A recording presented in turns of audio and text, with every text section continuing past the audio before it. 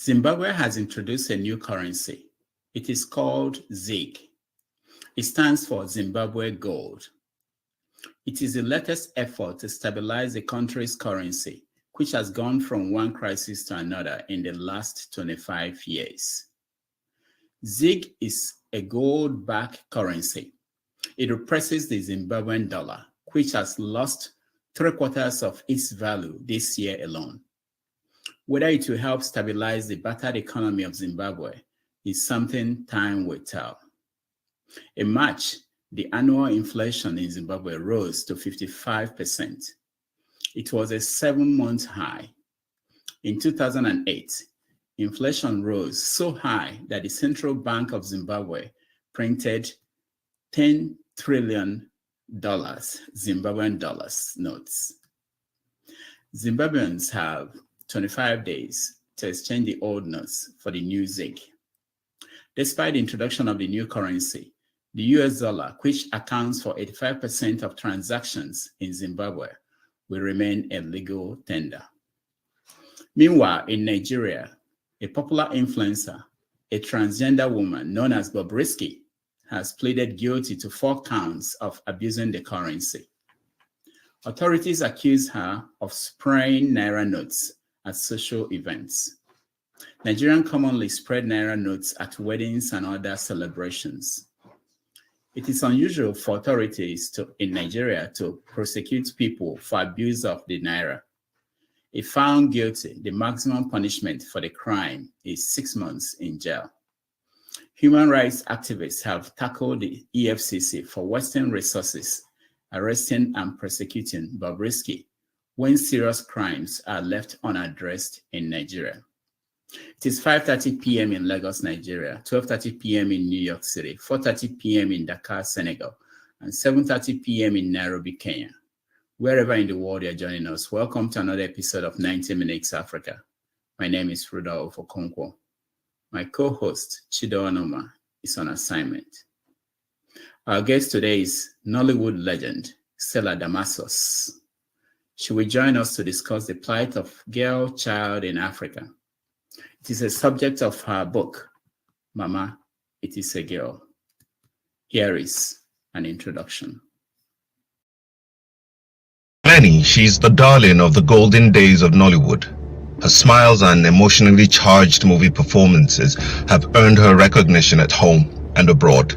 Her name is Stella Damasus, also known as Stella Damasus by her stubborn Nigerian fans, who, despite her countless attempts to get them to say her name right, has stuck to what they chose. Stella was born in the vibrant city of Benin on the 24th of April, 1978. Blessed amongst women, she is with 4 sisters and, of course, her 2 beautiful daughters.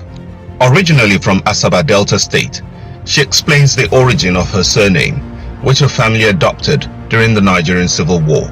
My original surname was Ojukwu, but that changed during the war, during the Biafran War, where my people were attacked in Asaba because they thought that it was the same Ojukwu as Odumegwu. A seasoned thespian with a Bachelor in Arts in Theatre Arts from the prestigious University of Lagos, Stella describes her foray into the world of movies as accidental. She recounts how she landed her first feature in 1995 from an impromptu audition for the movie Abused. So I didn't plan to be an actor. A man came to my house one day and I was like, oh, I'm going for an audition. And then as we were about to leave, someone saw me and said, have you auditioned?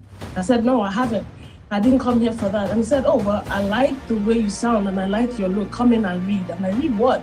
Spurred on by the success of her first role, she acted in many other Nollywood classics, starring in over 70 movies. Despite her busy schedule, Stella still pursued her first love, music, and released her first album, The Alternative, in 2016. Somewhere on the other side of town, there's a young boy praying he'll live to be 17. The house is small and you complain when someone else just wants to leave. Her works have earned recognition at home and abroad and cemented her name as one of Nollywood's most prominent practitioners. Stella married Jaya Boderi at 21, a decision she says was to check herself from being carried away by the fame she already had. we have a tendency to be crazy and do whatever we like, because we could get away with anything. We could travel all over the world. We could get people to like us like this. We had money to throw around. If I don't have that family unit to check me, I don't know what I would have become. When her husband passed a few years later, Stella found herself alone with 2 young children, whose lives she kept away from the media until a few years ago, when they appeared on the cover of her magazine, A Diva with Her. In 2005, Stella received critical acclaim for her role in the movie The Widow. Many believed the movie was her life story because of her riveting performance. The movie portrayed the inhumane cultural rights a widow was subjected to at the death of her husband. She explains the origin of the movie and says the movie was shot before her husband passed. I did Widows months before my husband passed away. I saw the lady that I played, and so when the movie came out after my husband had died.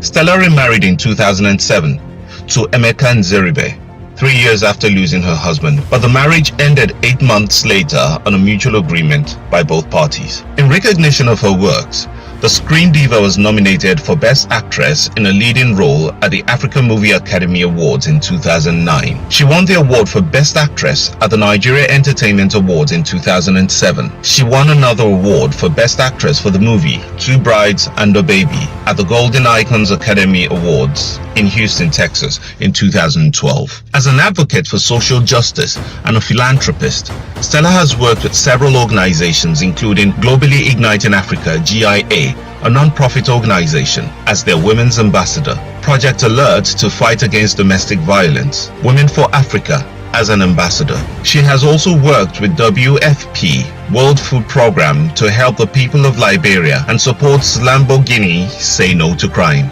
Still, on a quest to see her country work, she worked as an ambassador for the NDLEA, Nigerian Drug Law Enforcement Agency. She worked with an organization in Cameroon that supports cancer patients. Stella's advocacy for the rights of women and children gained national and international prominence in 2014 when she frankly spoke against the marriage of Senator Yerima, a 53-year-old man, to a 13-year-old child. I'm also worried about the fact that we are making it seem like he is a hero of a certain group of people, and he is not. And all of these have stated and stipulated that no child should be considered marriageable until she is the age of 18. After 7 years since her marriage ended, the beautiful mother of 2 found love again. With it, she found herself at the center of controversies in an industry where it was nearly impossible not to be controversial.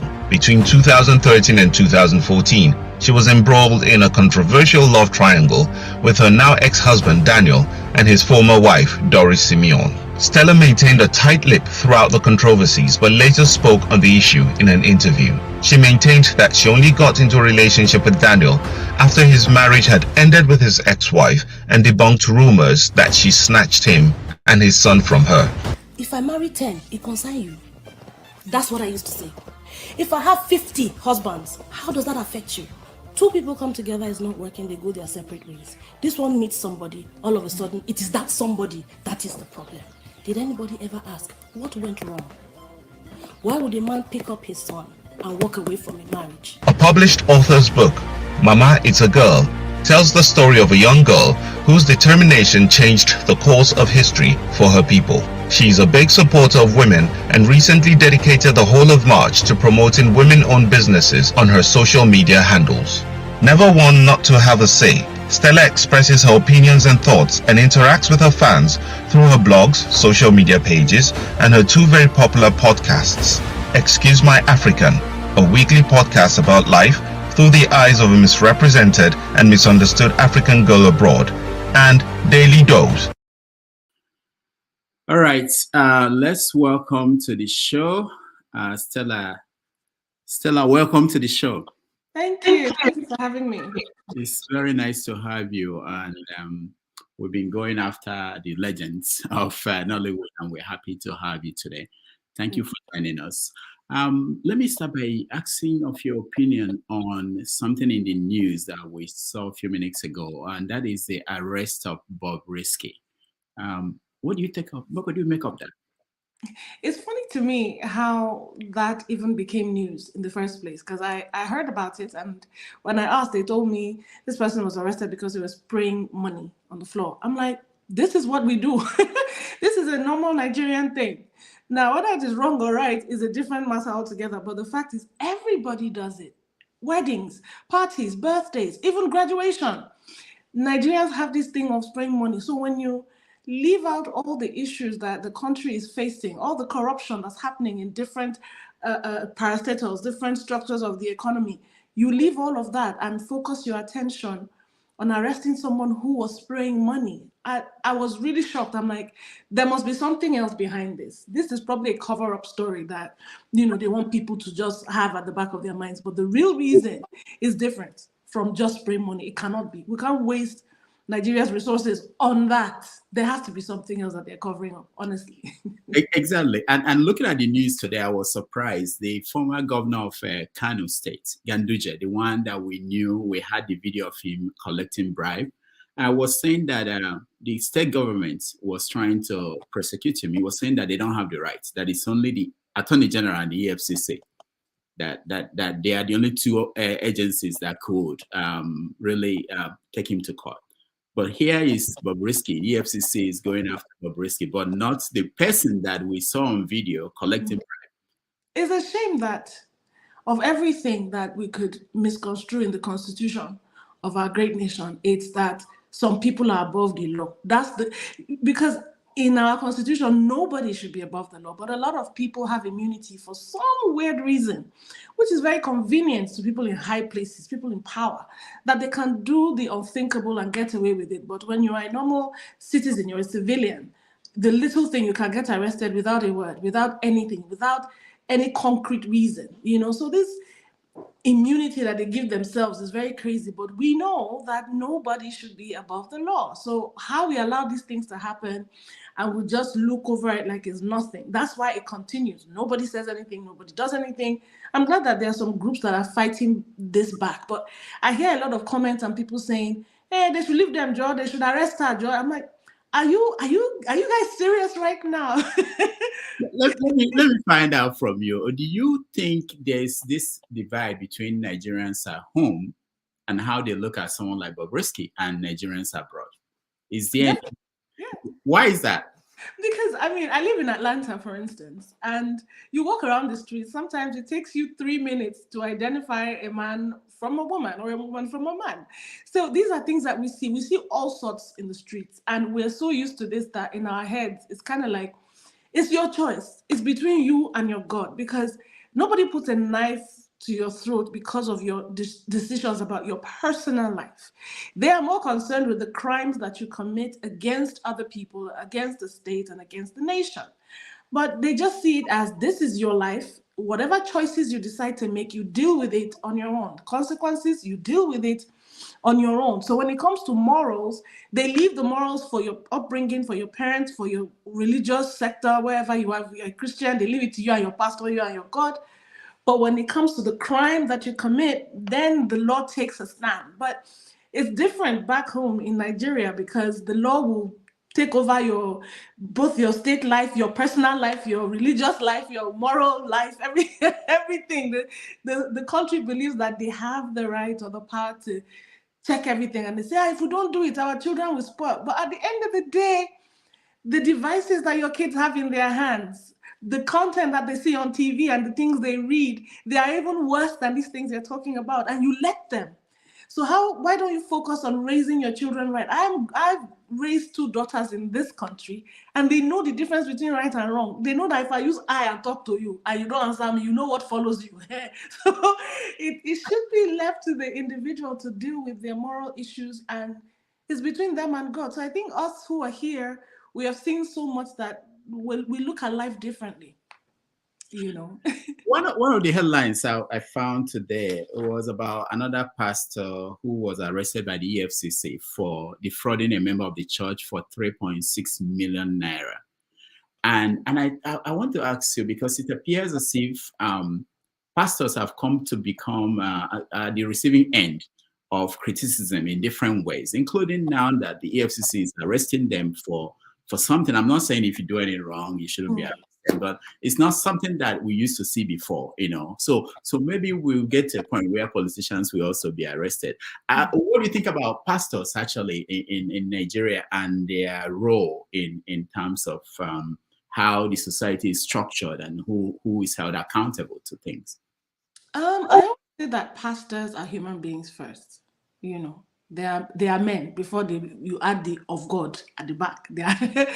And unfortunately, I've seen both sides of the divide when it comes to pastors and religion. And I'm a Christian. I'm born again. I go to church. So I'm just very heartbroken because I've seen a lot of things happening, not just in Nigeria, but all over Africa, where it seems like these people who are supposed to be pastors, who are supposed to take care of their congregation and feed them with the word and raise them right, a lot of them take advantage of their members. I'm not going to lie.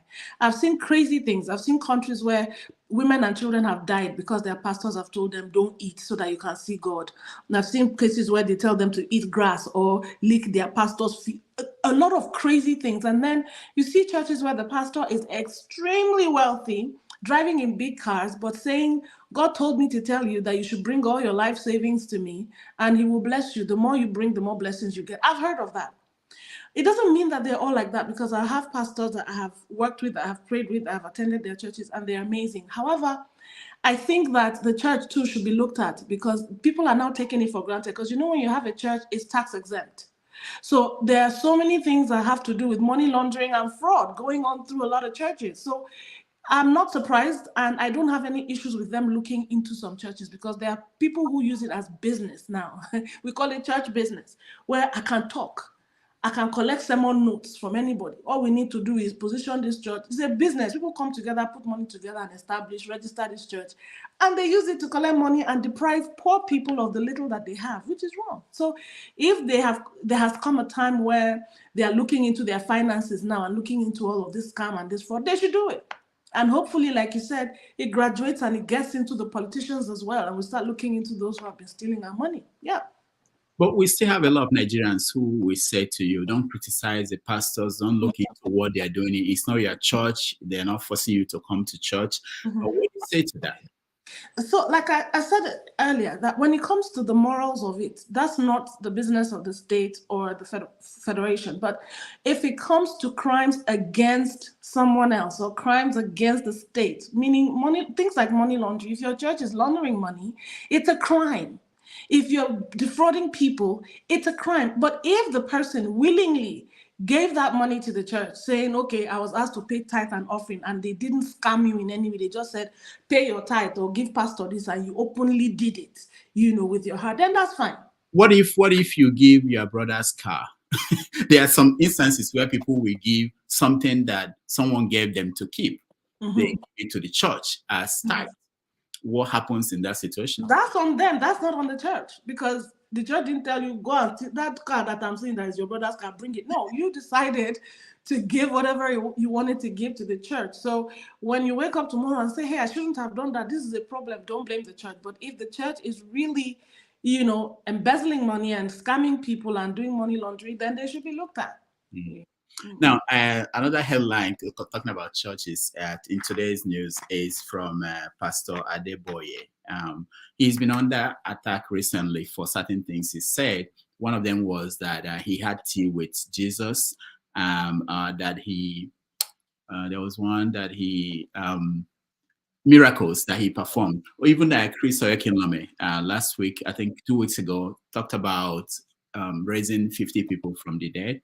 So a lot of people have been paying attention to what things that churches, pastors and churches are saying. And today in the news, Pastor Adeboye said that I am nothing, but don't mock my God. So he's reacting to this criticism of Nigerians, saying that why do you say certain things you said, like he drove a car from Ore to Lagos without any gas in the car.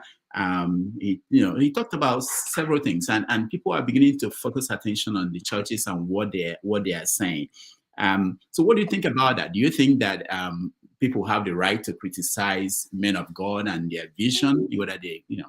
Here's what I would say.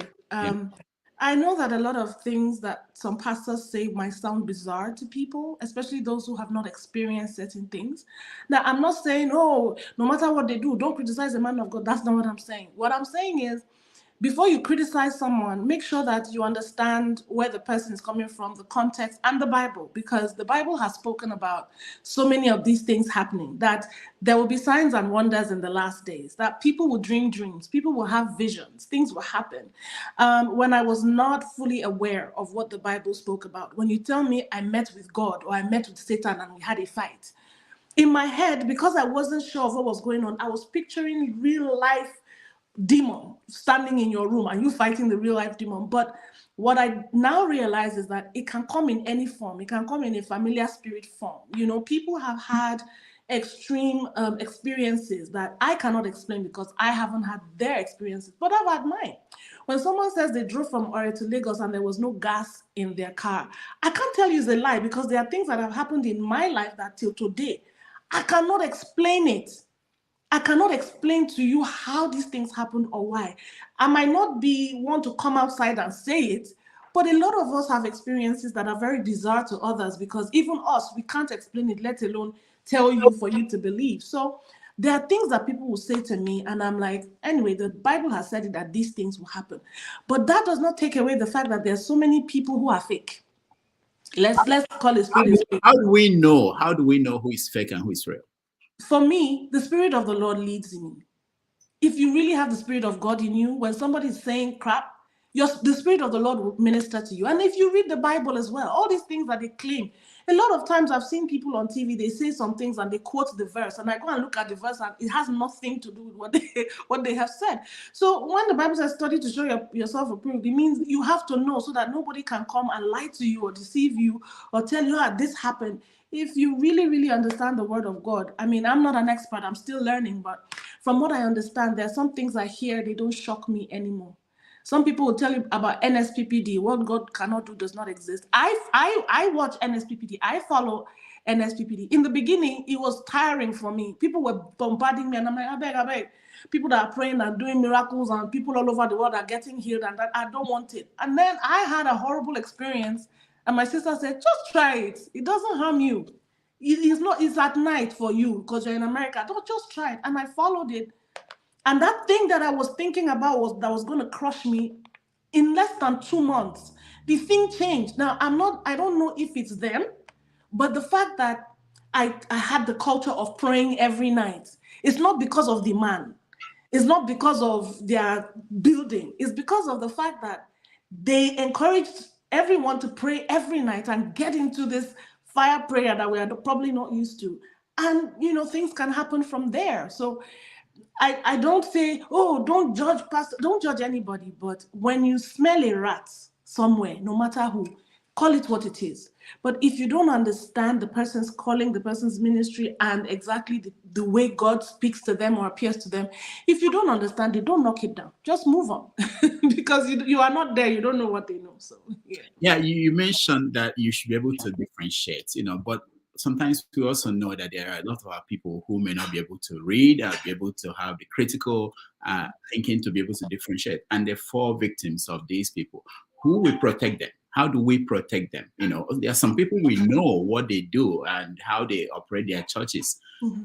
You feel like, why are people in that church listening to this man? But then, who will protect them?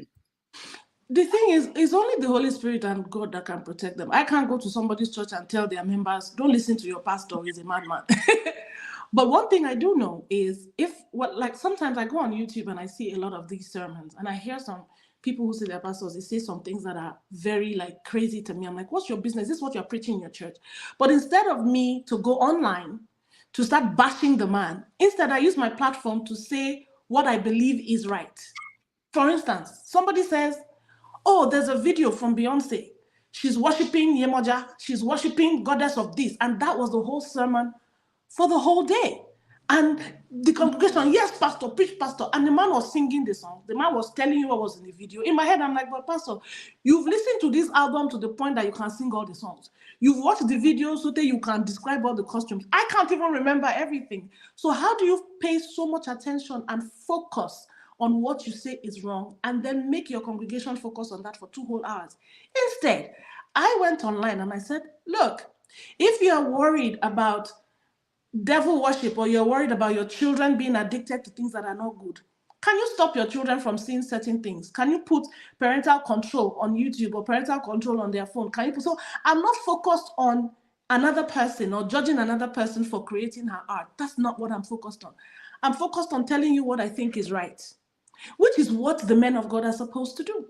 But a lot of times they don't. So for us, our duty to help people who will probably listen to these men and feel like, this one is demonic, this one is this one. My job is to tell you what I think is right. Instead of focusing on that, focus on the right thing. That's the least I can do. I can't tell you to stop going to your church or stop listening to your man of God, but I will encourage you, read the Bible for yourself, because it's your personal relationship with God that counts. It's not your relationship with your pastor or your relationship with your church building. Build your own relationship with God. Find out the truth for yourself. Even if you don't read Bible, there's so many things that are out there that are available for people who can't speak English. There's Pidgin English translation. You can listen to the Bible. If you can go to a church, if you can do this, do that, you can as well listen to somebody who's talking in Pidgin or expressing it to you. It's a matter of interest. What are you interested in? Knowing God or following pastor? All right. We're going to get to your book. We're going to get to your career in Nollywood and beyond. But first, let me find out the election that just happened last year. It's still, we're still living with the implications. Where were you during that time? Were you involved in any way? And what do you think about the outcome? I was in America when the election happened. Even during the campaign, the election itself, I was in America, and I couldn't get involved. I don't get involved in politics. Let me just put it out there. But when it comes to my followers, I always want them to know where I stand so that nobody is confused. Because I know I made a video, so I can't come here and hide it or not say anything because my video is out there. I was supporting Peter Obi. I was supporting the Labour Party, and even for the Lagos State governorship, I was supporting GRV and all of that because of what they represented, because of what they were willing to do, because of the questions that I heard them answer and respond to, because of the heart that I saw that they had.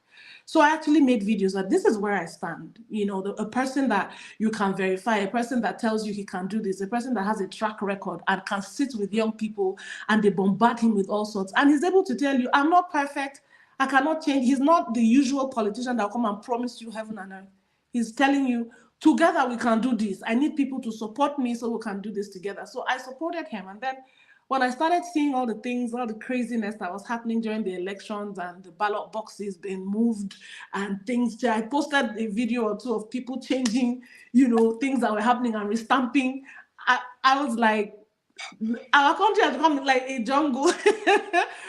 We live in a jungle right now, you know, and when the other party won and he came into power and everything, in my head, I said, okay, I will do what they do in developed countries. My candidate did not win, but I will not go and fight whoever has won. What can I do to make sure that at least me, my family, my community, we don't suffer to the point that we die in the process? How can I make sure that people who are around me, the lives that I can impact, how can I make them good? Because for so long, we've had to depend on ourselves. Everything is individualized, it's privatized. Everything that works in Nigeria is in the private sector because everything government is a problem. So those of us who are in the private sector, what can we do to alleviate the suffering of our people? That's the best thing we can do in our country as opposed to depending on whoever is there. You know, so whatever he does or doesn't do, I don't pay attention to their flaws or their faults or their issues because it's been happening for too long. So what can we do as people to help ourselves to make sure that we don't die of hunger or the economic strain? Yeah. Okay. So does it mean that you don't have any reason to critique the government? Do you remove yourself from that role? If I start criticizing this government, I will not end in the next 10 years. And it's not just this government. It's a lot of governments that have come in. But I realized that criticizing them all the time will not solve the problem. There are people who they feel comfortable in the criticisms. That's what they want to do. But there's some of us who want to go beyond criticizing and find solutions to the immediate problems that our people have. Last year during the Christmas, there were so many areas, after Aja in Lagos going down. They were so hungry. They didn't have food to eat that period. They didn't have anything.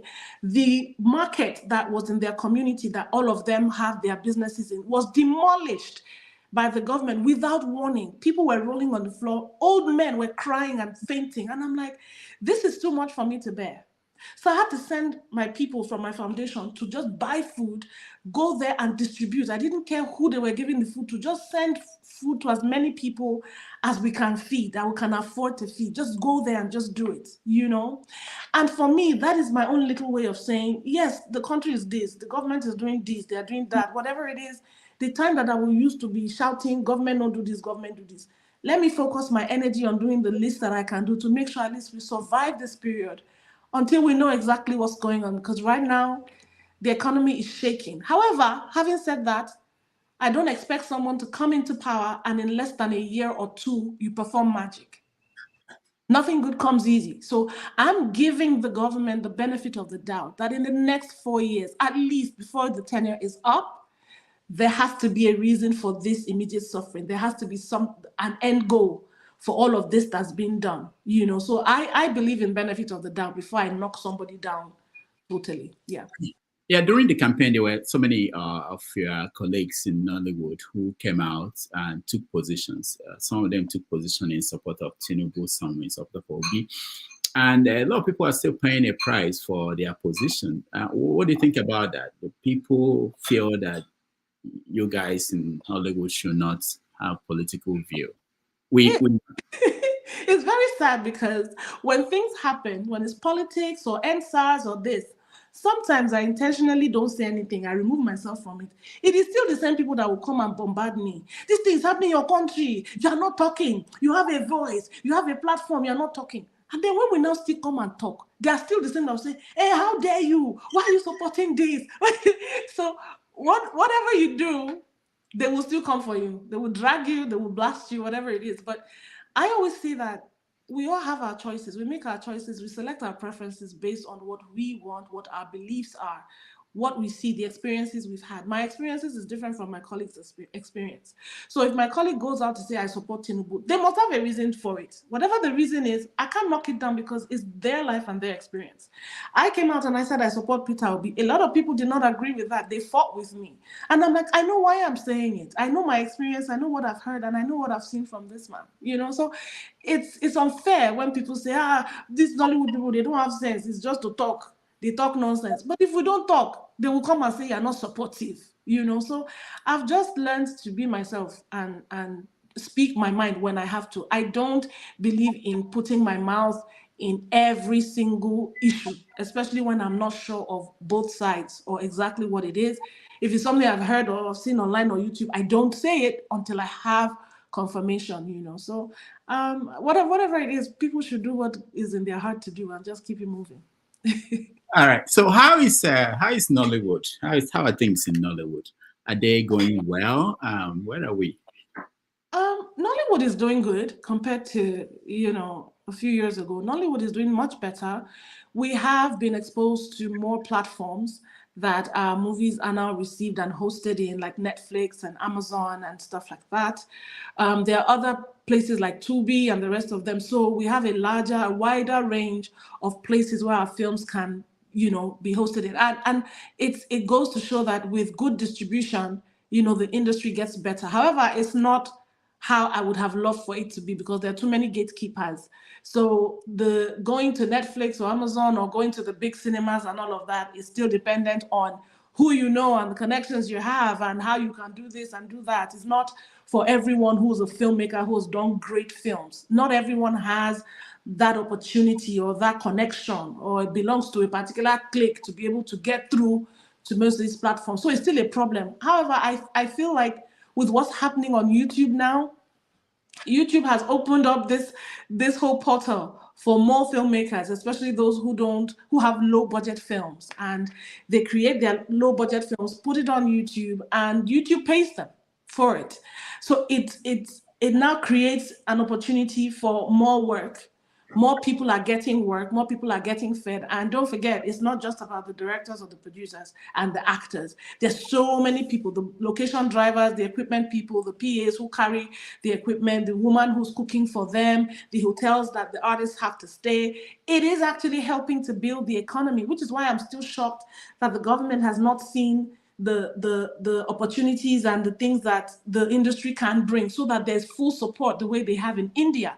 Because in India, the government supports Bollywood so much, like 60% of the money that is poured into Bollywood to make films comes from the government. They support it so much. So Nollywood has gotten to a place where we walk on the streets in America and people recognize us. And when I say people, it's not just Africans or Black people. Some people see me. I saw a white kid, a white boy a few years ago in Dallas, Texas. He saw me and he was shocked. I'm like, why are you looking at me like that? And he goes, Mom, is that her? And the mom looked at me, oh my goodness, we were just looking at some things on YouTube and we stumbled on your face and he liked what you did. And I'm like, how?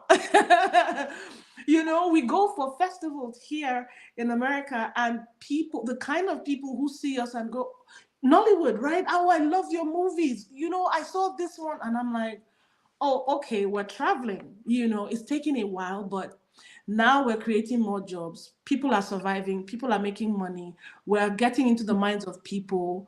We're being heard and seen gradually all over the world. We have Nollywood Week in Paris. We have the Toronto International Nollywood Film Festival. We have so many countries where they're doing festivals in honor of Nollywood. So I would say that we are growing. However, again, because I always have something to add. However, we need to learn more. We need capacity building. We need to train more people because a lot of people learned on the job. So this is not a marketplace where you learn from your oga how to trade and just come out and you have to be professionally trained on your own, you know, and then we have a lot to learn in terms of how we package it, because up until now, we're still struggling. I mean, it's crazy that we don't have a lot of our films in cinemas in America, in London. There's only one cinema in London that helps us. And I think there are only 2 or 3 movies from Nollywood that have ever been shown in America. You know, I don't understand it because there are millions of us in America and in the UK. And if they say, okay, only Nigerians know this thing, if we go to the theater and support our films, our own dollar alone will pay for everything. You know, they will have a blockbuster in their hands, but we're still trying to fix all of that. And gradually we'll get there. One aspect is the script itself, the quality of the story. A lot of people notice that it's improved. And I happen to know a lot of people who are not Africans who watch Nollywood movies, especially from the islands and African Americans. They tend to, they so much believe what they are seeing. So have you felt that the impact of maybe the early Nollywood, what it did to the image of Africa in terms of the stories that were presented at that point? The thing is, I hear a lot of people say that they loved our earlier movies. They call it OG Nollywood, you know, where it is true to life, where we were not trying to copy anyone or be like anyone or try to do things that we couldn't relate to. People could relate to our stories. Our quality was nothing like it is now. It was not that great, but people loved our stories. But now I see that it's 50-50, you know. There are some stories that are not that great, and I don't blame them because a lot of people now write based on their budget. So you don't have a situation where we just write a script and then let's just go and look for money to shoot it. No. Now say, I have 2 million, I have 5 million. What can 5 million do for me? Write me 5 million naira script. And I don't blame them because the question is, if you spend 50, 100, 150 million making a film, how do you get your money back? There's no guarantee that they will pick your title to Netflix. How much will Netflix pay you? How much will Amazon pay you? So where will your money come from? You know, so it's a risk. What we do as a profession is a risk, is a gamble. So you find that a lot of our scripts, some of them, when they know that, okay, the person who's going to produce this wants to produce a big budget film, or because they have different categories now. There's cinema film, there's Netflix film, there's Amazon film. I even heard that Amazon film is now different from Netflix film. There's Iroko film, and there's YouTube film. You know, there's YouTube film, and there's Asaba film. Those that send it straight to YouTube, where do they make the money? Is it from YouTube? YouTube, yes. And that's enough for the budget?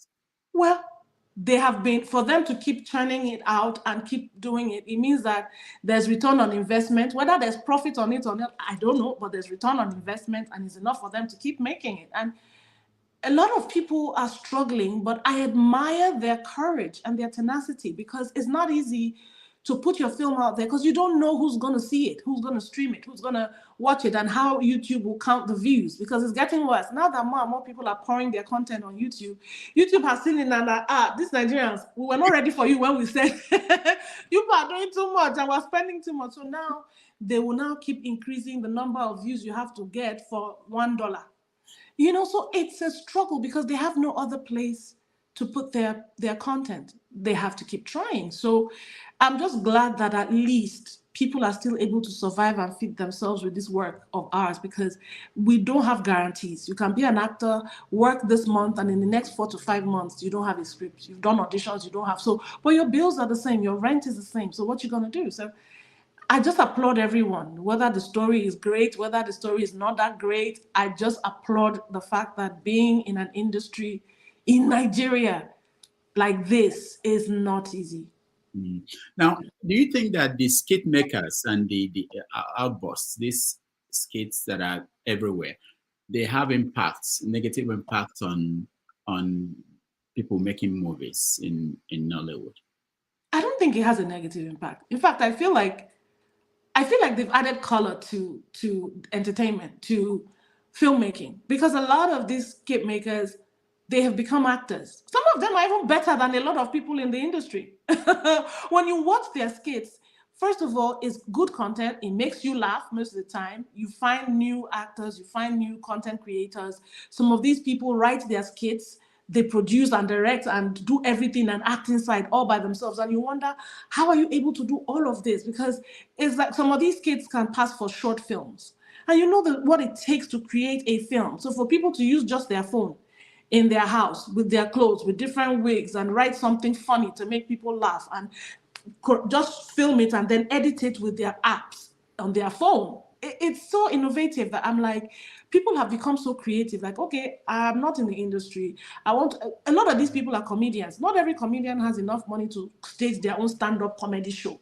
So how do I get myself out there? Because even I teach acting. I have an acting school, and I tell my students, don't sit in your house and wait for producer to call you for film. Don't sit in your house and wait for there to be an audition notice. When you're not working, create your own content. Film your monologues. Do a scene. Call 2 or 3 or other actors who are looking for work. People stay in your living room and create something. So it is a way of just putting yourself out there. We're in an age where everything is on social media. So how do you engage people? How do you grow your brand? How do you get out there in the faces of people and then start to make money from it? Because now Facebook is paying, Instagram is paying. Anywhere that money can be made and you have content, you're creative, you better enter.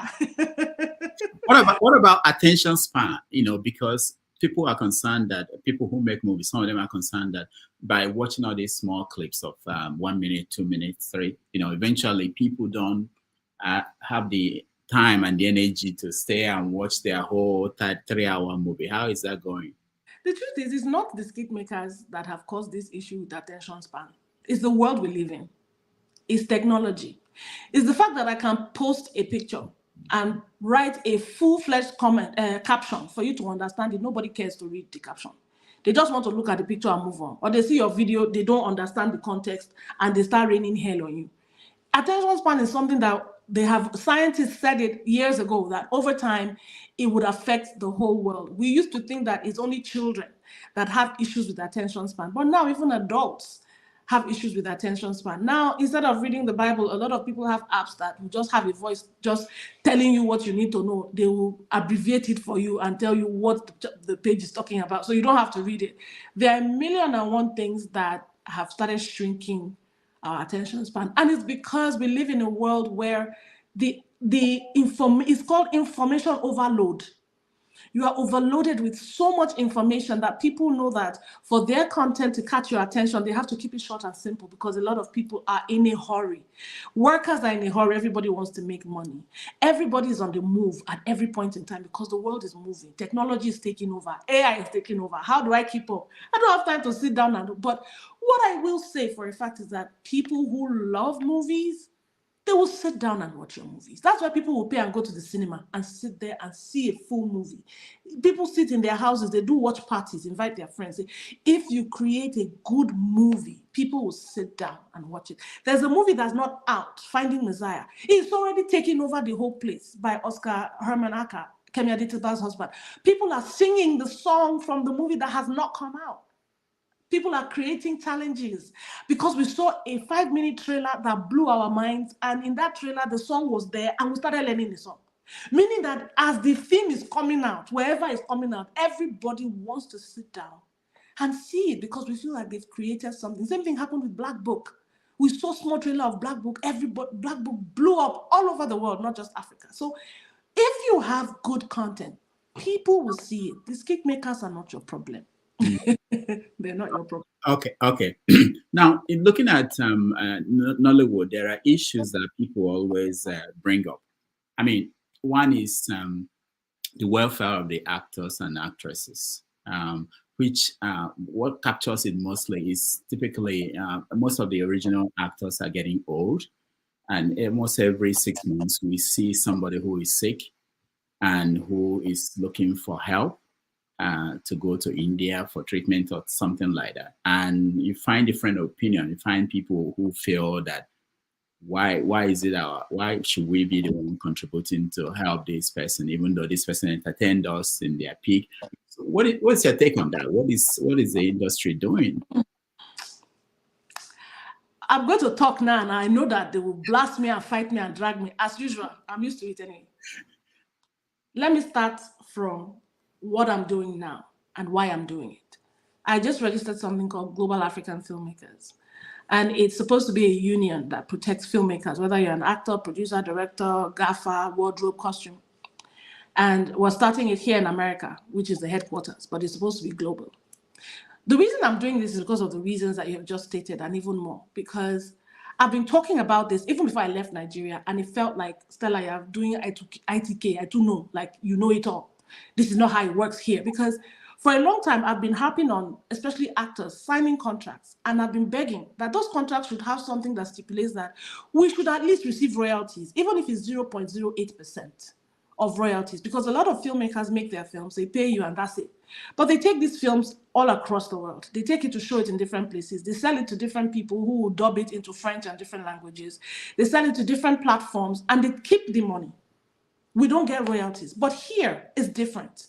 You get royalties for especially being in a part of a TV series. Imagine doing a 120 episode television series and the thing can show for years and years and years and you don't have claim to a dime after that. That's crazy.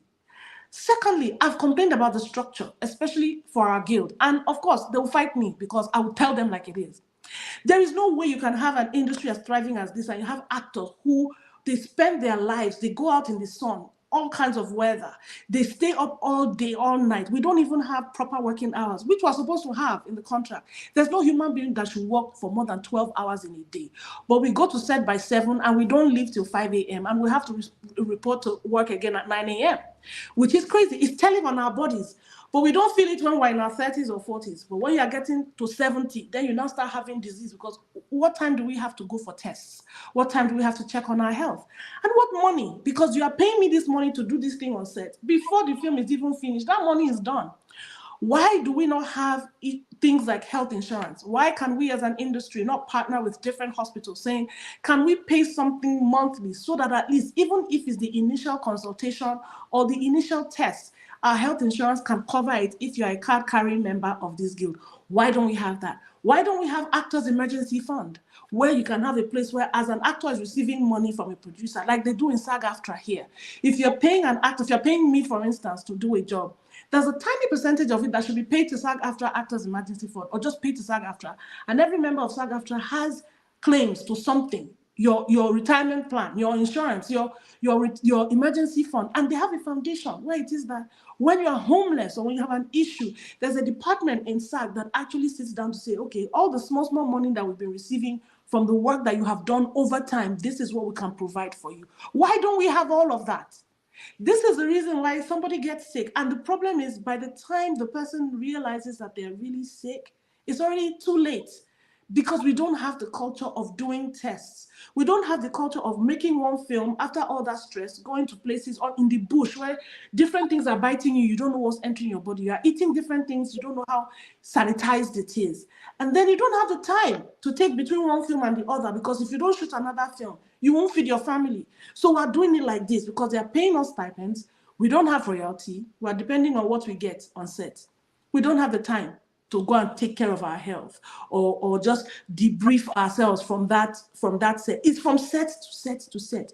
There's so many people who tell me, Stella, people who shoot in Asaba, some of them have houses there. They are there permanently because as they're coming out of one film, they're entering another one.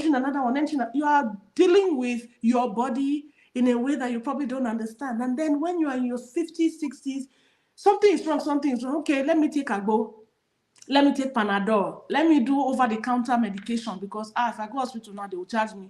I don't have that kind of money. Then when the thing gets bad and it becomes terminal, it's too late to do anything. Before people can gather money and send you abroad to fix it, it's a problem. And the fact that we have to beg the people to help us because we've spent all our own, is painful. It is painful. That's why I said in the beginning, if the government did for us what they did in Bollywood, the government will set up a structured plan for entertainers who don't receive a salary in terms of health insurance, to be sure that at least, worst case scenario, every 6 months as an entertainer, you can go and get checkup, check everything. It's not too much to ask, but Stella is ITK. Stella talks to me. No, I don't think. I think over time, I think they are beginning to, because we've talked to several actors and they're beginning to embrace that. So it might be something about time. Now, but how is the pay structure now, like, in Nollywood? You have an idea? Because I hear some of the actors complain that if your rate is too high, they go and find someone else. And, how is it going? What's the range? I hear more complaints than joy, and I hear more complaints. That's what worries me. And it happened to us before, even when I was really active when I was much younger, where there was this ban when the marketers were in charge of films. They were the executive producers, and they banned 10 of us that we were going too big. I don't know how that's humanly possible, that you tell a human being you are growing too big for us in this industry, you are receiving too much money and too much fame, so we'll stop giving you work and we'll find other people. It backfired on them anyway. But what I'm saying is, it is unfair to say that you want to determine the value of an artist. I can understand as a producer what your budget can be. But I also understand that some people can be very greedy, that you get funding to make a film. And I know a lot of people cut it in half, keep half for themselves, and only the half is meant to be spread around the whole production. There are some people who are very good. They want good production, so they go all out and they spend the money. Because I know some actors who are well paid. If you don't pay them, don't call them. They are well paid because they've found a way to get other sources of income, which is another thing that I teach my students. As an actor, do not think that the acting is what will sustain you alone, especially when you're just starting. It's important for you to have a side hustle. Sell something, create something with your hand, do something with your life, create content, become an influencer. Let them be paying you online. Whatever it is, do something extra so that what is happening in the industry does not frustrate you and depress you, because it just shocks you to hear. Just yesterday, I had one of my students said to me, they're asking me to play a lead role in a movie and they're paying me $100,000. I said, well, that's like, less than $100 for a whole film. And he said, yes, if I don't do it, somebody else will do it. At that point, who am I to say, no, they're cheating, you don't? No, because really, the person needs a job. So if you don't work, it's as if they will call other people. But it's hard to get all the actors to say, this should be your barest minimum. But if you had a guild that can actually sit with their members and say, let us look into ourselves and see that we are capable of taking care of our families with this work that we are doing. We're not saying pay us heaven and earth, but let us have the industry standard, the guild standard of barest minimum. They can pay you anything, but they cannot go below this figure. That's all I'm saying. You can decide to pay them whatever, but don't go below this figure. We don't have that. That's why there's an issue. So I want to talk about, I know they address this in other interviews, but I want our viewers to also hear that from you. What is the challenges you have, or people like you have, crossing over to Hollywood when you come to America? Because we know that the people in the music industry, they've been able to do that. We have this our musicians, performing with other musicians from here and all over the world. But our actors, we've not seen a lot of them in Hollywood movies. So for those who I know a lot of people want to know what is going on, or may not have had you answer that question. What are the challenges? Well, to respond to this, let me take it from why it seems like musicians are doing way better in that aspect. And we all have to remember that when it comes to music, it is the person, it is the brand. Nowadays, people can sit in their living rooms and have their technology in their room, create their own music, put it out there on Spotify, on Google, on Apple Music and all of that. Just put it out there. It goes viral. People love it. And somebody is inviting you for a show, and you're flying down there to play, and the DJ can play your backing track and you can perform. Or you can have, musicians there who will be a band and everything, but it's about you. You are the star. You are the brand. It's your music. It's your voice. But when it comes to actors, it is impossible to do it as just you, because it is a collaborative effort. It is an ensemble. For me to be in a project that would be viral or that people want to see, it comes with the executive producer, the director, the people on set, the gaffers, the costume, the wardrobe. I cannot carry myself as just me as the brand. Because if you invite me to London to say, oh, Stella is an actress, she's coming here to perform. Perform what? Unless I stand on stage alone and do a monologue, or I come and speak about my industry or about women or something. What am I coming to give you? Do you understand? So it's more difficult for us to say, oh, we've hit the mark of going global. We're trying, we're doing the best that we can, but it's different for the musicians because they are the brand. It's their face, it's their music. They can stand in one place and sing to any track, or have people just back them up. It's just them. They are the important ones, but we can't do that. That's one.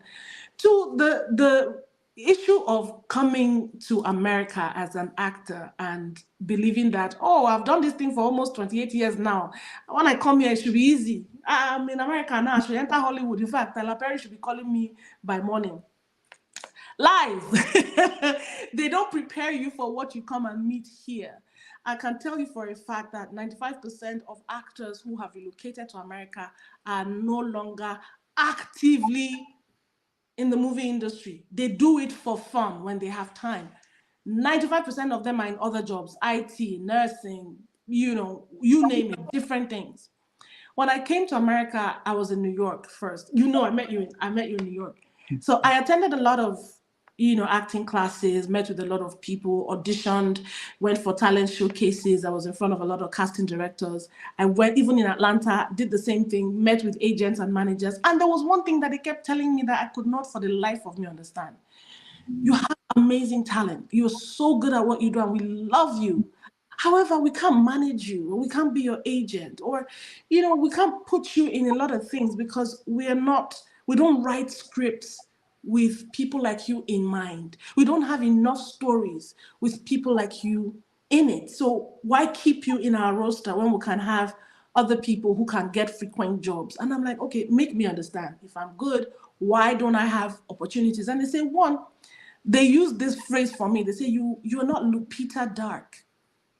So your skin has to be as dark as Lupita or Danai Gurira or something for the Viola Davis, for them to accept your Africanness. And then they said, secondly, you don't sound African. You don't also sound American, because I don't go to these places trying to speak like an American. I came here in my 30s. I cannot come and speak for them more than the people who are born and raised here. So I go there with my natural accent, the way I'm talking to you, and they're like, you don't sound American, but you don't sound African. And I said, excuse me, how do you think Africans sound, please? So in their head, obviously, it sounds like Kunta Kinte. It sounds like Black Panther. It sounds like what people try to make you feel that is how Africans sound. But I said, we don't all sound like that. Do you know how many states, how many countries we have in Africa? I tell them, I say, even in my country alone, we have over 200 ethnic groups. And each ethnic group, they have their own accent. If a Calabar man speaks English, it's different from when an Igbo man speaks English, different from when an Hausa man speaks. We all sound different. So I don't know what you think Africa is. You think it's a country? It's not. It's a continent, and there's so much diversity. We have Africans who have blue eyes, gray eyes. We have 1,000,001 skin tones. We have people who are lighter than half caste in Africa. So I don't, and they're like, it will take a while to convince Hollywood because there's a lot of ignorance, there's a lot they don't know. It will take a while. And I understand. We haven't also done enough work to sensitize the industry here. We haven't done enough work to make them know who we are as a people, which is another reason why I set up Global African Filmmakers. It's part of what we're going to be doing, the conferences, the workshops that we're having, integrating, the whole diversity and inclusion, inviting the foreigners, the filmmakers, the stakeholders. This is who we are. This is our culture. This is where we're from. This is where this person is from. Because Global African Filmmakers is not about Nollywood. It's about African filmmakers. So whether you're Kenyan, South African, Nigerian, Ghanaian, you're a part of it. So it is hard to break through. It is hard for them to see you. So the few Nigerians who are in projects, you will find out that they're Nigerian Americans or they're Nigerian British. Most of them were born and raised here. But those of us who are African immigrants who just came less than 15 years ago, it's hard. That's why you see people doing their own individual things. But gradually, we're attending meetings, I've met with the government, Georgia entertainment people, and I'm like, we're here, this is who we are. And they're like, you're scattered all over the place. Can you have one voice? Is that a portal? Is that a place, a platform where we can find? I said, okay, this is what we have to do, then we have to do it. Yeah, there was something you mentioned that I was interested in. You said that if there is a project that all Africans in America will watch, that will bring millions. So, and I know that there are a lot of Nigerians and other Africans who are making movies here. There's an issue about what should that movie be called? Is it American movie or Nollywood? Yeah. But they're here, they're making movies. Mm-hmm. So why is it that we've not had a breakthrough movie that could probably made here, not the ones made in Nigeria and brought here, that could be in theaters? So I already said that distribution is a problem in Nigeria for filmmakers. It's worse for us here. Because like you said, we don't have a category yet. A lot of times when I speak to people who are members of jurors of some awards and festivals and all of that, and I'm like, we want to bring our content and put it in your festival. They're like, you don't have category. Will we call it African film, Nollywood, or Nollywood shot in America, or this? And I'm like, but we don't live in Nigeria. We live in America and we're still filmmakers. Are you saying we can't make films? It's a problem.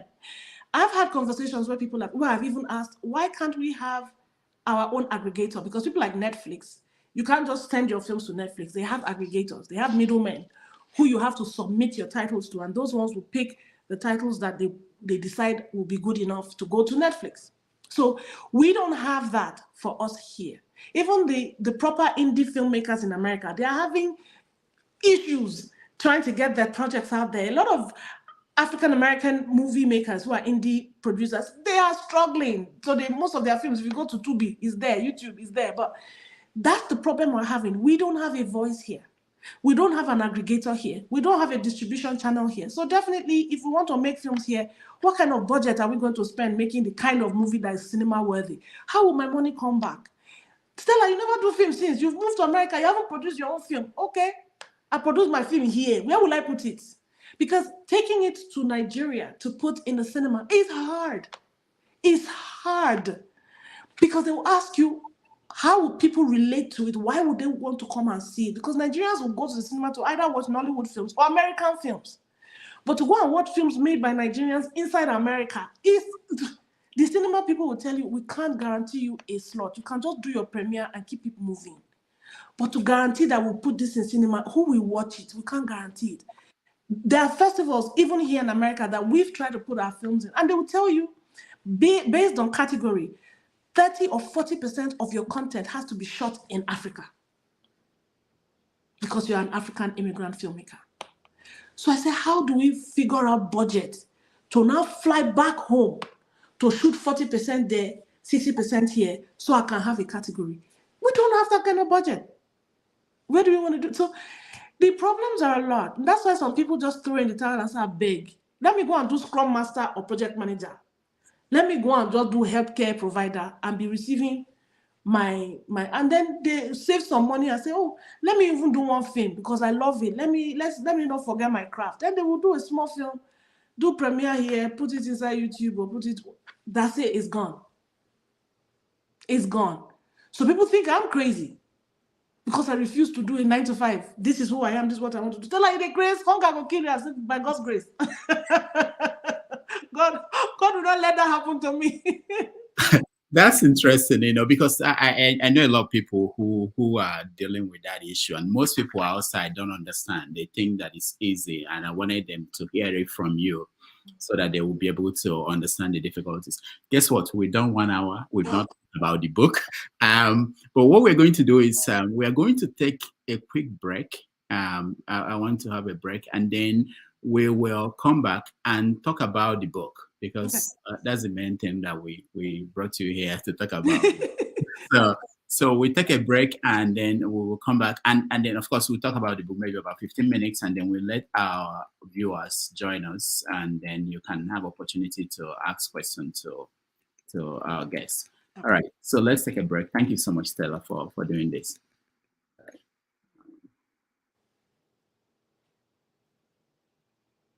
About technology, I'm dealing with technology here. We will take a break eventually.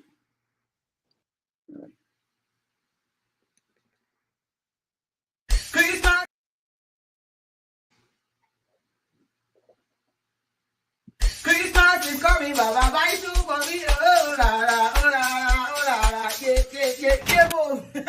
Hello, my dear, when Christmas is already coming, and I know you want to buy a few things for your parents, but because Boji Jackpot, hello, my dear, even though you are not in Jackpot, you're not wondering who will help mommy in Beijing to, buy all these remaining tomato, beans, egg, yam, rice, noodles, and cocoa. Do not worry. I'm here to introduce to you Help Me Waka. Hey, waka for me. Amen.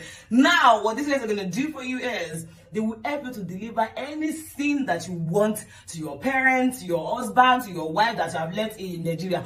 You that are giving Baba Bejo that is doing the work of former, according to former in your college, your marriage. That's fact. So they can help you to build your house, they help you to buy cement, block, paint, tiles, that is, and so on and so forth. They also do personalized gifts. Look at this. For example, it has my name on it. And it has exciting and personal items. I love class. You already know that. They won't put clock. Remind me, I should not be using another person's clock to run. You understand me now? So anything that you want whatsoever, they are in Nigeria, they are in Ghana, and Cameroon.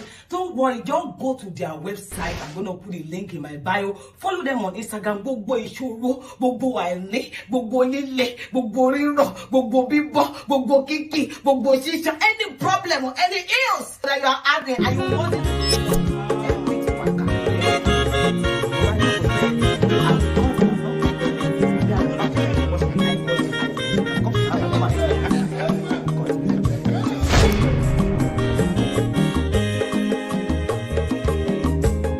when your mazolo bio, aqua mazolo bio, Max. If you have no panumo, no fube, nazo, olaga ni piazugo, Mawulaga doni piazugo, Abawa wilo chio, bikora puzo, kona bazia. When your master because Abama water the same. Ya unyani gana mwa Ulagadoni Piazigo, Ulagadoni Piazigo, Abamba Wilo Chino, Bigarafu, Onawazia, Maziwekoma, Odoguna Quarezinaka, Onyomaniga Delemo, Mazini Piazigo. Go with the melody.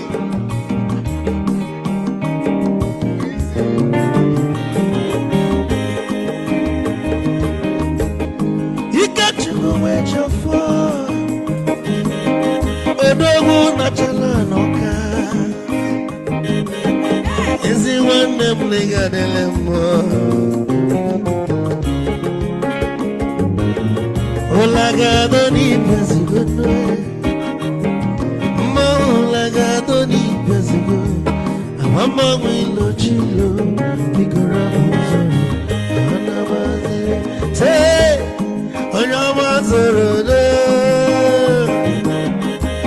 Amama Wazoro, sorry. If you are the Guanamo of Uber, Olagadoni Pezigo, Nazaboy. Olagadoni Piazugo, Amama Wilo Chilo, Bigarafu, Anabazi. Odogu Canaro Bikachofo, Amaquamnica Gogodia, Waliwelo, Ikajama Bella. Hey, you want?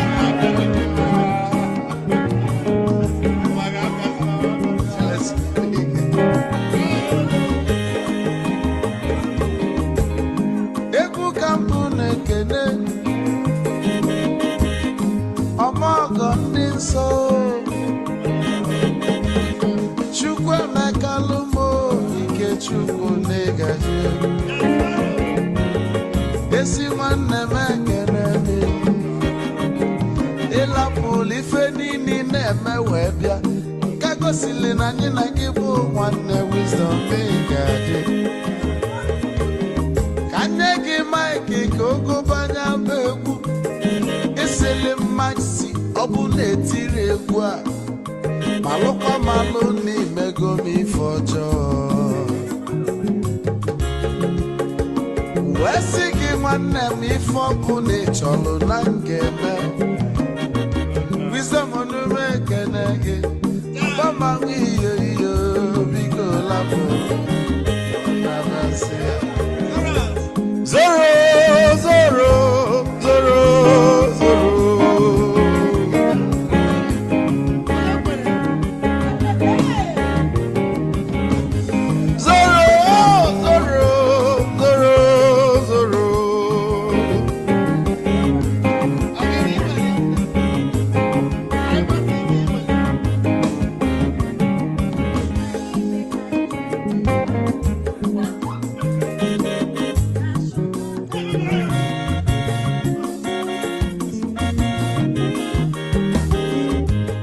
Geduru joy na bugwa osa Sokoto Ujembe mwilo Anu solo mwe manofia nara Onye wuro zurike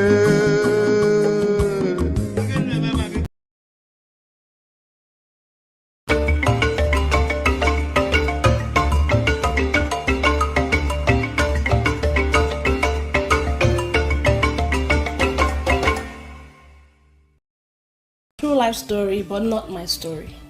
The woman who I played lives in the UK with her children. I did Widows months before my husband passed away. I saw the lady that I played, and so when the movie came out after my husband had died. It didn't come out before, but I shot it way before. So when it came out after, everybody thought, oh, that's her story.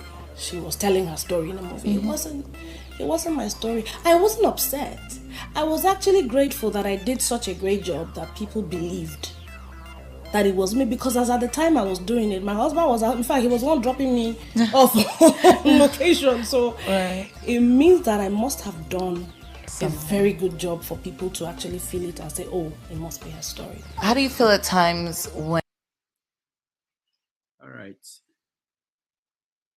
Welcome back to the show, and we have joining us again is Stella. Stella, thank you so much for doing this. It's over an hour. I always tell our guests we won't know when an hour is up. And so let's get to, we are going to let our audience. So for those who are watching and waiting, I know some of you are already in the studio. We are going to let you in a few minutes. We just want to talk about her book, which is the main reason why we brought her here. She wrote a wonderful book about the plight of girls in Africa, as represented by this character in the book, Mama is a Girl. So let me start with, so what, where do we start? So it's amazing. It's gut-wrenching. I've never read anything like this. It was everything that could happen to anybody, bad thing happened to her. You know, it was, I felt so sad, so bad for what she went through. What led to you deciding that this is a book that you want to write and now? When I was a kid, like I've always said, I always wanted to be an author. I just wanted to see my name, you know, just with author written beside it. I didn't know what I was going to write. But as I grew older, I truly believed that I was going to write a romance novel, a love story. That's what I thought, because that was what I was used to. I was reading a lot of romance books. Even in my movies, the characters that I would play should always be romantic. And also I thought that that was the kind of book that I would write. But then when I started experiencing certain things in life, you know, I experienced widowhood. You know, I also had a lot of people around me who had gone through domestic violence, sexual assaults, different things that people go through, and how it was handled because we were African women living in Africa. I was really shocked. So a few years down the line, I started working with an organization called Project Alert in Nigeria, and they are like a shelter for abused women. And I got to meet with a lot of these women. I got to speak with them, you know. And then I started traveling all over Africa because I just got so interested in African women and their challenges and how nobody listens to them and they feel like they're second-class citizens. And as I was traveling, I met a lot of people who confided in me and told me their stories, and their stories shocked me. I could not shake it off. I was looking for a way to help them speak, because a lot of them couldn't even speak proper English, so I had to use translators. And the thing that struck me was the fact that they kept saying, please, oh, tell them they should look at us. We're suffering. Tell them, look, our children, this, that, please. And I said, okay, should I make a film? Should I do this? What can I do that will be a legacy, that will be a voice for them, that can represent them and all that? So when I was ready to write a book, I was just sitting in my house in Atlanta a few years ago. And I think I wrote this book from end of 2016. I sat down and I said, I'm ready to write a book, but my heart was tugging at me. And I'm like, I think it's time to tell their story. But it was impossible for me to write the story of all these women individually, because it would be too much for people to take in as a non-fiction book, because a lot of people don't really like non-fiction books, you know? So I said, okay, what if I can do it to be fiction, like it's just a story, and tell their stories through the life of one person? So it's easier to follow a journey than to see what happened to different women at the same time. So I created this fictitious character who lived in a fictitious place, just like you have in Black Panther where they say Wakanda, but you cannot identify where Wakanda is. So this was me coming up with different names for different people and the city and the village and things like that. And it was me putting names together and picking letters from each name and putting those letters together. That's how I came up with Kamiwanaga. I tried to pronounce it. I couldn't. Kamiwanaga. Kamiwanaga, yeah. Okay. So there's Tenondiba, there's Bantakiba, you know, there are so many people, and these are not names that exist. You know, these are not places that exist. I created them just so as to give you an idea that it is not happening in one place in particular. It is happening all over Africa to different women. And so I created the character, gave her the journey, and her journey was a part of my story, these other women's stories, and I put everything together and just wrote it. And it took me years. It took me almost 6 to 7 years to actually publish the book because I was scared. I was worried about how it would be received. I was worried about, people thinking, what kind of story is this? It's too painful, it's too hard, it's too this. But as these years were passing, I looked at my book and I looked at what was still happening in the world, and I felt guilty that there are some things that could create awareness. There are some things that could start conversations that I have in this book, and I'm just keeping it in my house sitting there, but women need help. So I said, whatever it is, even if it's only my family members who buy it, I don't care. Let me just do it. So I published it. I did my launch last year here in Atlanta, and I did it again in Lagos later in the year last year, and the response was crazy. People were sending me videos of themselves crying as they were reading it, sending reviews, and I'm like, okay, I didn't know that this will happen. I just wanted it to just be something that I did as contribution to raising awareness for women's plights and young girls, and I'm very grateful for the response that it's gotten so far. Yeah, so yeah, it's amazing how you were able to integrate so many stories on in one particular book, and then and how touching anybody who could read it. You could have questions about timeline and everything, but it was really something that. How about men? How are men reacting to the book? What was the reaction? Surprisingly, most of the men who have read it, I was shocked to hear them tell me, thank you. I'm like, for what? And they're like, we didn't realize how women saw it from another point of view. Not that these men were evil or they were doing things to these women, but most of these men had mothers, sisters, wives, and didn't realize that possibly their mothers could have gone through things that they didn't even realize. And they look at the girls around them on the streets, and now they're looking at them with different lenses, thinking, I should be more, sympathetic towards these people because I don't know what they have gone through. Because the World Bank said that 1 in 3 women in the world today has been assaulted one way or the other. So it means that for every 3 women you see walking on the streets, 1 of them has gone through hell. And you might not understand why she's the way she is or why she responds the way she does.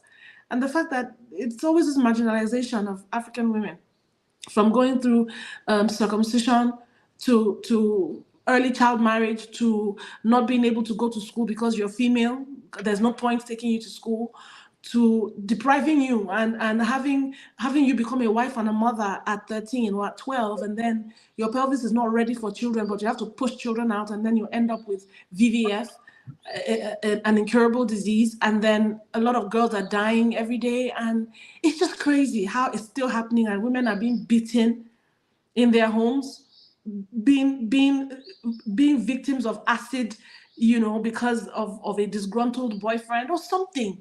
And you don't hear enough of it being reported because we still stigmatize these women when they come out to speak. And then when children tell us, this uncle, when he comes, he's touching me, and the mother will slap her. Come on, that's your uncle, don't say that. Come on, you want them to disgrace us? You two, why did you?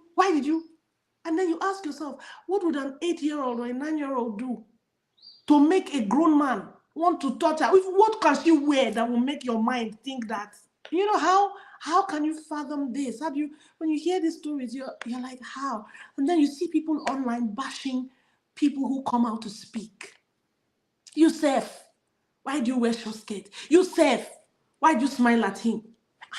How is this what's on our minds? And to think that till today, we still don't have the authorities empower the law enforcement agents and teach them how to collect rape kits and sensitize the people that if anything happens to you or you're raped, don't wash it off. Go straight to the hospital, because every hospital knows how to collect a rape kit so that you can prove your case that there was forced entry or that there was something left of somebody else's DNA.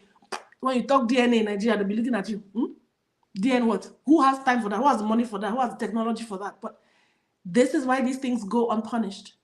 And if you make a mistake and report it, nobody punishes the perpetrator. Guess what's going to happen to you? When it comes back in anger for disgracing or embarrassing him, it becomes worse. So what do we do? Yeah. Yeah, it was something. What about your daughters? Did they read the book and what did they think? Yeah, they read the book. In fact, it was because of them that I started feeling guilty. I was pushed to publish it because they were like, "Mom, this could have been any of us. If we were in Nigeria right now, it could be any of us. It could be our cousins. It could be someone who's related to us in the village, and you probably don't even know that that person has gone through it. Like, put it out there." And I'm glad at the fact that my children are so used to the fights that I fight against child marriage and all of these things. I'm raising them to have a voice of their own. I'm raising them to be bold. I'm raising them to speak up for things that they stand for and believe in, because we've been silent for so long. We've been, kept. They will tell you, as a woman, you shouldn't be heard. Just be seen. Prepare yourself, package yourself for man, package yourself for marriage. And it seemed like that's how we were raised. We were raised to be a wife to someone, not raised to be humans, not raised to be women who also have dreams and aspirations and goals and a purpose. No, I refuse to raise my daughters like that. And I'm glad that they saw the book and they were like, "We're with you all the way. Please publish this and let people see it." So yeah. You touch on everything, the plight of widows, because it's something that most people don't think is very common across Nigeria, but it's very common. It's common, it happened to me. Moving on. It happened to you? Of course. The widowhood practices cuts across, whether you're inside the village, you're in the city, wherever you are. I had to wear black. I had to sit on the floor. Some people were not allowed to come near me or eat from the same plate around me. I wasn't allowed to go out. I had to be stubborn to defy every kind of conformity, to define every kind of societal expectations. And I had a backlash for that. There were publications written about me. They called me the Merry Widow, that I did not wear black for up to a year. I started working after a few months. And I'm like, maybe you people will feed my children or you pay their school fees. Who will feed them for me? I should sit at home and cry every day while my children are being hungry. That means you're happy that your husband is not. I'm like, can you hear yourselves right now? Stella is living well. She's not living like a widow. How do you want me to live as a beggar? I should wear black and cry and be like this so that people come and say to me, do, it's okay every day. I thought you were in Lagos. They brought it to Lagos or what?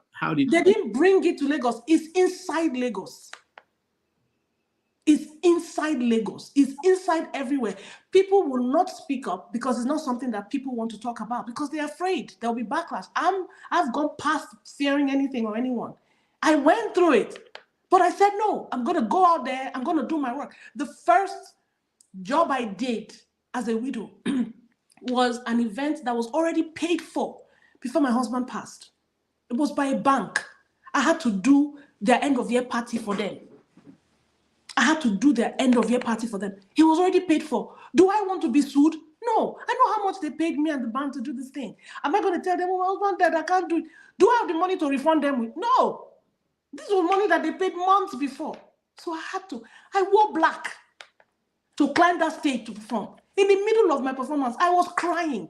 I had my friend with me, Kate Henshaw. She was standing on stage with me, performing with me, knowing that I would break at any point. But I had to fulfill my obligation. It was the manager himself that called me and said, you don't have to finish the show. Let the DJ finish it. I just wanted you to show, at least let my overall boss know that we didn't just throw money to somebody and the person didn't show up. It's okay, you can stop singing. I cried in my black, I was wearing black gown and I tied my black turban and I went home. I was working so that I didn't have money at that time.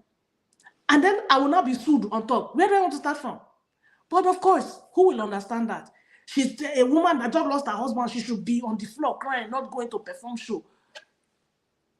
So I was labeled. Not every woman wants to go through that. Not every woman can handle that because at that point, you're still living in denial because there are 5 stages of grief. You're still in denial. You're still angry at God. Why me? You're still in shock. So some days you cry, some days you'll be numb, you're like this. Some days things are happening in your head. Some days you're just looking at people, not believing what's going on. You're asking yourself, is it me they're coming to tell sorry? Why? What happened? Then I remember, oh, my husband is no more. It's not possible. So many things going on in your mind, but who cares about the mental state of a widow? Who cares about her emotional state? Who cares about how she's going to survive with her children? Who? Everybody will go home after the first 2 weeks of coming every day to tell you sorry. Everybody move on with their lives and you are left with your reality. So what happens after that? It's in Lagos, it's everywhere. Did the family of your husband try to take possession of? There are some things that I'd rather not talk about, but when I tell you I went through it, I went through it. That's all I can say.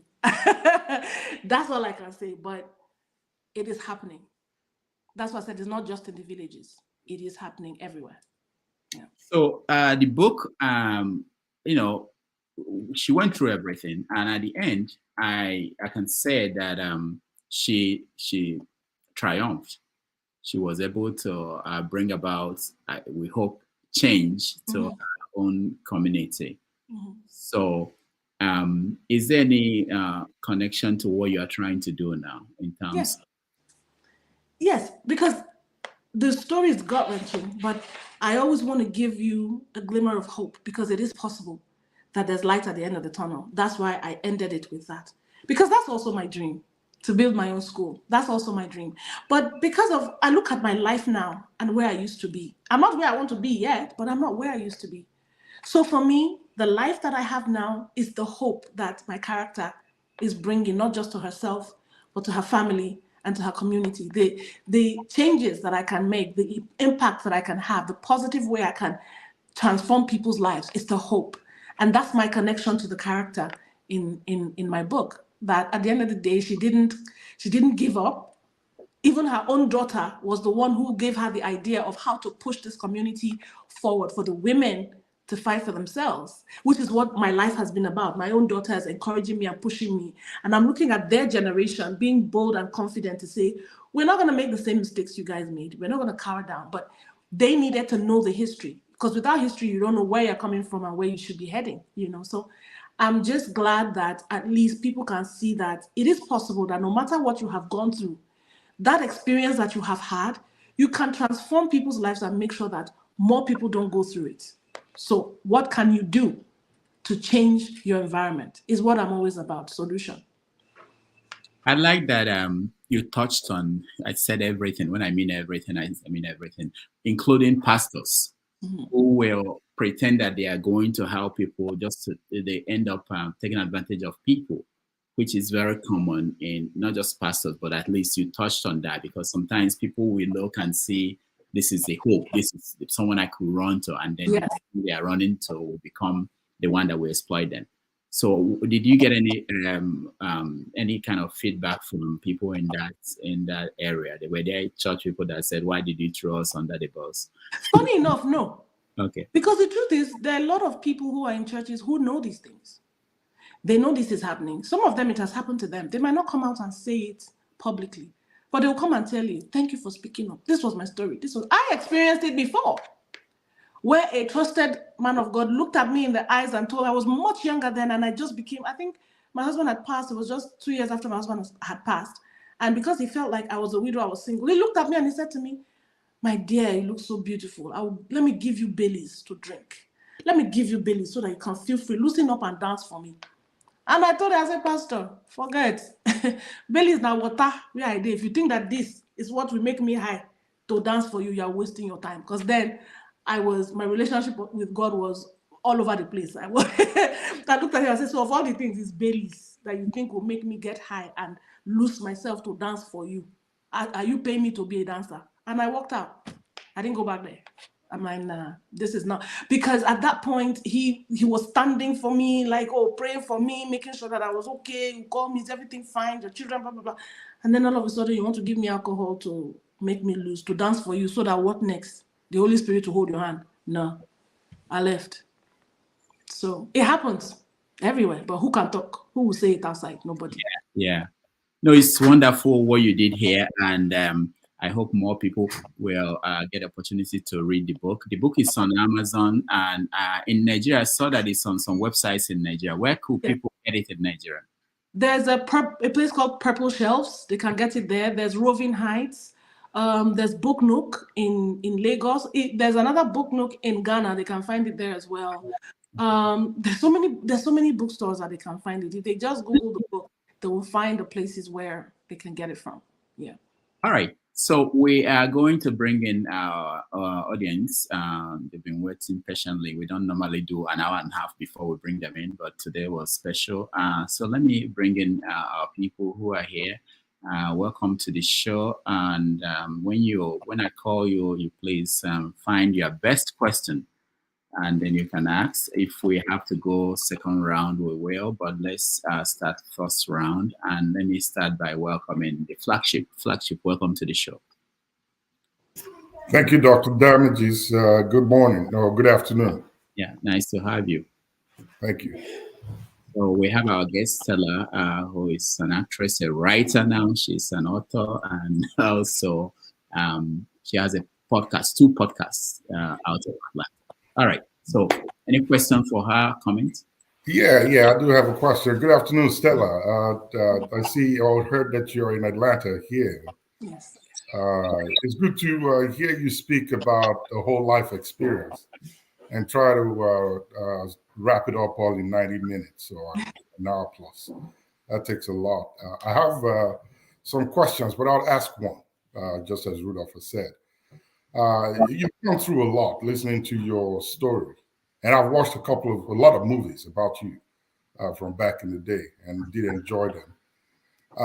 Your advocacy for the girl child is a laudable project, and I believe personally that any oppression against the girl child or female should have some special place within the law to get a really good punishment for that, because they are a part of our society that we really need to pay attention on and protect a great deal. Here's my question to you. You've written a book, you go out to speak. I have seen that a lot of times when mistakes are made, they are made from a place of ignorance and lack of knowledge or proper education.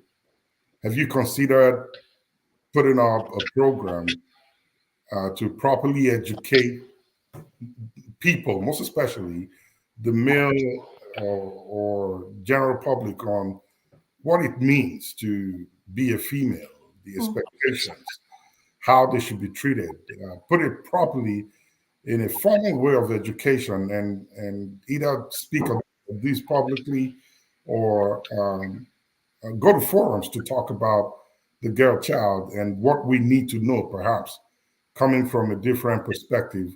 Like you said, a lot of people read your book, Mill, and they were like, thank you. That means it did touch a part of them. Yeah. Have you really considered coming out from the perspective of proper education to give us an overview of what it really means to be a female? I have thought about it so many times. So for the past 10 years, I've worked with a lot of organizations, but we have been focused on sensitizing young girls and women to know that they have a right to education, to know that they can report cases. If you're dating someone and he does this is what you can do. We're giving them helplines that they can call, shelters and stuff like that. So everywhere I go to speak, I speak about this. However, the part about talking to or formalizing this type of advocacy and directing it at the men has been difficult, because I remember there were 2 occasions in Nigeria where I said, okay, I would like to start off, because I can't just start a formal education atmosphere or a conference that's very formal with men without actually testing the water. So I remember the first time that I said I want to invite a lot of men to sit down and let's talk about these things and all that. It didn't work. They didn't show up. They didn't come. The second time I tried to do it in collaboration with someone in Abuja, a few of them came, and trust me, when we started talking, you could just read the room to see how uncomfortable it made a lot of them. They didn't want to participate or speak or say anything. It was just like, okay, we have come, we have talk. When we have finished, we will go. And I totally understand it, because it's new.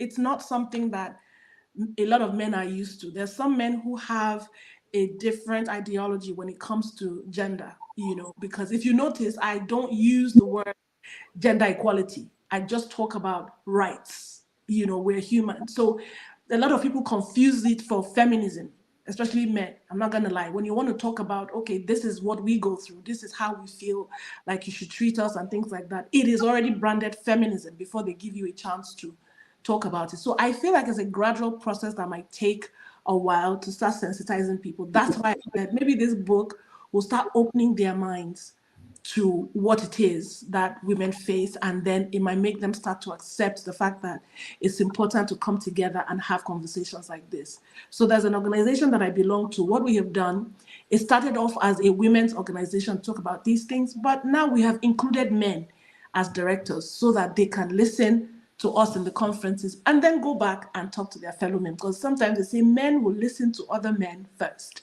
before they will have a female come and sit down and tell them, this is how we are, this is what we are thinking. So it's a gradual thing. Thank you so much. And just to add, I think it would be great in your podcast to have sessions where you have these conversations with men. All you need is just be one or two men, and trust me, it spreads like wildfire. So thank you so much. Okay, nice. All right. So, actually, if we have chance, you will come back again. Let's go around. KJ, welcome to the show. Thank you.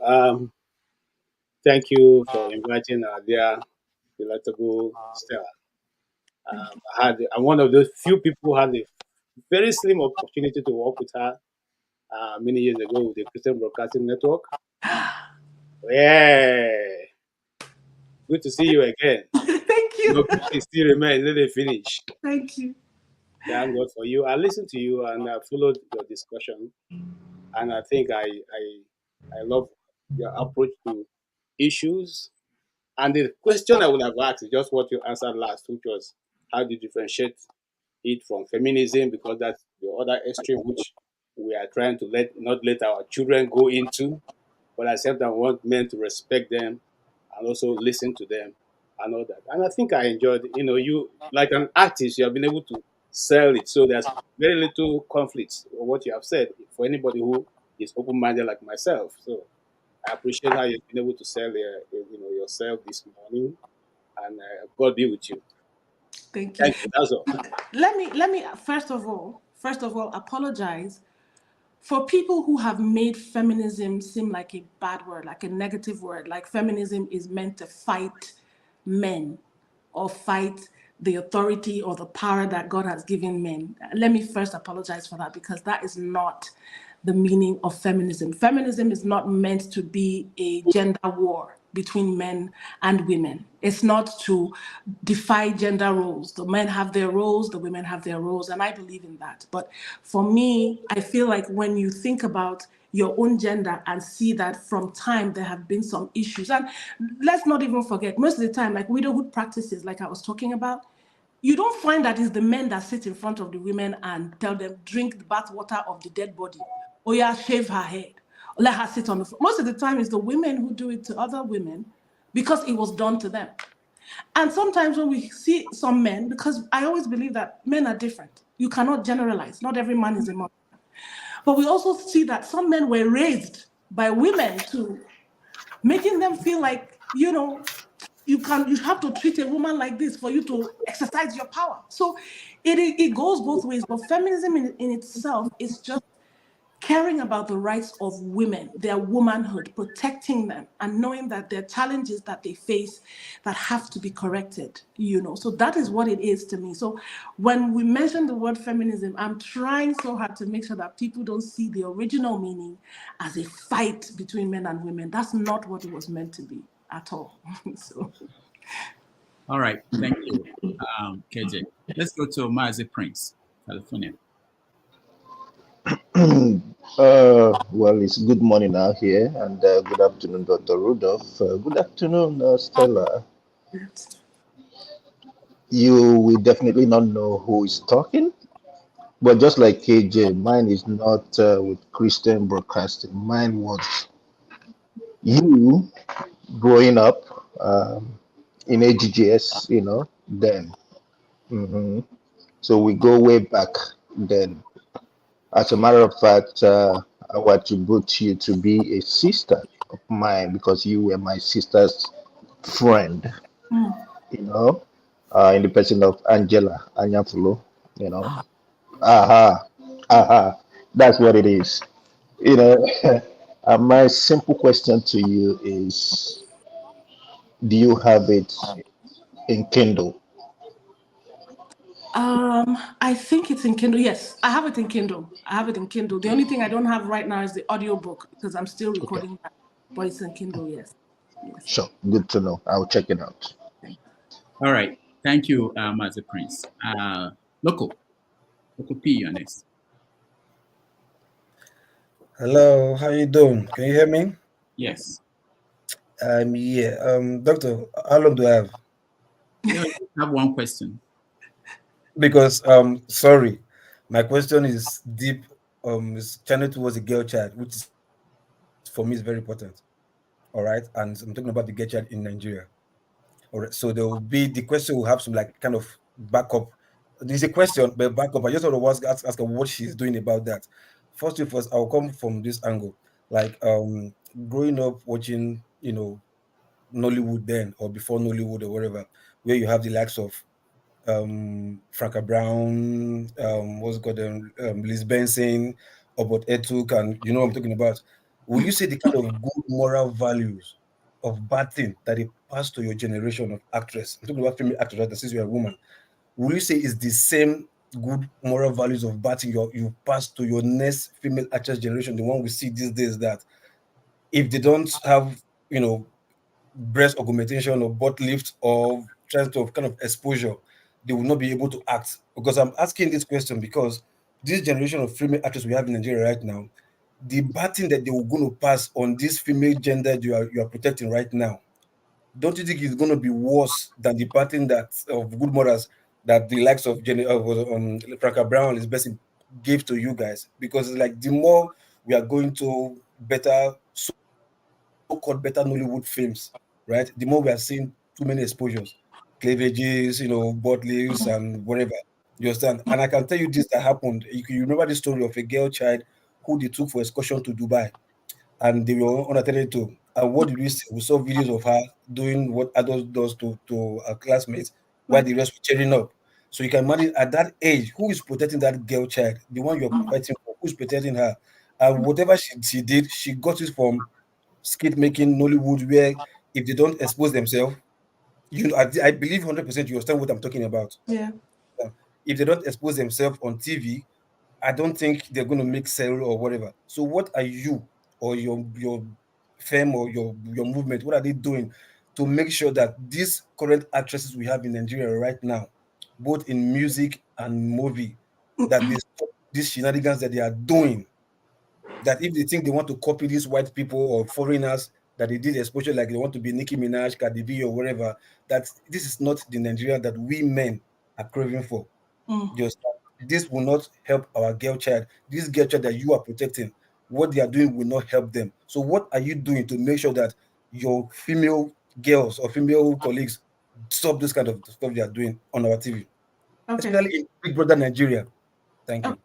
Thank you so much. I appreciate your question. Let me first start by saying you are right about the fact that the women who came before us in Nollywood, they passed down decency.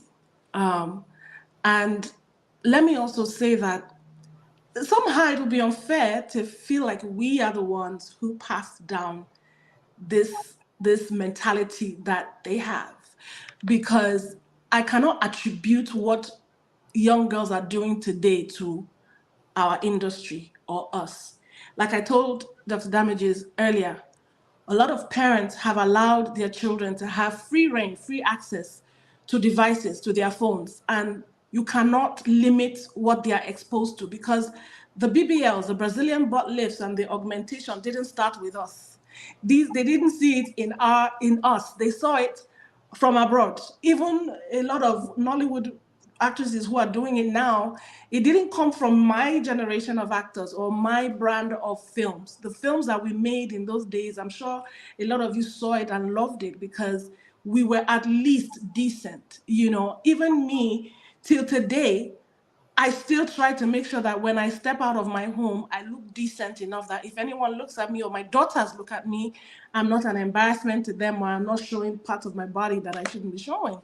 So that's why I said it all boils down to the home. It all boils down to the upbringing, and it all boils down to the mental state of people. A lot of girls that we see these days, they have low self-esteem. They do not have body positivity because they are having info overload. They're looking at a lot of people all over the world looking different. So they feel like the way to stand out, the way to compete in the industry is to have all of these augmentations, because that's the only way to do it. So the competition is so high. But it's not just in the entertainment world, it is everywhere. A lot of people are doing unthinkable things just to get out there, to get ahead of their peers. What I can do as one person is what I have been doing and will continue to do. First, I have a book out that's talking about most of these things. Secondly, my lifestyle, because I have to start with me. I believe in when you see what I do, if I inspire you or I'm your mentor or you're my fan, then you see how I am, you see how I dress, you see how I talk, that's good. You know, I can only talk at events, create things from my foundation. I have a foundation called Stella Damasus Arts Foundation, and we mentor a lot of young girls. And the people that I mentor, they know what I stand for and what I believe in. So I can only do my best from where I stand. I can't speak for the others. If you look at the Genevieves of this world, Omotola, Kate Henshaw, Stephanie Okereke, Rita Dominic, I don't think you will look at any of us and see any form of body augmentation or trying to be vulgar. Maybe because you are getting old now, so you have No, to it's not that. We had an opportunity to do what we want to do. We have the money to do what we want to do. But the thing is, we are at this point in our minds where we grew up at an era where social media was not so bad. We didn't have exposure to all of this. And even at that time, how many plastic surgeons would you say you had in Lagos to come and be doing body lift and all of that? We didn't have all of that. So we grew up at a time where this is your tool that you will use to work. Your body is what you have, work with it. But now that people are exposed to what they are doing abroad, and we're having more and more plastic surgeons and more people who can pump stuff in your body, people are able to go to these people and have it done. So it all boils down to the mentality of these young girls who are struggling with body positivity, who are struggling with self-esteem, who think that, oh, it's 3 women to 1 man or 7 women to 1 man. So for me to get the sugar daddy or for me to get the guy that I want, I have to look a certain way and get the attention that I want. It's not an easy thing to deal with, but in my own little way, I did try. Yeah, you go try pass that one. You know why? Because these women, they are nothing to write to me about. Sorry to say, and I believe you know what I'm talking about. So for this girl child, please protect her. Thank you. Loco, thank you so much. Doctor, backstage, take me to backstage. All right, Exero, you're next. Doctor, good afternoon. Please, I would like, after I ask the question, you can take me backstage so I don't, because I'm at work. I just have to come in to meet with Mrs. Stella.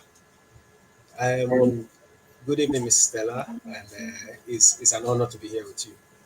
There was one time I met with you. I don't know if you remember. There was this lady, may have so rest in peace, Tessie Yembra. Yes. Who introduced, yes, so rest in peace. We met in Ikeja. I have a question. I have so many questions, but the one I want to ask now, so that you really use this to impact on the lives of people, is the one regarding. After all, one of the reasons why a lot of people get to know you, apart from acting, is also your losing your husband.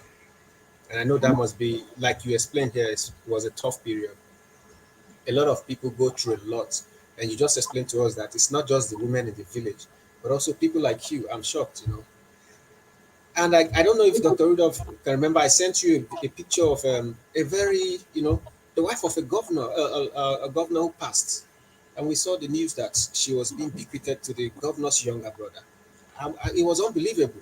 So I further dug and did research, and the family they didn't actually deny it, but they said it's a tradition to hand over the wife of a deceased to the younger brother. So you see, I don't know what's the difference. Please, I want you to give us your take about this tradition of handing over somebody's wife to the younger brother. What's your take on this? Thank you very much. Thank you so much for that question. So this is how I see it, because I always go back to the law, and that's the issue that we have in especially in Africa, where a lot of people all they know is their traditional and customary marriages.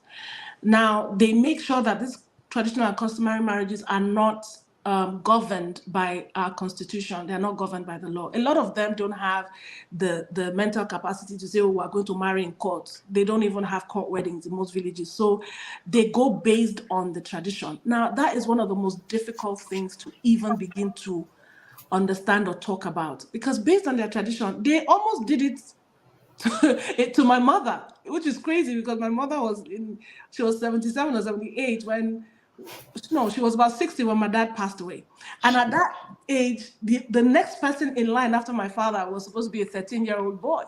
So they actually had to do like a fake marriage ceremony for her to be married to a 13-year-old boy, even though they would not be together or anything, but it had to be done because of the fact that they were married in that customary way. So it will be hard to even begin to change things like that unless we are able to get to community leaders, and village chiefs to say, this is not how it's supposed to be done. It's barbaric, because if you're married legally under the law, then this is illegal, what's happening. But how, because I've spoken to a lot of lawyers in the past, and I've spoken to a lot of police, law enforcement with what they're trying to do with these widows and all of that. And they keep saying, we cannot interject. We cannot do anything, especially if they married traditionally. It's their tradition. We cannot do it. It's the same way I had a backlash when I was fighting somebody who was in his 50s and he wanted to marry a 13-year-old. And the first thing they told me, their religion allows them to marry as young as they want. It allows them to marry even 5, 6, 7. So what are you saying? So it is a hard thing to start to do. But I always say there's a way, at least, to start. And we have people, like I work with Women for Women International, and a lot of their people are spread all over the world. In Nigeria, they're in the north, and they've been doing programs talking to men, village heads, husbands, and all of that as regards their archaic traditional practices, and allowing their wives to go and learn trade, learn business, learn this, and how they can see how it can help their communities. And gradually, some men have begun to see the benefits of letting their wives have education, this and that, and understanding that the traditional practices that they've placed on themselves is detrimental to their communities than it being good. So it's going to take a lot of work. And a lot of times we depend on organizations to do it. But I keep saying, all of us, men, women alike, if we have family members, village members, whatever, if we ever travel to the village or anything, it's important to sit with some people and just bring some of these things up. Ask these questions. Like, if somebody dies now, what happens to the wife? What do we do? What do we do? What happens to the widow? Do we take care of her? What happens to her children? If we can bring up conversations like this and listen to what people say, it might give us an insight to where we can start the journey from, at least start in our own communities. That's what I can say. All right. Thank you, Ezra. Igbo Basics, you're next. Yeah, it's good to see you all again, Dr. Damasus, and our sister, Stella Damasus, if I use that word. My question is very simple today. I haven't listened to you all this while. The last question you handled that masterfully, really masterfully, because in Igbo tradition they call that nkuchi, and that is a subject for a different day. Yeah. So we'll leave that alone, but you handled that very masterfully. I see you have an organization called Global African Filmmakers. Yes. And then you also have the Stella Damasus Foundation. Yes. I just have one simple request, and then my question, that simple request is that if I could get your contact through Dr. Damasus after the show, that would be appreciated. That's one.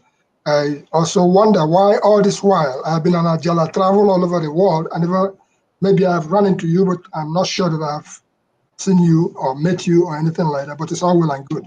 Good to see you here today. Thank you. My question is in the industry, particularly referencing to Nollywood and the artists.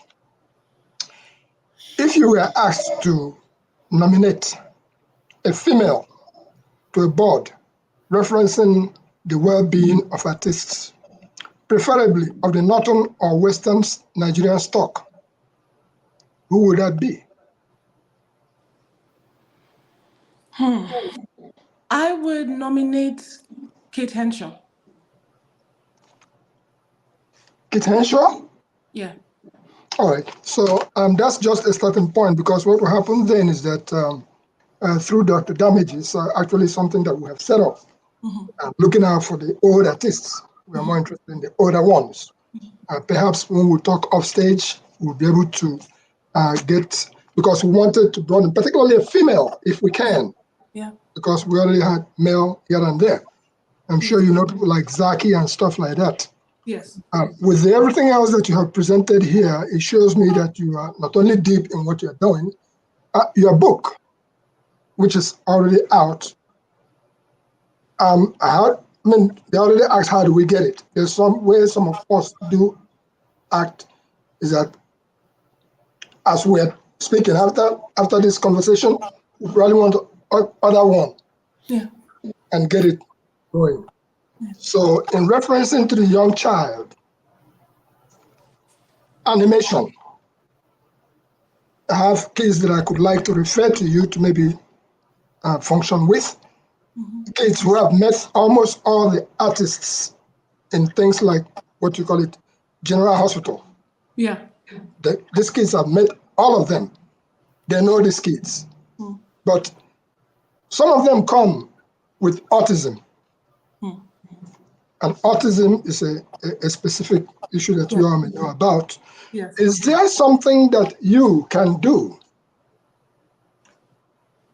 in order to harness the talents of these younger Africans? I'm talking about Africans now, born here, to harness their talent in order for us to be able to dig deep and get the uniqueness of the animation, that some of them are just interested in animation as a result of what is happening on today.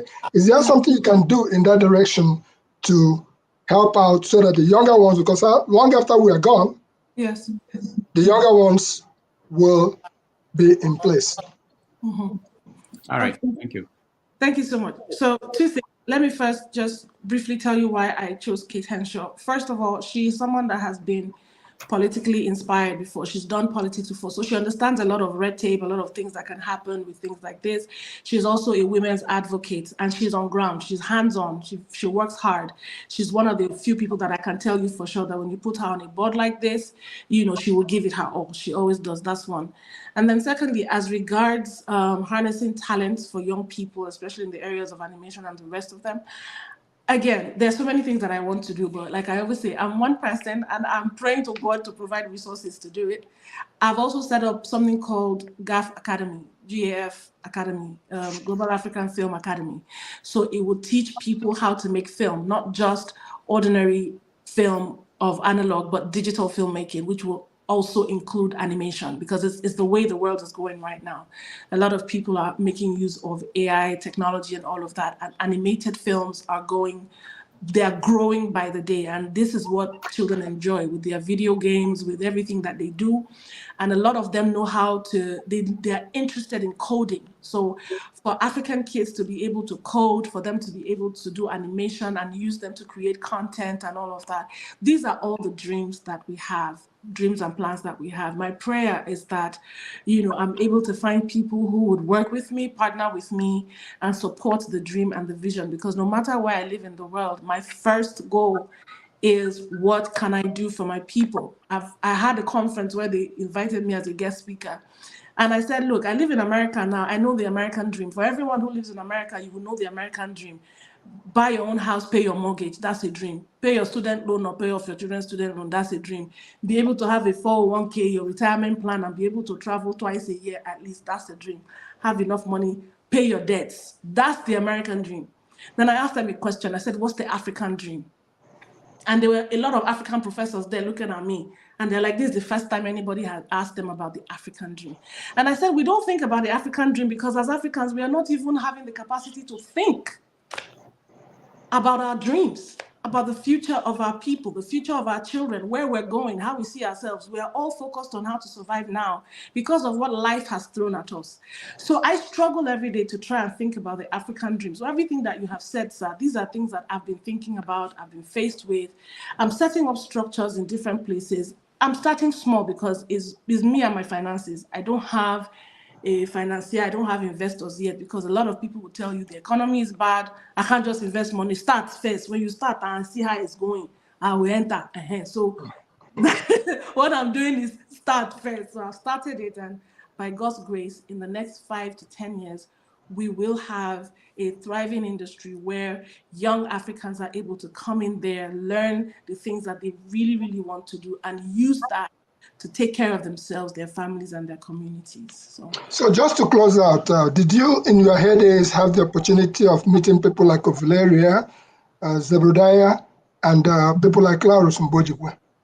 I didn't meet them in person. I couldn't. My older sister did, because she was one of those people who did Bassi and Company and all of that. So I knew of them, and that was my childhood, Village Headmaster, New Masquerade, Bassi and Company, but I didn't have the opportunity to actually meet them in person. And it really broke my heart, because they were my mentors, my idols, and all of that. Yeah.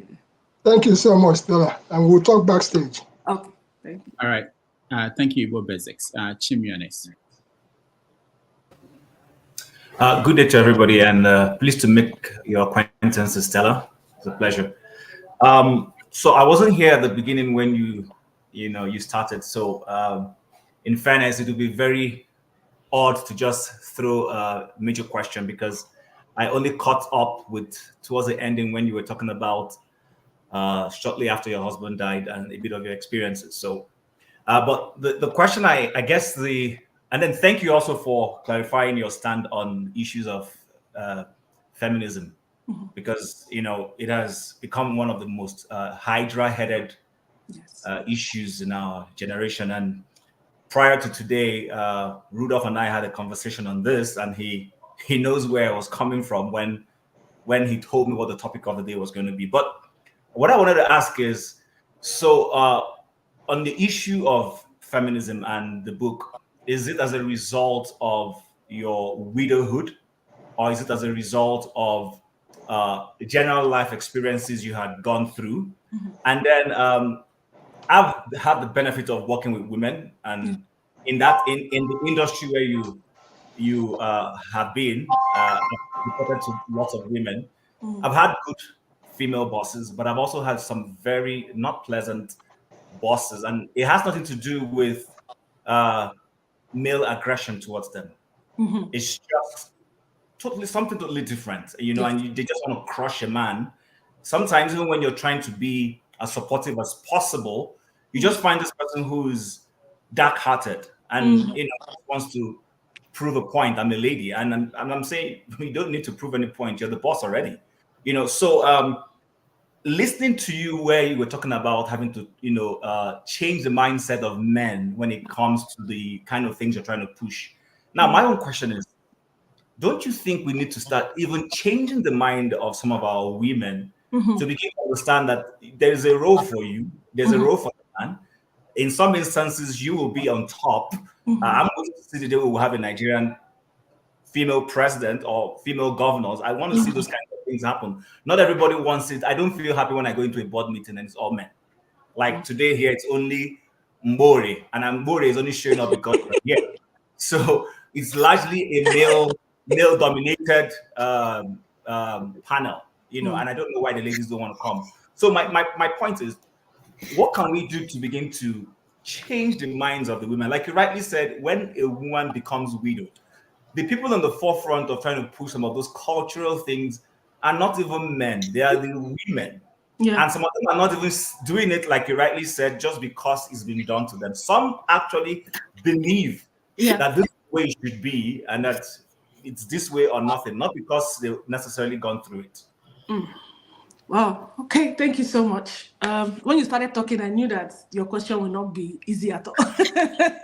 Okay. So let me first start by explaining why I did the book. Like I told him earlier, it was based off of my experience, first of all, and then me working with an organization called Project Alert. It's an organization that takes care of women, abused women. They have a shelter for abused women. So I met a lot of them. I met a lot of their children, and I started traveling all over Africa and had the opportunity of speaking with most of these women who have been through crazy things, different types of assaults and all that. And I gathered their stories, and it was so heavy in my heart. I wanted to tell their stories. And I thought that writing a book that would speak for them, but I didn't want to do nonfiction because people might not take it well when they see a book and there are different people with different experiences. It will be too, complicated. So I told their stories, including mine, through one character to make it fictional, but at least you get the idea of what's happening.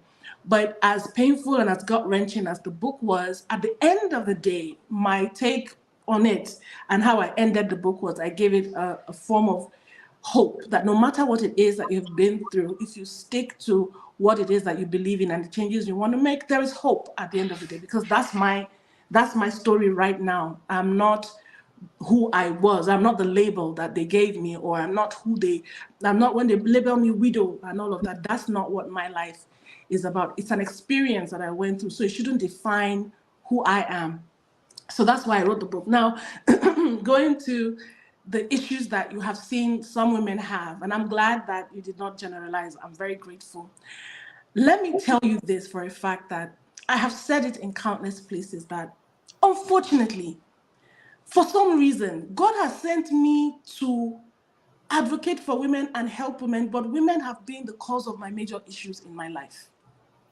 The people who troll me the most are women. The people who dealt with me as a widow were women. The people who have done the worst to me are women. So at that point, I kept saying, God, please, can I do something else with my life and mind my business and just be my own person? I don't care about all these wahala that you are pushing me to do. But for every turn that I take, everything that I want to do, he's always pushing me to help women, help young girls, help women, help young girls. So I have to do it.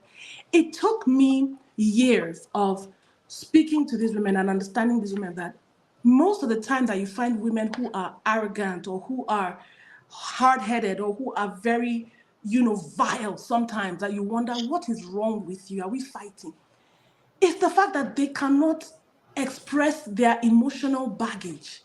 A lot of these women, like my mother used to tell me, when you have a woman who really hates you for no reason or who just wants to do horrible things for you for no reason, it's the fact that they wish that they had your life. They're going through so they're suffering, but this is their expression of it. Because we're emotional beings, highly emotional, and we see people, especially when you see someone who's intelligent or good looking or something, and the first thing you want to do is put that person down. What the battles in that woman's mind is a lot. You can meet the woman on a bad day, can be hormonal imbalance. Our hormones are crazy. Sometimes it's a monthly imbalance. You know what I mean by that? Sometimes it could be that they just had a fight with their husbands, or they had a fight in their relationships, or they don't chop breakfast, as we always say, or something is wrong with their kid or something. And us being able to have the capacity to balance our emotions, especially in another environment like work, a lot of women find it difficult. And because we don't embrace therapy, we don't embrace sharing with someone who can help us understand what we are going through, accept it and deal with it. It's a problem. We lash out. That's why sometimes you have a wife that you didn't do anything and she would just nag you from beginning to night and she will lash out at you. It will take you a while to say, oh, now this thing they do you since where you come, they put on for my head. Am I the one who offended you? So forgive us. Sometimes we are crazy because sometimes we also don't know what we want because we were not raised to want. We were raised to be a certain way. We were raised to do certain things. You have to learn how to cook. You have to learn how to clean. You have to learn how to take care of a home. You have to learn how to make sure that you package yourself so that man will see you and marry you. You will become a mother one day. Is this how you will be? Is this how? So we were raised to be. We were not raised to want. So because we don't know what we want, but we have an idea of what it should be, but we are not seeing it, we lash out. So it had. Even me, I face women wahala too, but I'm really sorry and I applaud you for bringing it up. Thank you. All right, thank you, Chim. Before we go to Mbore, let me, there's a question on the comment section from Kulata, and it says, will you make your book a movie? And if you should do that, you may consider non-linear narrative. You know, he's already a producer in the movie. In his mind, I'm telling you, I get that a lot. And I can see why people will feel that way, because as an actor, I wrote it with images in my head. You know, so when you read it, you just put yourself in that environment and you can see it. So I think a lot of people expect to see it visualized.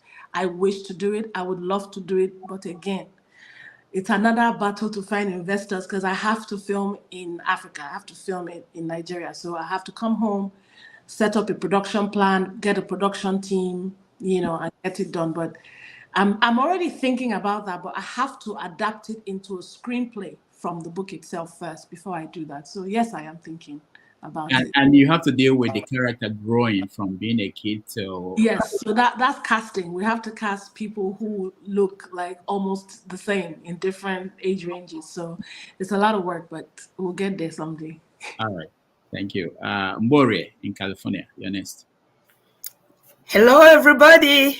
Hi. Wow. Well, thank you, Chim, for reading my mind and knowing why I do what I do.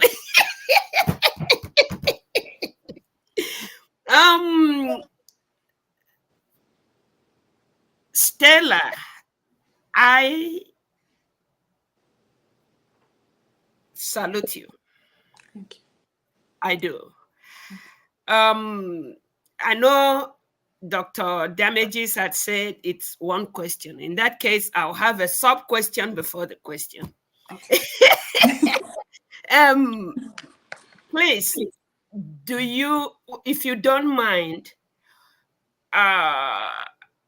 do you have your traditional name other than Stella? Or Yes, ma'am. Yes, ma'am. Please, may I know what that is, if you don't mind? Obiageli. Obiageli, no! Obiageli! Damn the colonial juggernauts and what they have changed us to. You see, now you know why I don't come. When I come, I talk from emotion and everything. I don't give a Now, when they came, they made sure they raised us to the dust. The name that I was given and whoever gave me is Victoria Ngozi, and my last name is Carlo. But when I found out that my traditional name is Mbore, it's either you say it or you say it. Because when you have difficulty saying it, you've said it already. I just be going.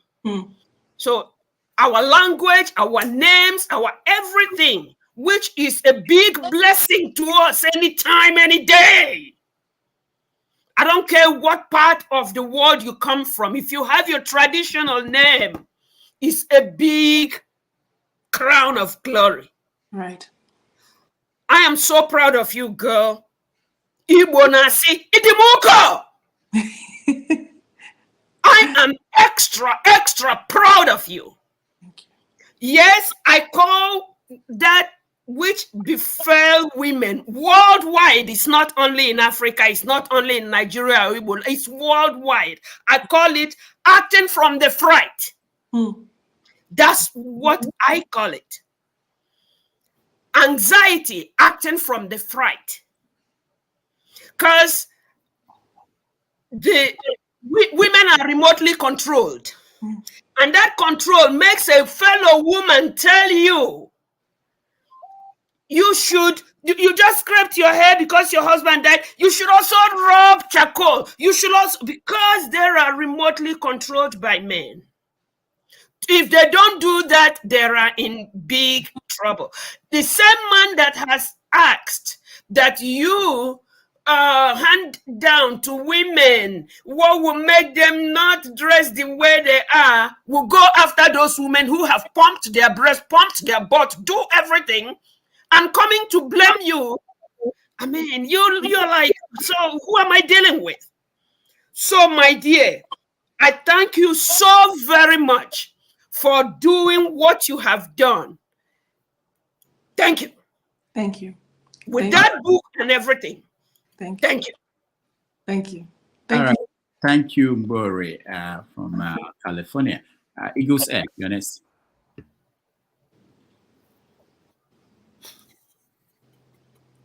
All right, Eagles Air is frozen in India. Let's go to Ngozika. Ngozika, welcome.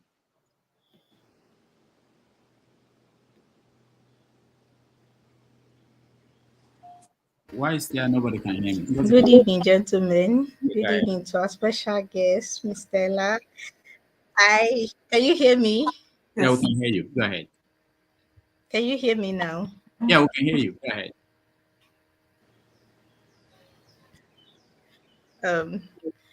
Welcome, Miss Stella. I've had a huge crush on you since I was a child. Welcome to our show. Good evening, gentlemen. So I have a quick one. I joined the show when you were talking about your experience with women, how they've always been the one to come at you at most points in your life, even though your mission is for them or something. And I have a simple question, and I'm speaking from my encounter with most women. It will seem that women generally give more grace to men than they would to women. You would see a woman have a fallout with her female friend, and for that, she will say, I don't keep female friends. Female friends are this, female friends are that. But you see a woman heartbroken by a man, and she goes on to love yet another man. She won't condemn all men to the abyss.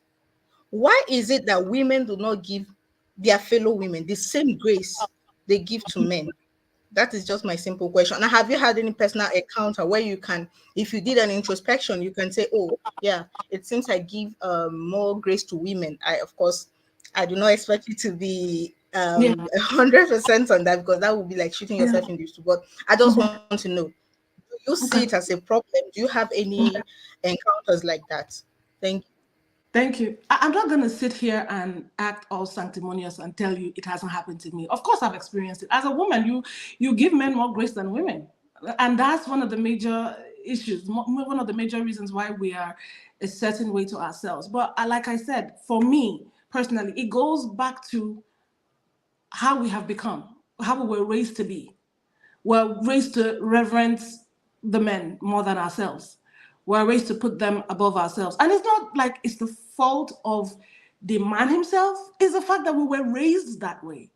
Even our mothers will raise us just to be somebody, just to be good enough for a man. So definitely you grow up having this unconscious competition with other women around you. It's an unconscious thing, because you tell yourself, I'm bold, I'm confident, I don't compare myself to anybody. But the truth of the matter is, if there's a guy somewhere involved, for instance, and you are fancying the person, and another woman comes in and you look at the woman and she's all that and more, your first instinct is not to say, this woman is so pretty, or maybe he would like her. No. Your first instinct is,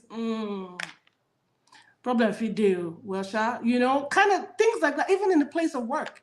I always say, when I pick up the phone and I want to call my phone company, or I want to call Georgia Department of Child Services or whatever, sometimes I pray I talk to a man instead, because I just feel like they're nicer on the phone than women who go, yeah, what you want? I ain't got time for that. They just like run you off. Dr. Damasus, you know what I'm talking about? Because it just seems like, and the fact is, when I sit down and I listen to these people, I don't hear this is a bad person or a nasty person. I hear this person is frustrated. This person is not happy today, or not even happy with the job. Or this person may have carried baggage from their house into the office, and whoever speaks to this person the whole day is like that. But with the guys, it's kind of like, we keep saying this thing, but we don't realize that men know how to compartmentalize very well. He can fight with you, his loving wife, right now, and get to the office and be the nicest person to all the females in his office. Because he knows that I'm going to the office now. Let me face work, because I need to make money. I can't afford to make these people mad. I'm coming home. As I'm walking through the door, Kai, my madam is waiting for me, another fight. He will brace himself. But then they're able to control that. And that's not because we are weaker. That's because of how we were raised. It's the dynamics that I cannot even speak too much to, because this happened way before me. And like Madame said, Auntie Mbori, I'm actually happy that you spoke, because a lot of people might listen to you talk and find that it's aggressive. Why is she saying this? What has the white man got to do with it? But based on history that I know, before they came, women were warriors. Women were kings. Women were everything. They were supporting their families because they were working hard. They were respected and revered. But when they came, it became something else. You know, it was patriarchy that they came with. They didn't come with a balanced lifestyle. So everything changed. The way women were raised became from the way men were raised. So a lot can happen, and the truth is, we are who we are. We can only try to be the best version of ourselves. And as we grow older with maturity, with understanding human beings and understanding psychology, like there's a green book behind me. You see, is it green? Yeah, that's it, my go-to psychology book. I try to understand, because if you try to figure out women in an instant, you will go crazy. I will go crazy, even though I'm a woman. So it's not easy. What we have had to endure growing up and who we have become is not easy. So all of us the inside. All right. Thank you. Thank you, Ngozika, and thank you, Stella. Let's go back and see if we can hear Eagle's Air before we go to Ifoma Chukwu. Eagle's Air, can you hear me? Yeah. Okay. Good evening, everyone. Yeah, go ahead. Yeah, our special guest, you're welcome. Thank you so much. I want to go to another direction, the opposite direction. I want to ask questions on opposite direction, because most of the time you have a program, you program most of the time that advocating for women freedom, how women is maltreated and all rest of them. But there's something I want to find out. When a man like Dr. Damage, he has spent many years, every day he think how to create a program, how to get a guest to make sure that the program work well. Now, if you watch sometime, for instance, I'll just give you an instance, something like Omugo time. You find out that after all this struggle Dr. Damage is passing through, then his daughter will get married, and the wife will go for Omugo. After going for Omugo, the only thing that Dr. Damage will get from that Omugo is one bottle of Shinap. One bottle of Shinap. All the struggle that is going, one bottle of Shinap. Now, and he will accept it with good faith. I use it to pray for them, one bottle of Shinap. Now, when you look at, because personally, I didn't grow up in an environment that you are living in a mansion. There's one popular place they used to call Face Me, I Face You. That's where I started my life. Before I get to the certain level where I get myself. I have a neighbor there. When the husband and wife is fighting, the wife will be beating the man and be crying and be shouting. And when the neighbor gathered, they began to raise voice against the man. Say how you are maltreating your wife. Say how you are inwardly, is woman that is dealing with that man seriously. Now, if you go to Europe, most of us are in diaspora. You find that a wife that you bring from Africa back to your house, immediately she just see a light. You see how the woman will maltreat the man. For the woman has the power to chase the man out of the house. This is why I'm coming to this way that I heard you clearly when you said that you are trying to get some men in your organization so that you'll be able to talk to their fellow men. In that organization, have you get a woman and talk to them what the men is passing through? Because if you watch men die so quickly, because they don't relate what they have in their mind. So they die of depression of what they're passing through. So in your organization, have you created in your mind or created a movie or a picture how this thing needs to be handled so that the men can live for their family? Also, have people that advocate for them. Thank you. All right. Thank you, Lisa. Go ahead. Earlier, I had responded to a question where I said I was a part of an organization where it was basically for women before, but then we started inviting different men to be on the board, to listen to us speak and hear our issues, our challenges, and all of that. But in the course of doing that as well, the reason why we needed male representatives is to also understand from their point of view why things are the way they are. When you have things that have gone on for decades and centuries and you're trying to make a change, it doesn't happen in a day. It's a gradual process. And I understand the story of the Omugo and the one snap and everything. Unfortunately, it is, like I said, it is the way tradition has created these things to be due to no fault of ours. Like, we're in the world today, these are things that we met when we were born. These are things that were happening. And the issue of women in Europe where they can send you out of the house or the law protects women more, I think it stems from the fact that a lot of things have been done to women. A lot of complaints have been done, women are, and I'm not saying that men are no victims, because trust me, I know that a lot of men are raised to be quiet about their emotions. Don't cry, you're a man. How can you be letting somebody do this? So you raise boys to become men who are hard, like who know how to internalize their emotions and their feelings. So they don't talk, but they're going through so much. And you see a lot of men committing suicide now and they're so depressed. And I totally understand. However, in the grand scheme of things, when they do the research and the World Bank and they tell you that people who are victims of some of these things, it is 60-40. It is not a balanced scale. So for a long time, women are the ones who have been the reported victims, because men will never come out and report to anyone that his wife is beating him or his wife is this. Out of, I'm a man. Which mouth do I want to use to tell somebody that my wife is doing this to me? It makes me weak. So reported cases that have been received most of the time are from women. So it makes it feel or seem like the women are the major victims. So when they try to do a scale of it or a percentage, they tell you it's women who are higher in number when it comes to victimization. And that's why it seems like the law will protect her from any harm. If she cries wolf, you're in trouble because of how it has been in the past. It is a difficult conversation to have. That's why I said, whatever I do, I try to make sure that it's not a battle of the sexes. It's not a gender war of women do this to men and men do this to women. It's a matter of, I'm a woman, I represent women, and I just want us to have our rights being affected. I want us to be able to say, send your girl children to school.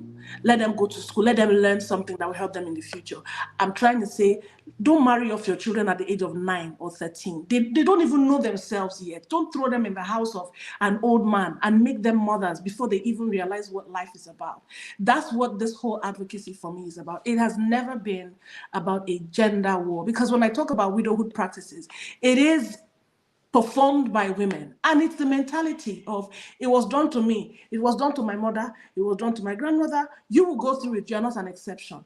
It is the way the world has been. But can we at least just pay attention to the fact that there are a particular group of people who just want a right to be educated, a right to choose their husband, a right to marry when they are old enough, a right to live a normal life.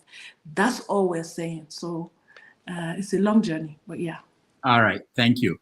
Before we go to Ifeoma, I wanted to make Eagles and know that Sophia already went to Omugo, and we know that it didn't come out. We don't want any more men doing that. Okay, Ifeoma, go ahead. You're next. You don't want to ask a question? Oh, okay. All right, that's good. All right, so Kenneth, you're next. Thank you, Dr. Damasus. Good day, everyone. And welcome, Mrs. Obiageli Ojukwu. Thank you.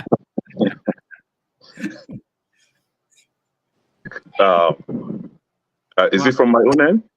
I think it's from StreamYard. This movie. Yeah, sorry. Why I address you that way is because I think some of our commenters here, they must have known why.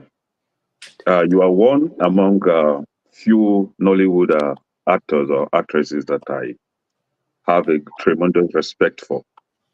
The likes of the lady you just mentioned, Kate Henshaw. We have the other one, Genevieve Naji. There's this other pretty one. What is her name? She got married recently. I think she lives in London. Rita. Thank you. And so then growing up, you are one that always I admire you so much, but I hate it when Tony Umez calls you darling, it gets me angry, I don't know why. Well, this is it. Good to have you here. So while listening to you, you were saying something about the hassle that you guys face trying to penetrate the US movie industry, right? And that got me thinking, instead of trying so hard to penetrate Western world, why not use that energy to try to work on our indigenous movie? As you rightly said that you have no place. They told you that you have no place in their market, right? That you didn't sound like an African. Why not try to make it so obvious that moving forward you will sound African, you will sound a Nigerian in every ramification, and this is how you may try to do that. And thank God you are one working on the right of women. They call it feminism. I don't even know how to pronounce that word because it gets me angry whenever I hear that. But this is it. And I know the emergence of this. That is how it's called. So whatever. But I know it's for a good cause, right? I know the emergence of the feminism is to advocate for the right of women and also fight off whatever factors that would deprive women from enjoying their full human rights. But when you go to today's Nollywood, especially Nigeria, Nigeria, you will see that a lot of men characters are taking the place of women. And I wouldn't want to call their names because it means me trying to glorify or market them here. You find a lot of men taking the place of women. And recently, one of them was even given an award of being the best dressed woman. It's me really angry. I was like, what is really going on here? So I think you as an individual trying to help your fellow women should look into that as well. Because if care is not taken, instead of going back to having your platform just the way you were told, from the other side that you don't have a platform, instead of instituting that platform, you're about to lose it. You are losing it gradually. Women are losing their position. So why not try to get a way of deterring these people? Our fellow confused men trying to take the place of women. Why not deter them from, taking your place? And secondly, though I don't think it's that important, but I just felt the need to say something about that, talking about tradition versus the westernization, right? I think some tradition has come to stay. And in as much as there are some traditions that I don't really, want to hear that happening. For example, where you have underage girls getting married to one old, God-forsaken human being. I don't like that. But when it comes to other tradition, I don't think it's that bad. For example, where a man is allowed to marry more than one wife. I think it's something that we as Africans should actually, commend and support, so that everybody will be happy at the end of the day. All right. Thank you. Thank you, Kenny.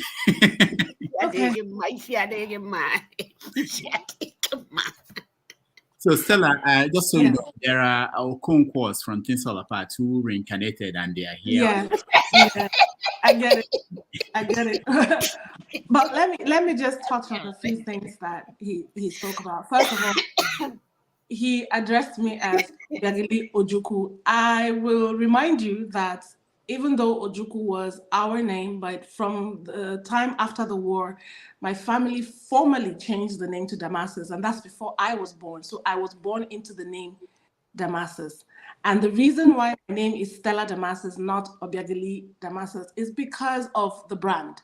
The brand was created as Stella. So if I go and start doing Obiageli and Stella, it will confuse people. But my family, my sisters, my friends, that's what they call me, Obi, Geli Geli, Obiageli Ma, all of that. But for the sake of who I am, that's the name that I have. So when you talked about trying to break into Hollywood, why don't we create ours, is the reason why, like I told Dr. Damages, is the reason why I set up Global African Filmmakers, so that those of us who are filmmakers, who are Africans, who are African immigrants all over the world, were able to come together and talk about our own projects, our own distribution, how we can protect ourselves, and having our own aggregator, so that we stop hearing, even if you're in America and you want to make a film, as an African, you have to go back home and shoot 40% of the film in Nigeria before you can have a category, because we don't have a category for you in awards and film festivals. Even in the cinemas, you approach the cinemas and you say, oh, I made a film, I'm an independent producer. And they say, what category of film is it? Is it a Nollywood film? Is it an African film? Is it a Nigerian story? Is it an African in America story? What kind of story is it? We don't have a category for that. Unfortunately, we live in America. This is where we live our lives. A lot of us went to school here. A lot of us work here. Our lives are here. We are doctors, we are nurses, we are pilots, we are different things. In fact, some of the best doctors in this country are Nigerians. So why can't we tell normal stories of Nigerians who are doing well? But no, they will tell you they want the village thing, because they don't want to think that we have intelligent people who can be represented. We don't see ourselves in our films. It was only until they made Black Panther that people started to embrace the fact that, okay, there should be authenticity. So Africa is good. Then they did Woman King. Oh, wow, okay. Africans are really, a lot of them, they're supporting us. So we can now start to introduce, these people. I just finished filming in Houston. It's a Netflix series. And they decided to put me as a real African mother. So they consulted with me for a change. The wardrobe department, hair, everyone, they were asking me, is this authentic? Is this Igbo? Is this? Now they're beginning to open up and write more things. But it took a long time. It took a lot of struggles. It took a lot of meetings, a lot of talking. And we are getting there. You also talked about the transgender thing and somebody winning an award. I usually don't talk about other people's things, because for me, it boils down to morals. If it's a crime against humanity or a crime against the federation or the state, then we'll talk about that. But if it's people's choices that they don't want to be men anymore, they want to be women, or they don't want to be women anymore, there's nothing I can do about that, because if they've changed themselves already, I cannot go and say change back. And I do not have the power to tell producers, don't put them in your film, don't put them in your premiere. I can't do that. It's everybody's choice. What we can only do is make sure that we know the difference between right and wrong. We raise our children to know the difference between right and wrong. The people we mentor, we tell them the difference between right and wrong. And it's dependent on the individual to agree that this is right and this is wrong. Because some people will tell you, it's the way I feel, it's the way I want to be, it's nobody's business. I didn't use your money to do it. So talking about that aspect, there's little or nothing any of us can do. And the fact is, if we even look at the Bible has said it, that in the last days, these things will happen. So they don't shock me anymore. The only thing I can do is pray for my own soul and pray for my family and friends. And I wish everybody would do the same. I know you talk about tradition and how men should marry more than one wife. I can't speak to that because I was raised different. My father married one wife. My grandfathers married one wife each. And that's what I know. But to have a man marry more than one wife, some people are doing it and they're doing it comfortably and successfully. If it works for them, it's fine. But all I'm saying is, do not bring in a 13-year-old or a 9-year-old and say that person is a wife. That is the one that I will not accept. So whatever it is that everybody wants to do, we praise the Lord. All right, thank you. Let's go to Bumi. Bumi, welcome to the show. Yeah, good day, Dr. Damages, and thank you for having me. And good day to every other person, especially the guest, Miss Stella. I unfortunately couldn't tune in earlier, so I'm not sure about certain things you both have discussed. But my question, before I deliver my question, I'm going to give a little bit of background to why the question even exists. I didn't grow up watching a lot of, Nollywood. I watched some, mostly when I have aunties around that loved it. But if I should go back to the type of Nollywood I watched, it was mostly those movies that are more centered to like a rich man marrying a poor girl, or like the wicked mother-in-law and she's a witch, or like you go to uni or high school and it's about, oh, you're in the court or you're not in the court, or it's around centered to like romance, you know. But I didn't really grow up watching TV shows that, like, I don't know if anyone knows The Good Doctor, for example. Yeah. Yeah. So I didn't really grow up watching Nollywood that is centered around things like that, or like Suits, about being a lawyer and how to solve. And I know, yes, it's due to the fact that we might not have those infrastructures for you to have a TV show or a movie that's centered around that. But don't you, my question is that, don't you think that at some point, if we really do, because you did mention about having Nollywood, and when you go to, like, in America and they ask you, oh, what's the category? Yeah. And don't you think at some point, if we do want to start not necessarily pleasing the international community, but pleasing ourselves as a nation to grow, because we all know where Nigeria is as itself, we need to start making movies that are centered around well-taught careers. Yeah. For example, there's a TV show called Station 19. It's all about fire service. So it's like, when are we going to start making that? Because I think one of the panelists talked about how this generation is like not the best, but when we grew up watching, you know, like romance and all that, how can we then be better as a society? Okay. That's kind of my question. Good question. Thank you so much. So the truth of the matter is, when the industry started, don't forget that the industry started with people who had no idea about making films. The industry started with marketers. We call them marketers because they have shops in Onitsha, Aba, and all of that. They figured out that a lot of people were consuming content, film, from Indian films that they would show us every Friday, you know, and we were watching TV shows from the BBC and all of that. And then NTA was like the first major television station that we had that would show you plays. You know, they will record plays as if they were films. So they will record these things and put it in there because it wasn't home movie, it wasn't film. They just recorded things. They had studios. They would shoot inside their studio and make it look like a film. So this was what was happening. And then these Alaba marketers, Onitsha marketers, realized that, oh, we are importers and exporters. We import videotapes for all these small cinemas, because then the cinema industry before home video even came was huge. So they were importing these things to record and dub foreign films, right?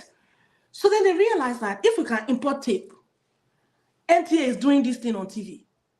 Why can't we carry what NTA is doing, put it inside tape, and start to show people? That was how Nollywood started. It didn't start as a formal institution where we learned how to write, where we had good script writers that would understand terminologies from court or from the hospital or things like that. It started out as people who were businessmen who decided that, okay, all these NTA people that know how to do film, come and shoot this thing for me, I will give you money. When you shoot it, we'll put it inside cassettes that we are selling already, that are empty. Instead of selling empty tapes, let's import these tapes. You do this thing that you're doing on TV, do it for our tape so that we can start doing it as a commercial venture. So we did not have that formal training from the beginning. That's why we could only tell stories that we could relate to. We could only tell stories about mother-in-law that will come and be stressing your life, or the romance here, or this one married poor girl, or one prince came from America and married one village girl and things like that. Those were the stories that we could tell. But I will tell you that over time, we started doing professional TV series. You mentioned Station 19. I see all of them, Chicago PD, SVU. We have Castle and Castle. That was on Netflix for a long time, and that was purely for the legal sector. We had another one that was done by Endemol. It was done years ago. It was about doctors. Ketensha was in it.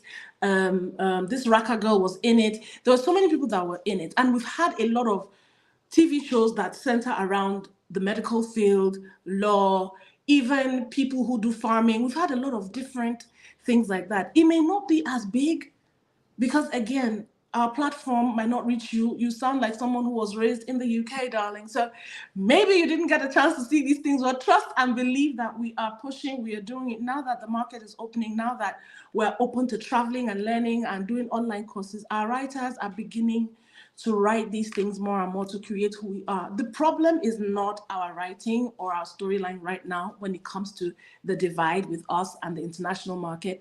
The problem is how they see us as Africans. There's a girl that I follow on Instagram, and her whole page is about telling the world, it's about responding in a sarcastic way, but telling the world about Africa. She climbed a tree and said, so for some people who are asking me if we live on trees, yes, I've climbed this tree. I'm coming to collect Wi-Fi. By the time I catch the Wi-Fi with my binoculars, I will throw it down so that I can catch my Wi-Fi in the basket. I cannot put the Wi-Fi on my phone. That was a sarcastic way of telling you, how can you think that we live on trees in this day and age? Do you understand? So it is the way we are seen. And we have to continue to tell stories to show ourselves that we are workers, we are professionals, we are this, we have to keep doing it. But now that, like I said, we have Black Panther, we have Woman King, we have different things that are centered around Africa. We have Lion King. Lion King is based off of a South African story, a myth from South Africa. But the whole world has embraced Lion King. So gradually, they are beginning to see and understand it. So we will get there. We will get there. All right. Thank you, and Bumi. And let's go to Chim. Oh no, sorry, not Chim. CM. Sorry, CM. Okay. I hope I'm coming out clearly. Thank you, Rudolph, and good evening. Our guest, Stella, welcome to our platform. Actually, to be honest with you, I don't usually listen to some interviews, but for you, I was blown away with the depth of your intellect. And I'm not mincing words. You are very convincing and logical in your presentation. In fact, I wanted to go somewhere, but each time I get up to move, I said, no, let me listen. I'm so impressed that you are just a bunch of brain, deeply, very, very, you have deep thoughts. I didn't know, because I think, people going to do Nollywood maybe just to show off and make money, but you talking like a grandmother or great grandmother. Deep, very, very deep, with deep thoughts. No, it's true. Innate wisdom. So, as only Igbo, do not be carried away. After all, we Igbos in Nigeria, we empower women even now more than men. The leading lights in Nigeria that are women are from the Igbos. The leading lights. I can hold a debate. So if I can say that, I can also say that yes, you can count among them with time. But Jideki Iji, you're on the right path. I'm so impressed by what you've been doing, your career in Nollywood, your projections, where you are looking forward to. In fact, your worldview. Let me put it there. Your worldview. It impressed me. But I'm not a woman. I'm a man. So I can only thank you and thank you and thank you again. Jideki Iji. Thank you. All right. This is the first for CM not to have a question for our guest. That must be wonderful. All right, Alaba, you're next. Greetings to all the panelists and Oviageli. Can I call you that? Oviageli. I was born and raised in Benin, so I know what it means. Yeah, can I call you that? I have to call you that. You know why? I've been getting comments on the comment section that I purposely dressed up just because I want to ask you a question. Nothing. We've seen all here. We're not surprised. So I was surprised at your hat myself. I was going to ask you what happened. The comment says Alaba went and dressed up big time just to ask this woman a question. Anyway, you're a very intelligent woman. I want to ask you a question as a very powerful, beautiful, intelligent woman and an artist. My question is centered on the subject of women and on the art of artistry in Nigeria, which you are a part of. You have a stage, and I am interested in, I see you are using your stage, but I am interested in how in future, you're going to keep using your stage to influence policy in Nigeria regarding the rights violation of women.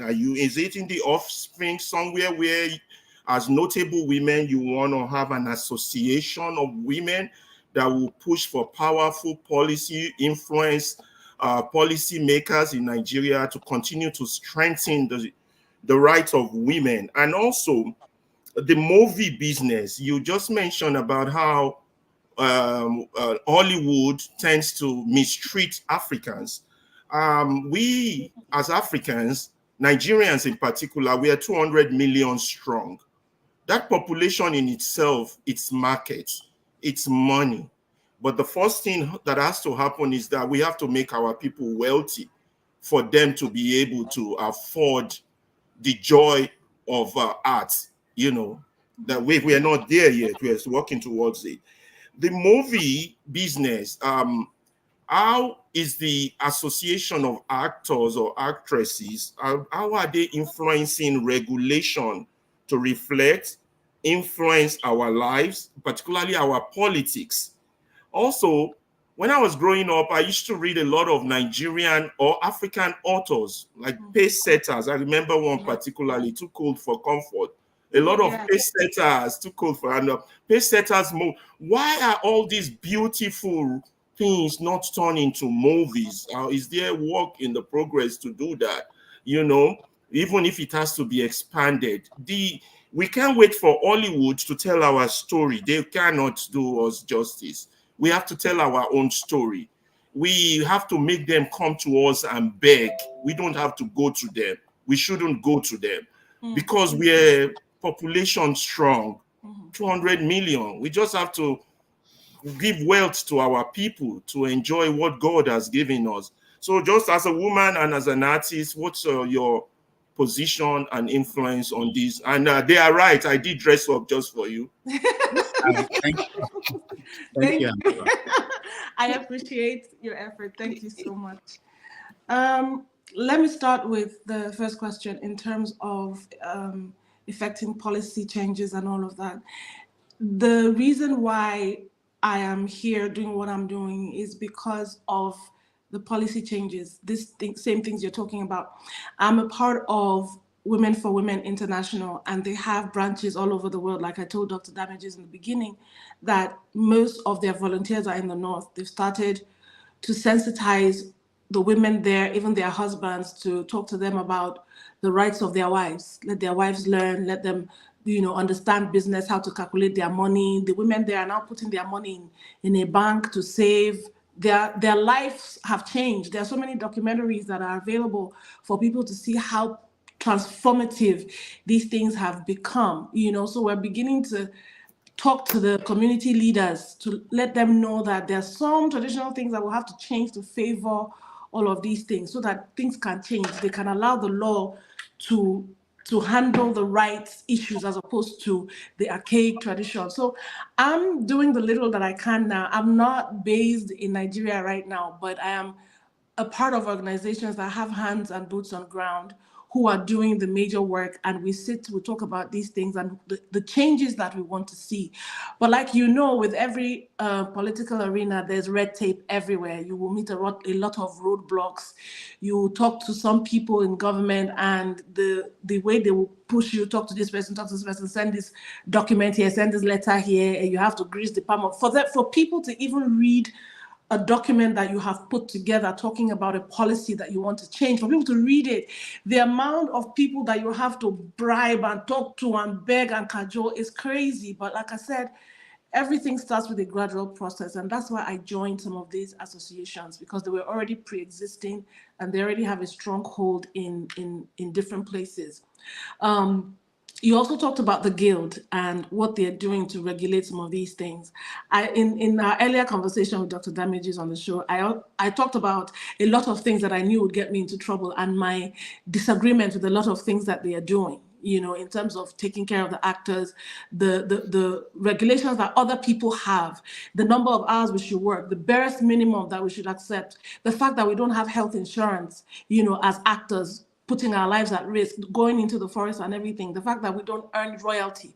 They pay you for a project and that's it. But the producer can go on and show the film everywhere else in the world, change it to French, change it to whatever, make their money and you don't get a dime. So it is a lot of things that is in battle here. And there's so much I can do as one person. I'm trying. And I told him about Global African Filmmakers, a union that I just set up with its headquarters here, but will cater to African filmmakers all over the world, not just actors, but filmmakers from Ghana to Kenya to South Africa, Canada, Dublin, wherever you are as a filmmaker as an African, so that we can sit together and talk about our projects, you know, telling our stories. Like you rightly said, we should tell our stories. We're over 200 million strong.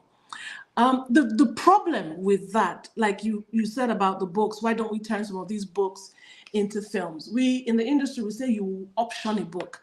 The thing that we find difficult is to bridge that divide between authors who have written great books in the past and those of us who are filmmakers now, because to option a book is not cheap.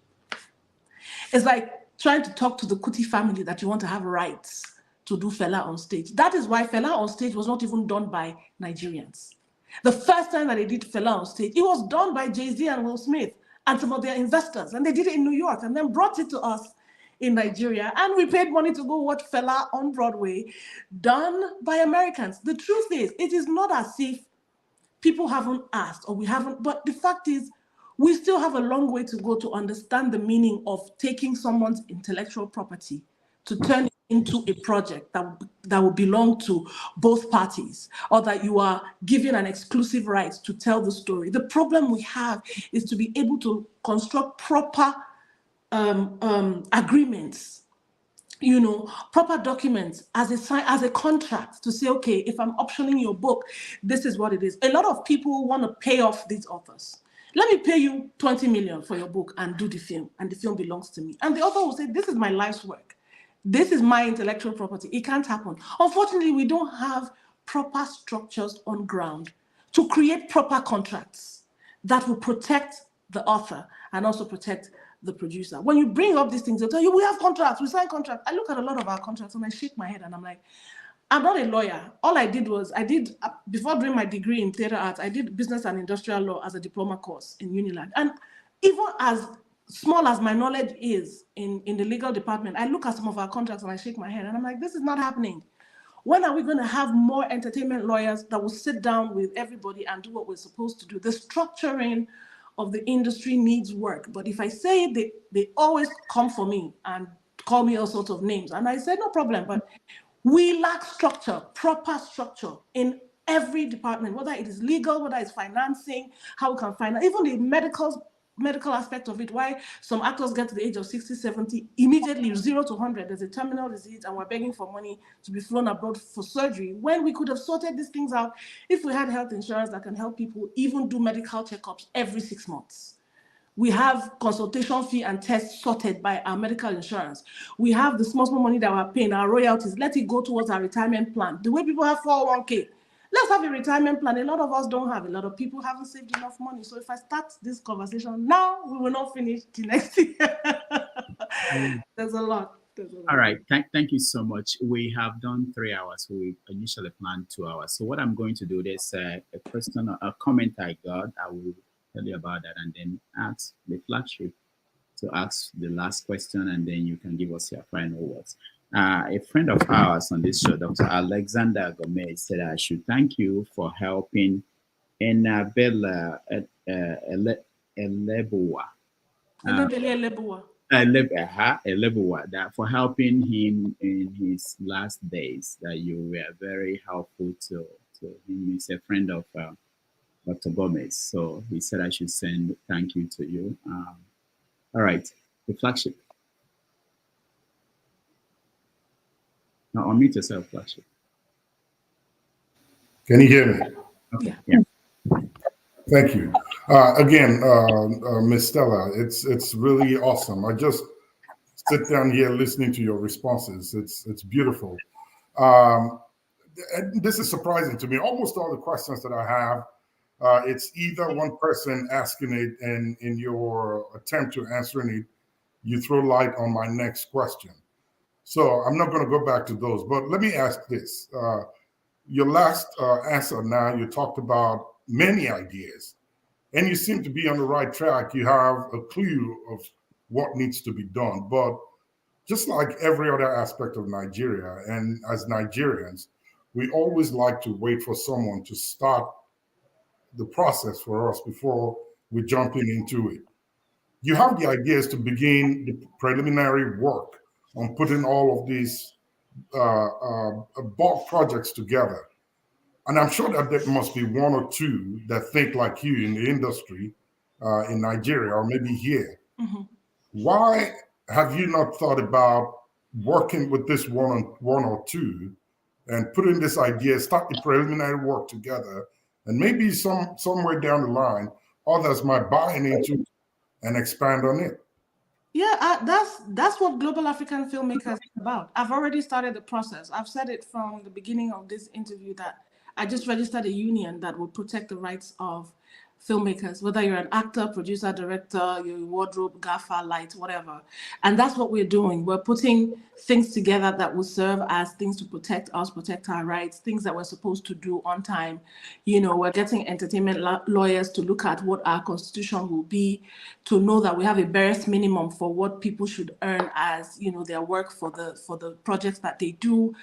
Think about the health insurance thing that works for other people, and even an actors emergency fund that we want to put together. I even give an example with the way SAG-AFTRA works here in America, where if you're a SAG member and somebody calls you to do a job and they pay you, they have a certain very tiny percentage that you pay to SAG, and they save that money for you. You have your own accounts there for emergency cases, or for your health, or for if you have an issue with rent or your home, whatever it is. Every actor who is a member has something, you know, that will protect them in case of anything, in case of unforeseen things. And at a point when you don't want to be a member anymore, or after a certain number of years, you have your money sent to you because it's not for them to keep, it is yours. But all of these things I'm learning now because I am in America. I can study SAG, I can ask them questions, I can do all of that. So I'm always thinking, how can I help my people? How can we effect change? You know, so this is why I set up Global African Filmmakers. And we're at the beginning stages where we are putting the constitution together, because for you to have a union, you must have a constitution, and trying to work with different entertainment lawyers, because it's not easy. I'm in America right now. I can work with an entertainment lawyer, but the things that work here may not work in Kenya. They might not work in Nigeria. So I have to work with different people to say, this is what we usually do. This is what is acceptable in our country, and things like that. So things like this is an enormous project that's bigger than me. It's not about me. It's about a whole industry and about a whole new generation that will come and ask, what did you guys do to keep the environment of the industry safe enough for us to benefit from? So it's a lot of work, but it will take time. Thank you for doing that. Thank you, Stella. Chim, there are a campaign on the comment section that I should let you talk, that you have something important to say. Rudolph, you're unbelievable. You're really very unbelievable. I read the comments. I don't read it. I see it that Chim must say something. Please, I have nothing to say. I've thoroughly enjoyed my Sunday. I'll be honest with you guys. All right. Stella, thank you so much for joining us. If you have any final words, you can say it now to us. And for those who are looking for the book, you can buy it on Amazon. It's only, how much is it? I've not looked at the price. Okay. Yeah, it's $25. So it's on Amazon. You can buy it there. Stella, final comments. I just want to say thank you. It's unbelievable that people will spend 3 hours listening to me. I never thought that this would be possible, but I just want to say thank you. And for all the questions that you've asked me, I've answered them, but also you guys made me think of even more things, you know, and you've given me a lot of ideas and a lot of hope that there are people like you who think this way, and you are also helping by voicing out what it is that you're thinking about and your thoughts. So thank you so much. And to those listening who were not able to ask questions, I hope that we can chat or talk about whatever it is, and we can help each other, at least help ourselves and our country become a better place. And we hope that in a few years to come, the industry will be such that you will all be proud of what we create. So thank you. so much. God bless you. Actually, now I want to speak and say, please bring more of these kinds of persons, because it's been a wonderful time on the comment section. I've never seen this before. So thank you for bringing this. Just to say, Dr. Rudolph, somehow the panelists didn't go wild today. I mean, everybody has been acting up. I mean, acting in a very severe, very civil manner. So there's something about Stella that is magical that will get everybody at bay. So well done. Please, Rudolph, please, next time you bring a man that will advocate for men. That will advocate for the right of men. So that Rudolph will be going to Omugo. In sex or certain things, men are passing through hell. And some of us here now may be passing through depression, but because of the kind of things we see, we just pretend nothing is happening, but the men are dying. So bring a man that will also ask some questions how to advocate for men to get rid of some things that are going wrong. Thank you. All right, thank you. And Dr. Damages from the Association of Senior Citizens, including in Mbore, California, Kawa. All right. I just want to make sure that Stella, we truly appreciate your presence, and let's hope that, like I requested in the backstage, there is a whole lot to unpack. Yes. All right. Maryland. Maryland, let's go. We'll take a break. We'll be right back.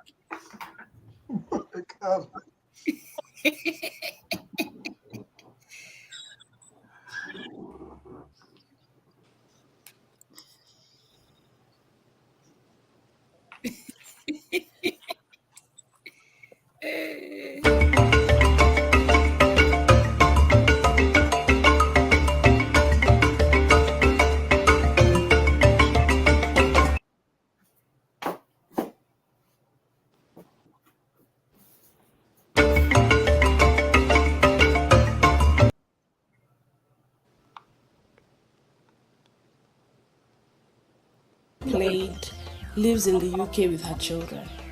I did Widows months before my husband passed away. And I saw the lady that I played, and so when the movie came out after my husband had died. It didn't come out before, but I shot it way before. So when it came out after, everybody thought, oh, that's her story. She was telling her story in the movie. It wasn't my story. I wasn't upset.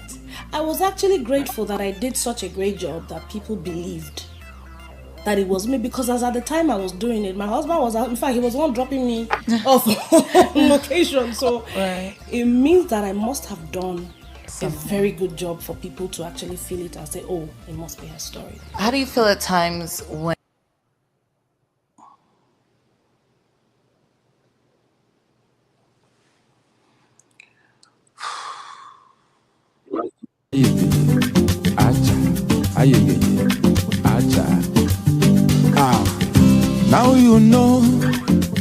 Now you know, if you know, the big ballers in town. Now you know,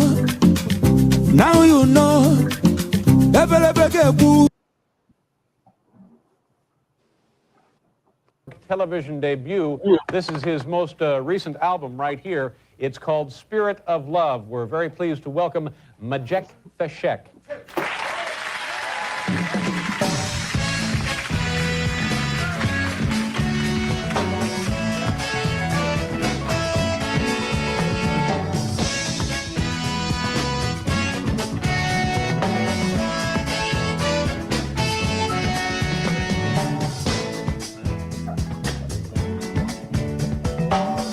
Arise from your sleep, Africa.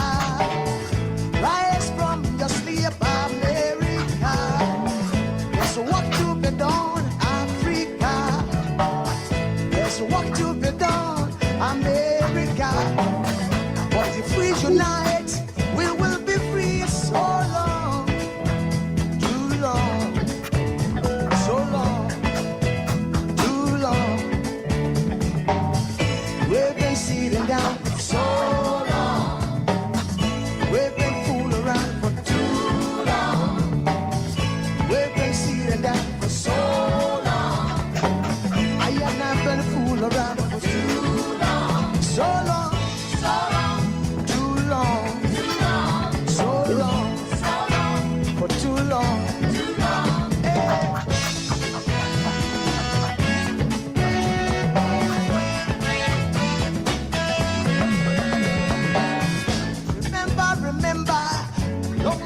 time ago, when we used to live like prince and princess.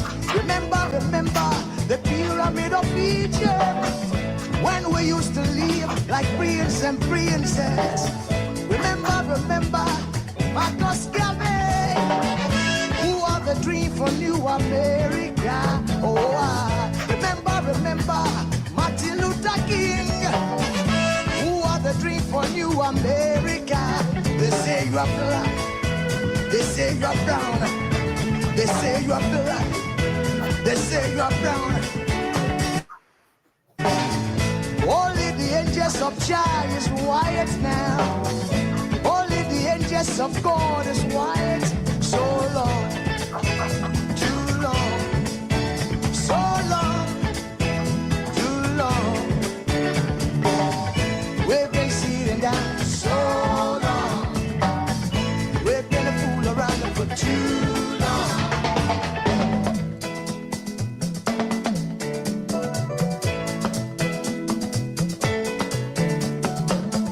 Arise from your sleep, Africa.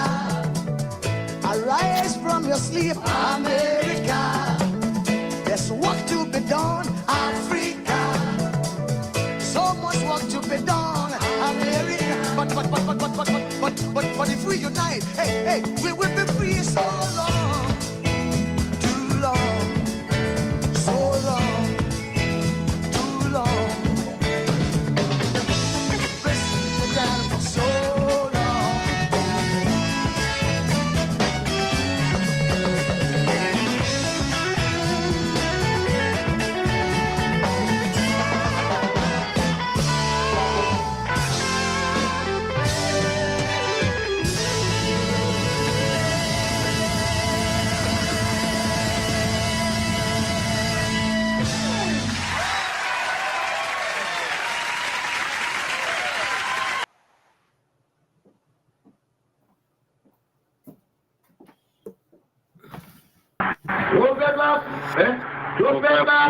Tó fẹ́ kú torí ẹ̀.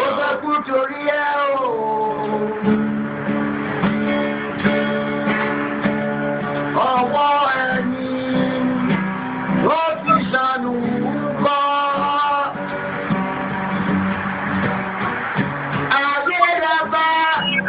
Ayé rẹ̀ fi sílẹ̀ sí.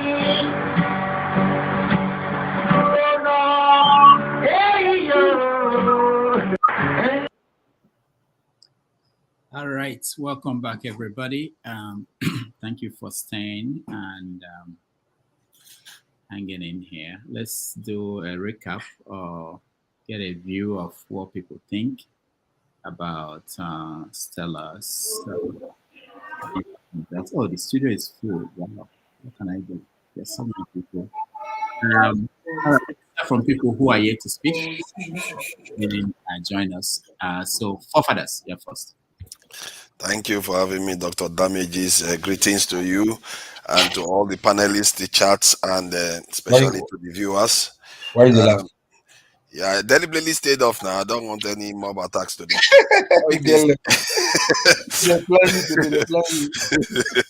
They were getting ready now. So that was a good thing. You stayed off. Good thing. Yeah. Mind your business. I don't want. I've had enough for 1 week. If I was to ask any questions, I would be asking. You know how she talked about feminism. The way her point of view is very, very fine. There's no issue with it. And same thing for polygamy. However, what you tend to see is the similar stuff you see with Islamization, where after you are Islamized, then you get the Arabization coming later on. So the idea is that you have some feminists that sound quite reasonable now, but the actual agenda is still full-blown kind of copycatting of what is going on in the West. And that is one. And is there any specific caution that our women are exercising when practicing feminism? That would have been one of my questions. And regarding Nollywood, I think something along the lines of the question Bumi asked about, kind of not seeing a lot of technological, scientific, or intellectual approach to our movie making.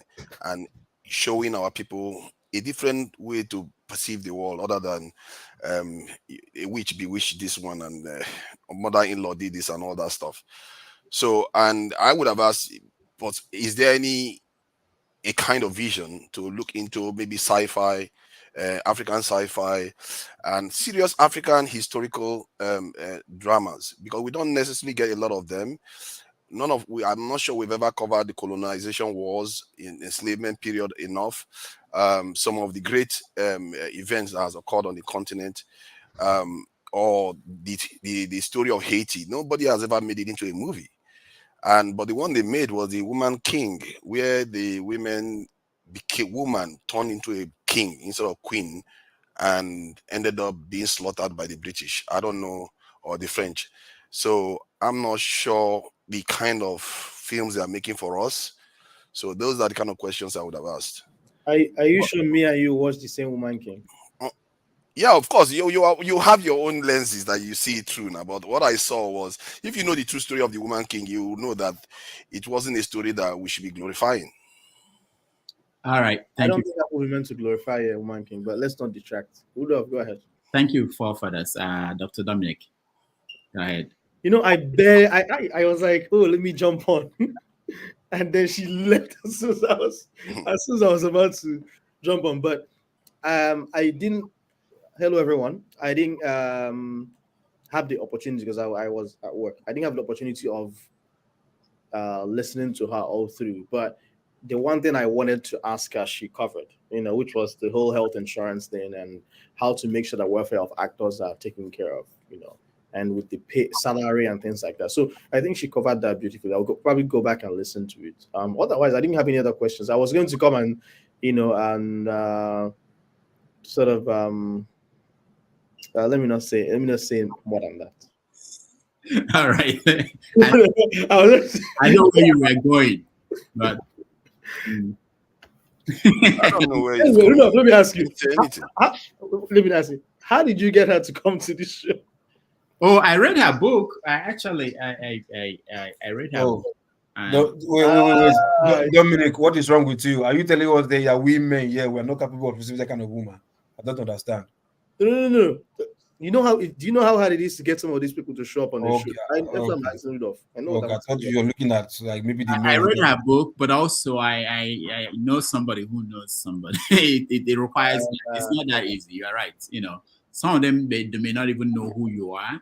So but in her own case, I met her before. But there are some of these Nollywood and even the musicians who think they don't have any idea who you are. But we should always give Rudolph his accolade. I'm the first number one. I always give Rudolph his accolade. Thank you, Dominic. Thank you so much. The flagship. We're now talking about reviews and. Yeah. It was a great session. She spoke very well, quite impressive, so to say. And the other thing I wanted to talk about, or wanted her to speak on, somebody spoke briefly about it. And it's the influence of the Western culture and lifestyle on our movie making industry, what they are planning to do about it. Are they concerned that the originality of the Nigerian story and the African story is gradually eroding? We're replacing it with the Western lifestyle and ways of life that we're depicting on our movie screens, although trying to put a little bit of the African side or tone to it. But most of the Nollywood movies these days are pretty much portraying the Western lifestyle in Nigeria with a little bit of taste of what Nigerian culture, our originality is.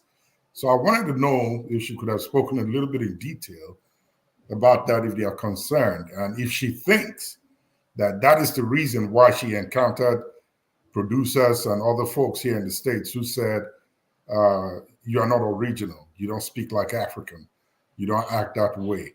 Could that be the reason that we're doing too much to try to portray the Western lifestyle, which they're already used to, and not our own? But other than that, she spoke very well. She touched a lot on most of the questions I was going to ask, which, of course, a few other panelists did ask. All right. Thank you. Chim. Thanks, Rudolph. They said we should give you your flowers. So I've been looking around if I had some flowers to give you here, but none. What I have is my daughter's graduation flowers, which I can't give you. Are you sure the flower is for Rudolph or for Stella? Don't be deceiving us here. So Jim, you bought a flower. You should have shown it to her. I know. You guys are unbelievable. Yeah, all those people in the comment section. Maybe that close mouth. No, but honestly, to be honest with you, I want to doff my hat for the comment section people. Everybody there well behaved today. I don't know. Maybe you need to go bring these kinds of people where there will be Genevieve should be next. Obunigwe flying all over the place. Anyway, I think it was a good outing we had. The honest truth is she's very, very articulate and intelligent. And I don't want to sound patronizing, but the truth is she knows her stuff. She knows her stuff and perhaps even beyond. The one comment I wanted to make to her, which I didn't get to, and I just said, okay, it wasn't necessary, is, when she said that, talked about the fact that the way we behave as, whether it is men or ladies in Nigeria, is as a function of our upbringing and all that, which I don't think is a bad thing in itself. I believe squarely in the fact that everybody is here, whether it is male or female, there are roles we have to play. So when you're raising a lady, yes, raise them to also aspire. They shouldn't necessarily be raised to be looking forward towards being somebody's wife. I'm not into that kind of perception. However, that doesn't take away from the fact that raise ladies to be ladies also. You could still be an engineer and still have all the, still preserve your feminine perspective. Ditto for the men also. And that's why many of us are also raised to respect women, know how to treat them very well and all that. I don't think there's anything wrong in it. So if the world suddenly wants to move in a different trajectory, well, it will move in that trajectory without me. I'm very certain about that. Forefathers raised a good point, which I also think perhaps would have asked her if we had the opportunity. So I've been in that industry. I actually worked my last job was with Mnet.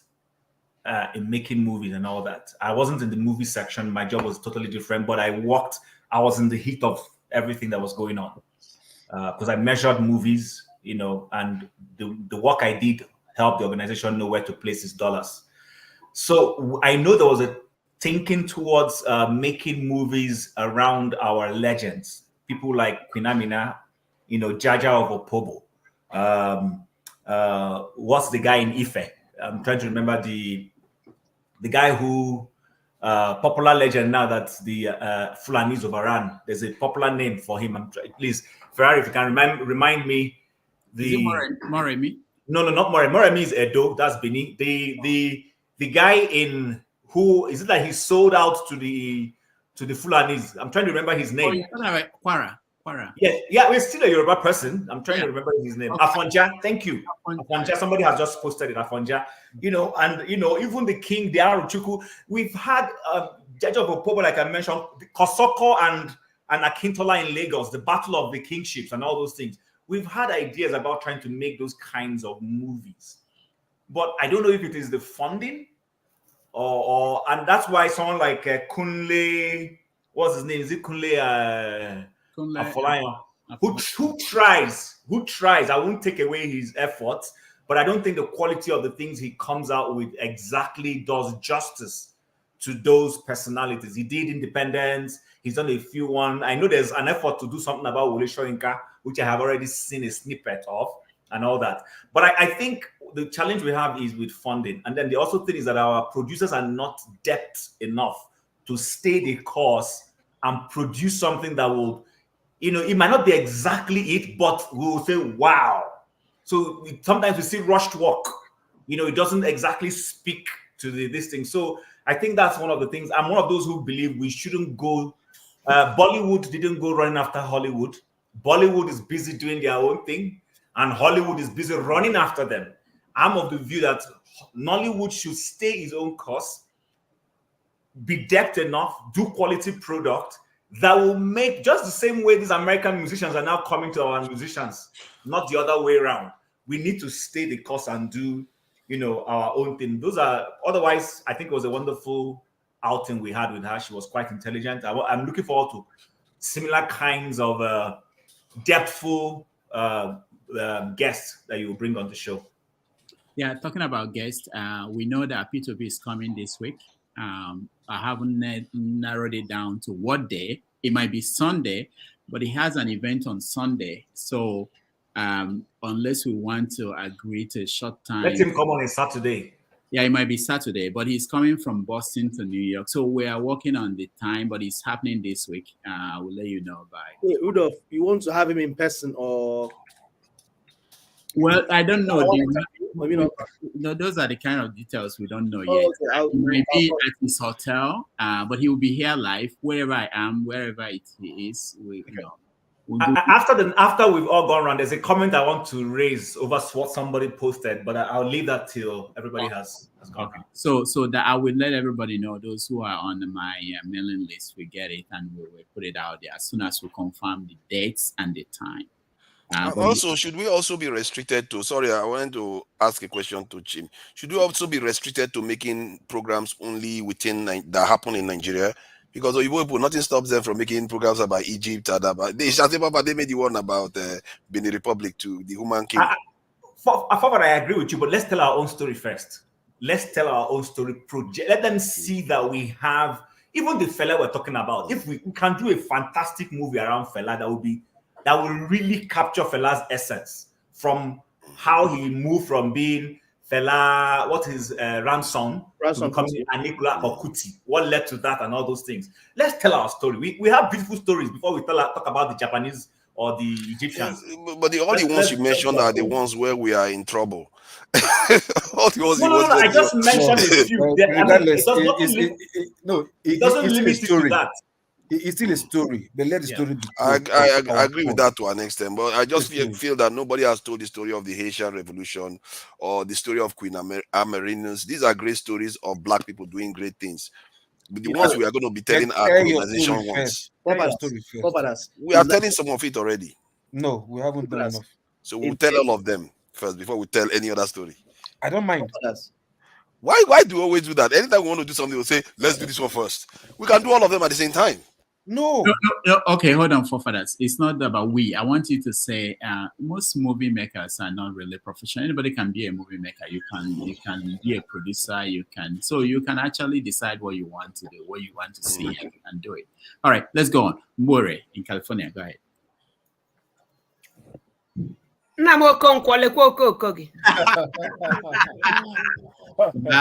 Thank you. Thank you so much. Thank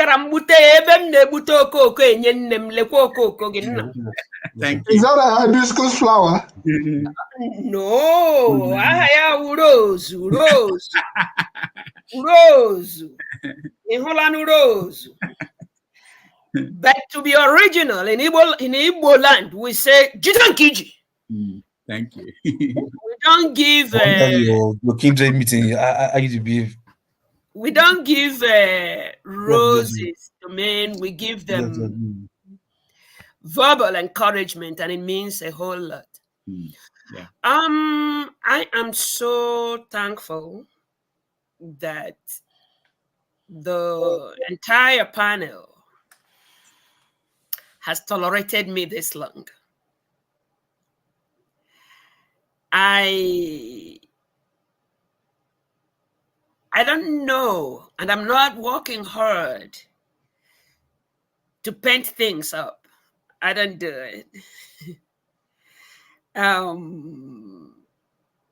I just say things the way I see them. Might confirm my primitivity, and I'm so proud of it.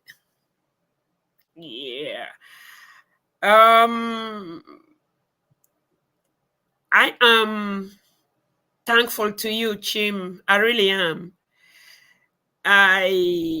When things are said, I do look into them. It was like when I stopped going to church. My first reason for stop going to church was that a whole lot. So I said to myself, if you think you're that good, why don't you go there and give them the goodness? Why don't you go there and convert? If they can't convert you, convert them. But the reality remains that I, from what you have said, Chim, will do my best to hang around, especially the reason I hung around for this long was not to leave the woman alone in the panel. And that's just exactly what you said. That you know, confirmed, buttressed that point, you know, that I came because of her. It's true, I did.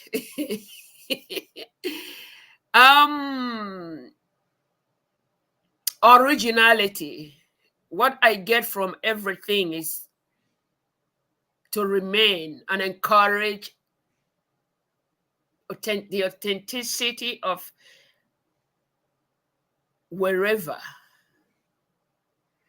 So if she and the entire entertainers go on in life, they maintain originality. I wouldn't be the, I mean, I don't have that type of money to say I'll give them all the money they want, but I'll support them to the best of my ability because, yes, them instigators that we helped to put us where we are today. I don't call them white because, like I said the first time I came here, I know my colors. I've never seen anybody this color. So no, I don't call them white men because white men or women, because no, they are not. But we helped them to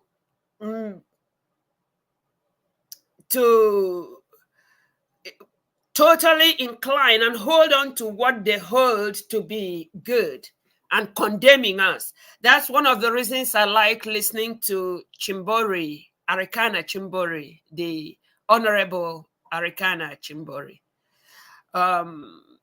Yeah, most of us who know the entertainers, maybe from what we watch and the encouragement we give them, might think twice in uphold and lean towards upholding our original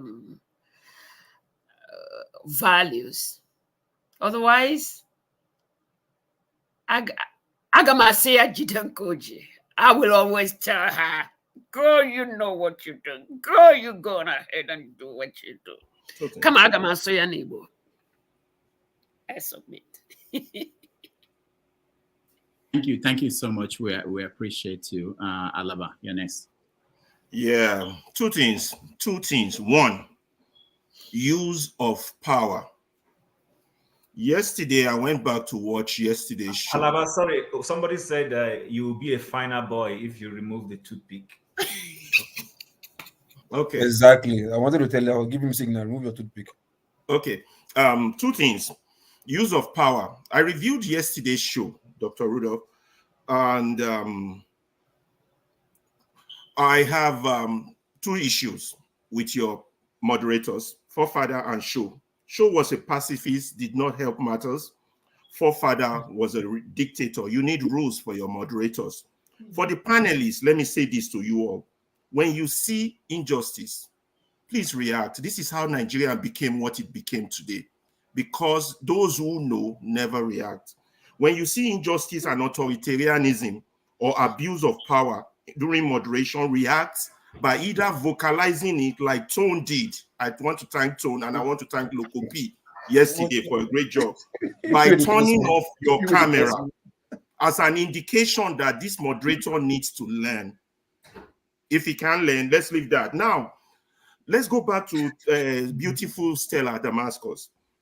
There's a Yoruba proverb that says, Bikule okpani tode olekpani. That is, if the dead in the house don't kill you, the one outside will not touch you.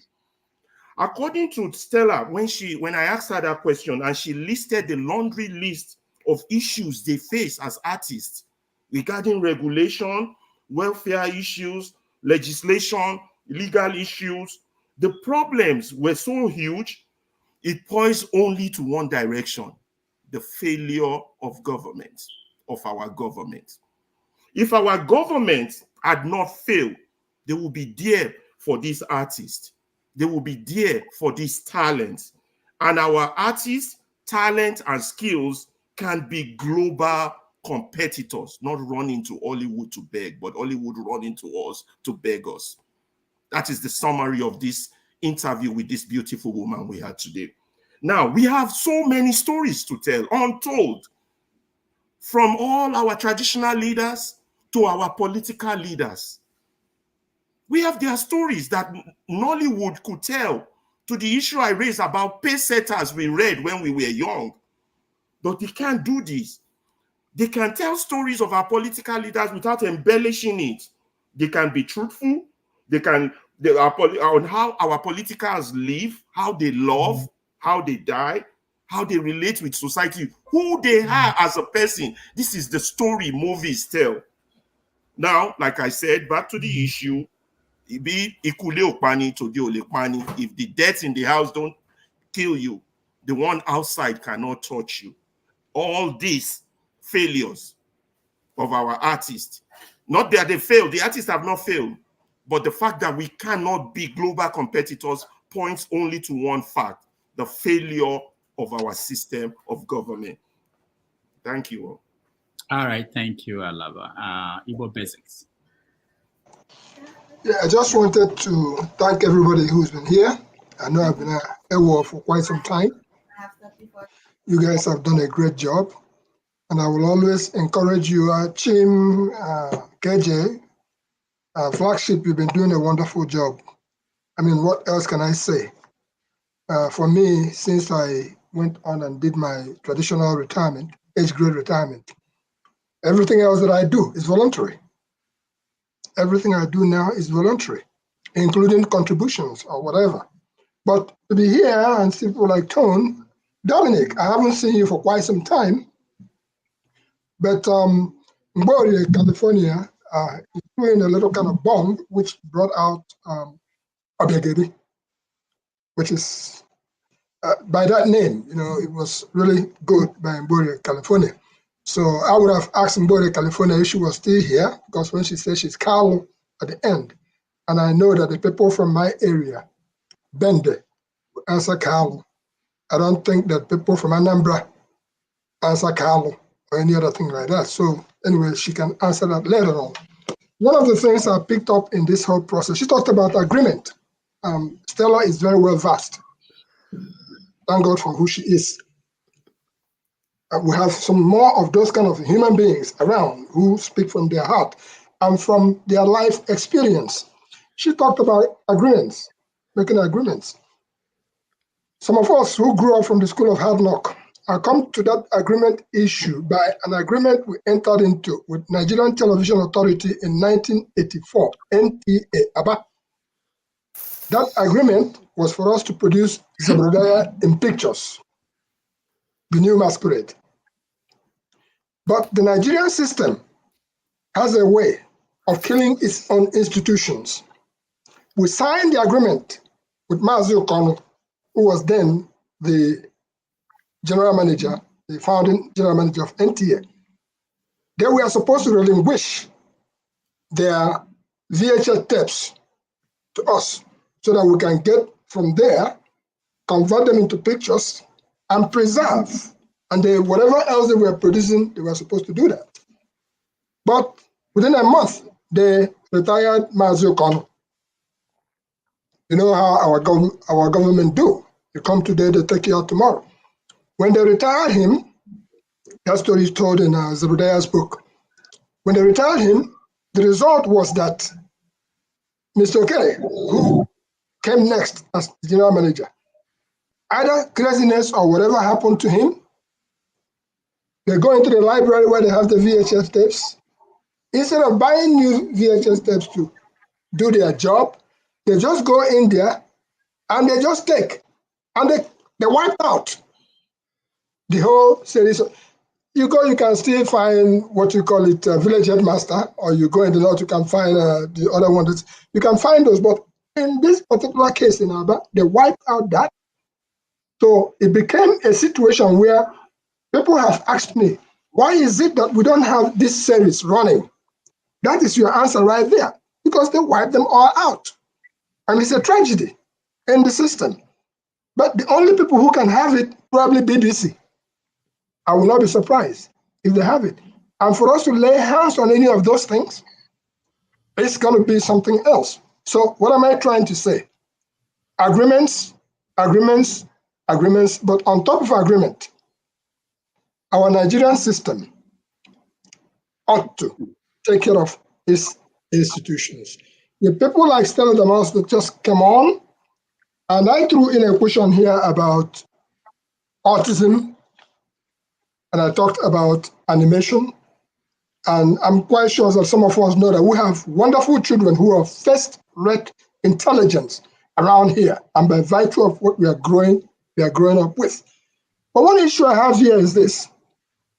Some of us who are in the social circles, the political circles, here, they say monkeys everywhere in our home. We spent a lot of our time on our own Igbo this, Igbo that, for instance. In retrospect, realizing that we could have put in a lot of energy in the place where we live. And probably that will make a difference. So there's a gap that we're having here. Because when I asked Stella a question about, do you know Zebi, do you know Valeria, do you know? She said, those were the people that we heard about. So now we are repeating the same thing here. We have a bunch of children here. How do we bridge that gap so that these children will not suffer the fate of what some of us suffered as we go into our, not even twilight days, because we're just beginning with the journey. So originality is what Stella really addressed here. And originality comes from when you have the experience yourself. You're not painting pictures, you're not telling stories, you're saying it the way you know it. So with that said, Mbode, California, I just wanted to ask you, are you from Bende? Now you quick let him go. You want to Bende? Emma on about India like guy may here guy ebute here they can hear him. I said, don't do it, don't do it, don't do it. So now you did it. Yeah, Abumonye old Bende. Old Bende something. Umoya province. Abum oh only hechowa. FL Hafia and weti hechowa. Okay. And Onyempa.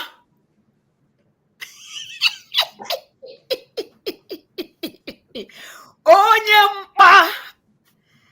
Mpa webe nri ọmadi. Ihe ọmadi n'ala Igbo. Okay.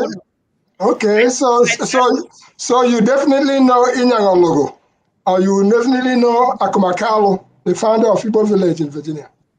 Teacher Akuma. What was the first one? Inyangologo, one of our greatest broadcasters. Inyangologo. Wow. Wow. I may know about them, but I don't know them in person. What about Teacher Akumakalo? No. Teacher Akumakalo. Carlo in my place is like Jones, but Carlo particularly, the law of retributive justice.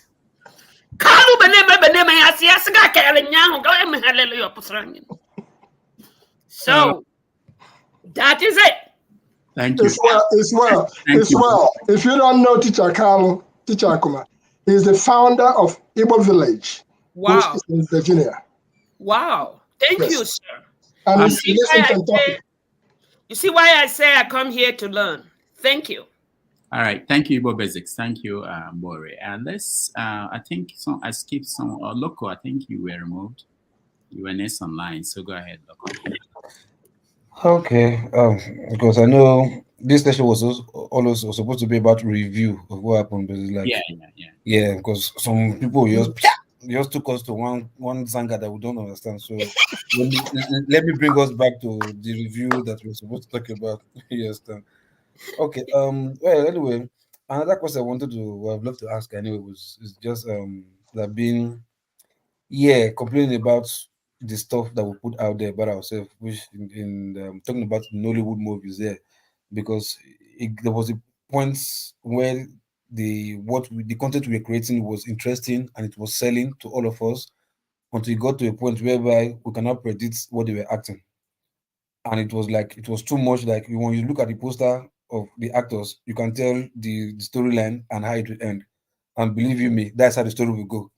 So we've had that over and over and over and over again. We got tired of it, and we abandoned the Nollywood, so-called Nollywood that we once cherished. You understand? Like I told her, the one we're watching, the Checkmates, the old legend, OG led Nollywoods, the what's it called, Village Headmaster, New Masquerade. They were local, but they were far, very, very, very reaching, educating, and fulfilling when you watch them. You understand? But these days, you try to watch the type of content we put out these days, despite the technology and the clean camera, the so-called camera they use to record these things. Still, the kind of content they put out there is something that maybe most Nigerians cannot take home. So if they don't have sales or patronage with what they're putting out there, I think what they should do more is the story. That's what we're talking about, telling our own story that we can resonate with. Yeah, we know the action movies, the war movies is sometimes interesting, but our own is our own. You understand? If we were able to embrace the OG Nollywood kind of content that we are putting out there, I see no reason why we cannot embrace it now. You understand? Now that we need it more so that we can, the new generation that is coming in can also learn from how things are done in terms of moral values and positive vibes and all that stuff. But um, what they're putting out there right now, for me, I don't know if any other person, is nowhere near what I expected to be. So I'll ask her to like, okay, what is she doing to make sure the OG, the content she grew up with that made her fall in love with acting, you understand what she learned then, what is she doing to make sure that she's also putting that out there for our younger ones to learn from? That's what I would love to ask her. All right. Thank you, Loco. KJ. Okay. Thank you, Dr. Rudolph. Doctor, take me backstage, please. So before you go, so that you don't think I'm talking behind you. You be wish now. I know so you be wish. I'm not like that. I'm not like that. I know so you be wish now. Now, I think Stella answered majority of those what you just said, and I will cycle back a little bit because I was also in the industry. So now, that when you walk into a theater or when you pick a video, a film to play, you activate what we call in theater willful disbelief. Okay, suspension of your willful suspension of disbelief. In other words, you are telling yourself that you know this is a lie, but just want to agree that it is true. So that way you can enjoy the movie and not feel like, oh, what they are doing is just normal play. So now that is for people who were trained and who know how to write those scripts. Well, one of the problems we have always complained about Nigerian Nollywood is that those who write the play give away this disbelief even before it gets to that point by either their stupid song, that they sing to tell you what's going to happen, or by even the character even portraying himself to tell you what he's going to do in the next scene. You see, we had a problem with this. We tried, those of us who were involved, we try as much as possible to say, look, it's not the way to do it.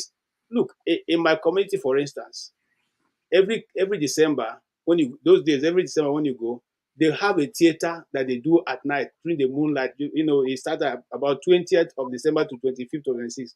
They will play for you all the evil people, what they've done in the community.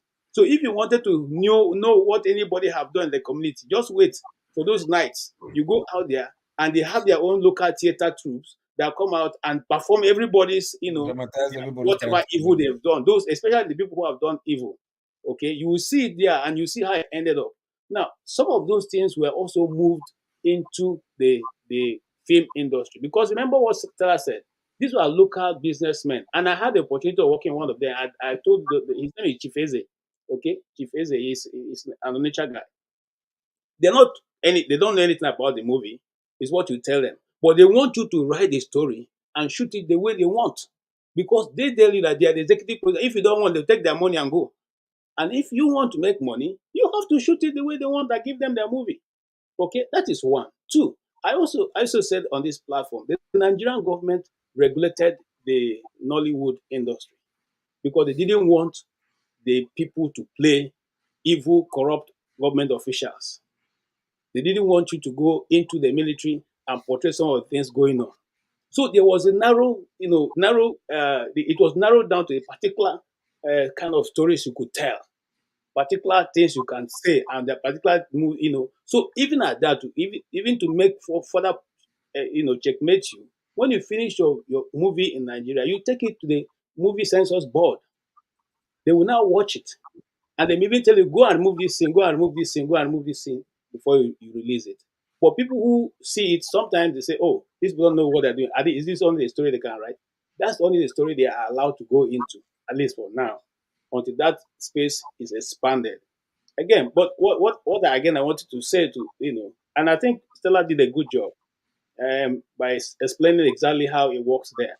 Some of them are big names, very big, popular in all the Nigerian homes, but they have no money to back it up. So that's why you're surprised that someone like Mr. Ibu is sick and can't treat himself. So you wonder, how can somebody this big be asking for this? Because I've seen him all over, played a very important role, and now he has to go in. And then we have very selfish government. Very selfish government. Because if our government is, have some sense, people like Mr. Ibu shouldn't be coming to. How much will it cost the government of his state to take care of him? Because in the first place, remember the role of entertainment in the country. It helps to keep your people from all kinds of vices. Because the happy people will not think of crime and will not think of attacking your government. So the mere fact that you help to keep that part of social life going help to stabilize whatever you are doing in your country. Again, like we said, one of the problems that the industry have not been able to move is the role of government. Government itself is the one holding down the industry, because they reduce entertainment to when a governor is going to visit, commission a roadblock that he just built or a small gutter. Then they will gather all the people and come and dance. And after that, that's what they call culture. That's all the value they attach to it. Beyond getting technocrats to sit down and map out strategies that this can become an industry as big as the ones that are in other nations that are bringing resources to them. But you see, when they go that route, it will take too much, it will take too long, and they may not be in government to enjoy the things, the fallout that will come from it. So it's better for just throw money there and then continue to do their normal government, government run. So I think basically, if you go out to criticize them and not have this background, you may totally not be in the right. That's my. Sorry, but why don't you think maybe because of the way the government is doing it right now is because of the way they've disrespect themselves? Because like you can imagine whereby, like, let me use this last election for example now, like Tinubu was contesting or Atiku was contesting, you see members representing Nollywood. You understand? They say they are going to go and pay courtesy or support for Tinubu or for Buhari or whatever. Don't you think by that them putting themselves in that position will now make the government like, no, these people are in my payroll. Without me, they cannot do anything. So look, I don't think that should. No, I don't think so. I don't think that should be. I don't think because being an artist does not take away your freedom. Yeah, because like in America or like UK, I don't see actors and actresses funding the same politicians. But that's not true, Loco. That's the point I wanted to make. That's not correct. American actors are very, very partisan. Very partisan. Yeah, I can give you an example. De Niro, Robert De Niro. You're talking about all Democrats. Yeah. Sorry? majority of American actors, they lean towards the Democratic Party. Yes, and even to what you're saying in Nigeria, remember that once because an artist does not take away your own right to be, to canvass for vote, to be elected, or to to elect somebody, So it doesn't stop you. But this is a professional job, just like doctor is sitting there, he's a doctor, and he cannot speak because the doctor cannot go and stand for with Tinubu and support Tinubu if he so wish. That is his wish, But I think that if we are working with the people who are thinking, we are working with the government that is thinking, the Nollywood can attract a lot of these youths into that industry, and we can even go ahead to say this is the modus of operation. Okay, you write it down. For instance, I used to have a theater troupe, and I told them, being an artist does not make you to be irresponsible. So if you come into the troupe and you're not properly dressed, I'll send you out. If you come into the troupe and some of the of course, artists go wild sometimes. You're dating this guy, okay, you will know that dating this guy tomorrow, and this I'll call you. I'll call two of you and say, look, this is the last one I'm giving you. The next time, that's it. Okay, so when you, in fact, the university where I studied theater arts, it was a law. You can't come there with tattered clothes because you're an artist. Okay, so people behave. So we can write a code for everybody, and that is where we address the societal fallout that we think our youth are getting into. Sorry, if I may interject something. Hold on. Let's not go that way. I want to hear from Tone so that we can round up. We can then go. If you give me a second, what KJ just put on the table, we try to gloss over it. KJ just put on the table originalities, tales at night, and stuff like that. And I just said that during my mother's burial ceremony, the women of the village actually shocked me, took me unawares. What they did was they recreated her life right before my eyes, unscripted. If she did judgments, whatever she did, it was like theater. I was taken unawares. If it was today, I probably would have recorded that whole thing completely. And that is where you see the sources of these stories that we are talking about, that when you put them up, it's unscripted. Oh, by the way, I'll leave it there because this is my last trip that I made, and I went with the hunters into the bush, and everything about that journey was unscripted as it unfolded. With the kings, with the hunters, I was shocked. So those are some of the things that if we can reach out and have the opportunity to harness the power of those theatrics, you'll be shocked what happens. Thank you so much for giving me the opportunity to say a word or two. All right, thank you, Ibo Bezex. Tone. Yeah, hello everybody again. Unfortunately I missed Stella Damasus because we finished very, very late. I went to bed about 4, got up for to go to. Right, Tone, you have to go out and come back in. We lost you. Okay, let me see. Have we gone round, Rudolph? I think we did. Yeah, you have something to say? Yes, I wanted to two things. One is somebody has said that our review is not capturing the essence of today's conversation. That's one. Someone said it was about girl child, but we have somehow tactically thrown away the girl child. That's one. Then the other thing is when Stella was still on, somebody posted something, but I didn't want to disrupt the flow.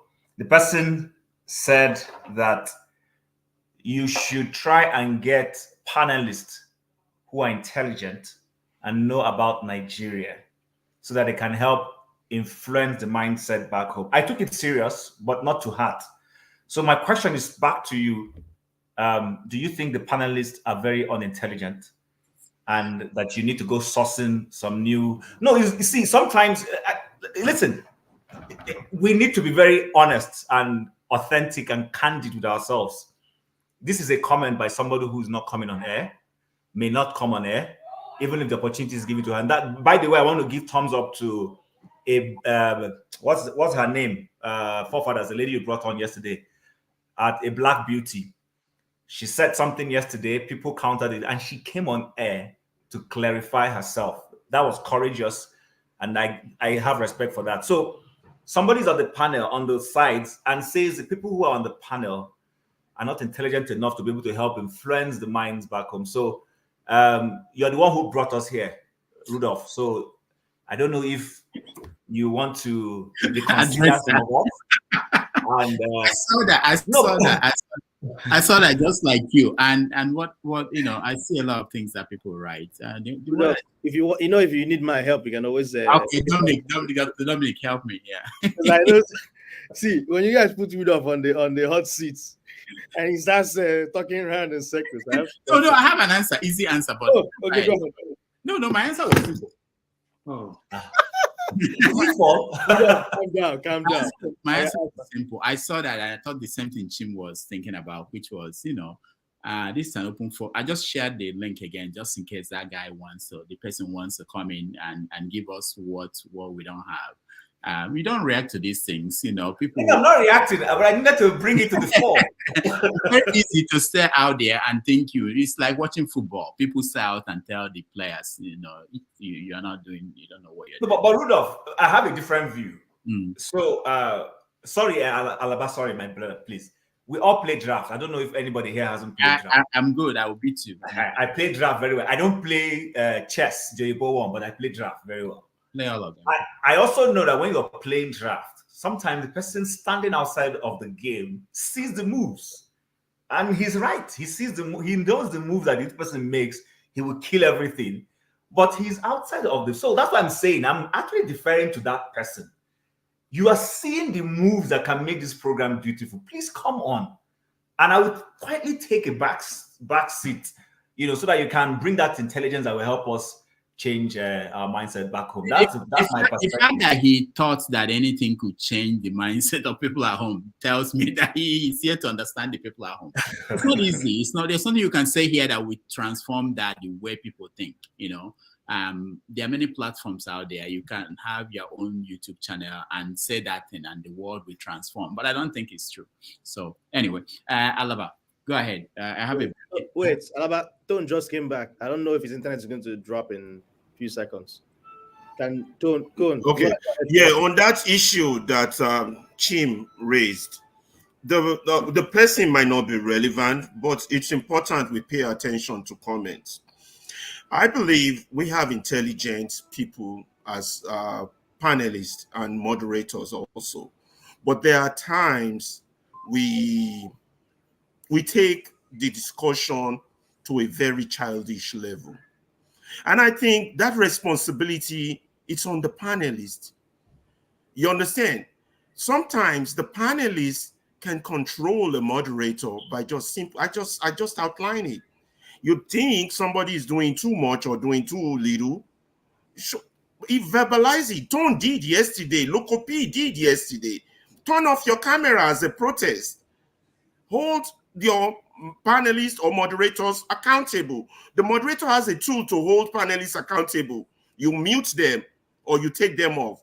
When this tool is being abused, the panelists should also respond by either, if they are not allowed to verbalize it, they turn off their camera. That's a message, because these are mature minds, extremely intelligent people. But if we want to be corny, we get to direct the discussion only where we want it to go. And that's what that person is saying. And that's what most of the people on the comment section are saying. You keep doing that, you will kill this thing just like they killed NTA. I keep telling you guys, just like they killed the Nigerian journalists, just like they killed the Nigerian press system. The joy of what we have is that free speech aspect, not somebody lording it over others in terms of the direction that discussion should go. Panelists can respond, show a little protest, show a little backbone. We don't get the problem with every moderator, but we get it with some moderators. So panelists are the only one who could curtail this show to go in an intelligent direction they want this thing to go, because this is about their country. That's all I got to say. Thank you, Alaba. Tone, I have breaking news, but I want to Tone to talk first before. Yes, I'm back. Thank you, everybody. Hello again, everybody. Like I said, I missed the earlier broadcast because I didn't have enough sleep from last night. We finished rather late, and it was very interesting. Learned a lot. I must say to Black Beauty, thank you for coming on. I learned a lot about the Boeings and the Airbuses as well yesterday. Everybody seems to be complaining about forefathers. I don't think, see, listen, all we just need to understand is each and every one of us have our own character. Forefathers is more poised, or he leans more to Pan-Africanism. But what I'm going to Just to be just say clear, to too, my forefathers, comment wasn't about forefathers, please. My comment no, no, happened no. to. This is me. I didn't hear what Okay. you were saying earlier. Okay. But what I'm going to say to forefathers that if he could play back the broadcast sometimes and reinvent himself so that people don't start attacking him unnecessarily. I mean, learn to talk a little bit more.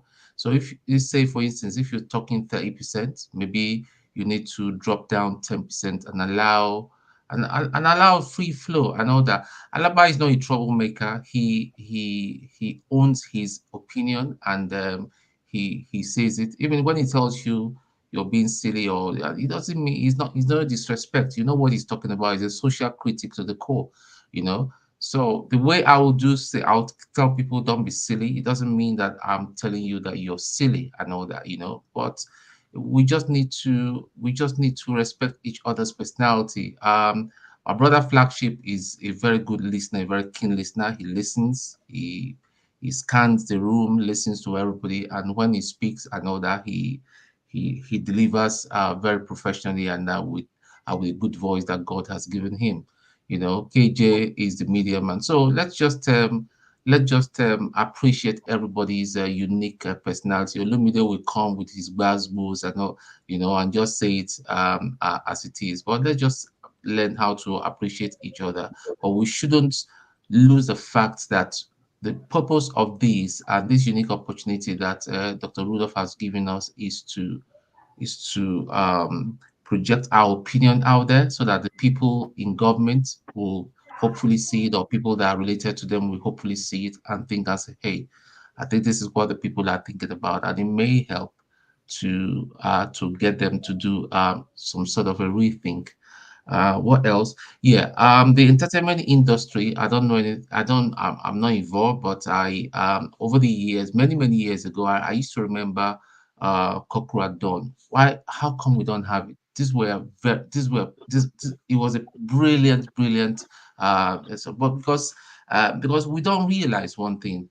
These dramas, all these productions are tied. They are telling the story of our cultural heritage.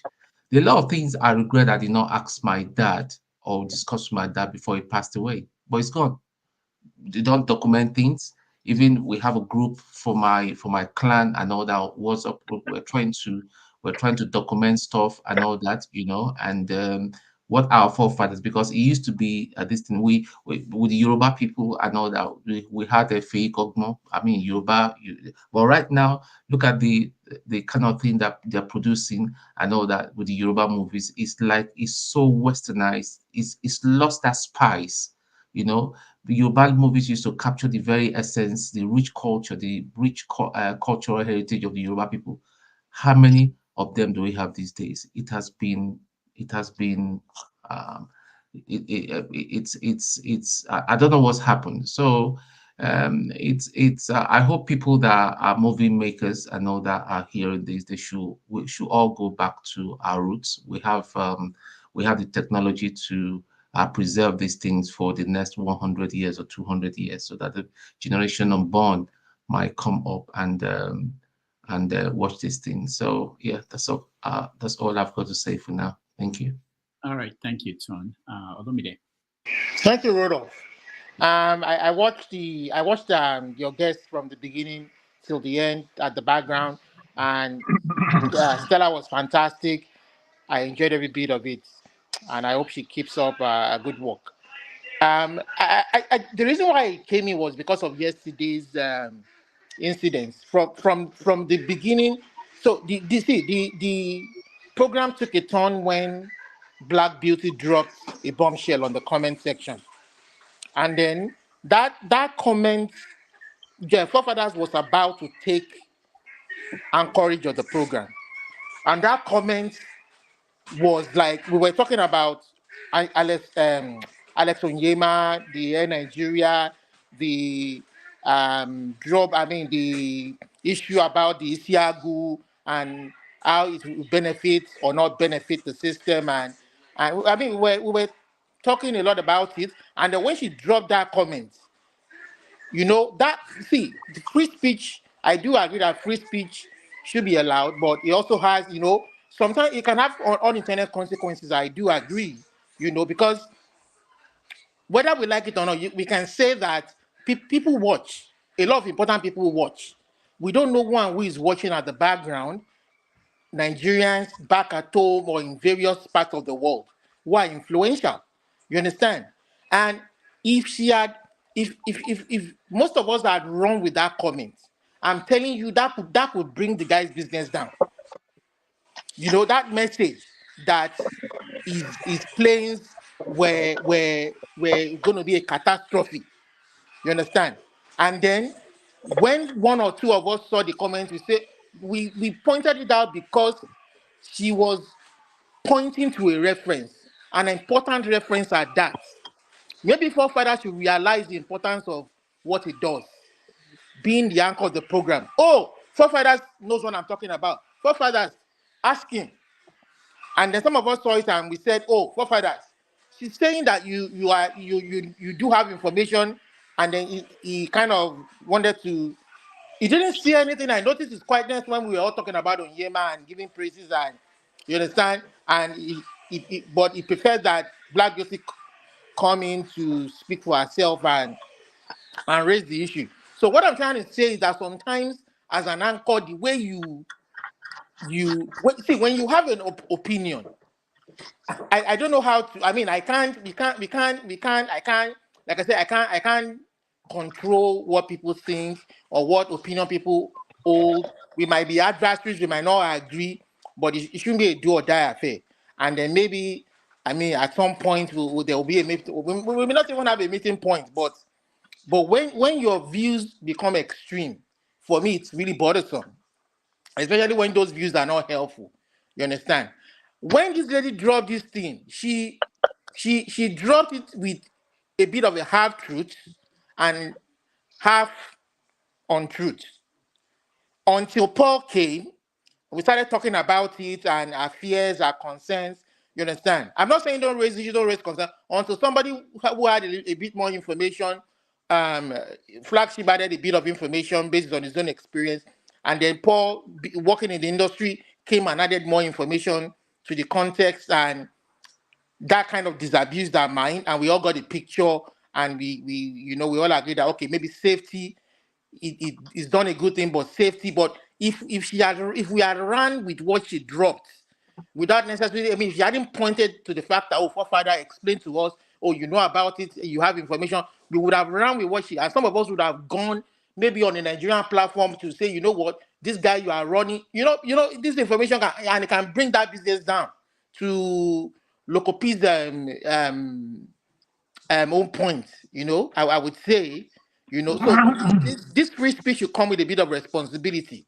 And then when we went on and on and on and on and on into the night, in fact, I had to Pansa to be able, he's not here. I told Pansa, please, I mean, if you're sensible, just get off this platform.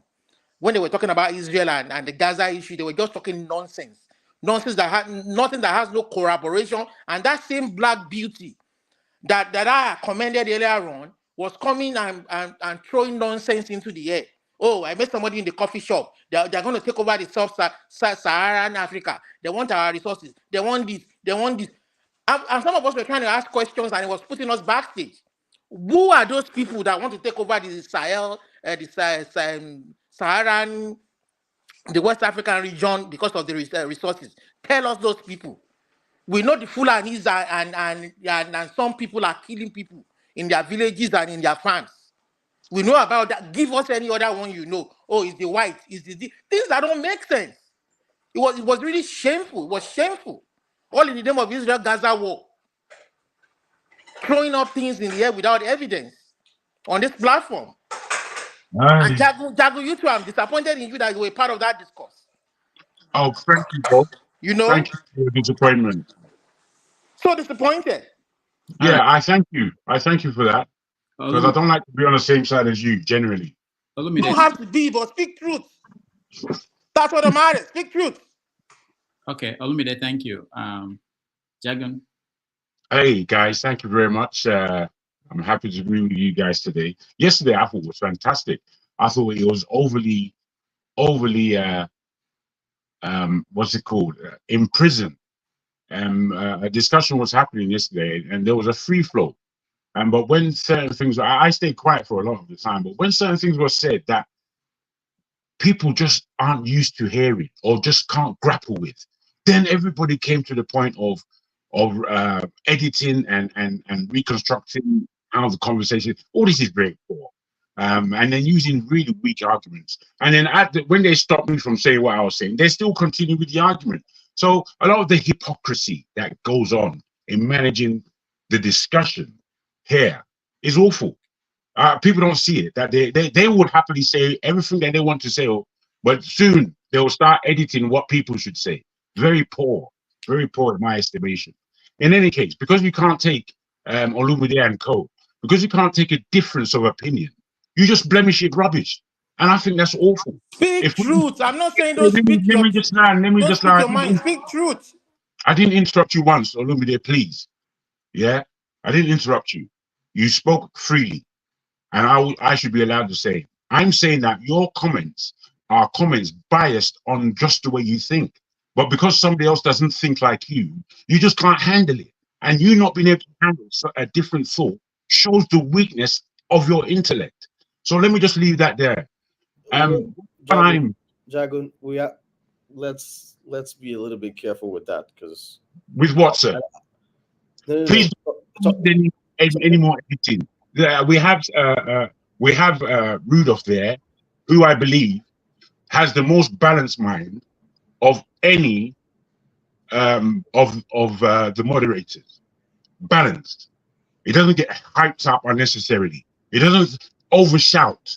He doesn't only speak. He has a most balanced way. So if Rudolph ain't speaking, I beg you, be quiet. Thank you. What I really want to say in terms of today's discussion and the young lady who came on board, I didn't watch all of it, but I got her voice. And I like to think a lot of her submissions. For me, however, where industry is concerned in Nigeria, my criticism is that she said that we don't have enough stories. I didn't like that at all, because basically Hollywood has taken half our stories already. And for us not to be able to say, look, the way we see this particular thing, let's say the story of Samson, which is a very old epic in Hollywood terms. A story like Samson, for example, that really is an African story if we understand it. But because of our mindset that is so damaged and further damaged, we don't tell our stories. Africa's got 1 million stories. How can you say that we don't have stories? Hollywood right now, the so-called Nollywood right now in this planet, it boasts the third or second biggest of the film industries globally. Yet a place like South Korea putting out much more films that get real crossover between what happens in their society and what happens globally. I'm looking at us as a worldwide people of the Caribbean, people of the Americas, people of Europe, people of Africa, who are Black and of African stock generally. This being the case, the amount of stories that a place like Nollywood should be gravitating to, because there is talent out here galore, but we don't know how to operate our talents. We don't know how to operate our industries. With all of the gamut of talent that is supporting the industry, the direction and the production and the projection of who it is that we are, what is our culture, what is our fantasy. There's not just one line, there's not just one genre of film. And for us to have such a wealth of talent, experience, storyline, we've got culture, we've got too much. And I don't believe we're putting it out there in a organized fashion, which is, again, just the African thing. We're not organized as people. We accept a lot of disorganization, actually. And in our acceptance and in our failing of being principled in what we do, we just do anything. Whatever comes out of it, fair enough. That's how we behave as a people. But we don't say these things. So in not saying these things, we don't structure ourselves. And then those of us who are capable of structure, we have everyone around us tearing us down because they don't understand what we're trying to do. And I find that these are the poverty mechanisms that are attached to our culture. I will just leave it there. All right, thank you, Jagan. Let me start by just make some comments. The first thing is remember, if you can, support our guest by buying her book. I said that it was $25. That's the hard copy. You can get the soft copy for $18, I believe, and there's Kindle version. No, $12, Rudolph, $12.99. $12.99. Yeah. Okay. Good. So please support.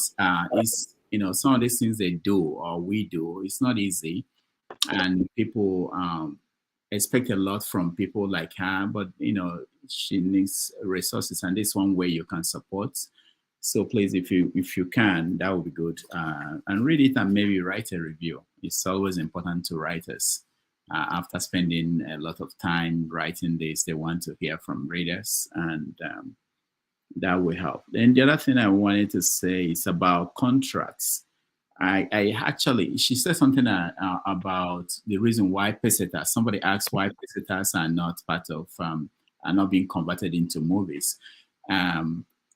I don't know how the laws, and one of the things you find out in Nigeria is that if you want to say a particular peseta, who wrote it, who owns the right, how much is it? I know a Nigerian movie maker who wanted a right to a short story by a Nigerian writer, and this movie maker has been paying $2,000 every year for the option of that short story. The American standard is that 10% of the budget of the movie will go to the writer of the book, if it's based on a book or maybe a short story. So these are challenges as they face sometimes in terms of making movies. But things are improving, things are going, I think we are moving in the right direction. There was something else you mentioned, and you guys talked about it here, I think KJ and Chim, which is that Hollywood actors are Democrats mostly, and that they are political.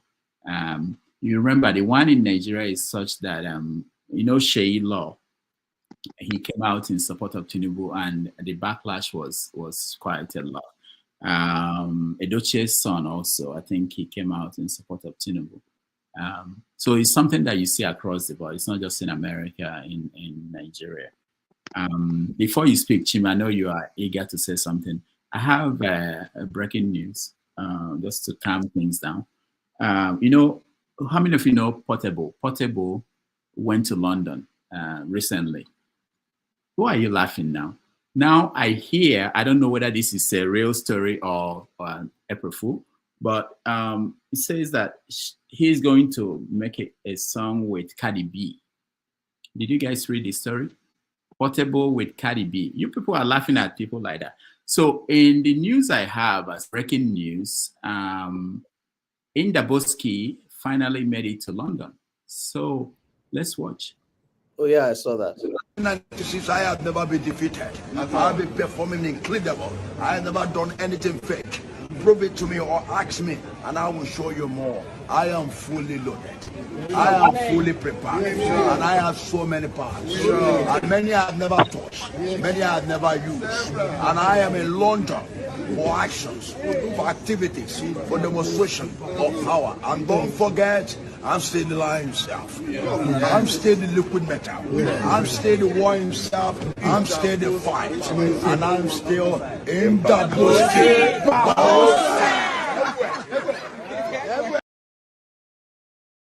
Oh, that's I just Well, I love the guy. The guy is a real showman. someone sent it to me and said this is breaking news in Bobrisky in London. Finally, he made it. Osofia went, Portable went, and all right. So that's all I have here.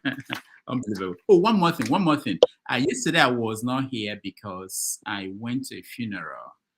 Yeah, this is important to me. I went to a funeral. And a lot of things, sometimes we don't remember a lot of things, and then something makes you to remember. So there was this lady, Amaka Mwadebe, passed away. She happened to be a family friend, but she also I wrote a tribute to her. Her maiden name is Amaka Obiofuma. And I didn't know that it touched a lot of people because, I may not be coordinated what I'm saying now because it's emotional, but she also happened to be a writer at Hints magazine. Hints, most of you probably read Hints. She wrote a column there called Frank Talks with Amaka. She was the executive director at Hints. So it reminded a lot of people of those days and people who have contributed to our knowledge, like someone who mentioned past pesetas. We don't tend to remember these people and the contribution they made to who we became. For me, personally, I was reading them. People like Mel and Ezekiel, and I really wanted to be like them, just to write a column in a paper, and that was all I wanted to be. They influenced me a lot. So we lost her, and that was why I wasn't here yesterday. I went to the funeral. So there are people like that sometimes, and some of them are old, and some of them are sick now. The people who used to read in those who read in the 80s and 70s.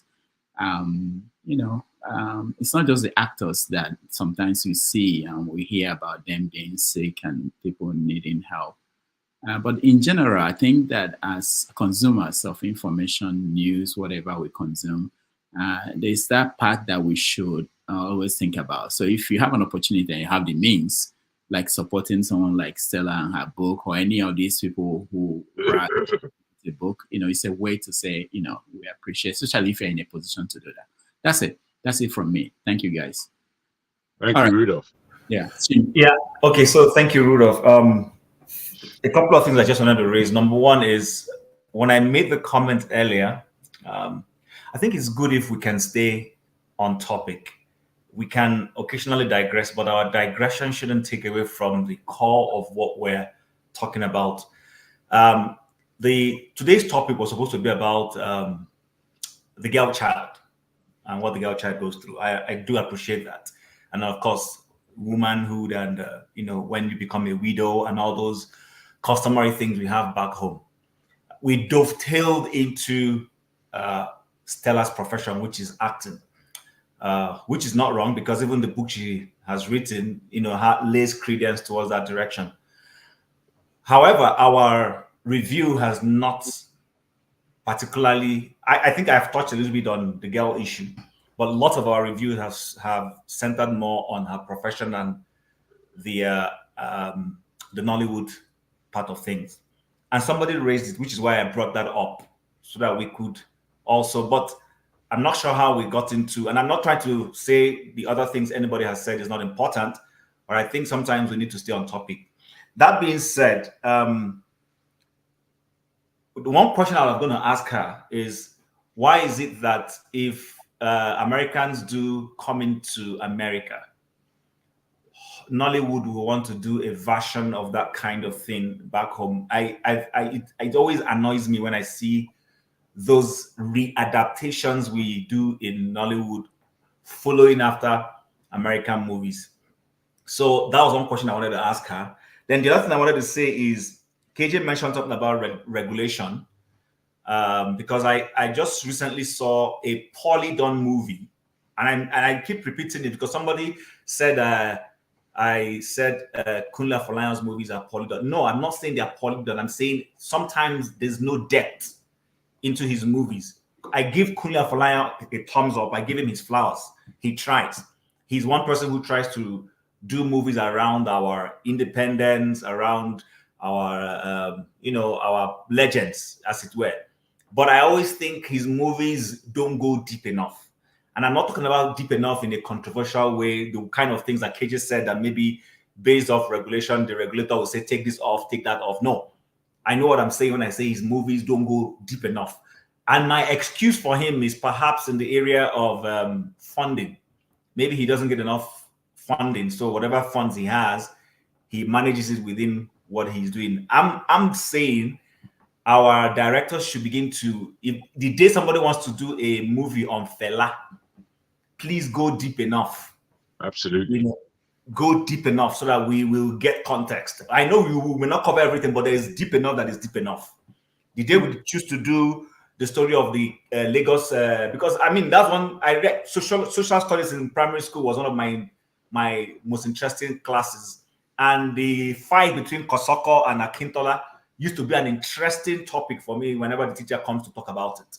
So I want to see a movie when they will do that will show me, how, the role of Madame Tinubu and all those things.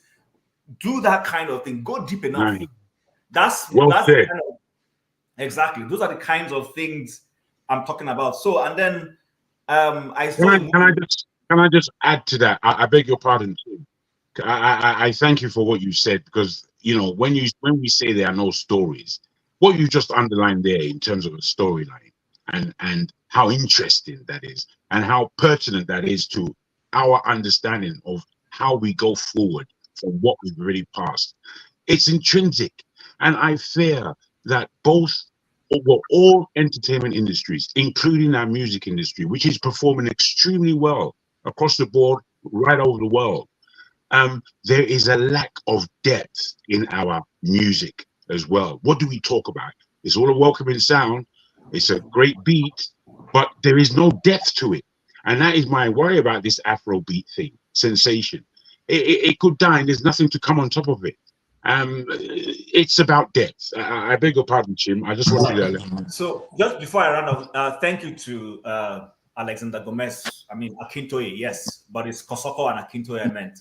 And then I want to end by saying, and somebody has raised that, and I agree with the person who raised it on the comment section. We might excuse our early actors and actresses who were predominantly on the payroll of NTA back in the days when we had the Cochradons and the Village Masters of this world. But we can't excuse our modern day actors for not taking care of themselves.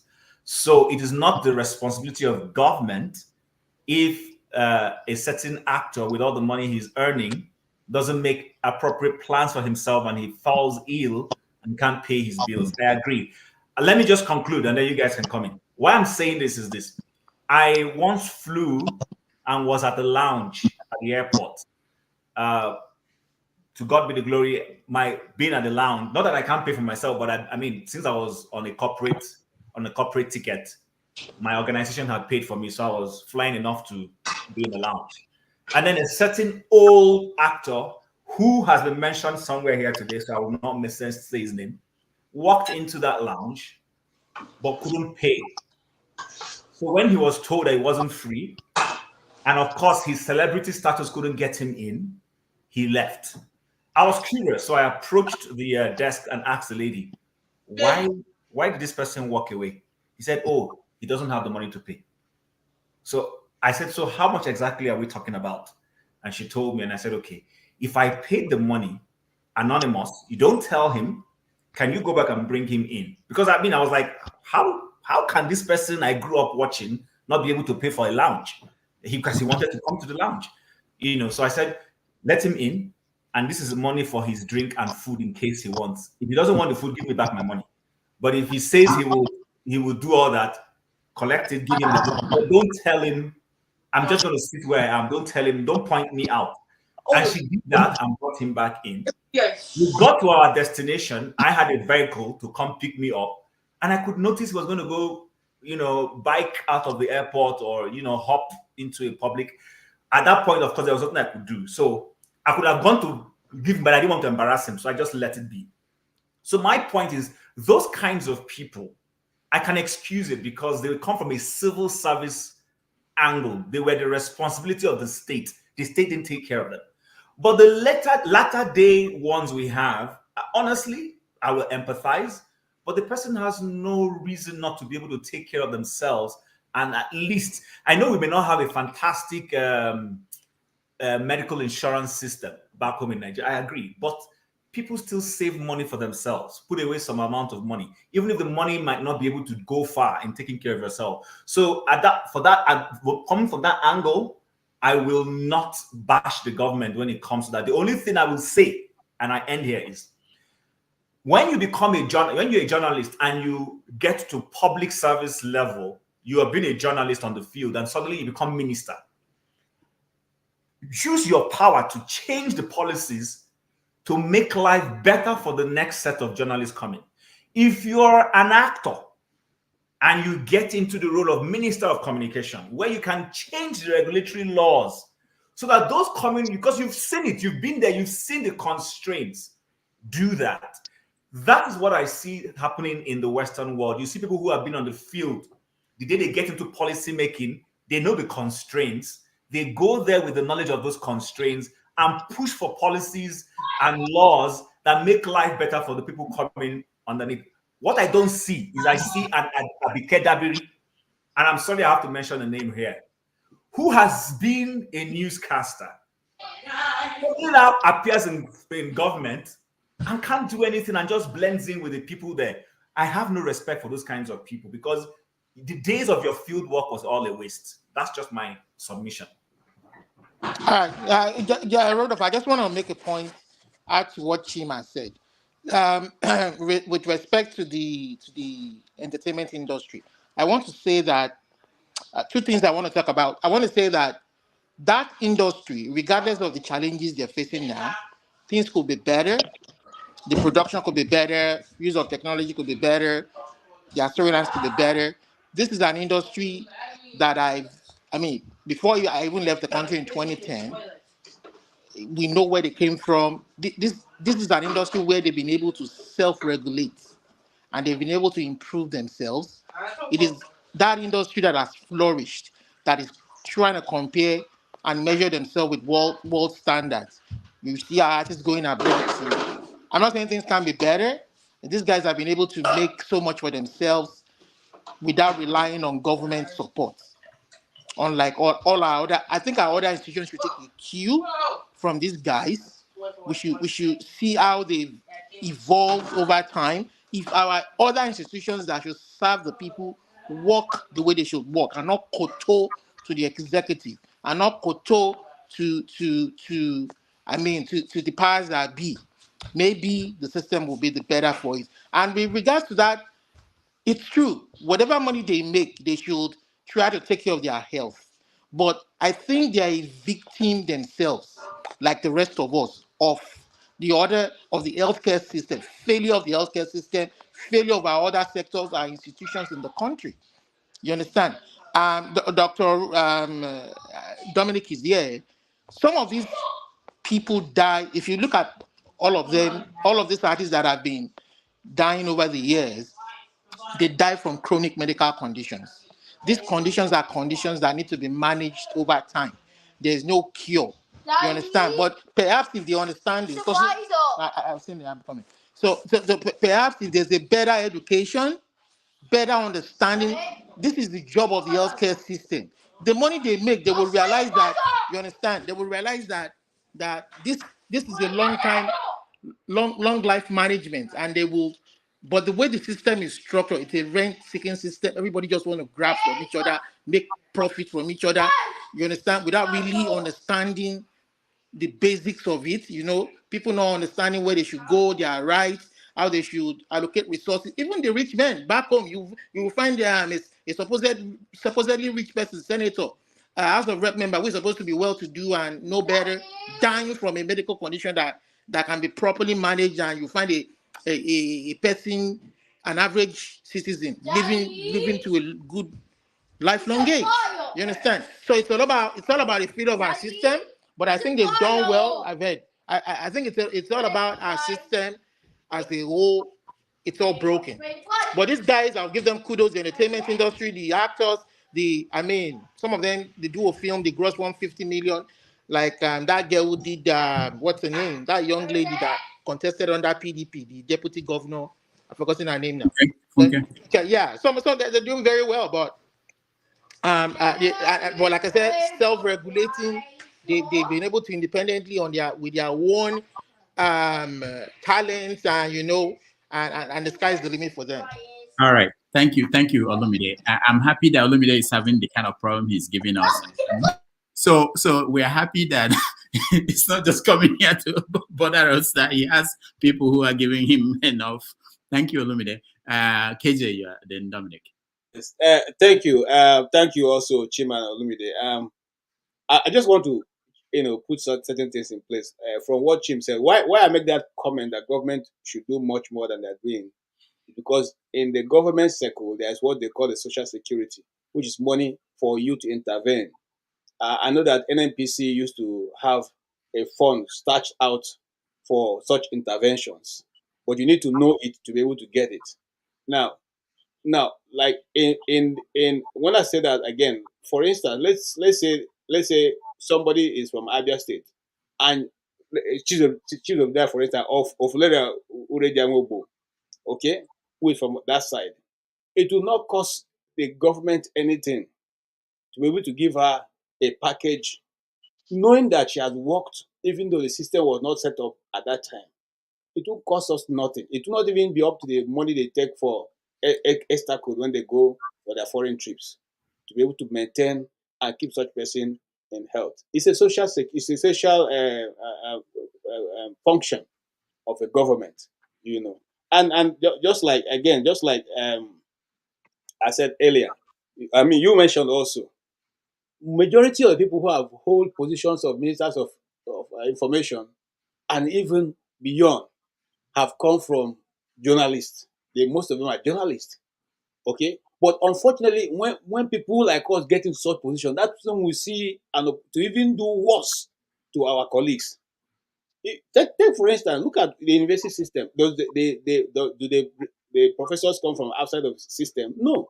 But when they get there, it becomes an avenue to deal with their colleagues who are actually who for one reason or the other had opposed them in college boards and all that. So you find it difficult. They even want to take the university beyond where they found it. Okay, take it downwards. One step downwards. Okay, and you see, you can't even blame government. For instance, look at all the people. Somebody was mentioning Oshoba. Oshoba was one person we all respected his writing. But when he got a position of being, what did he do? He didn't do anything. And that has been the bane of Nigerian society. Okay? The people who make noise, Adams Oshomole, he was shouting. We are all hailing Adams Oshomole. We loved Adams Oshomole until he became governor. And then he turned against Labour. The same Labour on which he climbed to become in that important position. And so coming back to what the topic, the girl child is not suffering much more than the boy child in Nigeria, if you ask me. Because much as people are taking advantage of the girl child, so are also people taking advantage of the boy child. The boy child is also being taken care advantage of.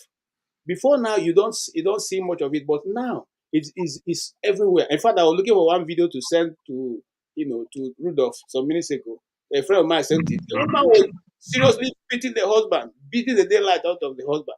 And now the question the guy was asking me, now should we now go and get lawyers to take her to this thing as okay, this is happening constantly. And for the male child, but for purpose of emphasis, yes, the girl child had been unfairly treated. All right. But now things have changed. In fact, many men now like to have more women, more girl child than male children, because they say when the male children grow, they forget their parents. Okay, it's only the women that remember their fathers. So things are getting better, and I think that as we progress, it will even get much better. Thank you. All right, before Dr. Dominic, let me just do this. I think I did it the other time. I want to get, by raising your hands, how many would like to come back as a girl?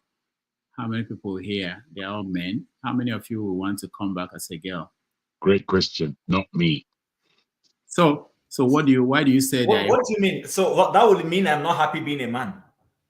No, it's not that you are not happy, that you don't have any problem coming back as a girl. I don't have a problem coming back as anybody, male or female, black or white, Chinese or Indian or whatever. I don't have a problem with that. Chim, it's subject to our own interpretation. No. Just make up your mind. I don't agree with Rudolph's angle to that one, because saying how many of us would like to come back would mean I'm not happy being a man. Would mean a woman is not happy being a woman. No, I think all Rudolph, before we get too complicated, all Rudolph is asking is if we believe that the sexes and the pains of the sexes are truly balanced, then we able to come back as the other sex? It's a simple thing. We don't have to complicate it.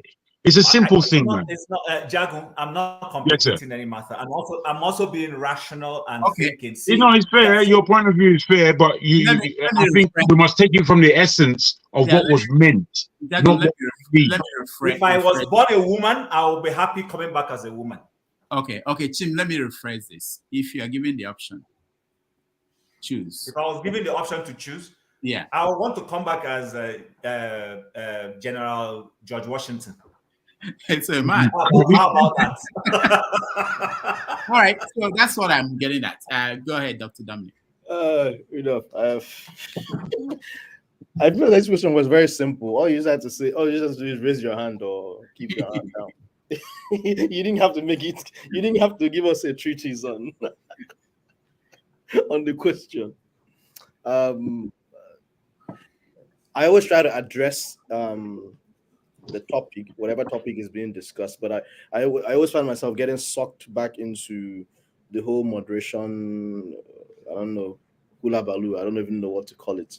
I didn't mean any disrespect, Jagun. All I was pointing out was you talked about you evaluated someone's intellect, and I thought that was going to be a segue for people to start arguing. That's why I wanted to sort of point that out and temper that. Intellect, no problem. I don't know if I went to intellect or I was speaking strictly about the job, how the job should be done, and who does the job the best. Very, very simple things. I don't think we're able to grasp language sometimes. We just want to take an insult or do some kung fu and judo in language. It's not necessary.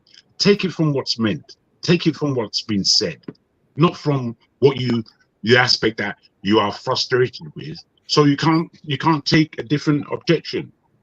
Let's just be plain. We're here. We can see what takes place. We know where to doff our cap. It can be, these things can be made plain. Where forefathers is concerned, there's nobody who would not doff his cap to the stamina, the level of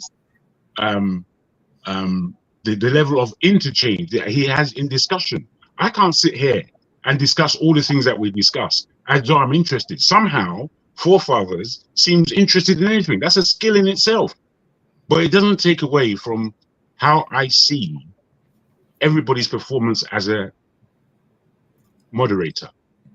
As a moderator, you're supposed to allow a conversation to flow and develop. If you are disturbing that, there's a big issue. Quite simply. Okay. I'll move on from that. Good. Thank you.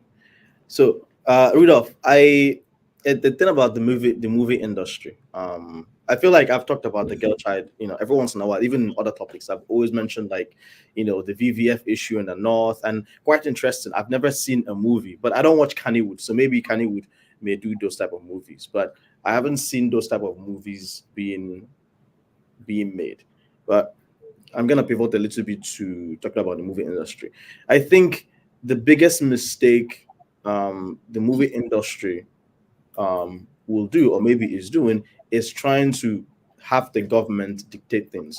The government is there to sort of weigh in on the regulations and provide an enabling environment. Like if you look at some of what Sanwo-Olu is doing, I'm not particularly a big fan of Sanwo-Olu, but I will say, you know, when he does stuff, I will always, give him his accolade. He's setting up a good environment in Lagos, creating an enabling environment for the entertainment industry. So that's what you need government to do. You need government to give you the green grass, whether it's making, creating tax low havens where, you can come and build like a theater, just like Tyler Perry has in Atlanta, tell you, okay, if you make this number of movies or whatever, you sell this amount of movies, we'll give you a tax rebate. So you create an enabling environment. You don't need the government to be involved in the nitty-gritty of things. Same thing with the healthcare. The healthcare should be managed by the Actors Guild with some level of input or regulation and encouragement from the government. For example, if you have an Actors Guild with 200 Nigerian actors, and so for every 2 naira, so I keep saying $, for every 5,000 per month that the actor pays into the Actors Guild insurance system, the government will support it with let's say 100 naira. That is how the government encourages things, right? You don't need the government to weigh into, getting into nitty-gritty, because is there anything the government knows how to do well and manage well in Nigeria? Nothing. Look at the oil and look at the refineries. It always has to, the crux of the issue and managing things should always come from the private sector, and in this case, the movie industry. Like I said, I was going to ask Stella about what she thought about the way actors are being treated and things like that, which she already I went back and saw that she already covered. One thing I wanted to point, I'm just going to read a small blurb. Allow me to read a small blurb, because I was looking into like some medical journals on like cost of dialysis and things like that in Nigeria. Because like I mentioned yesterday, for those who were here, what is killing a lot of Nigerians now is no longer the infectious diseases, because we've gotten advancements in medicine. We have antibiotics. What is killing people now is non-communicable diseases, high blood pressure, diabetes. Those are the two major ones. And so what I've noticed in the last few actors that have passed is always, it always has to do with kidney disease, circles back into, diabetes. And this is what I found when I was looking at some medical papers. I'm going to read it, just a little blurb. It says, despite the high prevalence of end-stage kidney disease in Nigeria, that means you're at the point whereby your kidney can't filter out the toxins anymore, you need dialysis. Only 2% of these patients receive dialysis, which is most widely available in form of RRT. I'm not going to go into those details. The overarching reason behind this devastatingly low dialysis rates is the out-of-pocket payment of health services in the country. Reports from 2018 reveal that only 3,000 patients in Nigeria were receiving hemodialysis nationwide, right? And 80% of these 3,000 patients do not sustain treatment beyond 3 months, resulting in repeated hospitalizations of people that have end-stage kidney disease, poor quality of life, high morbidity, and premature deaths. And I looked also into the cost of dialysis. It costs about as of September last year, 40,000 per dialysis session. And anyone that needs dialysis needs 3 dialysis sessions a week. So this actor has to pay 120,000 every week. So in a month, do the math. What is 120 times 4? That's 480,000. Am I doing it right? 480,000 per month times 12. That runs into the millions. Does the industry have enough money to even make movies, talk less of paying these actors and actresses? I had someone mention something about these actors and actors are not really taking care of themselves. Yeah, but you can sort of handle the little things, but when it comes to things like this, which is far reaching into how horrible the healthcare system is, they can't handle it. The government has to have some level of buy-in into this, which is why once I see some of these actors come out and start begging for money, my conclusion, sadly, is always like, this person is not going to last more than a few months, and it's Dominic, really sad. Dominic, sorry, Go ahead, I'm not against them. Perhaps you misunderstood me, but you've actually just made my point. So I was reading a blog just past week where the popular Bright Opanachi, aka Basket Mouth, was writing a tribute. He was praising Davido. I think, was it Davido or one of these other musicians? I'm trying to remember which one. That people say he's the guy was proud or whatever, and he was explaining why the guy is not proud, and it came down to the fact that the guy was supposed to come for Whiskey. You're talking about Whiskey. Whiskey, sorry, was supposed to show up at an event, and then couldn't do it, and then offered to pay another person to do it for Bright, to do it for Basket Mouth. And the value of that event was 40 million. He said the guy dropped the money, 40 million cash. Now, why did I tell you that? I'm trying to let you know there is money in that industry. I've been in that industry from the administrative angle. So the point I'm trying to make, unlike in the days of the Kokra Dons, this generation of artists, musicians, and actors have money. For instance, RMD earns 10,000, 10 million, is it naira or so? I'm not sure which denomination, per shoot, per any movie. He's the highest grossing Nigerian actor.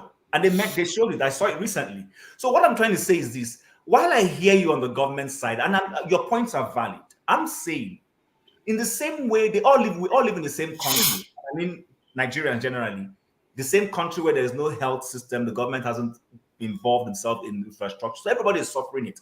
But people who are earning money are making plans just in case you face similar challenges. Then you're able to take care of yourself. So we're not going to absolve you, who is in the modern day industry, from not saying to yourself, hey, this is how it is. I live in Canada.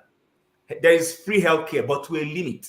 So to that limit, I'm able to buy extra insurance for myself just in case. In case I find myself incapacitated, then that my money steps in and starts taking care of me. So hold on, Dominic. There are people who are yet to weigh in. Sorry, but I just wanted to clear that, please. Sorry. Yeah. Okay, Dominic. I wanted to just 30 seconds. Let me go into something that you pointed out right now. And this is something I admire about the actors and actresses here in the US. And what I've noticed, if you notice someone like 50 Cent, he made a couple of musics and a couple of songs, and then he stopped really making that much. But a bulk of it, he's one of the highest grossing entertainers in the US because he decided to channel all his money into private investments. And so maybe what's lacking here is financial education and knowledge, where these folks, all they're doing is for 20 years is just getting salary from movies rather than realizing they should be divesting or diversifying their investments so they're able to make sources of income from other places. So they will chop your money, Dr. Hold on, KJ, hold on. Your money. Ask me why. They will chop your money. Nothing will happen. KJ, hold on. It's not fair to love so many people there. Let me just explain the structure. It's in my head, and I somehow I can't communicate. I didn't communicate it to you guys. So after the show, we'll do feedback. What we think about the show, which could go anyway.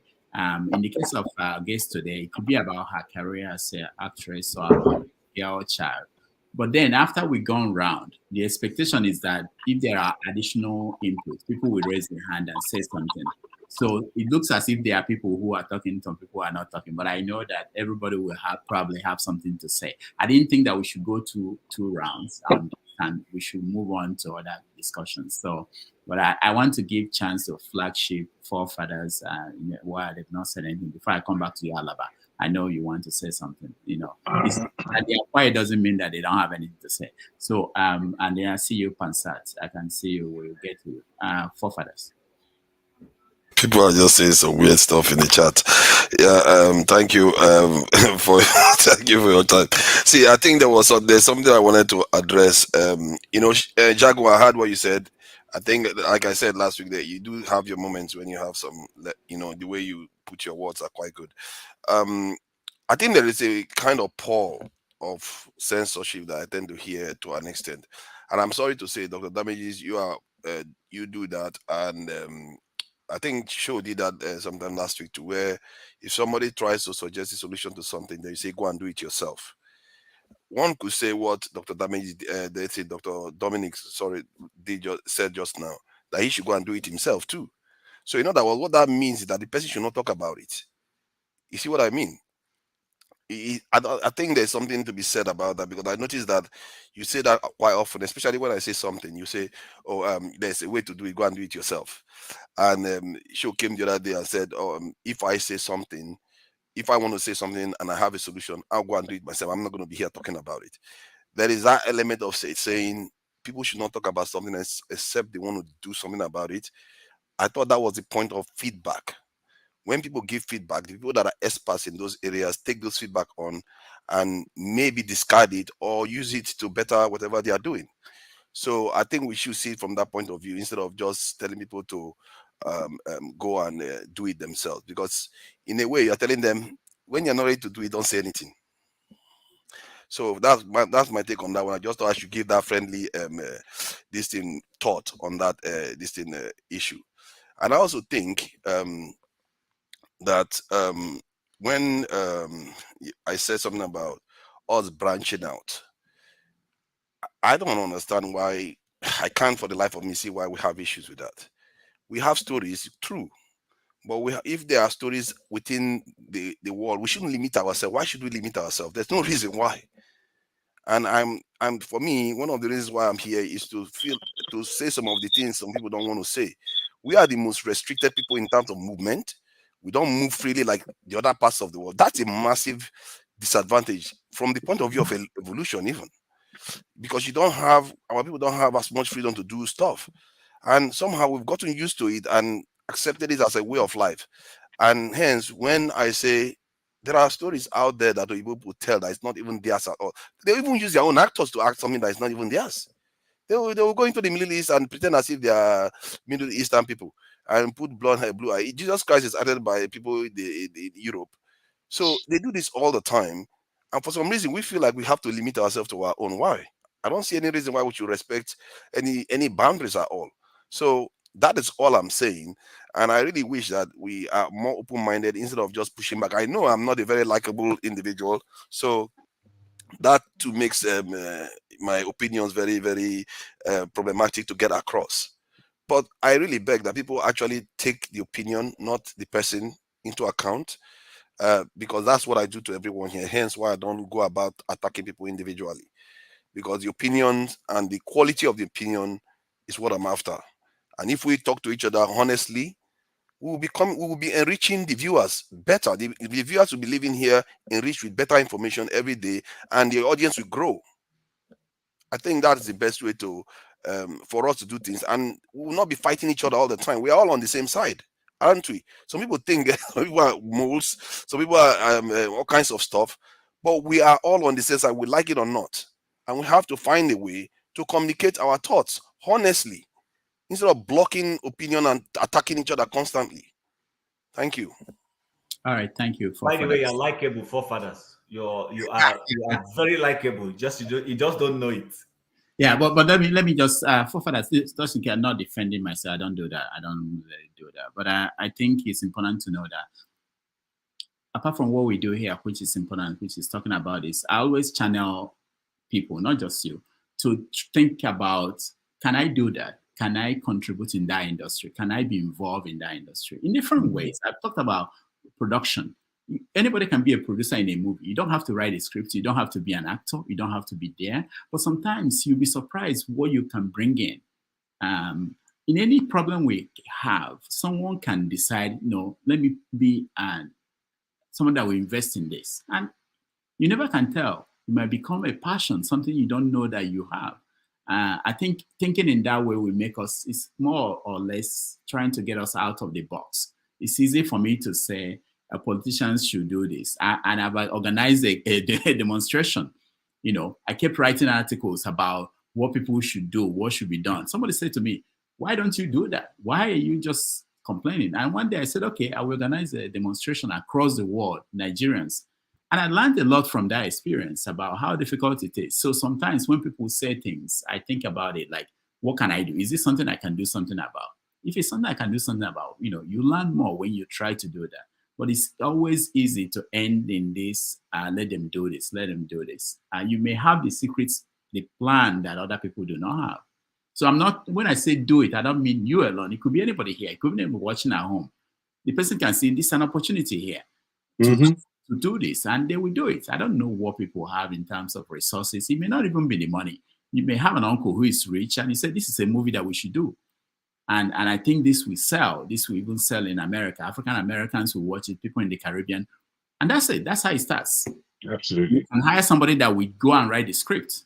I don't want people to think they are limited by, I'm a computer expert, I'm this, I'm this. No, you can do as many things as you want, in this world today. All right. So that's it's not just about you. It's just my frame of mind most of the time. All right. Who is next? The flagship. You're muted, flagship. Can you hear me? Yeah. All right. Thank you. Thank you so much. And just to piggyback on that, I think it's ideal when we sometimes think that an action requires not always, but corporate or combined effort. You'd be surprised to see how much one individual can do. And also, if you want to be fair to yourself, to know that you cannot complete the process, you can just initiate it, and it could catch like wildfire and spread. I've always come from the aspect of education because I believe knowledge is power. If you know something, you stand a good chance to survive any situation, most especially when the situation revolves around what you already have knowledge on or about. I think 2 or 3 shows ago, we were talking about the same thing. And I said, you could reach out to those in your constituents and talk to them.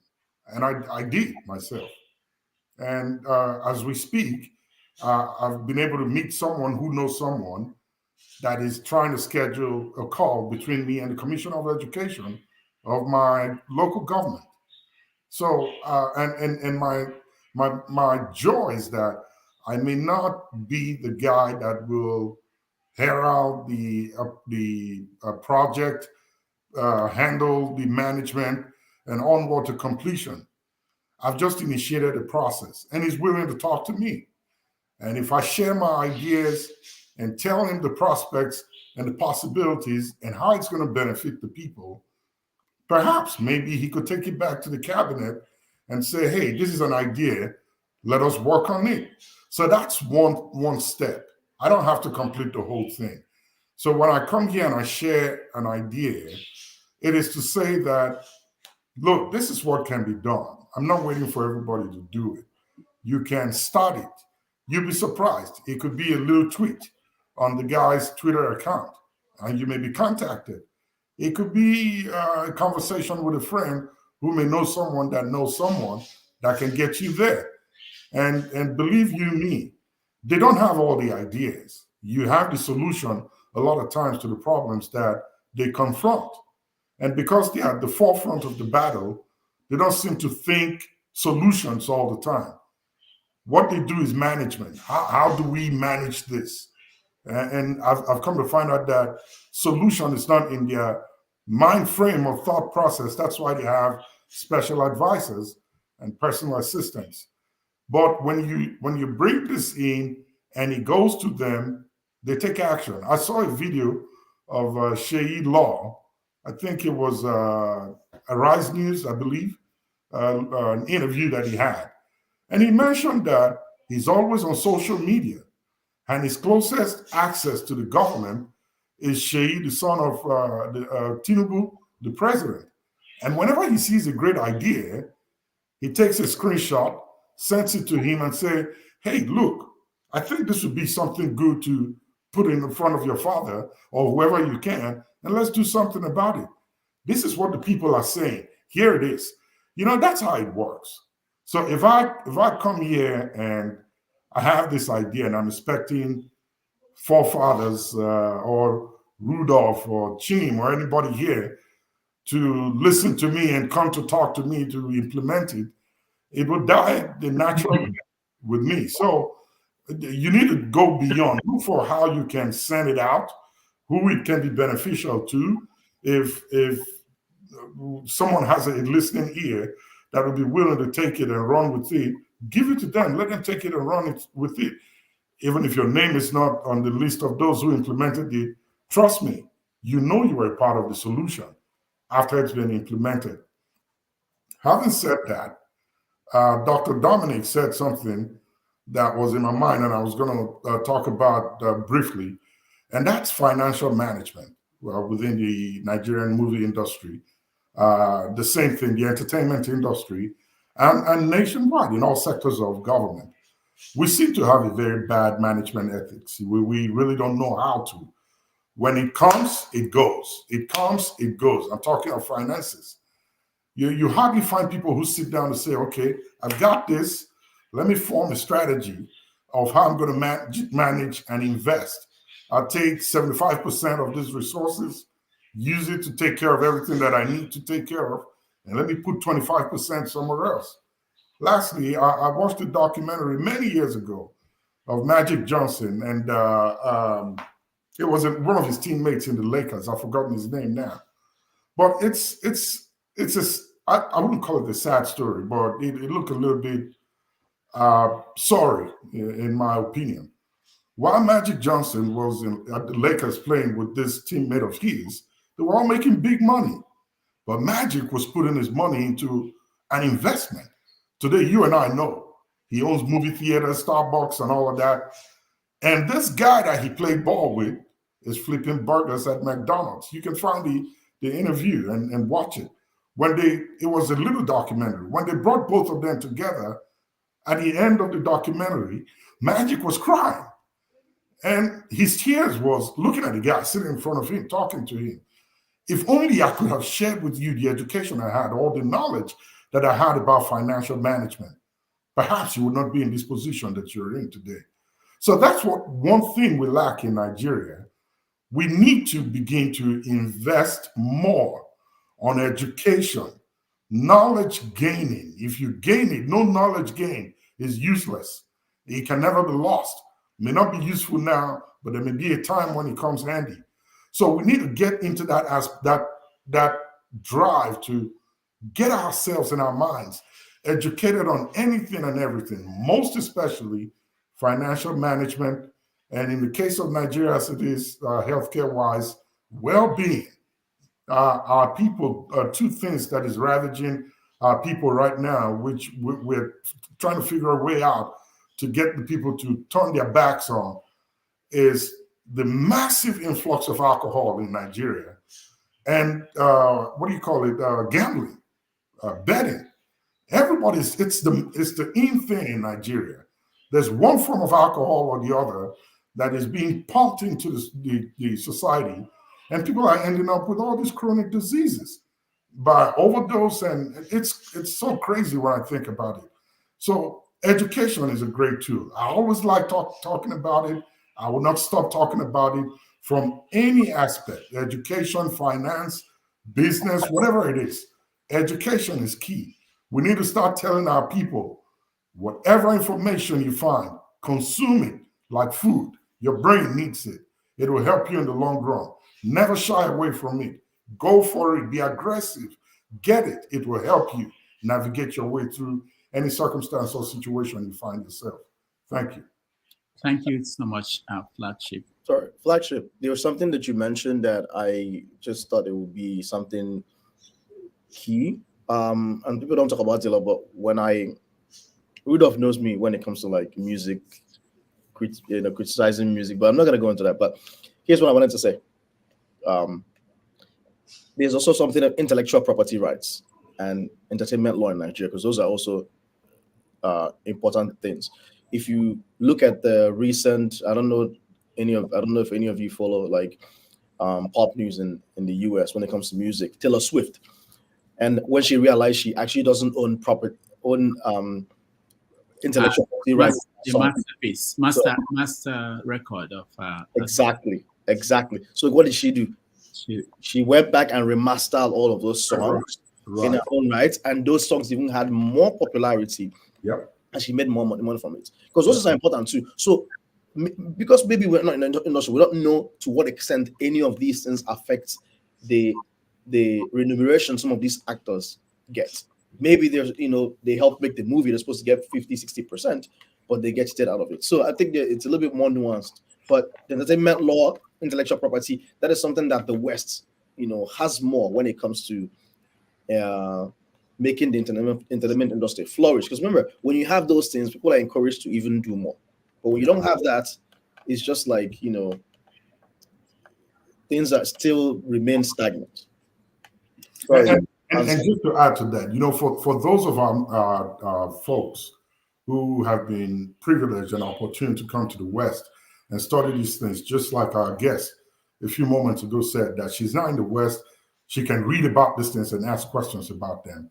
I think it would be beneficial and helpful if they can take it back home and let it be part of their contribution to society, to the rest of their crew who are in the same industry, to educate them about these things so they can do the same, have the same knowledge, privilege, and accesses as they do. Lastly, Davido, I think I heard 2-3 years ago, thereabout, had a contract with Benson, and is it Benson Records or something like that?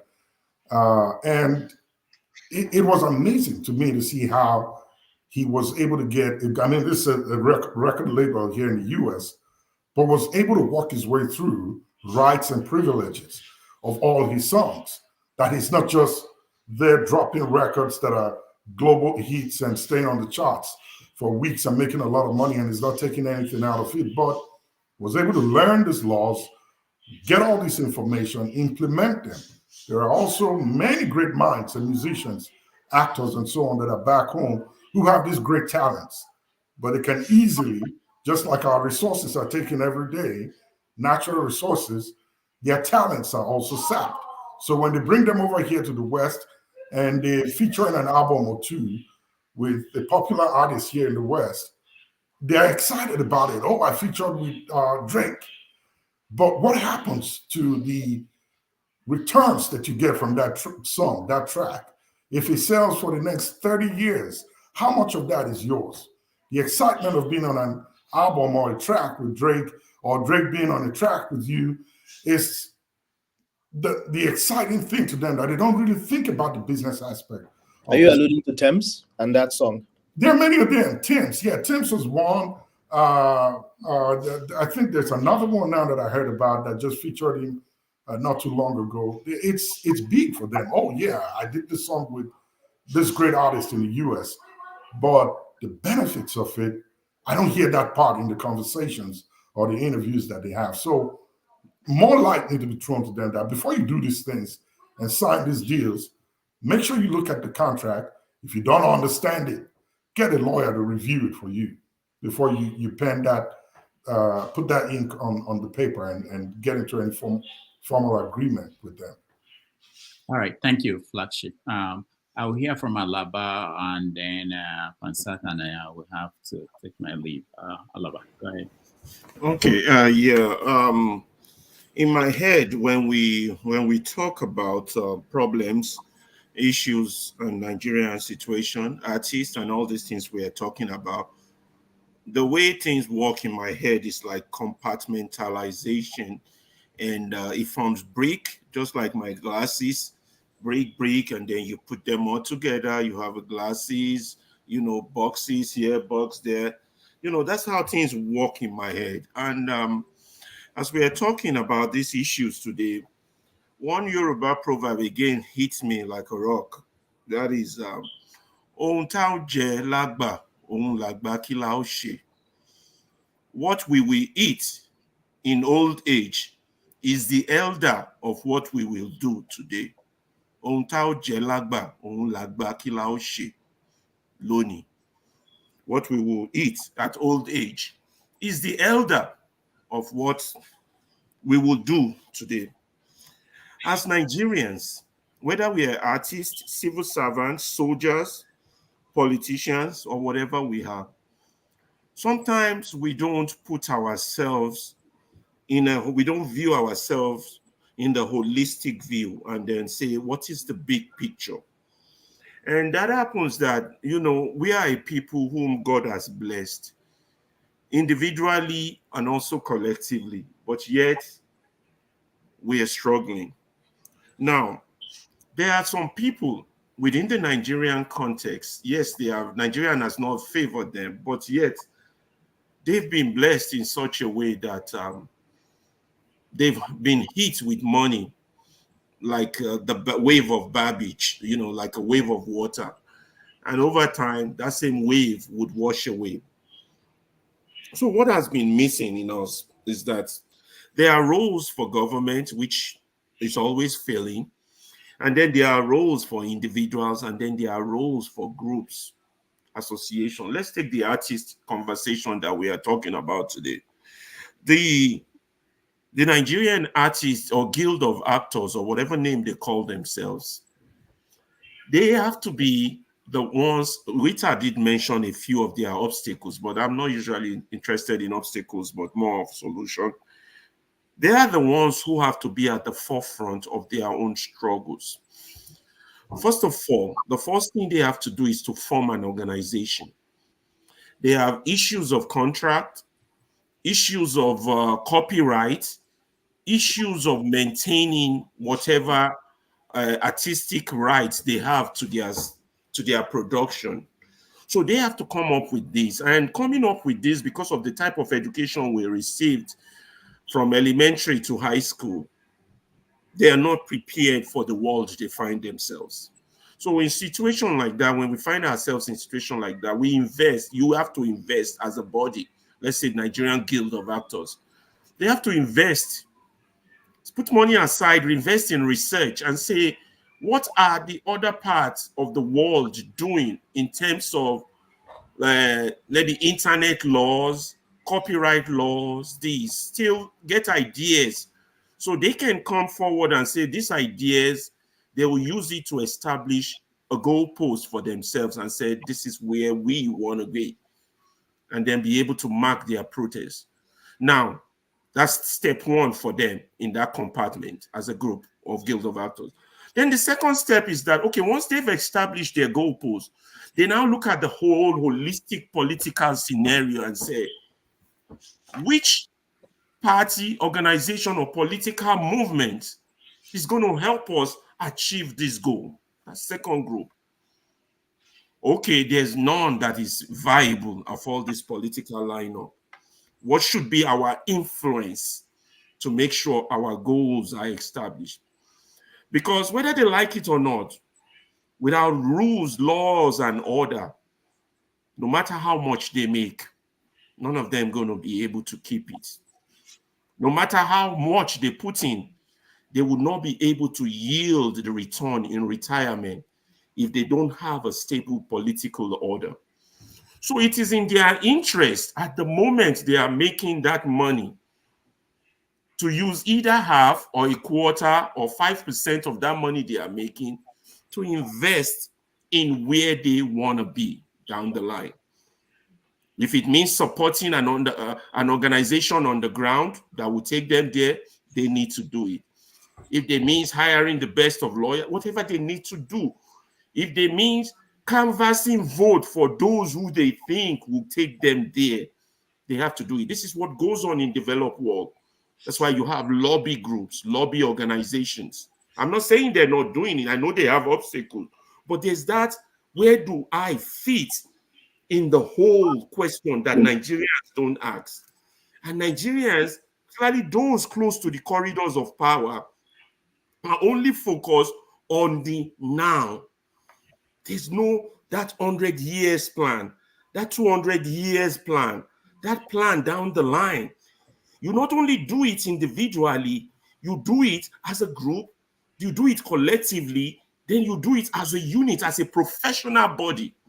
Not just the artists that are doing this, the journalists are not doing this. The medical doctors, which some of you are doctors here, are not doing this. My uncle was a top-notch member of the Nigerian Medical Association. I know how that man tried so hard while they're doing Abacha. to try. That man tried so hard. Dr. Cornell, retired, Cornell Ferreira, tried so hard. Keep going to Abuja to talk to Abacha to see how we can get a national healthcare system insurance. I don't know how that ended before he himself ran for president with them, Obasanjo, during the first era. You understand? So we don't have this long-term plan as organization, and I'm talking professional organization, the law organization, the artist organization, the drama organization, the journalist organization. But the little meager they give them by politicians, you know, those little things they sprinkle on the ground because of the survival. It still goes to that same proverb. They have to survive. Survival can make people do a lot of crazy things. You understand? They take those meager, sacrificing the future. There's a lot of people I know who had worked as soldiers can get their pension today. Who worked at NEPA, uncles I know, can get their pension. Who worked at NTA, NNPC, civil servant, can get their pension because nobody is investing in the future. Everything is about the now. Yes, the government has to do its part, but they are not. So the body policy of your organization, of your professional body, has a role in itself. And they might not be educated to know what they need to do. This is why they have to invest in research. The medical association has to set up a body to go say, go to Russia, go find out what they're doing there. Go to Belgium, go to France, go to USA, go to Saudi Arabia. What are they doing there that we can copy, that we can push collectively to make life better for us when we get old? The problem of Nigeria, and the reason it's like this, is because everybody's scrambling to survive. But the bigger scramble, according to that Yoruba proverb, is the scramble for what things would be when you get old. Kilao je lagba, lagba, kilao she. What we will eat at old age is the elder brother of what you will do now. Until that gets into the head of every educated Nigerians, not these miseducated fools that run things, that have millions. They are building castles on the moon, like Okotie, not Okotie, one of Nigerian singers sang, Which Way Nigeria, I can't remember the man's name. You know, Okosu, you know, Which Way Nigeria, you know, they're building castles on the moon, but there's no roads that lead to their castle. There's no electricity in their castle. But everybody has a castle in Abuja. They had a castle in Lagos. Those same people with castle will end up selling their castle to feed their old age if they are not careful. So Nigerians got to... that's the third time the bell has rung. I don't know if you heard it at all, my brother. That was the 10th time the bell rang. The third time, bro. You're just going over and over. You're not trying to truncate your talk. You're just giving us a monologue of God knows what. Alaba, thank you so much. We appreciate it. Sorry, bro. The only thing is that I was going to leave at 6. I had to leave, but just to put before Pansa speaks, there's something that I think maybe we should also, when I leave, you guys can discuss. I have it written down. This General Overseer of Redeemed Christian Church said that they've produced over 200,000 pastors in Nigeria. 200,000 pastors in Nigeria. And he also said, this is in today's paper, that I am nothing, that's I'm quoting him, but don't mock my God. So I'm saying this to say that things we talk about on this platform and other platforms all over the world, the message is getting across, you know, to some of the people who we address them to. So he's saying that it's okay for you to criticize me, but don't mock my God. So we start our criticism next week on that, don't mock my God, you know, but for now, they're hearing our message. All right, I'll hear Pansat and then I'll take my leave. Jagun, I know you want to speak, but let's hear from Pansat. He hasn't said anything since then. Ed, welcome. Go ahead, Pansat. Yeah, thank you, Rudolph, and the fellow panelists, those in the comment section, and Nigeria and Africans as a whole. Of course, my beloved Biafrans. Let me say that, Rudolph, I can thank and excuse you right now. You don't have to. We appreciate the hard work you put in. You don't have to be here for what I have to say, because you're not going to do anything about it anyway. So I thank you and I excuse. Yesterday, I got some reports. I'm going to watch most of what happened yesterday. But you were mentioned that you were a very good guy yesterday. That I'm usually not measured in that currency. I'm not measured in good or bad. I'm measured in true or false. Okay. Let me say that a moderator, it's the way I understand it now, because we're not, people have said a lot of good things about forefather to Niger who are not to Niger here. He lasts long, he's here on time, he's hardly scratched, no matter what is said about him. So he has a lot of virtues. Now, the vices, now we have to balance it out, okay? Because we're not here to play. Obviously, in good times, I probably won't be here. I have a lot of things to be doing. So we're here on a serious business. So I want to get a clarification if Tunaija is a moderator. The way I understand a moderator to be someone who controls and leads a discussion between a group of people, but does not take part, doesn't take any side in the discussion, right? I see him as somebody who wants to participate. He has to contribute. And that's okay, because he has his ubiquitous on the internet, as you know. I was in another platform maybe a few days ago, and he was a moderator over there. And over there, he was a moderator. So here, all I'm trying to get, if he's a timekeeper, fine. He could time people in, time them out, and enforce policy, your policy on the platform, right? That's all. That should be what it is for, and then he could participate in the debate and have an opinion. We cannot be in a platform where we're debating, trying to get to a solution, recommendation, like you just said, people listening to us back home, and then you're going to have some super panelist, a participant, who has and is unabashed, and this increases with time.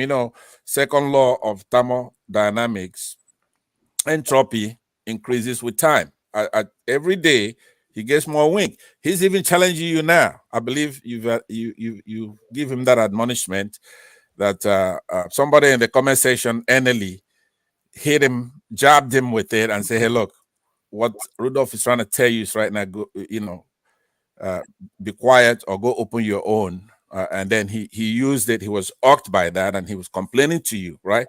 But the way I was here when he's going to address you, Dr. Damages, and he was respectful, because you are you are the host, and he's just helping, albeit without pay, right? So you get what you pay for, right, Rudolph? So he's almost about to challenge you on this platform, which makes us nervous, because at least I put up with it, and I say, okay, I'm gonna call Rudolph, and I threaten him and say, look, if you don't behave yourself as on this stand, I'm gonna call Rudolph. But now, if he's got you whooped, then what am I gonna do? Where's my hope on this stand? So I'm saying that if I want his, let's get the role, because yesterday he was quite clear, but he did a good job overall, because when you're a dictator, you do a good job. Okay, democracy is messy. If somebody's got the ability to determine true or false, move people in the back, like Olumide, for example. No matter how what an irritant he may be to you, right? Olumide is a very, very, very important person on this platform. We don't want his nuts cut off. We don't want his knees cut off, because if you throw him in the back a few times, that is unacceptable to me. I don't agree with him all the time, but he's here to tell the truth. So why am I talking to you and not him? And I'm happy you decided to stay. Obviously, I was being courteous when I said I would thank and excuse you. I was hoping you're gonna listen when you're driving, but what I'm saying is that, and I will end it with this so I could talk about more important things. I'm saying that it's not forefathers, it's you, right? The same problem we have on this platform is the problem we have back home, leadership. Now, maybe I should have emailed this thing to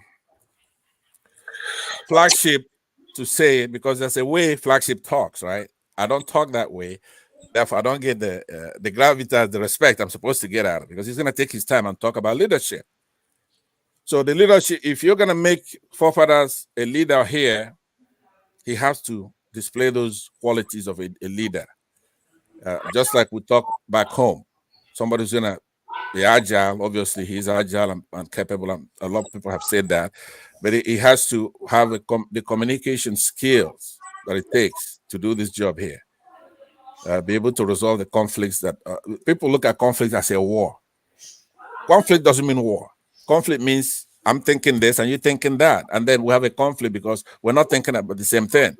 So what we don't need then is a super panelist who's going to dip his thumbs on that scale. Right? And then if you don't do what he says, then he's going to throw that person in the back. Or even threaten it, like he does in my case, to shut me up. So I'm saying that you have to resolve it because it's you. Every time you take an advisement, but constantly people tell you, and I have a brother like you who tries to be the gentleman, or somebody maybe, especially when we're growing up, if you insult my sister, then I'm going to punch you in the nose, right? But he doesn't do that. He would try to he'd be a gentleman, which is what you're doing here, to be a gentleman. But I want you to address forefathers back there. We're not just saying this so we could talk. We're saying this so we could then resolve it and then move into that debate. I was here. But let me go to, I was going to talk about the megalomaniac quality here, but I don't think he deserves that today.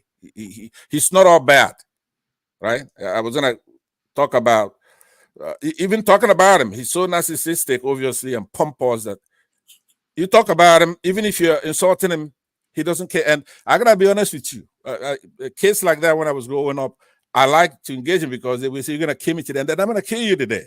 He no matter what you say about forefathers, he doesn't care. He doesn't get upset. You look at his face right now.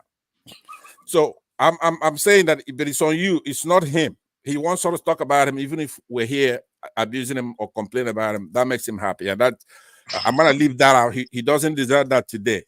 Let me end up. There's a guest that we had yesterday, and I gotta tell you, it's a beautiful black beauty. It's her name actually, Black Beauty. It just wasn't. It's not a noun. She was a black beauty, but unfortunately, we had a long interaction. Even went overboard into after-hour sessions, but I'll let what happens in after hour stay in after hour. I'm not gonna reveal it here, but I have to summarize it. And forefathers here, if I say the wrong thing. Now she came here and she was talking about Nigerian airline, a bunch of Nigerian. Okay. Pastor, sorry, I have to take my leave, but I had a little bit about that. I watched that episode, what happened yesterday, and then maybe next week we can talk about it. Thank Okay, very well. Everybody that is here, I appreciate all of you. Ed, All right. thank you. I'm sorry, but I'll catch up what you said. X0, thank you. I will see you guys next week. Now, remember, not next week, this Saturday. Remember, P2B is coming, but I will let you know whether it's Saturday or Sunday. All right. Take care, everybody. Please, I must be on that panel. Happy to be panel. Thank you. Comment, John, and everybody that supported us. All right. See you guys. Rudolph, have a great day, and make sure you have gas in your tank. You know the eclipse is coming, so you don't want to be caught. Oh. All right. All right. Wow. Okay, the dictatorship has started now. All right. All these people that like to call me dictator. All these people that like to call me dictator. I don't know where they are the ones that don't let me talk. They will tell me I'm a dictator. Hitler. Yeah, don't mind. They like to call me AJB and all kinds of names. Okay, who is next? Is it That's why I came to the panel. That's why I came to the panel. Come and call me dictator again. You don't reach Stalin and Hitler level. Just I don't know. Can you Why? please just be I'm neutral, not. please? I never said I was going to be neutral. I have to side with this side that I believe has more evidence on their side. That is But my even own. when you do that, let it go and don't just every quarter, Okay, every fine. comment you I watch. hear that one. I hear that one. I will try to. You see, I might be doing what Show does, because Show, what he does is he will have his time to talk, 30 minutes or more. Then when he's done, then he lets everybody talk. But by mine, I come in and I don't have my opinion. I've not said anything, just like you all. Then you people say I should shut up. It doesn't seem fair. No, So I have to but you share my can do own that when opinion people too. are not on the panel before you let people in. But when we are here, what are you telling us that we don't know again? Yeah, but that's the thing now. Now, okay, everybody's here already. I can't kick everybody out and let me just talk throughout. But 30 you've minutes. spoken ever since the show, since you took it over. You've been the one talking, right? Whose time? Where are you getting that time that you've been talking with right now? You know how many minutes you've been It's talking? just 2 minutes. Since It's you just it's started. not even 2 minutes. What am I It's talking about? 100% though. It's Yeah, 100%. I think it's 100% is of your it time Ed? so far. Can I let Ed go, or who's next? All Is right, it thank Ed? you. I Ed, please think go ahead. going by the progression, it should be me. It's been a very interesting conversation that we've had today, and I mean, I came from church and I just ate and went to sleep. I would have really loved to hear from Stella Damasus because she was one of my favorite actresses growing up. But the point that's been made, and I think everybody has actually spoken on that, the issue of thinking futuristically whenever we are having a career. I think that's very important because as much as we want to think of ourselves as a capitalist society, we tend to actually think the government is responsible for every single thing in our lives, especially when we're in a position where we think we're bringing pride to the nation. So, for example, if you're an athlete and you have that platform to represent the country, you think that yes, in years to come, the government should take care of you. I actually used to think that way until maybe I moved outside the country, and I found that athletes when they represent the nation, it's a thing of pride. It's a thing of pride and it's also it kind of they're being given a platform, and so that platform could be the beginning of probably connections to a football club or some sort of other sports club, which actually pays their bills, right? And so from there they start planning. As Flagship said, the whole issue of what happened with the Lakers player, the Lakers basketballer. But in Nigeria, it's more like oh, I have served the nation, which I'm not going to take away from that fact. You have, but the nation also gave you a platform. So it's left for you to now build off that platform. And I'm not here to actually absolve the government of everything that has to do with how they deal with our entertainment, our larger entertainment industry. Because, for example, we've had cases where the government does not even, take care of the equipment needs of athletes. And I'm sorry I'm using athletes because I'm trying to just expand the discussion. Ferreira actually started the expansion by talking about other types of players, doctors, lawyers, and all of that, and people who could actually be in professional guilds. But I'm particularly interested in athletics, right? Not like I'm an athlete. So I think there's need for athletes to start planning. And for example, we have most of our, let's use football, which is like our national sport.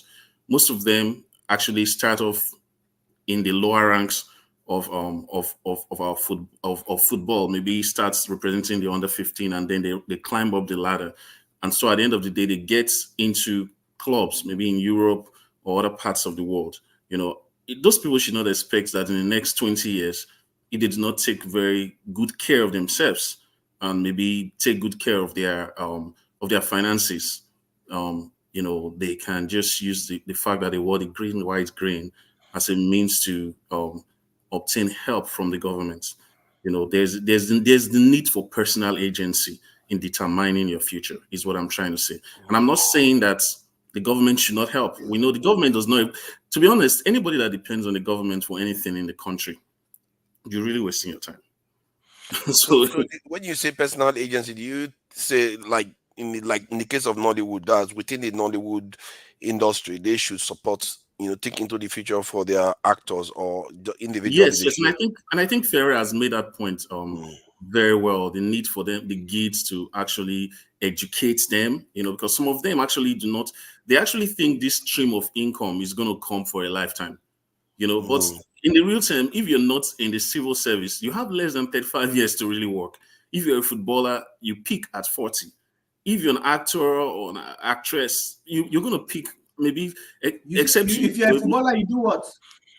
You're going to peak at the age of 40. No, sorry. You're going to, your career is going to end at the age of 40. Sorry. Decline. That was a slip. Thank you for noticing that. But my point is really, those people who are more in the entertainment field, they tend to have a very short career. And they have to plan within that short career for more than half of their lives. Because let's say if your life starts at 20, 25 in whatever entertainment job you do, you're going to do that for maybe 10, 15 years. You're a footballer, at 40, except you're going to start playing in Saudi Arabia. But even then, there's, you can't defeat Father Time, right? So at some point, you're going to exit the stage. But then at 40 is when your life really starts. So to do these things then, because Nigeria, they tend to be very difficult to organize things. Because I remember the other day, there was a footballer that was online begging for, I think he's a known footballer that played for Nigeria, begging for help. I don't know whether he got it for medication and stuff like that. And it's like, what I'm saying is, like, all these footballers that go overseas that make a lot of money, one would think they would have thought about it and created a kind of a health kind of insurance system for footballers at home as a way of giving back. And then the same thing could be said. I don't know what our Nollywood actresses go overseas like footballers do. I don't know whether they do that. But if they don't, maybe they can do something like that to protect their own, So here is where the government has a fault. For example, if you were to do, let's say, if you were to be an insurance provider, right? You need to be able to leverage on the economy itself, right? To be able to provide returns should people, should you have indemnity for a particular problem that comes up with whether a player or a company, and that's where it's really a problem, because if you look at our national economy, for example, it's not really robust enough to kind of incentivize insurance companies. So that's where the government has its role. The government also has a role in terms of providing the necessary sporting infrastructure, or maybe even entertainment infrastructure.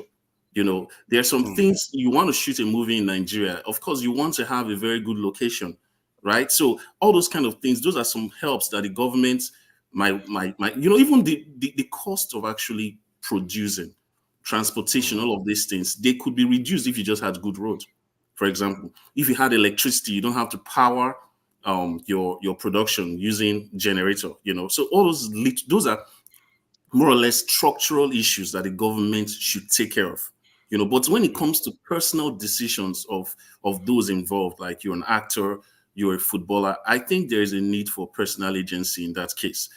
You should probably start investing. We see people like Kanu Nwankwo, people like Okocha. To an extent, they're still able to. They're still doing well. Again, you remember the story of Okocha when I think he had some money in Savannah Bank. And it took the intervention of the government to get that money back. So those kind of issues might also come up. And that's why I'm saying that's where our national, not just national infrastructure, we have some structural issues in Nigeria that also needs to be done properly. But having said that, there is need for personal agency. Don't just think because you wore the green, white, green, then you become, become beholden to the government for the rest of your life. That the state is also helping you by giving you that platform, because that's where you're going to get your contract into Europe, for example, from. KJ has something. Yeah, go ahead, KJ. So my question would be to Ed: what makes a governor who serves the state for 4 years to now be entitled for pension from the people's purse. If you have served the nation of Nigeria as a footballer for more than 10 years and you're not entitled to anything, what makes the governor the governor who just had a 4-year term in government, living on government largesse, living on government rent, driving government cars, and after that you still have entitlement of that for the rest of your life? What will you call that? And secondly, I'm coming, sir. And then secondly, I just said this and I'll move. Secondly, I am happy you mentioned the case of J.J. Okocha, who is well known in Nigeria, and what happened to him. I sitting here for one, I can tell you without even having to look at anything, every investment I made in Nigeria all has gone to zero. Yeah, true. And I have not been able to hold anyone accountable.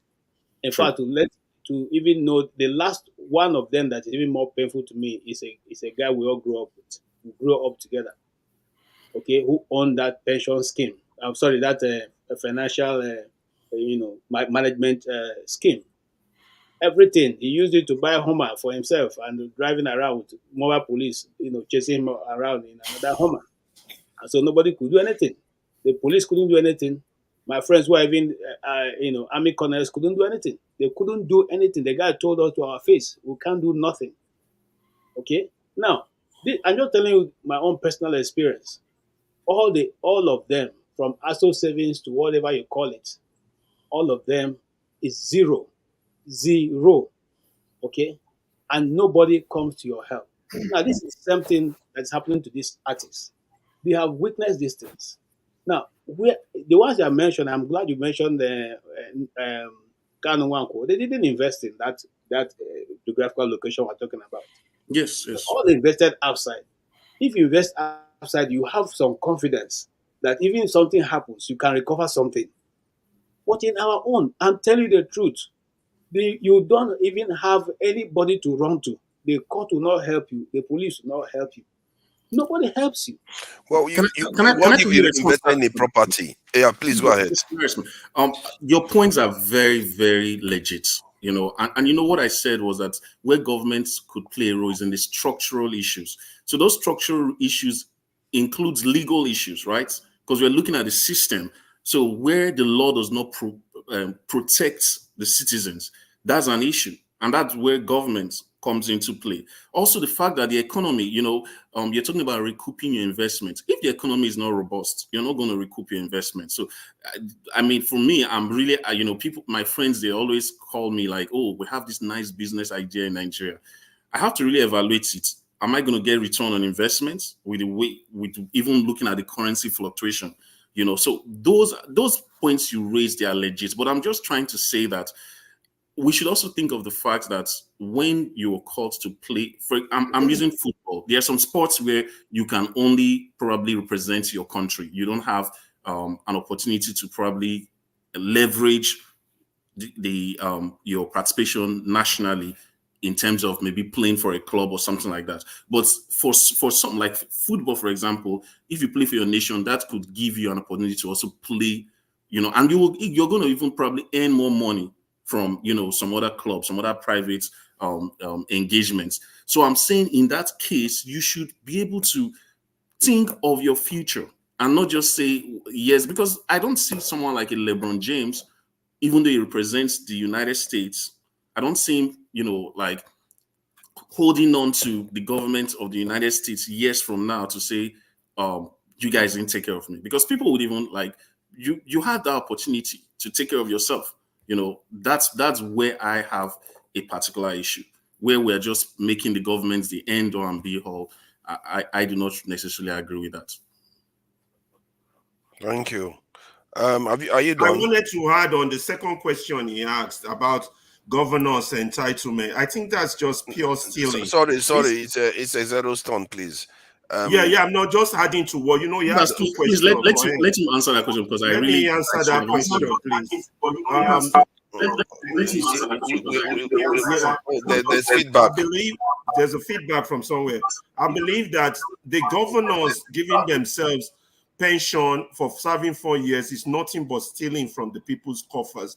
And these are the type of laws we're trying to fight and change, like OT did in his state now. You know, these are the types of abuses that these corrupt politicians have brought on our country, on our people. When you are a governor, you're still a civil servant. You're just the head civil servant. You should still be subject to civil service rules of engagement and remuneration. So you shouldn't create a separate rule for yourself. That's nothing but legislative stealing, using the pen to steal from the people. And these are the things we should be politically aware as a people, educate our people to make sure that this change in future and down the line. Should not be accepted. Thank you. Xero, thank you for joining us. You did come to say something about the lady that was here, you know, and everything she said. Please go ahead. We're talking about Obiageli. Yes. Stella Damasus, right? Yeah, yes, Damasus. Yeah. I was at the panel. I was on the panel. I wanted to, you know, because I was at work, so I didn't want to stress it, but I wanted to also ask her a particular question about how she dealt with the family of her deceased husband. Because I remember then, I think there were stories flying out. I think the family was also a powerful family, and they were fighting her on the media. She couldn't stand them, you know, because they were very powerful. And it was just, you know, I think she was more silent, but I'm quite happy that she took that step to relocate. And the Stella Damasus I see today looks like a person who has collected herself, finally found clarity of mind, and is able to now, you know, pen things into a book, you know. So I think we should really look at what we do to women, really, in our space in Nigeria. When a man is unalive, the wife, what they go through, the culture puts them to series of unspeakable things. You wash dead bodies and you give them water to drink. They shave their hair. They sit on the floor. They do all manner of things. And the worst part is, husband's family comes and start to take properties. What happens to the children? Some of us say we like, no, these things can never happen in my family. You would think it's like that until it happens close to you. Because when these things start happening, the family is also entrapped in this culture. Because if they don't perform these rituals, the whole town will ostracize them. We say this family did not complete the ritual. You will see the kind of, you know, the way they will treat you in the whole village, that you'll be forced to now start, like she said, the hidden hand. I don't know who said that. There's a hidden hand that pushes families to treat women this way. Because the family that these women are married into don't want to look bad in their village. It's the family elder, the elders, the village elders, those umunas, you know, we're pushing families to treat women like this. It is unacceptable in today's world. But how many of us can stand up to these things and say, this is wrong? How many of us can stand up in our family meetings and say, look, we are not going to treat our in-law like this? How many of us can stand up? Can I just add something for you to consider? Yes. You see, when that unfairness you are describing is happening, there is another set of women that gain from it. What I've seen in Nigeria is that when a woman joins a family, there is this kind of dynamics that goes on, that they put their family first, that they are in first. For some reason, the family they came from seems to be second story for them, while the men hang around. That dynamic, so that resources they are taking from one woman, robbing from one woman, they are taking it to another woman. You see, that's what I thought you should consider. A lot of us here we have a battle waiting for us in front, because we have sisters, we have mothers, that it is only when things happen in the family that you now start seeing uncles. Most of us here will now travel back to go and fight our own wars because it's a battle waiting for all of us. We're enlightened and we think it's unacceptable. But we have uncles. You think you just escaped from that place and came here and they are living a better life and they are there. And you think you have not escaped anything. You have battles waiting for you. You will still go there to face them when they start treating your sister or your auntie or your mother this way. You know, me, I cannot accept it. I know that I can never accept it. I know what I would do. So these are things that are waiting for all of us. Also, do you think? Let me ask you again. Do you think the culture is also part of the culture that is a way of discouraging wives from a kind of taking their partners out, just like when a king is in office in many African thrones, when they pass, the people that are around them are also sacrificed with them in many different thrones. So in other words, it's a kind of culture that built from a kind of discouraging people that are close to any major, like a man, not to do away with the man somehow. Do you think that is what is going on there? Because this thing didn't evolve for no reason. There's a reason why it evolved for quite a long time and it stayed. And do you think that is playing a role too? I don't think that is it. You know, if you look deeply into our cultures, our mothers wanted to stay in the family. They don't want to leave. Most of us here, we have two parents family. Our parents don't divorce. I don't know if you noticed. What do you think? Why do you think a lot of European people say what you know? Don't say most people here. They have two parents. Most people here, I'm saying most people here because I know we are Nigerians and we know the truth. So I'm not talking about European life. I'm talking about Nigeria. It's a few. I'm talking about Nigeria. It's a many. He's just referring to the panel. He's just referring to the panel. Yeah, that's what I'm saying. I'm referring to the panel. And even if you want to go percentage-wise, most Nigerians come from two-parent homes because we are not of that generation that started doing the Western breakup divorce thing. I don't know if you want to argue, you can argue from here to tomorrow. No, you're correct. If I can say, wait, can I just say to Exedo? Wait, what do you mean to parent home? Please explain, please. What do you mean? No, don't explain. That's very simple. It's very simple. My brother, Exero. Let him explain now. Don't worry now. What do you mean you don't know what two-parent family is? What are you complicating? I'm asking. Let him explain to me. What do you mean it's not my business, bro?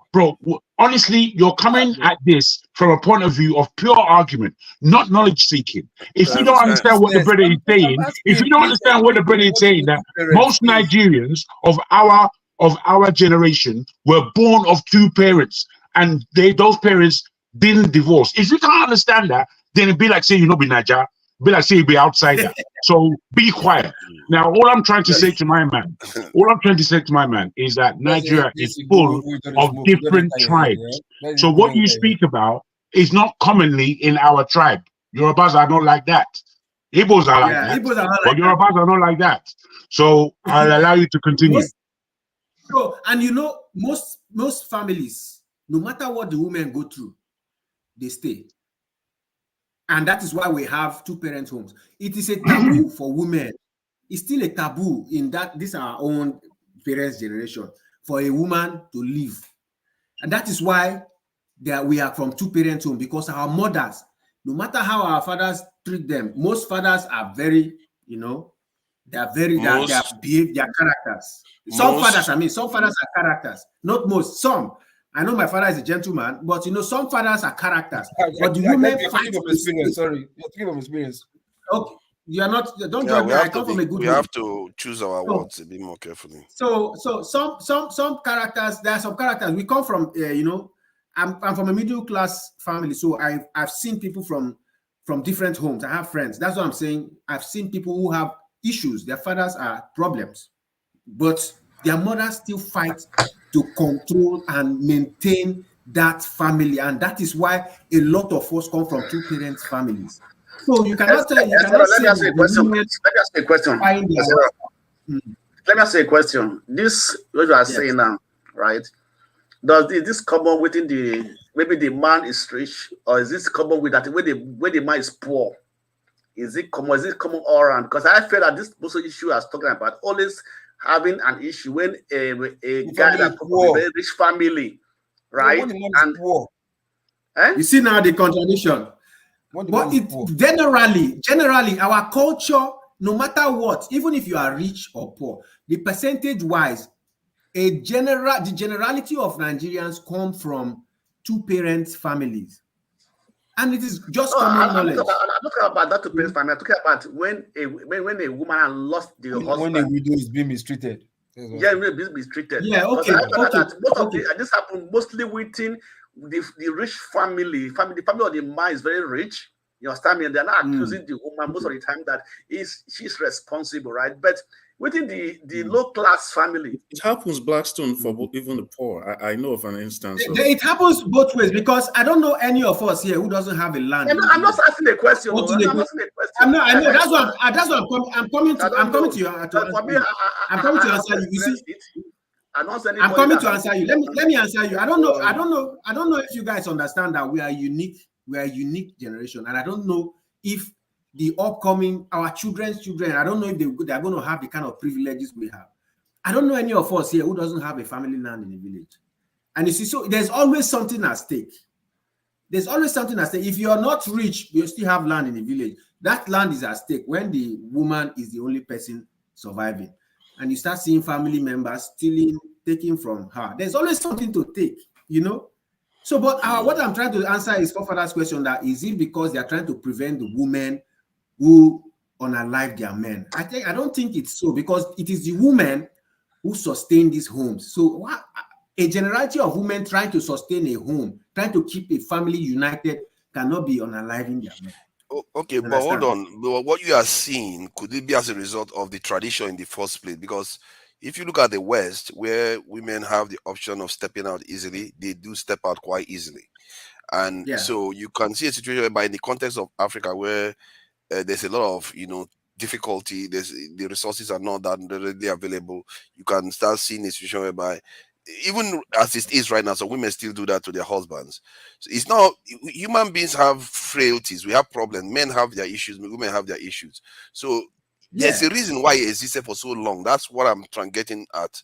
That maybe that's why. Because I've seen in families where women, when they leave the family, their approach, I'll be like, this is your family, but you are acting as if it's not yours anymore, completely gone to the other, their husband's family. No, I think you have to understand something about Nigeria. I don't know if I'm the only one who understands this. Why Nigerian women don't like to leave their homes? It is a general knowledge now. It's a thing of shame. They still have that thing in them. After everybody has celebrated your marriage, it is the last resort before a woman leaves the home. It's a last resort that they know that, okay, this thing cannot, my life is at stake here. And it is so even this generation, this time, that they are now encouraging women to leave before you get unalived, Otherwise, after, look at the way they buy Ashwebi, the way they show off in their weddings. So indirectly now you are preaching that whatever happens, any little quarrel, you must pack at this and leave her husband home, go back to family. No, I'm not preaching. I'm just saying that we are the what I'm trying to reply. Can I bring a different? She didn't say anything like that. Guy, can I bring a different example? Can I give a different example to the one Xero has given? No, Jago, you can't.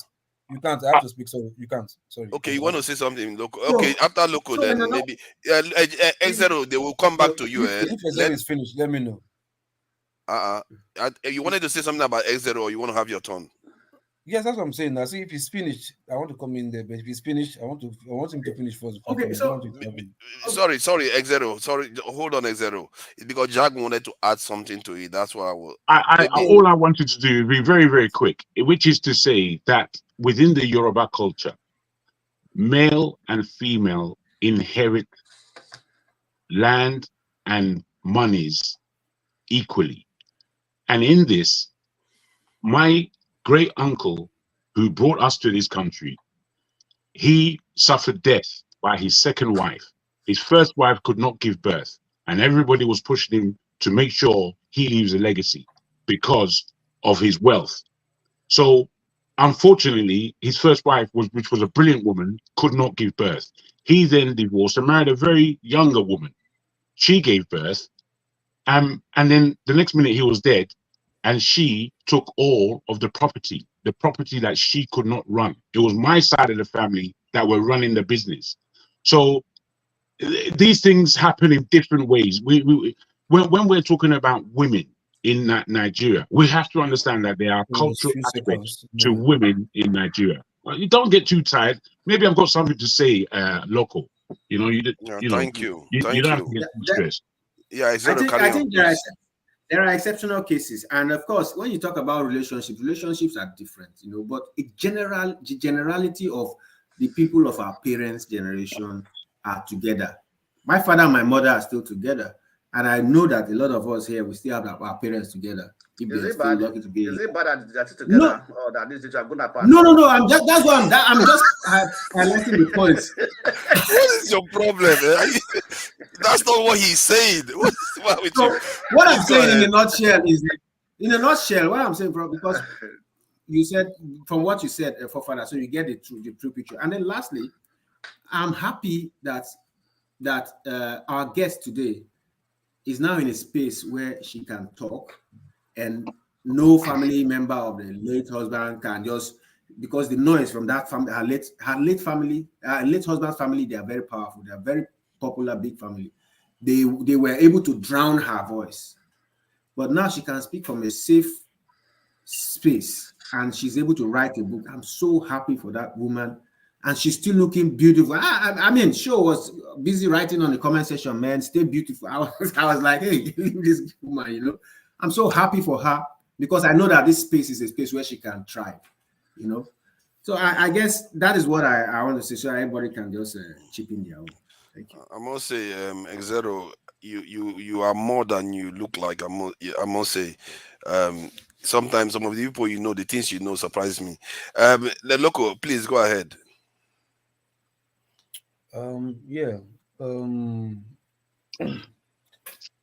I would say I didn't hear your question, but judging from what Azero was talking about, I guess these things, right? When you say it's a culture, yeah, you might say it's a culture, but it's not the real culture. These things happens to only when there's poverty in the family, and when I mean poverty in the family, poverty in the extended family, whereby that extended family that is poor is looking up to one of their son that is rich, that they've been trying to make from, and they'll be seeing that woman as obstacle. So when the man dies right now, it will not seem as if like it's a revenge, one, or also we use it as this is an opportunity to deal with her. I start demanding, I start claiming, I start other stuff. It started long time ago, not because it's a culture.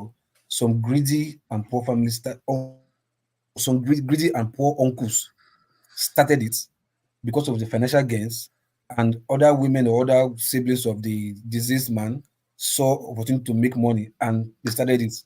Then when it happens to another of their colleague, of their relative, they'll say, oh, and this was how we did it in the last burial. The last time somebody, okay, yeah, we also do the same thing. Before you know, it starts repeating itself, spread across, go over generations. They now believe it's a culture. I've seen situations whereby the person who died was rich, the siblings, the uncles, the family at large, they were all rich, and nobody was asking to bring anything. Nobody told the woman that, hey, you should bring goods to come and tell us that your husband died. Your children should go and bring whatever that your husband died. No, nobody said that. All what they were doing, the husband died. Oh, it's a breadwinner. What if extended family were doing? They were bringing money, food stuff, and other stuff to support the family. Those are also cultures in Nigeria. But you say that is a culture, but these are people who like, no, this is how things are supposed to be done, because the breadwinner is no more. Now, we as the same family is supposed to support the family by bringing to them, not taking. Especially when there are children involved. But we see whereby when the breadwinner transits, we see extended family to say, oh, we'll sit the kindred, we'll sit and expect the children to go and kill one goat. You understand? The breadwinner is no more. You are supposed to be thinking of, oh, how are we going to support the family of our late brother? Instead, you're not thinking of how to take from them by asking them to come and kill one goat. You understand? To come and tell the family that, hey, their brother is dead. You ask them to bring shinap to come and use it to tell them. Then by the time you're not inviting them for dates or burial, whatever, you still have to come and kill another goat to invite the family, because you're not really telling one family, you're telling the whole family they have family meeting. You go and tell them at the same time so that all of them will come. You're inviting them, you're killing. So all this bringing. This started from poor families. But over time, since it happened to one family, one uncle, one relative, oh, this was how it was done in the other time, in the other village. Oh, let's do it, let's continue. So that's how it has begun. Then the idea of barbing hair, it's I think that is, we will say that as punishment. It's just haircut. It's a culture. You understand? Women It's can just haircut. yeah, it's a it's a haircut. It's a culture. Make her not be attractive now to the next man. No. Hold on. Listen to me. Hold on. Now, what do you mean unattractive? Ugbore came here. I mean, is she ugly? She's not attractive. I'm saying that the point is that maybe that's how they understood it then. No. Like I said, you just like in honor of the. No, just like when somebody, just like when somebody dies, or when you see somebody a hearse carrying the corpse past, what do they do? Men with cap, they remove their cap. Why are they removing the cap? You understand? It's just like you understand. It's not going against the person's will. Sorry to interrupt you. Sorry? It's not going against the person's will. No, that's what I'm saying now. Because hold on, look, is okay, but you voluntarily remove your cap. You understand? Because you are doing that as a mark of respect. And if you're not removing your cap, the key word is voluntary. The key word is voluntary. No, hold on. That's why, hold on. If a culture says, look, it's mark of honor. Because I'll tell you this, right? Because of the fact that we are looking at men as husbands, men are lord of the house, lord of the family. They are seen as lord. I remember some family call it, hey, my lord, in the olden days, not even because he's a king. Oh, my lord, my lord. So we say my women will say my owner. I've seen in Nigeria. You get my point. So if you say haircut, it's not only the woman that do, sometimes the family, the whole children, the extended families. Oh, somebody died in our family, in our village. All the women are asked to cut their hair. They're not even blood. They're not even like blood related. It's just family. It's just like honor. You understand? That I can say okay, but saying to like drinking of the beating the body water, what do you call it? That sometimes it's also comes from a wicked uncle relative. No. See, I'm giving you the history. This is wow, that body it's water. also comes from a wicked uncle who wants to like who's going to bribe like the chief priest to say, yes, if you know you did know you're innocent, come and drink this dead body water to prove you're innocent. You understand? But you can't just accuse somebody. It happened to my friend now, some few years back. You understand? So it's not because like is it's a culture. It's a cultural thing. Somebody started it to punish the woman to say, okay, you have to drink this water for your innocence. But it started, you understand, from a family who is using the influence of a chief priest. You understand? All culture starts from someone. No, that's what I'm saying. So when you say no, this culture, yeah, like it's not like it's the real culture. The bad one started from somebody that is greedy. But they may have used it to cut a few husband killers, though. Sorry? You know, have they used it to catch a few husband killers? Hold on, I'm going there. This idea of water drinking is because if in so many cases or few cases or even one case has worked before against the woman to like after drinking the water she confessed and this and that. So people will not complain that. What if she refused to drink? If she refused to drink, what happens? No, you're not supposed to even ask her to drink. Okay, so but what if they do and she refused? No, that's what, hold on. It's just like you now saying if you refuse to kill goat for your uncle to tell your uncle that your father is late, what will happen? You get my point? It's just the same thing. So if they will consider the violation now, and they will find out why he didn't kill the goat. That's why I said that's where the poverty comes in. You start. It's not violation. It's not a culture because look, I've lost my dad. Nobody came to the house to say, "Come on, do this. Come on, do this." You understand? The only thing you ask is, okay, yes, you do it for the first son. You come because you are the next who is taking the mantle or this and that. You come and do just like it's like entertainment of your kindred. You understand? There's no tradition to say if you don't do it, you must die, this and that. You understand? Because your father also partook in it. So it's like a ritual or just like a ritual, but it's a ritual, but it's not a ritual. like something that they do, because you understand. So your own son will still do it to like that. Then maybe they will say the first grandson just like that. There's nothing spiritual or tradition about it. Like you must do it or not. If you don't have, you can call one or two uncles who are like, uncle, they don't have money for that. Okay, what do you have? Okay, don't worry. Just bring whatever you have. Don't worry. I'll speak on your behalf. It's our son, it's our brother. There's nothing going to do. If you just his father, please just take this on his behalf. They're like, oh, okay. We need that. Let's pray for you. You understand? If it's not there. There's nothing anybody can do. That's true. But the idea of drinking bad water, that one is totally out of it. Like I said, it started from when one uncle, you understand, or when one uncle tipped or bribed a chief priest to accuse her or to do this to her, and they say you must drink it. But it had worked one time, and everybody just capitalized on it that you must do it. But majority of the time, they are used to punish the woman. Majority of the time, they are used to punish the woman because the woman, maybe they saw that she stood as a stooge from the siblings not to eat from their brother's But the question is, what if she refused? Though I did ask that question. And by the way, sorry to hear that you've lost your father. I'm sure everybody. I thought you said you lost your father. I said, we lost papa for here. Not today. Yeah. You are sharing it for the first time now. Why are you? I'm just trying to say sorry to hear that. I'm saying sorry to hear that. So that I forget that you still have a father. Everybody has a father, but when somebody mentions it, everybody. Blacks to your father about that since how many years?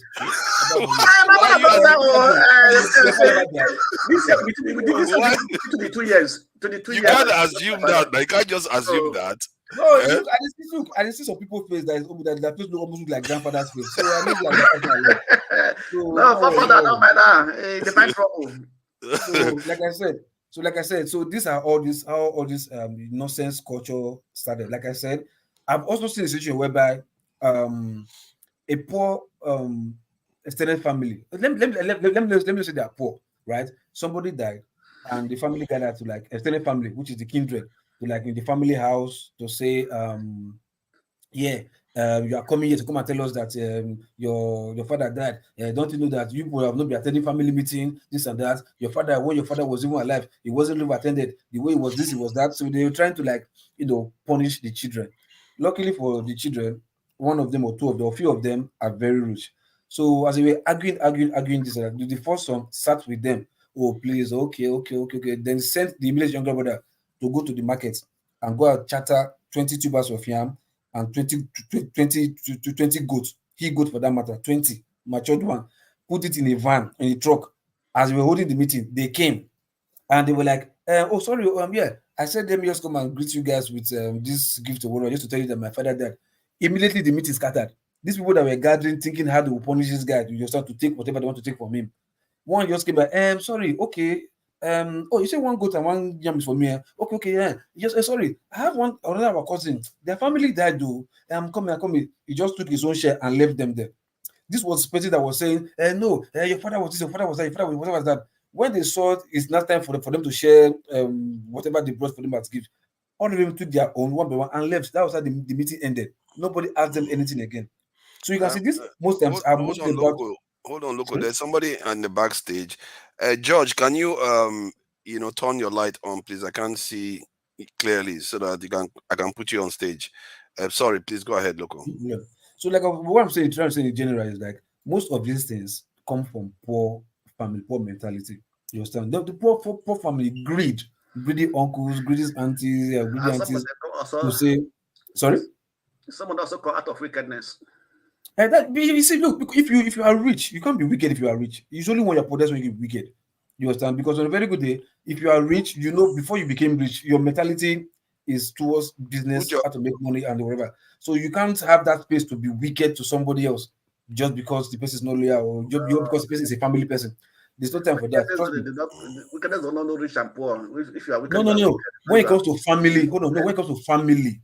You understand? Wickedness can be outside business or maybe just to put the best. When it comes to family and tradition, you have nothing to like. When you are rich, you now come to like, okay, no, you must do just to punish somebody that's poor in your family. No. For a person that did not do you anything, no, it's only mostly when the family is poor. And check when the rich person do not come to the family, they just meet him, uncle, and you need to come to family, and just please, and just give us more tea so that you just nobody can shout. You understand? Because they know if he's rich, you can't just talk to him anyhow. He just come, drop his money and leave. So anyway, from our Thank you. experience, Sorry, the Blackstone. But me, whenever you need to say anything, just raise your hand so that you can be able to speak. All right. Look, if you are done, then it's the Blackstone. So, what do you think so far about the lady let and me continue. Which lady? the lady that came on, Stella Damasus, about movie industry, the girl child. I think right now we're talking about how when somebody passes on, the way the women are treated. Yeah, if you have other things to say about the girl child in Africa, you can go ahead. Well, thank you. Anyway, I didn't listen to her. It was when she was taking some questions. That's when I came in to listen to her actually. I thank God for her life, and so I don't know so much about her, though I know that she was an actress in Nollywood. So I have nothing so much to say, right? But about the Nigerian industry. Somebody like Kara was saying that the truth is this, right? When we are complaining that the Nigerian government or government is not actually supporting the Nollywood industry, let's not forget that this is a business venture, right? A business venture is you are responsible. Nigeria is a capitalist system of government, or called a capitalist system of economy. If you are a private venture, you have to take care, you have to prepare and plan for yourself, right? And we know that in Nigeria, when all these people just maybe just shoot one film or they start making them, they go about buying expensive houses, living in expensive areas and everything. They forget that tomorrow is very important, right? And they also forget that they are not going to trend all that throughout for many years. So they forget to plan ahead and prepare for the future. So when anything struck them, then they begin to call for help, right? So that's also one of the problems. I would call it an individual problem. The good ones that are wise, they plan ahead, prepare for the future, right? Also in sport, right? Ed was make reference to sport and everything. Yes, also in sport, you serve your nation, right? But you also do your own personal thing as an athlete or as a footballer, right? Every footballer playing abroad receive good money. Some of them even receive more than the governor. Normally, salary of a governor, they receive higher, right? So, but if you cannot plan for yourself, you have nobody to blame when you fall into when you have issues, right? So there are many ways you can plan for yourself. There are many ways you can plan for the future. There are many ways you can put money aside and investment and so on and so forth. But when they do not put those things into consideration, then you expect somebody to come from nowhere when you have problems and begin to support you. It doesn't happen because we are responsible for our own self, right? If you play for Nigeria in a competition, just at that moment, Nigeria they will respond to you. They will reward you, and so on and so forth. After that, you are left alone. You are your own business. You are your own. It happens all over the world. No country says that they are taking care of their athletes 24/7 or paying their salary. No, you have contracts. You sign contracts. You have advertisements, contracts, so on and so forth. So you get more money from there. So then you have to plan for yourself.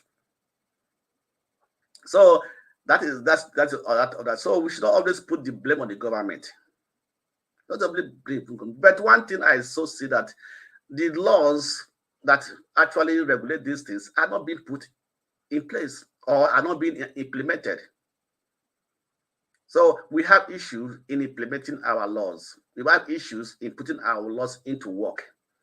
That's where comes the fault of the government in all these industries, right? So like what she was saying, the Arthur's Guild or what they call it, what laws are they put in place? How even their regulations and how do they implement it? How do they now actually check and balance the industry, right? I think there was another one that we have been hearing so many corruptions in this industry. The president or the leader were corrupt, were competing with themselves, and so on and so forth. These are the issues of Nigeria, because when you get to that position of leadership, you find it just turning around automatically. What you used to see when the person was not there, you'll be able to see it, because now the money is now in charge or in control of the money, right? And now a lord. So this is why some of the things doesn't work. So we have to put all these things into consideration before we start actually putting all the blames on the government. Government cannot take off everybody. Nigeria is not a socialist state. We are not socialist. So that's what we want to understand. So everybody that is doing business, you are doing it on your own. It is for survival of the fittest. Survival of the fittest.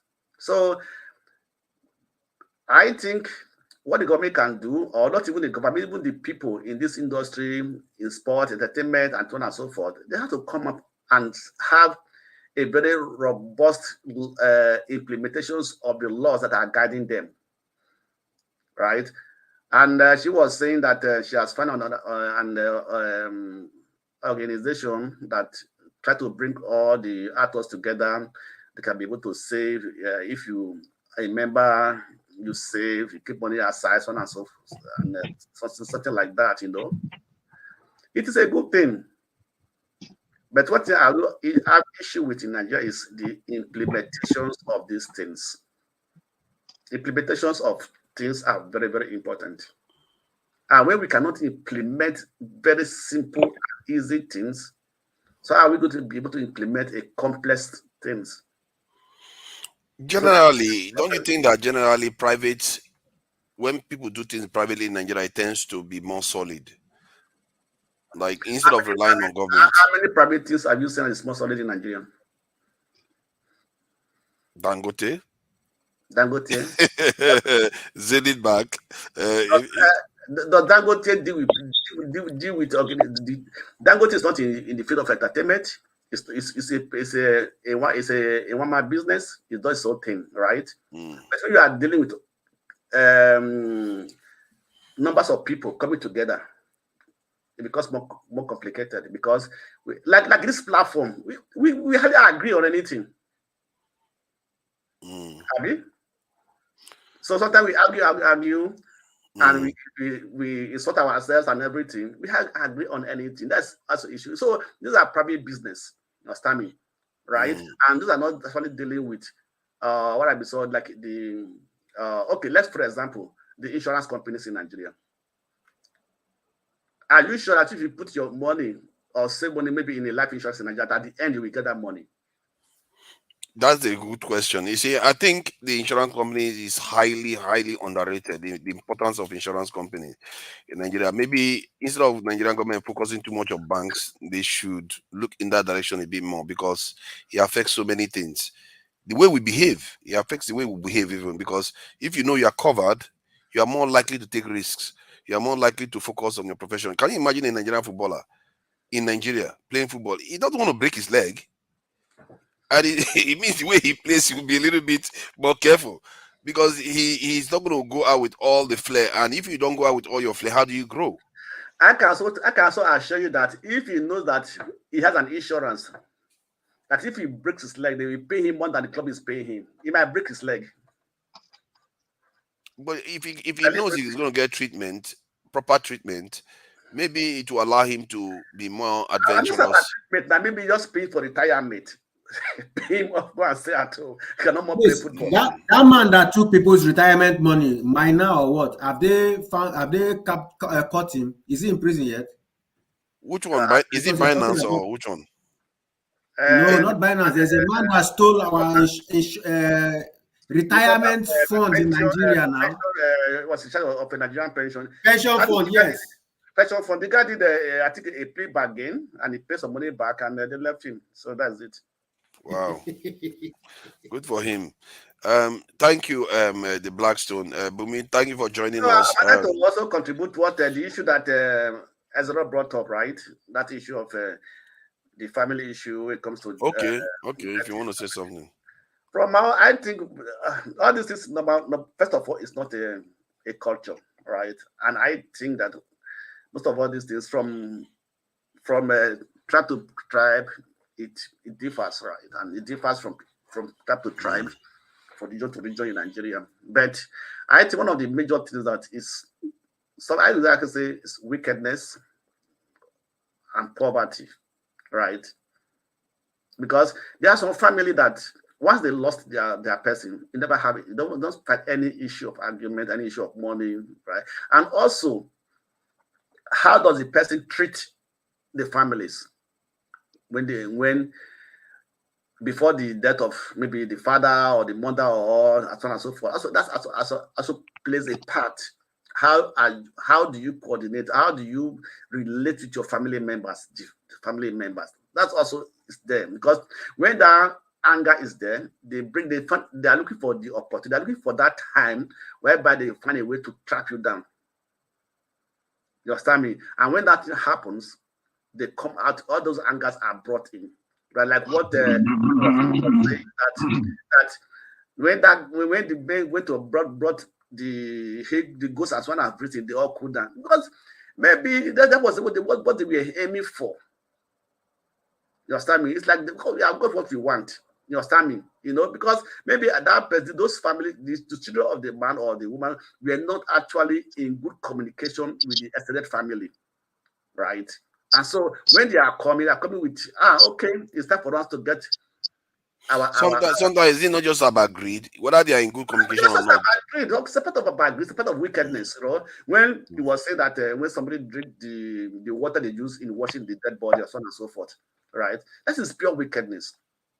Right? I have a friend who it happened to, right? And they gave her 3 years that if not happen to have with it between them and 3 years, then she's not even responsible for the death of her husband. Wow, nice. So if anything happens to her within 3 years, that could have been natural. She's guilty. Yes, that's guilty. Ridiculous. You know, so these are some of these things, you know. So, but this is happening in different. Sorry, Blackstone. This is happening in different ways. Betty Akeredolu, you know, the wife of the late governor of what's that state? She's currently going through. The younger brother married her now. She married the younger brother. You see? And then she had some. It was public issue now. She had wranglings with the family. They were coming after her. So you see, it's not just poor people that are going through this, and these things are rampant in Africa. No. This younger brother marrying not married like say married tomorrow. That's a good idea. It's a very old thing. It's a very old thing amongst us. It's actually a proof of our Hebrew traditions. If you look in the Bible, it says exactly that culture. Yeah, exactly. Well, they copied us in other words.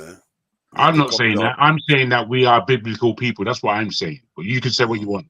Yeah, they copied us. I don't like people say that's up to you now. That's up to you. If it makes you feel better, if it makes if it pleases your ego, it's not about ego. We are older. The idea that we copied from them seems no. It's not. It's not an idea of copy. It's an idea of what was written. What was written is only seen in certain parts of the world. It's not about copy. It's about who are the people that they're speaking of. Before it's egotistical. But they are saying they are speaking about themselves. No, but you see, you have to understand that there are too many practices that belong to the Hebrew that are still with us more so than anyone else in the world. This is the aspect. That's why I'm saying they are copying us, because the people that wrote it that you are mentioning from, they are talking about themselves. No, the people that wrote it, my brother, are not the Europeans. Those aren't the people that wrote that book. You have to get these things clear. Jew Israelites. Are you saying we are Israelites? Bruv, I'm not using the word Israel. I'm using the word Hebrew, which is before the word Israel or Jew. The word Hebrew is what we traveled from that part of the world as. We traveled down as Hebrews before we knew ourselves as Jews at all. and then we fell into our Yoruba, Igbo, coastal. I'm not so sure about that one. Well, that's fair enough. That's fair enough. But I'm saying to you that we are still the only people in the world that do what's written in that book more than anyone else. Full stop. We are the oldest, so it makes sense. Father, just That's to where add I'm one coming more from. person on that list. Just to add one more person on that list, Bianca Ojukwu also had problems with the family when the man died. So you see, these things are rampant in Nigeria. What do you expect? Nothing. There are situations in which this happens. Which one is the Edo culture? That's what local people. Edo doesn't have culture. Look at your story. Some of them. What is wrong? How dare you say that? How can you say that? No, what I mean, with culture of this very understanding is quite different. We have that culture, right? When somebody dies, the family member comes and so on and so forth. It depends on the family, to what extent the family will take it. You understand me? Some people will say, okay, like the royal family or the chiefs and so on and so forth, will say, we have to bury your husband, we have to move for 7 days, right? Be on blast down for 7 days. But some people doesn't do it. It just depends on the family. So that's I said they don't have culture. So it's not like culture that everybody have to do the same thing. No, it depends on the family you belong or the ideology of the family. Okay. That's it. You understand me? So if you have a family that is very liberal, they don't care about those things. You just come to do what you have to do. They need peace and everything. They go. Father, sorry to burst in. Local P, I beg, please retract your statements. They didn't marry your carry to lose widow to younger brother. Oh my God! Where did you get that fake news from? You have started again. No? Hold on, you are going to have your chance to respond, please. Hold on, Olumide. He just came in. You want to start the fight already? She went on to perform traditional. Olumide, hold on now. Will you keep quiet? You crazy? Yeah, the same marry younger brother. Just the Blackstone, are you done? Shut up, idiot. Okay, anyway, okay, let's move on. All right, no problem. Yeah, Bumi, thank you. You don't be fine. Let's move on. If I put him backstage now, I'm a dictator. Olumide, stop now. It dictates now. Go to Canada now. Why you not go? Why you not jet? Why you not go? Go to Canada, they beat you. Okay. Let's go. This one we don't miss drugs to drink any. Blackstone, the great for you. Olumide is not in a good mood today. Bumi, thank you for joining us. And look, this is Olumide. If you do that again while Bumi is talking, you're going to end up backstage. Sorry. Bumi, please go ahead. Hi everybody. I think there are two topics. One in terms of the Nollywood industry, and then the other one in terms of this whole traditional things. And I don't know which one I should kind of start the discussion on, but I think I'll probably start with the sorry? Any of them, you are free. Any of them. Yeah, I think I'll probably start with the cultural one. And to be honest, obviously I'm not a big person when it comes to culture, because I don't know if people know, but I'm a Gen Z, and we have a different kind of. Maybe people mention that word Gen Z. I wonder what the people are talking about. It just means that we're talking about the lunacy of the world. Yeah, it means we're born in a different generation, so we have a different perspective. The AI generation. Yeah, so for me, when I reflect on that, I just think when it comes to drinking the water of the dead person, I think it's just a way of how they solved an issue back then. Whether it's effective or not effective, back then it's probably our present day police department or detective. So I just would see from that aspect in terms of if someone told me to drink it, let's say if I get married to a family member, or I have to drink the cups of my partner to prove I didn't kill them, then I could just tell them, get to the investigator and investigate it. if I'm proven that I killed him, then so be it. I go to jail. But if I'm not, then I'm not gonna drink it. So I feel like that's where that comes from. And I feel like most people in our generation are not gonna do that because we don't see as an effective way to prove something because we have other ways of proving things. But if I should reflect that to like the whole marriage thing, because I think Mr. Xero brought out that we in Nigeria, we mostly have a two-parent household, and the only reason why that is very common in most African countries, but specifically Nigeria, is because of how we see a man and a woman. You know, when you see a man as, like, it's even in the name, when you say a man, it's like it has this power to it, or like this whole control. And then when you see a woman, it's more or less like an object. And that's why you see most women would stay in a very abusive relationship because they're not seen as important piece to society. The only importance that is given to them is, you know, procreating.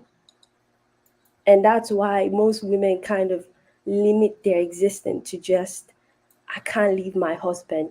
If I leave my husband, I have no value to society. So they keep on staying in those things. And I think that's where you also see when women tend to transfer that so-called wickedness to other women because they don't see themselves as valuable. And because you limit yourself, it's like you're oppressed. So you have to oppress the next best thing. And that's the next woman that's below you. And that's why you see mother-in-laws and everything, they tend to oppress their daughter-in-law because they were oppressed. So just to transfer that, they don't see themselves as valuable, but they become valuable because they're the mother-in-law. So it just keeps on. So I feel like, and most people keep on saying, oh, it's the West. The divorce thing is such a West thing. But the difference is that most women not value themselves in society. And if they don't see meaning in that relationship, they leave. But yes, of course, you're going to have people who are going to abuse that divorce. And that's why you can say, oh, the West has a high rate of divorce. Yes, you can say that. But you also see people who are fortunate enough to not stay in an abusive household because it is true. We are in a very, like... Can I just ask you, Bumi, Yes. a question or two? I'll be snappy. Are you aware of the statistics of the breakups in the West and why divorce takes place and who initiates divorce? Have you seen those statistics? I have heard about it, but I don't know the numbers exactly, but I know it's high. The other thing I would ask is the fact that women have been oppressed over the years, which is very true, and we add to that. But the union of Nigerian marriages, especially in our fathers and grandfathers' generation, or a one-on-one relationship, those who stayed together, was it all bad? Was it just out of oppression, or was there no love or intention or growth? Do you consider? Because you're not considering these things. You're just being one-sided. I'm not. I feel like it's just a different value. Okay. So those people back then might not see it as bad. Okay, in my generation, we might call it red flags. There are certain things that you see in a relationship that are red flags, and you shouldn't constantly be in that relationship. But probably, let's say my grandmother doesn't see that as a red flag. For example, maybe when a man beats his wife, a lot of people, older generation, might not see it as like, oh, something that should not happen, because understand that's the man of the house talking. He has every power. He's the one directing the family. So it's just the difference in values between the older generation or the other generation and then this generation, in terms of like, okay, the women are like, okay, this is what we But sorry, one question. What about if the wife is beating the husband? See, that happens, okay? But the reason why people don't tend to pay attention to it a lot is because of when you look at the numbers in when that the statistic to the difference between a man beating a woman and a woman beating a man. It's just different in terms of like there's more impact and more negative consequences for when a man beats a woman and then when a woman beats a man. You know, men sometimes when they try to express frustration, they tend to go physical. Where women, because they don't have the physical advantage, they might be more verbally abusive. So you would see women in relationship who are more verbally abusive. But you have some women too who would want to, lay some punches if they see the man is not going to retaliate. But it does happen. I'm not out here excusing women's behavior, but there are just advantages. Men have more advantage when it comes to laying hands on a woman than a woman. If I should punch, let's say, forefathers, I'll be behind you. Oh, not really. I don't think my punch. Everybody will support you. Everybody will support you. Don't worry. We are behind you, Bumi. We are right there with you. You see how you all are behind me. You open the floodgates now, so that they can all start. Yes, you very well. So we are behind you. The reason why you all are behind me is because I might not be able to beat Mr. Forefathers very hard that he will not be able to come anywhere the next day. But understand, if Forefather decides to lay his hands on me, there's a possibility that I will lose my life. So the chances of me losing my life probably goes up to like 90% compared to when, let's say, Forefather loses his life. It might be, let's say, 20%. So that's where people tend to value more that men are more abusive than women. But that's just what I have to say in regards to that. But let me go back to the movie. I wanted to add something to what you said regarding women valuing themselves more now. I'm not sure they value themselves less before. Otherwise, most of the achievements that society went on to do, and the fact that they stayed in homes and they raised the men and the women, they raised them all. The women often raised them. And there is a reason why they are still around. If the men were busy beating, killing their wives before now, there would be miscarriages and all kinds of nonsense happening all the time. The children will not be safe. They will not be around today. So I think maybe we have to also take into account the proportion of the people that behave like this, that actually take violence into their homes and exert it on their wives. I'm almost 100% sure during that time, there is a process whereby men are admonished for attacking their wives. And I think that aspect is not often highlighted, but I'm sure it's there, because you would have seen madness all over the place if that wasn't there. Men must be holding other men accountable to stop that behavior. So that's my point. Maybe the family members, like if you are married to a woman, you misbehave with a woman, the family members will come at you. So there must be control mechanism to stop that kind of behavior. Otherwise, you would have seen families won't be together. And also, for me, the mindset of women now that you said they value themselves more, I think that's the illusion that is created. But in reality, what is happening is that many of them are ending up 50, 60 alone. And they are not doing anything, and nobody's going to be there to take care of them. And I think there is a level of an illusion that is being created that it's just more of a selfish society because of what the government have created and made them think that somehow getting out of the home, living the life of a man somehow is more valuable. I think there is an injustice that goes on when a husband passes and the woman loses their property, especially when she's got children, the man's children. She should be protected from those losing all those resources. However, to say move from there and say women should necessarily they should just go and break homes, because 70 to 80% of them are the ones initiating divorces now in the Western society. The reason why they did it is for their own reason. They are not us. So, and I believe that the role that they used to play before is just as valuable as whatever role they are playing now. That's why the point I'm trying to get at is when you said they value themselves more now. I still believe that women did value themselves before, but it's just in a different way. Please go ahead. I don't know if you had the statistic the guest gave in terms of 1 in every 3 women has been abused. Whatever form of abuse you want to think of, that has happened to a woman, you know. And in terms of when you made a valid point, you made a big point in terms of, like you said, oh, those women are going to end up being alone. And I think to you, it seems like loneliness because the society has given the value of women in terms of you're supposed to be with a man. Your existence in life is to procreate.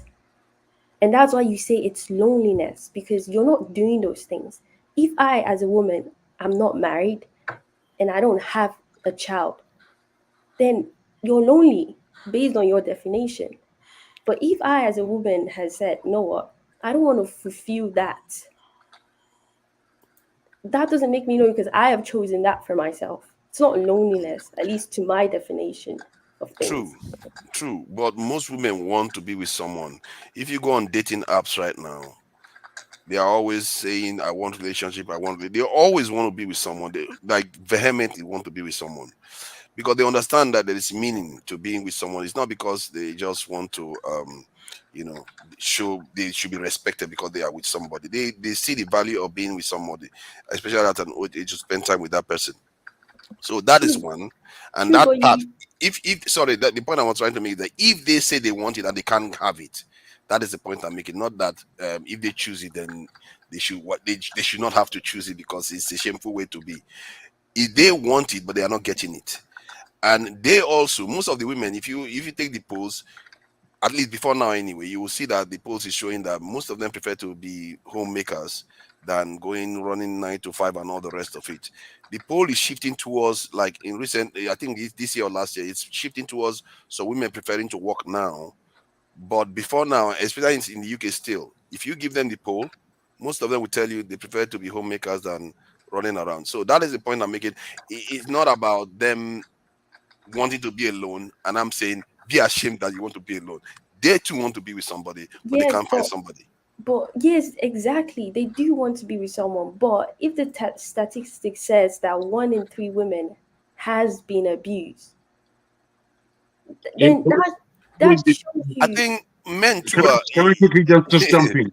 You see, sorry guys, it would always depend on this matter of abuse. I agree with you. In my experience, there have been many women that I've come across that have been heavily abused. But then every man and every woman would have to look at their own aspect of growing up, and was what they were doing in terms of trying to get to know the opposite sex, was it abusive in any way? And I would say by today's reckoning, the way I grew up, we would have been all guilty, would have been all put in prison for what we engaged with women. You see, I think we're at a hypersensitive point in the world today. And a lot of the things that we are being sensitized to are given to us to be sensitized to. It's almost organized for us to think about things that possibly could be thought about in a far different way. Now, what I'm speaking about is that if we recognize for all the pains of growing up in a family that we had, there are so many more blessings to be taken. We have to ask ourselves, do we want to grow up in a family? Was growing up in a family beneficial to us? Would we like our children to grow up in a family? These are the real aspects. All these personal things that women are coming out with and men are coming out with, I'm sorry to say, are of personal, idiosyncratic misfortunes that they're now putting as though it's mainstream, but they're not mainstream. A lot of these things that happen between men and women generally in life are natural. It's natural. So we have to understand how we're speaking about these things and how one-sided we may be coming across. Where is the nature? Is family under a critical crisis at the moment? That's what you have to ask yourself, because anytime we're speaking about personal issues, we have to see how these persons attack the institution of family where we are concerned. And if we're not really looking at that, then I'm afraid we're not speaking from any balanced position at all. I think one thing, I get your point in terms of like, yes, family is like the lack of a strong family household is becoming something that you get to see less. But the thing is that it's just people are starting to understand what they want in a family. If you really, because you can listen to a lot of Nigerians say, oh, we've been married for 30 years. But when you really ask, like you start having conversation in terms of like, okay, what's your marriage life like? It will really baffle you. It will baffle you how like you're literally in a toxic relationship and you're building and having children who believe that this idea of a marriage is what marriage is about. You know, I was watching a YouTube video about, married people who are for divorce and people who are against divorce. This is Nigerian debate, and this woman was basically saying that if her husband, she would not divorce her husband if her husband goes ahead and abuses their daughter. She's not going to divorce the man. She's going to still stay in that relationship. And you ask yourself, like, are you okay? She has a reason for that. So did she give the reason why she has to stay? Because she believes that marriage should not be broken. It's like, just like Mr. Jagon says, like family. She believes in family. And if she leaves that husband, she has actually destroyed the family unit. Exactly. So she says she's still gonna be with that man that abuses your own, you and the man's daughter. Can I put this to you? Bumi? Let us have some talk now. I just want to put this to her quickly, please. Please, real quick. I just want to say, Bumi, we are coming to you, Abadio. Please, Jago, please try to repeat. Thank you. Please take Olumide out. He's sleeping. Please take him out. He's sleeping. Where is he? He's sleeping. That one is sleeping. They will just be cutting and speaking for 2 minutes. Let me break in real quick, please. We're having a conversation now.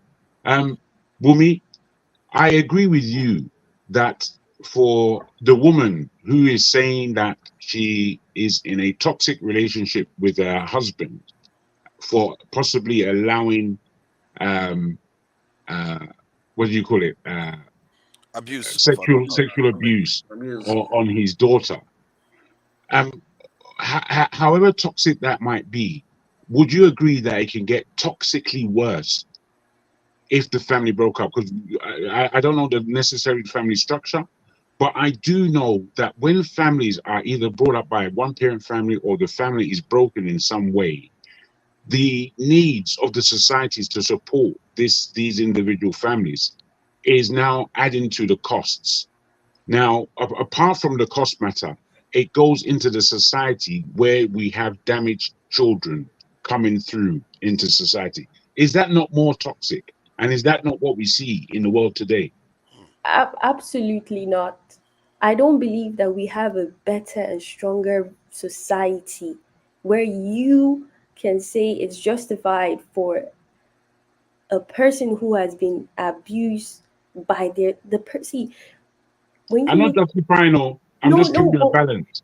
Yeah, but there's nowhere that balances anything, because you can still have a divorce, but us as a society needs to have, and I think this is where we lack that in terms of like having therapy to balance it off, to make sure that, look, we broke up not because, oh, you should just break up a family, but we broke up because this is not the right thing to have in a family. You cannot have a family for 40 plus years. till you die, and that is the values that you keep it on.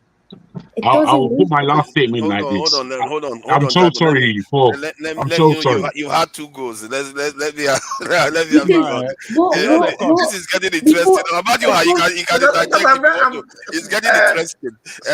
Hold on. It's not getting interesting. It's not getting interesting at all. Because then, you only to go to the village and have the elders to tell you about the family stuff before you talk, you know. None of us have a lot of experience of it, but just sometimes bothers me. Look, Fofana, one at a time, please. Fofana, Bumi is speaking from Jay-Z word. It's not real. That's what I saw. He said something about the olden days. Let me tell you, in my place, if a man beat a woman, the woman go back to his parents. That man have to take a bottle of wine to go and beg before the woman will come back to the house. And your brothers who must do what? Must escort you. Not only escort you, they will call you, bring call and say, guy, they will punish you a lot. Or you fight. That is a problem. So there were a lot of laws and something guiding things that time. But these days now, there's no more law, there's no more marriage. What I know that if I love the man, I will just pack my load, go meet the man. Anyway, the man decide, you go beat to go pack a load, come on, and divorce with that. No marriage before divorce. That's why we are. There's no marriage. Everybody will just do boyfriend. I call him boyfriend and girlfriend. Any day the man tired, the woman will go pack his load and go to a bar so they celebrate divorce. The other person they celebrate divorce. They drink 10 shots because I'm divorced. Something to celebrate of. So you're talking from the Z world, but we are seeing things. And I would just like to add, it's not balanced because you see, men and women, men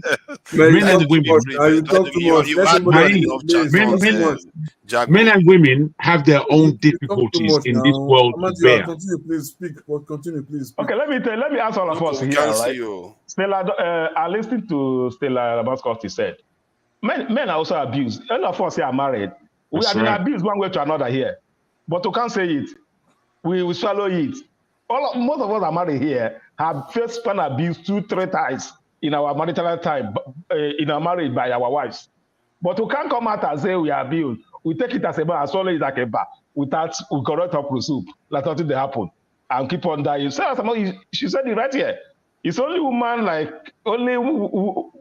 that can say and be abused. People have pity, but men are also going to abuse. I have so many stories here. I have a guy that just killed in Dallas. He shot the wife mother, carried the picking and drive off because abuse. You can't even like hold it anymore. You say let's edit. So let me, from my own point of view, Mr. Omadio.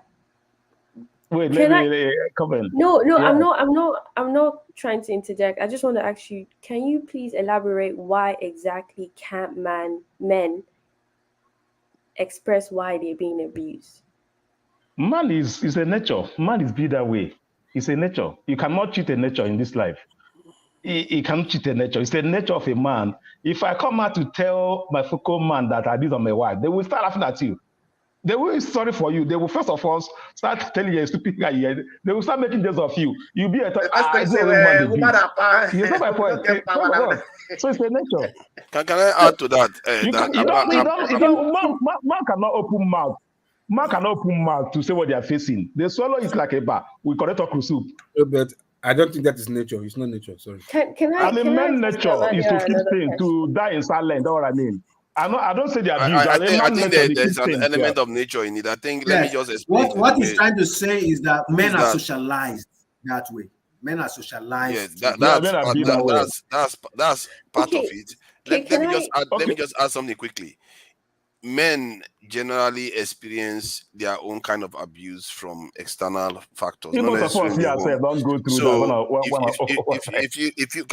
If you look at the conflict going on in Gaza right now, this is unusual. One of the main reasons why it's unusual is the high level of children and women. Normally, the men are the ones that get slaughtered in that high ratio, and that too should open your eye to the people that define what is an abuse is and what is not. These people were willing to sit there and watch women get slaughtered and women get slaughtered. That is the aspect that I always say, Gen Z, is when you are believing certain things that these people tell you what is wrong and what is right, you have to calibrate it with an eye of originality. Like when you came on the first time, you said something about the water drinking thing. That's dead body water drinking thing. You try to approach it in an original way. You try to go into the eyes of the people that practice it and why they did what they did. No. Fafa, let me correct you. No, it wasn't about you. It wasn't. Listen, hold on. Let me. You gotta be saying this. That's not real. All right. Let me tell you, sir. We want too much Hollywood movie. Too much Hollywood movie. We take it that way. Let me tell you my place. Somebody said this. They know somebody happened to. Let me tell you in my place. In my place, see what happened. See what happened. Calm down. In my place, see what happened. See what used to happen in these cases. All right. If you are being accused before now, the only law in the community is the chief priest, the king, or one or the three people make the laws. They decide what happens. All right. There's no courts. There's no government. Nobody. They are the law. They are everything, all right? So when a suspect, so it's on the road, when something happened, all right, they will take it to the chief priest. Chief priest will say, this is how we treat this issue, all right? Then he will start doing that. But I tell them that, and people that are going to, people that are going to make her do that thing, her co-women, her co-women that will make her do also doing that thing to prove her innocence. Her co-women, not men. But men will see, men will see, women will make her to do that. Wait, excuse me. Let me correct you. My friend, is a young girl, and the husband is a young man. She's living in abroad. You understand me? My husband died in Nigeria. The man had not been to abroad, but they accuse her as person responsible. And she went to bury her. No, how did they accuse? They just accuse you are responsible. They just accuse you are responsible. Okay, a person is living abroad. We're not living together. No, they just don't go back and ask people. No, yes, of course, no. Of course, they can't just let me tell you. I don't support it. I don't support that. It's an evil. Yeah, you don't support that, but excuse me. Everything. You don't know what happened. You don't know what happened. We are not there, so you cannot support. Can't say you don't support that. That was not your. You're not part of the family and everything, right? So no, I was no. Where I'm coming, it was a culture. It was a culture. It was a culture. Of no, you're talking about your own side. I'm talking about what your own side. I'm talking what I know, what took place. It was about 4 years ago. Not even century, but 4 or 5 years ago that it happened. And she drank that. Yes, and she did it. She did it. You got to let forefathers continue from where he was now. He just disturbed the place. The point she was making, she came from the point of originality, tried to understand where they came from and try to use that to give her own opinion. However, when she started talking about women issue, which is on the feminist kind of side, she started using the terms value and abuse. And I think that is one thing. That's why I think Amadia is talking about the Gen Z thing. I understand the that's how you see the world, but I would prefer you go to the originality of the situation, because that will open your eyes to the fact that men actually go through worse situation. There's a reason why there's a reason why they have lower life expectancy. If you think only women are getting abused, even the earth is abusing men constantly. Even the earth abuses men, and our job is to take the hit and still keep the women safe. That's my very point. Yes, so please go ahead. Can I ask a question so you can elaborate more in the direction of where men face more abuse? Okay. Mr. Amadio has said that men go through more abuse than women, and they tend not to. I didn't say than women, though. I said men also go through abuse. Go through abuse also. Yeah, I didn't say some women. But they don't say it. Okay. But my question is, you say that is men's nature not to say it. Okay. So now, if me as a woman, I have changed that nature of women, and I'm saying, look, 1 in 3 women are being abused. Why is it that I am now a problem for identifying the fact that women say they're abused? Because it's like men right here, you can also point out you being I tell you abused. why. I tell you why. The law support the women, but the law frown against the men, frown on the men. That is it. It depends. No. Don't say no. that. Let me feel. Absolutely not correct. Not true. I can understand. Excuse me. If you go now to your social office and go and report your wife's abusing you, it depends. I've seen somebody that a woman called police. You don't know that the camera recorded what happened in the house, and she claimed that the man was beating him. Camera. It's quite different. He has a camera that recorded everything. The law may turn. It's what you told the law. The law we agree on. The law may turn against the woman instantly. Yeah. Also, excuse me. You just said one thing. You said a camera recorded it. If you don't have an evidence, do you think the law will take your own story or they take the man's story? The law wouldn't also take the woman's story. A woman cannot just wake up and say a man abused me and they'll just take it like that. You have to prove how he abused you, whether you're showing bruises or whether you're showing pictures. That is not true. I have an experience. Excuse me. I have an experience that two people just have a misunderstanding. The woman called the police. And they asked the man to leave the house. No bruises. That's not my thing. Yes. That's some of the abuses we are talking about. That's some of the abuses that women are abusing men. Some of the abuses. What are you talking about? Is it about physical abuse? There are emotional abuse. It's even worse than physical abuse sometimes. Emotional abuse is worse than physical abuse. But that's what, and if you listen to what I said, that there are two, men and women also abuse each other. Men tend to mostly abuse women physically because they just have the advantage physically. It makes sense for them.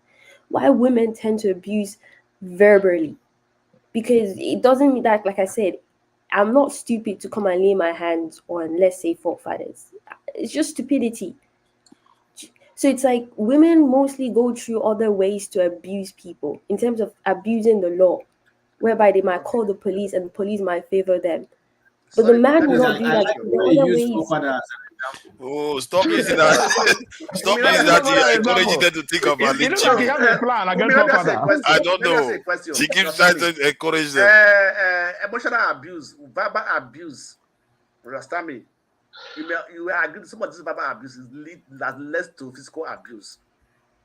Words are like two-edged sword that tears your heart apart. And when Mr. that happens, you lose abuse is abuse. Control. You can punch someone and they could be brain damage for the rest of their life. You will not wake up. I'm not making an argument. Let me tell something. Speak about yourself. Like me, speak about myself. Speak about yourself from this kind of abuse. All right. You don't know what other women can do. You don't speak about yourself only. We are talking about different generations. She's a Gen Z. We are millennials and above. I'm at the middle between Gen Z and the old. But for real, some of us need to go to the village and meet the elderly people to tell you histories. How things have been done. We just watch movie, Nollywood movie like this. That's what things be. No. No, mine. Still they do those days. Mine is the law of the land to do those things. Mine is that again things that we are speaking about. Let me tell this point. When a brother dies, a woman, they force her to marry the brother's the husband brother. It's not a force. They would give it option. You want to go, all right? Don't stay here and start bringing men into the family. It's better for you to marry this or you go. It's not a force. So people think it's a force. So that means. Sorry, but hold on. Let me just share some information that might shed some light to the point I'm making. It's not a force. Yeah, they give you options. Let me see. Where is this information? Okay, that's it there. Let me just share some light to this. You see, this is what I was talking about. When you use the term abuse, And this is what I was trying to express to you, that men go through that is not necessarily taken into account.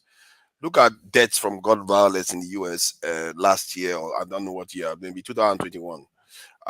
Look at the men, the casualty rate among the men, and look at the casualty rate among the women, and all through the same pattern repeats itself. So if you look at society, men go through nonsense far more than women do. But because of the way they paint it now, most women walk around thinking that they are the most abused people in society. Men abuse men far more. Look at the death toll we are talking about here. So you can see what I mean. That's the best to like that. When they die of abuse. No. I'm just trying to show that we are all in the same world. When we say that women are abused in the home, we forget that because the men, most of the abuse is not happening in the home, doesn't mean they too are not going through stuff. That's why they die earlier. Can I quickly come in? Can I quickly come in? Because I'm not sure where my go is. And I've got a bit to say on what forefather is dealing with. You see, when we look at the fact that we live in this atmosphere, and in order to get covering from the dangers of the atmosphere, we know that the world is a ravaging and dangerous place. Those who activate community, household, infrastructure, and such like, they're men. But it seems to me that men aren't given any respect in the aspect of what we have created as men. If you look at Dubai, if you look at what they have done in that Dubai, there are hundreds and thousands of bodies of those who have died in those buildings. They're there. People are walking up and down and then having mouth to abuse men anyhow. All I ask is that there should be balance. All I ask is that we should know that there is a difference between men and women. If we don't pay attention to these differences, then we lose focus on what it is that we're speaking about. Because if we expect a man to be a woman in this world, that is the aspect of Gen Zism, I'm afraid to tell you. But that Gen Zism is spark nonsense.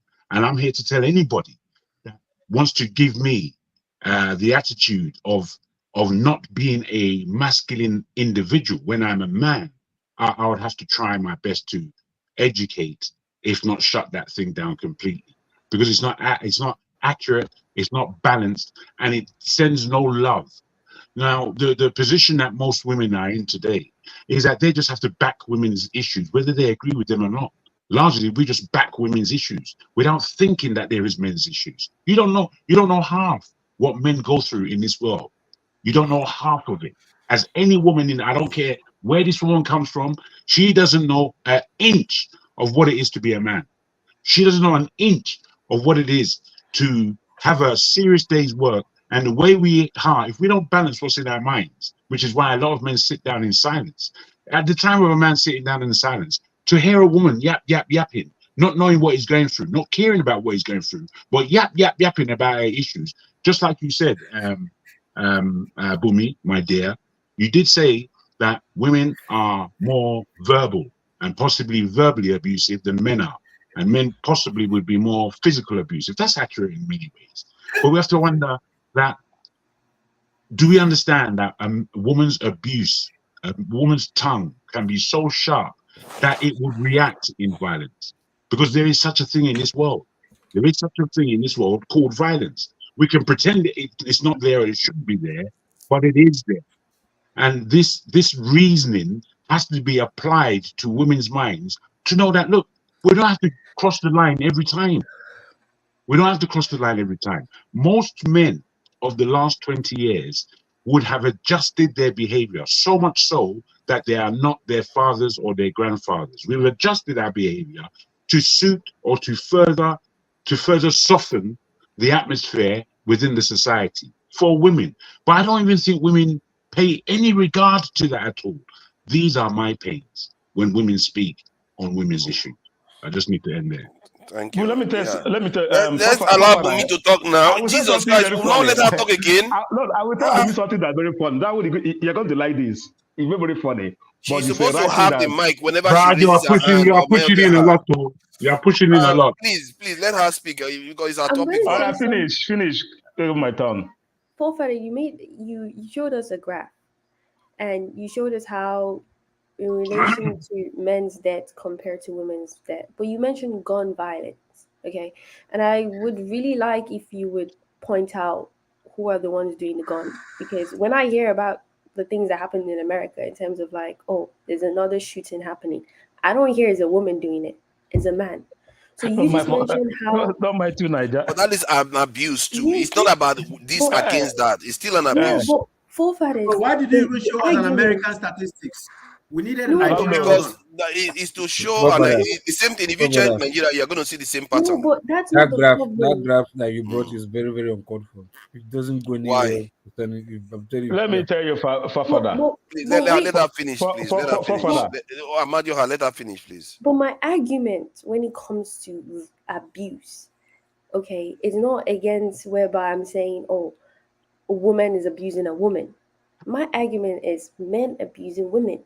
I want you to give me a counter argument on when women are abusing men and show me data, because now you're proving a point in terms of you say men are more aggressive.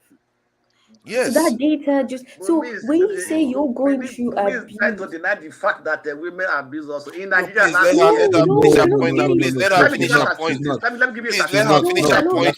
The Blackstone, please let her finish her Let me give point. you statistics. Let her finish her point, please. You're not understanding. Blackstone, don't knock you pot or head before. I am not disagreeing. I am not disagreeing that men go through abuse. I have never disagreed with that. I do think we're in a very abusive society. Whether you're a goat, rat, you are abused, period. But when my argument is when I talk about how, because you mentioned forefathers, that when I was giving my submission, you said I started sounding feminist and I started mentioning abuse. Yeah. But I was mentioning abuse that affect us as women. Now you mentioned abuse that affects men, but now you're bringing data that men do to men. Yeah, that's fair, but I brought different data. Hold on. Let me address her. Why are you going for the weakest one? Let me address directly. I will address directly. The reason why I'm saying that, because whenever we talk about society, like the way your generation talks about it, they talk about it from the point of view that the men are the boogeymen, the boogie guys in society, which is true in so many ways. But what you also have to understand is that men too are going through those things. So, for like when I showed you the the casualty rate, I try to let you understand what I guess what I'm trying to paint is that men too are going through it just as much as women are going through it. That's what I'm trying. So you should be on my side then. I'm on your side from that point of view. But if I should go to the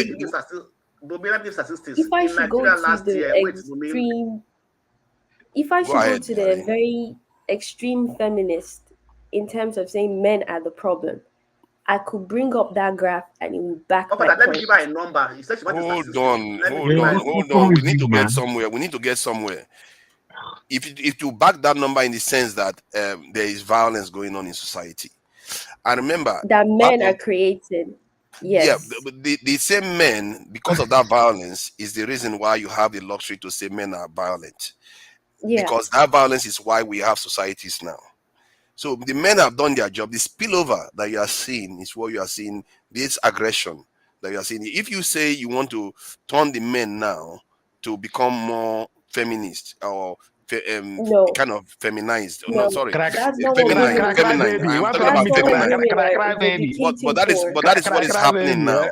But that is what is happening now, whereby from the research that has been shown that because society now is frowning on masculine men and the women are taking on masculine roles, even due to their birth control and everything, they're having more testosterone in their system. Because they have more testosterone, male hormones in their system, they tend to start fancying feminine men. So you can see a decay that is going on both sides. So, but that's the point. There was a research done whereby they asked single ladies, what are you looking for in a man? And they mentioned, they want a man to be sensitive. They want the man to be in tune to his emotion. All those things. But understand they mentioned one thing. That is the why are you disturbing her? That is I wanted her to reference that research because I would like to read it because I mean sometimes we use that word. That research is nonsense, Joe. No, Just wait, like no, any other research that wait, comes out. wait, Jagun. We use the word. I'll definitely send it to you. Okay. Okay, that'll be good. But, No, I'm not. I but- just want to see it. I just want to see Okay, it. but one thing that the women also mentioned, they wanted men to be strong, and Like people get were like, muscle. "Oh wait," but so people were like, Like get muscle. Stop your childishness. Stop your childishness, Joe. Let her finish now. So people were like, "Wait, aren't you contradicting yourself when you say you want a man technically to be soft, but then you want him to be strong?"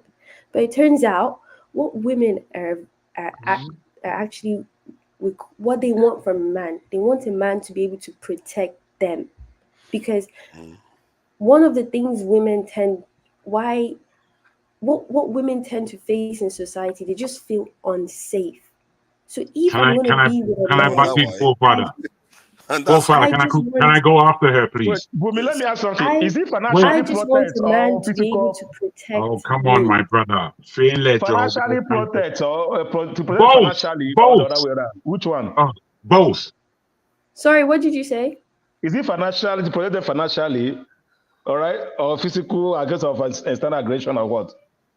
Most Well, I see women some- actually, most women actually don't want, Bill Gates kind of riches or billionaires, or they just want you to be able to protect them. This is where I cross the line. This is where I cross the line. See, most women don't have the Have you ever asked? Have they really researched what a man wants from a woman? They've done that. Of course, they've done that. They've You done see, that. Bumi, if I can, sorry for interrupting you, but what if I can assist you like this? These things that we're speaking about, where men and women are concerned, where femininity and masculinity is concerned, they're primordial. They are fixed. They are within us. They are as they should be. Which is to say, in the, let's say, cave days, cave time, when dinosaurs and all kinds of treachery was out there in the physical, where people are now having to huddle themselves and hide in caves, build fires and such like. The protective mechanism was from men, and the nurturing mechanism was from women. So women used to see the strong, big, masculine, aggressive individual as their best choice for a protector. So they would warm to such men. And this is what we have today. However, in where we have transmuted from to today, we are still the same men, and you are still the same woman. But women now want men to be as soft as women. Women want men's language to change just to suit women.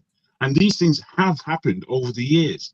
But women have never been able to stand back and see what men have done in order to create an atmosphere that man and woman can coexist. And this is my fundamental put.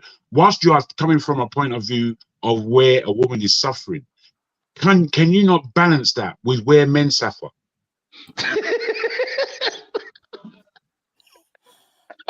No, I'm just providing evidence of what I say now, so that it doesn't look like I am. Bumi, have you heard this word? What was the laughter for? I wonder what that laughter was about. Just a word. I want to ask you this. Have you heard this word before? Yamuni na wamoni, mamoni na mamoni. Have you heard that before from women? Why should she hear that before? That's not our language. Have you heard it before? I don't think Bumi lives in Nigeria. No, this word is very important. Does not. This word is what killing so many men, especially in America. Yamoni na wamoni, mamoni na mamoni. Have you heard that word before? I think I have. That's what destroying men, killing men here in America. Half of men here are dying of high blood pressure. That is killing them like bullshit. Like Yamoni, when you work for 18 hours now money, but when you work for 80 hours now my money, that thing is destroying the life. There is a Second, let me tell you, I want to discuss that's making men to die. Men are dying heavily by what? High blood pressure, heart attack. You know what killing men more? All of us, only men know what they face now. Married men, you will do one, go one. I want to tell you, say no do. The men go out there looking for something to drink, satisfy the woman. and he's killing. Did they ask anybody to go and take anything? I don't tell you on that. If you see the math, look, he's killing. Yeah, this thing here is killing our men a lot, but we don't see it. Then the woman uses that opportunity to abuse the man. That's part of the abuse we are talking about. The man will close from work after 18 hours. You are expecting him to drive from London to Nigeria. The man no fit drive. He reach one way, till daybreak. The man go wake up, will close from work the next day without pride. He go run, he go carry something without anything. He put for man bank so he fit be man. Before you know, before man go be 50, man don't die. Throw away. See, and you know what is happening with this data now? The feminine men that they are marrying, they don't like them. They end up divorcing them at a higher rate. And then the men go on. I've met a man on the street. I was in a park here, and he was in tears, flood of tears, about what has happened with him. That he's not with his family anymore. He's lost everything. And you even like when I go on like dating apps, you will see the pressure everywhere. That the women want relationships, but the men, they don't want it because they don't see any benefit in getting into a relationship. To Nigeria, you know, the rate of in America, the rate of divorce for Nigerian women in America is very high. Sometimes I know all of them. If you go to Paris, you see all of them sitting in one chair, about 7 of them, all with divorce. I'll call my friends, see them. Stay the husband, be a family. Go ahead. Exero hasn't said anything for a while. Let Exero say the word living together. Have you heard the word living together? Living together. Yeah, I've heard the word. Yeah. That's what we do. So that's not the trend. Let Exero talk now. They're living together. Yeah, I think I will keep quiet for a while. Let Exero talk. And Ed hasn't said anything for a long time. I wanted us to remember that Bumi is a lady, and even if she's Gen Z, we should use this opportunity to ask her a question, which is very important. And that is, what do women really want from men? Yes, from the men in today's world, what do they really look forward to in a man? And then I just wanted to remind us that yesterday's man of value is no longer today's man of value. Yesterday, you talk about strength. You have to have a big farm. You have to have the strength to protect physically. Today, values have changed. Today, a man of value is entirely different beast. It's no longer that same man of, yesteryears. You have to go to manicure and pedicure. Actually, it's that same man. Those men that accomplish a lot, they tend to have a pick of the women. And somehow they don't even settle for anybody in the end. Sorry. Okay. Ed, you want to say something because so that I asked Bumi a question. Bumi technically is the host, right? She's like the guest right now. She's on the hot seat. She wants to be the head of a Gen Z when it comes to relationships. She wants us to prove that men let Bumi tell us. Please let Bumi tell us what they look for in a man. Please give us an idea. Can we let Ed add before she goes? Wait. Let's Bumi answer that question. Because what I want to say might actually take away from I'll take us away from this topic. Okay. I just want to clarify that I cannot speak for the how many billion women on this planet. You are now. You like so I take my words with a grain of salt or however they say it.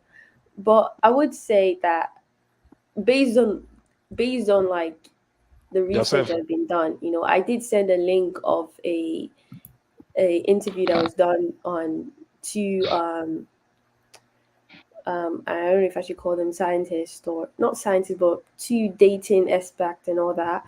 But it turns out obviously women do need safety. They did mention that when it comes to, let's say, sex, men don't tend to think about safety when it comes to sex. Men can have sex anywhere, anyhow, but women will always think about safety. Am I safe first? So they need safety from a man first. However form it comes, whether it's financially, physically, they need to know that this man can be able to, because they cannot physically do that. At least some women can. or I mean, most women can't. So since men have that advantage, okay, I need that, is to complement each other. Mr. Madia did mention in terms of like, Call my name again. mentioned that, like, men tend to go through a lot in a relationship, and I would say yes, because women tend to always, like, women are the ones that actually keep the marriage going. I think men sometimes, majority of that are just there. They believe I'm just supposed to provide, and that's why if you look at majority of families, you see the men tend to provide a house, to provide the food, like resources to get the food, and provide financially, but they're never actually really present in the household. Do they have I don't know where that comes from. I don't even know where that comes from. That's your understanding of marriage. That's the thing. Well, that doesn't follow my parents. That doesn't follow my aunties and uncles. It doesn't follow anything of my experience. I said majority in terms of like actually, because everyone has mentioned how women are the ones that raise the child. Yeah, but So you I'm got not to speak saying- from you got to speak from aspects that you not just read No, about, or I'm you not saying- experience. Have I'm you? Is not- that what I- you experienced? Yeah, from your mom and dad, from your mother and father. You experienced a one-sided relationship between them. No, you're not getting what I'm saying. I do not I'm not, say I'm we not. have. I'm not saying that we have men that are just absent, like they're not existing. But I mean, there's a difference between physically there and actually being very much present. That's why you see that majority of time children tend to go or like have this bond with their mother, because from day one, majority of the time, the mother is always there. And this is not to say men are not there. Don't get me wrong. I'm not saying men are just, but society has kind of conditioned that What forever the about mother you? is always there. Forget society for a minute. What about you? What is that your experience? I not necessarily. Well, I would say What Of course do not. you like? What do you Of like? course not. They You're watch just speaking. you. You're just speaking. Some single guys they watch I'm you. about You to be answer your their question. seat. I'm about to. Yeah. I'm about to answer your question. Okay, I would say that my mother was very much present. Not to say You my. walk tired now. I'm not to say my father wasn't present, but if I should really divide it based Don't go walk on tired. Go walk. You 100%. go walk into the forest. If I should divide it based on 100%, I would say my mother is 70% more present than my father. Not to say he wasn't present, but my mother was there. Like I saw that woman every single day. And you understand why that is essential for society. Bumi, tell me the truth. Between your father and your mother, who do you like more? Who do you like? Probably more. Mama, now you don't talk now. Say that in mama. No. To be honest, I can't choose because I love my parents equally. Who do you like? Talk to more. Who do you like? No, She likes her dad more. that's not unnecessary She likes her question. dad more. If she liked It's her not mom more, necessary. she would have said it What are easily. you talking about? She's already answered the question now. Feeling there. Don't worry now. Your mom is Guys, watching you. guys, She's guys, watching this you. thing that Amadio has said now, this thing that Amadio has said now is really something that made me actually, I will just say it here, something that made me break up, a relationship I was in. Because the mother tends to be making the kids feel like she's providing while there's a joint account where you are providing. So you find out that these kids don't know who is bringing these monies. You understand? But because of that, I put out. Now I can take my kids to places and spend. I just have to show them that look, this is coming from you. Don't go and spoil my future for me. So that is key. Men are suffering. I will not lie to you. Men are going through a lot. But I understand the topic on women, and I understand why women are getting a lot of attention, because truly we are stronger physically. And then there's a large, it's been going on for centuries that it is their time. I don't always believe. I don't always believe that we understand what we take from our parents, especially from a male and female aspect. My mother was a businesswoman. She was a commodity trader. So the majority of the money that came through our home over the years was through my mum. But my father was an academic. He was a professional. He was a biochemist. He was a man, a cerebral person. What I got from my dad was 10 times more than I got from my mum. No, not based on, I won't want to make that competition, but the balance as a man that I took from my dad. My mother is rather an emotive person. It's not to say that she's free from she doesn't know because she was a great businesswoman. And as I said, she brought the majority of the money into. We knew where the money was coming from. We're not stupid. As children, we know what's going on in our family, unless we are truly being oppressed in that household. Now, I ask all of us as Nigerians to speak about ourselves accurately and not to join in with the full bullshit that's swilling around in the world. If your parents are two people who loved each other and brought up a family, and you cannot see the objective passions that they poured into the family, then you start calling man and woman. I'm afraid I don't know who you are, what you're talking about. You're not talking from an aspect of experience. You're talking from an aspect of what you read, and you're not able to combine the two. I don't know what we talk about at times. Are we stupid? I'm listening to all this folly going on here. Why are you speaking folly? Speak the truth of who you are, my persons. I think you have a point, but TD Jakes, I just say this one and hands up. TD Jakes, I don't know if you know this Pastor TD Jakes. He had this preaching. He said, I'm a man. A man cannot provide for you and be present all the time. It's either one of the two. It's either I'm present, but I cannot provide, or I provide, but I cannot be present all the time. A real man who provides for his family cannot be there all the time. So I said also, you listen to men of God preaching. Now, wow. Yes, please, Bumi, go ahead. Please go ahead. I would really love to understand what you all understood from my delivery, because I feel like we're kind of saying the same thing.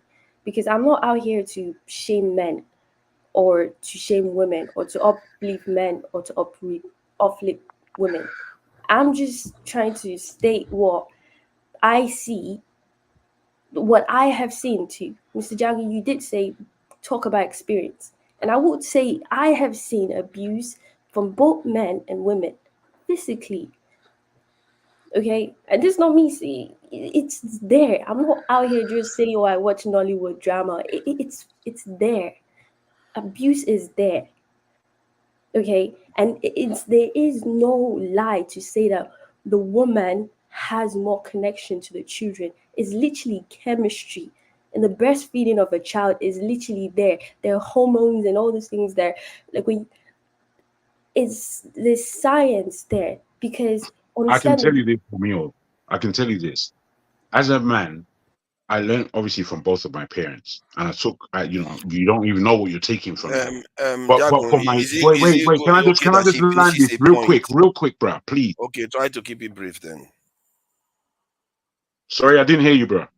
I said try to keep it brief then, so that you can finish up what she's saying. Because Ed wants to say something. I don't think you can hear me. You can't hear me. Bumi, carry on. Either way, sorry. I think he's back.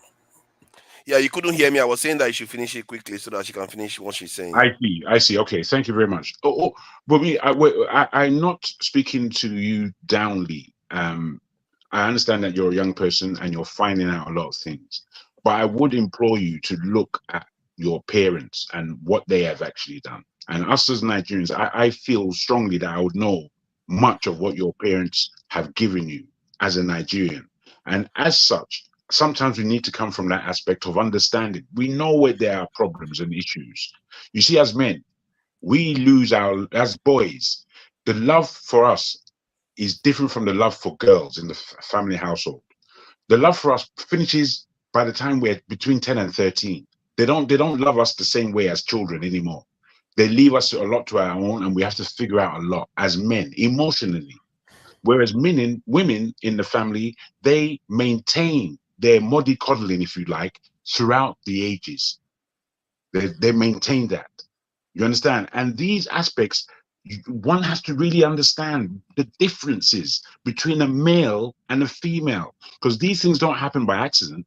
They happen for real reasons. Men have to work things out emotionally from a much younger age. That's why we become more stoic than women. That's why we hold our emotions differently from how women, because we can't be blurting around crying and bleating all day long in the street when we've got work to do. We can't behave like you guys. We just can't. We can't afford to. And if you don't put this into the aspect of your speech, then it means that you're not understanding what the roles of male and female are. And that's the bottom line. Thank you. Thank you. So no one is disagreeing to the aspect that men and women are different. I think we are just talking about how we as a society have run for generations. And there are always side effects to certain things. In terms of, like you mentioned, as a man, you don't have the luxury to be crying anyhow, because you need to be a man. You need to find to provide. But understand what that does. It basically limits you from what's actually happening inside of you. You don't have time to focus on that. So you have a bunch of men who are unable to regulate their emotion. And why do you think they die early? Just like Mr. Madia mentioned, high blood pressure, depression, because they're going through a lot. I asked the question, why is it that men cannot talk about when they're struggling? Because they don't have time for that. It's seen as nonsense. And this is what people are trying to talk about. That we understand that you have to be provider, but this is the side effect of you being that provider. You're dying early. It's becoming impossible to communicate with a man. And that's why, when I say that when they ask women, what do you want? We do want men that can provide, but we also want a man that we would be able to communicate with, so they don't die early. That's what we're talking about. What is the solution? What's the solution? What are you telling us? So I won't die early. Basically, what majority of women is like, as much as you want to be a provider, you need to remove that idea of is our nature to just be aggressive and not talk about anything. You might not be talking about it with every single person, but at least there are certain people you should have in your life. Your wife, your like, you should have some. That's why you see women are so open-minded. We don't die from depression easily because we will talk. If we're angry, we'll tell you we're angry, and you will ask, and then you figure out how to solve that. That's where the healthy relationship I'm not sure comes in. whether being metrosexual is the reason why men are dying younger. They are dying younger because they live more hazardous lives. They are Because there's dying more younger. pressure on them. No, Fafana, don't change it. I don't think you're hold going the right on. direction. Let me finish my point. The reason why there's more pressure on them I'm not sure. See, there's pressure on women, there's pressure on men. It's just that the pressures are different. The men, they are dealing with their elements themselves most of the time. When there is a problem, they have to address it. If there is a famine, they have to deal with it. There is a hurricane, there is a security threat. All that is they deal with hazards. Hence, those are not the approach. major reason. Those are not the major reason. A man doesn't have peace at home. Excuse me, a man doesn't have peace at home. Is the reason why they die? If excuse me, if you have done all the hard work, now you come home to find peace, and your wife is giving you that hot fire, how will you feel? Even if your wife is perfectly fine, still most men die before their wives. So that is quite sure. What does that say? So it isn't only because what they do, it's not because of our hazard work. Even women go through the natural hazard, everything. Women also do very hard job. If that's the point you're making, genetically, they are more fortified biologically. To anybody, peace of mind is most important thing, because you try to find comfort in your wife, and when you come home, don't find that comfort. What will you do? Peace of mind is a state of mind. So Forefather, that can be the real reason. Forefather, Let me shake the table a little bit. From what you do, from what is being passed. Table shaker, table shaker, shaker. Let me shake the table a little bit. Let me shake the table a little bit. You know, that's what I do. I think Ed wanted to say something before. He said he was going to change the topic. So don't change the topic yet. Don't change the topic yet. Because Let's start learning. Let me shake the table a little bit. You know, they say men die earlier from emotional problems, and Forefather said he thinks it's because of physical hard work. But let me shake the table a little bit. How many men? A combination of all of them. If they say men should do, I'm not instigating anything now. If they say all men should do DNA tests for their children, how many will find out? How many will live long? Have you done your own? Have you done your own? Oh, have you done your own? Do your own first. Collect wife. This is the reason why. This is the reason why. You see what he said here? Prefer masculine. They go and sleep with the masculine guy and go and pass the children to the feminine one. That is what is causing it. Because genetically they are wired. They understood genetically something that is not spoken in words, that they need to go for the stronger man. Then the feminine one, they go and use him, and they still divorce them in the end. Though after they marry the metrosexual man, they are done with him. They divorce the guy, and the guy goes on the street, and I meet him on the street, and he's crying. No, are they even married for the first place? No. Sometimes they do marry some of them. They do get married sometimes. Yeah, but you know that some of them is not being married. Just I love you. Don't carry load to enter house. Not the bump pikin.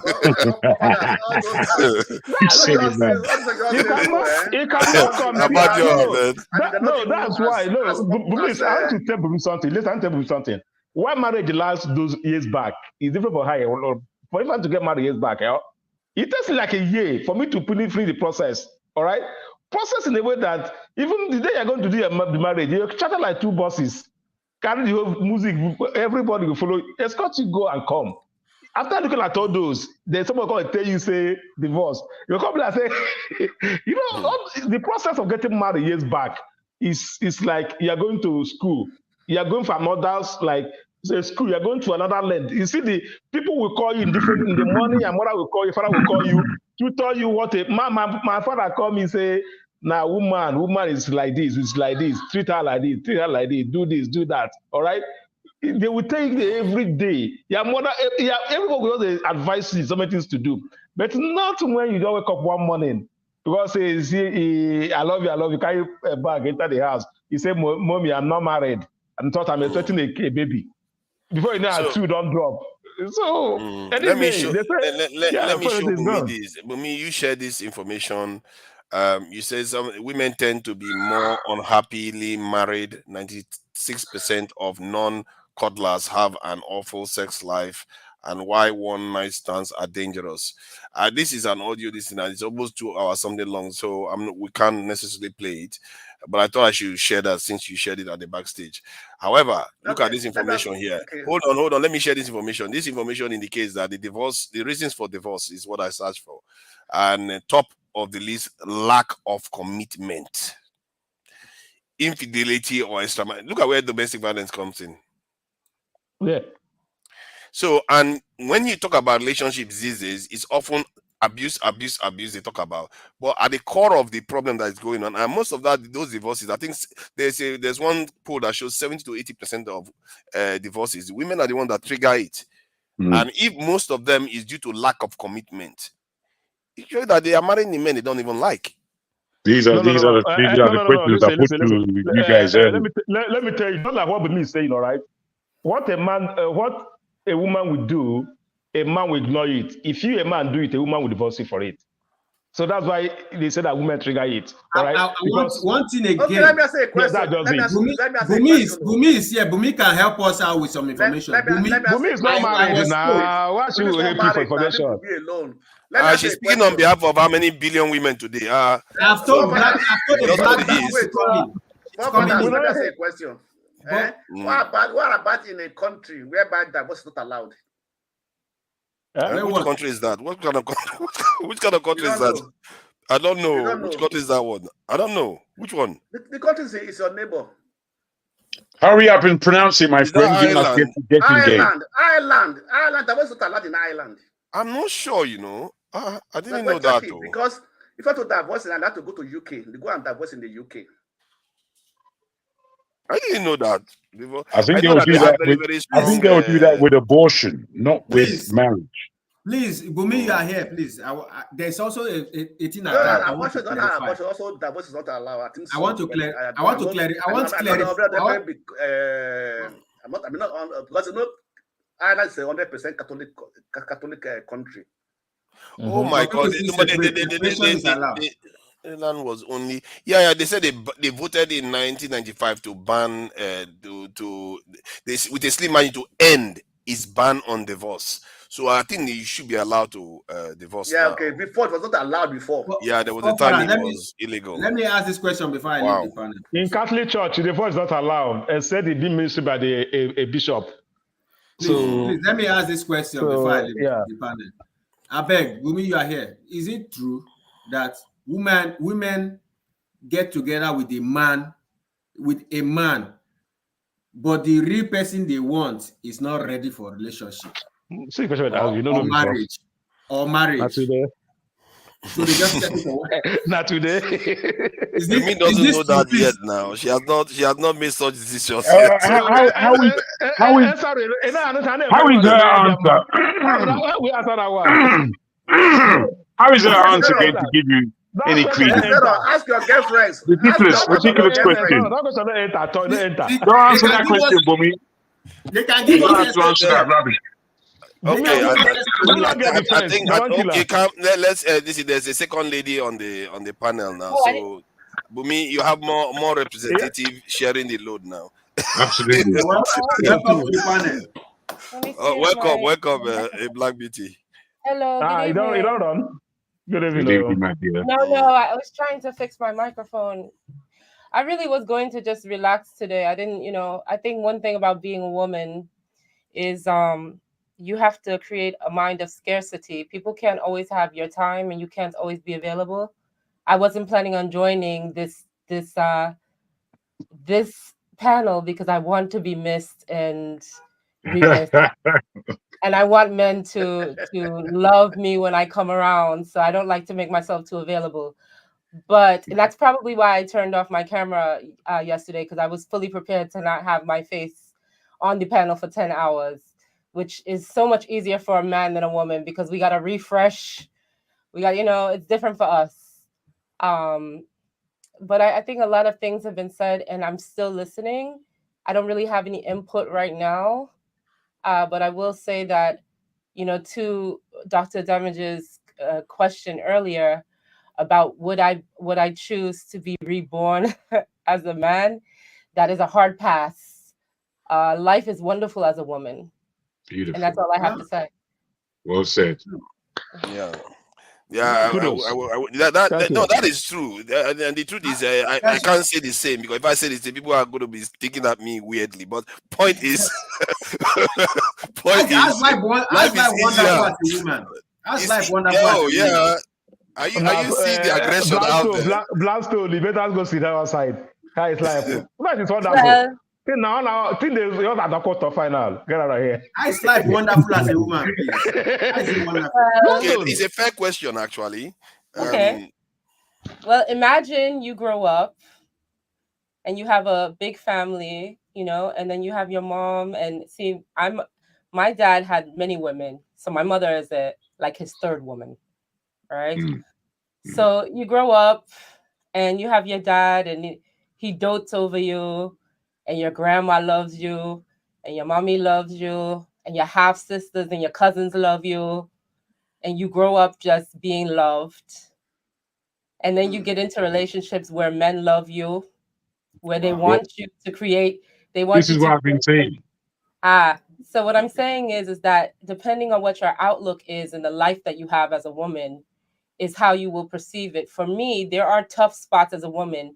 And I think the tough spots are when I'm trying and deliberately going after something that will be traditionally seen as a masculine thing. So, for example, like Jagun said, I'm probably a lot like his mother. I work in finance. I'm a real beast, but nobody has to know that. You know what I mean? So it's one of those things where as a woman, if you have been afforded that, and it's not about money, right? It's about the way that people treat you. Even when I come to Lagos, the way that people fawn over me and love me, the way that even when I'm in Sierra Leone, the way people love me, the way people love me here in Brooklyn, the way people love me in the Bronx, anywhere I go, that is something that I wish you all as men have had. If some of you have, depending on what you've done in your life, how many people you've impacted and influenced. But I wish you all have had the opportunity to feel that warm embrace that comes with the life of a woman, that some of you will never feel it. Beautifully Oh my said. God. Beautifully said. You see, Bumi, you have been hiding all these facts, eh? So No, they have been loving on wonderful. you That is everywhere, and you wonderful. said as if life is so hard for women. You see the kind of stuff Bumi is doing. This is a real woman I talking. don't think you guys are getting It's me. the kind of stuff that You she's guys, No, doing. but you want to know something, Bumi? You're so beautiful. Your face, your skin is so young and beautiful. And I want you to understand that because you're so young and beautiful, you gotta let loose of the old lady problems. Let loose of any of the old lady rhetoric that would seek to hold you down as a woman. That's Them right. old ladies' problems is not your problem. Your only problem in life is to stay young, stay healthy, stay flexible, and stay inspirational. You know, you're not here to solve the problems of grandmama and mama and all that. You're here to do for Bumi what is done for Bumi, and you're here to make the men, and you're here to make the men around Bumi respect Bumi and love her every time she steps in the room. They must love her. That's not for you. You're not here to solve their problems. If they was getting abused, something in their heart and soul allowed them to be abused. Because when my grandmother got abused, she'd pick up the frying pan and bust him in the face. You understand? So what I want you to understand is That's that's not your Jamaica there. problem. That's That not must your sound more problem. Trini to me. Yeah, That's Trini not girl. that's not your problem. Your only problem is to stay healthy, and intelligence is important, but you don't have to lead with it. Stay healthy, and healthy is key, right? Because I'm much older than I look. Stay healthy, stay happy, stay light and jovial. Light as a feather, Wow. right? Free as a bird, Wow. jovial, Wow. Absolutely. jovial as a teenager, and you will That's be right. wealthy the rest of your life. That's Oh my God. not That yeah, is just better advice incredible. hasn't been given on this platform. Look at what this one is Wonderful. saying. Can Look I at what, add to that? how is that? What are that going to do with me? He said, look Bumi at what wants he's to saying. add to that. Bumi wants to say something. Bumi, Yes, please. I totally agree with what you just said because, to be honest, when I do hear some certain statements from certain people, you know, because for me, I know the kind of life I want to live, you know, I know the kind of person I do want to settle down with. So if I hear someone making an argument, I'm just like, well, you're definitely not what I want, you know. If Right. a man says, oh, he wants me to stay in the kitchen and, you know, cook for the rest of my life, I know I don't want to do that, Right. you know. So I know what I want. So I 100% agree with you. But Yeah. for me, it's, if we're talking about a broader sense in terms of like what we have in society, that's where my opinions are coming in terms of like, okay, this is Yeah. what things are. You know, I'm Society not is trying trash. to. Sorry. Society is trash. Exactly. So I'm just talking about based on society. This is where we are. You know, and the thing is that my argument is not necessarily that women's life are the worst. I actually believe that both lives are trash, you know? And but I feel like when women tend to talk about how trash society is, I feel like men just feel like, oh, she's only addressing her problem. But it's like I'm also addressing your problem. And a good example is when forefathers brought up that that graph that shows how men die compared to women. I'm like, That was bro, too much. Why are you trying to shock us with that information? That was sensationalism. and that I was No, actually no, good. no. just Because I felt like she was one-sided. That's why, and and she's right. That's and what that's I and thought. that's what majority of women, that's like their argument is like, look, we need to change this stuff in society because as much as we tend to cry a lot, it's like when you look at the numbers, you're dying the most. Okay. Not be me, And I go stay like 80, 90. I'm having my beer with me. I got my cola and my beer. But not the problem. I'll just carry my wine, drink. I'll say You're like so 95. funny. I know that monk. So that's where my argument stems from in terms of like, yes, we talk because we tend to, like, us women, when we have a problem, we will voice it, but men don't tend to voice the problem, and that's what continues this generational. That's I don't not want to true. say. That's not true. You see, amongst you see what happens in terms of friendships. Men keep friendships for far longer than women. Women Very don't true. know how to be. Women do not know how to be friends between themselves. My friendship group is from the 1970s, the strongest friendship group that I have. And the way we as friends, male friends, the way we love each other and the way we confide, the way we analyze each other, the way we tell ourselves the truth is the sharpening of our wit in this wicked world. All these things that you read about aren't true. If you have a look around you, you will see that they're not true. You would see your male counterparts forming friendships. You see those guys in 20 years' time, they will still be together, but it will be different from your female friends. I guarantee you. Then talk about this aspect of men not voicing their opinion. Men don't always voice their shit to women because women have a level of understanding where men's issues are concerned, and then it cuts off. Whereas men, we can actually speak out to each other. What you're speaking about is European men. African men are not like European men. They're different. So please, all these things that none of them are apparent in my life. None of them.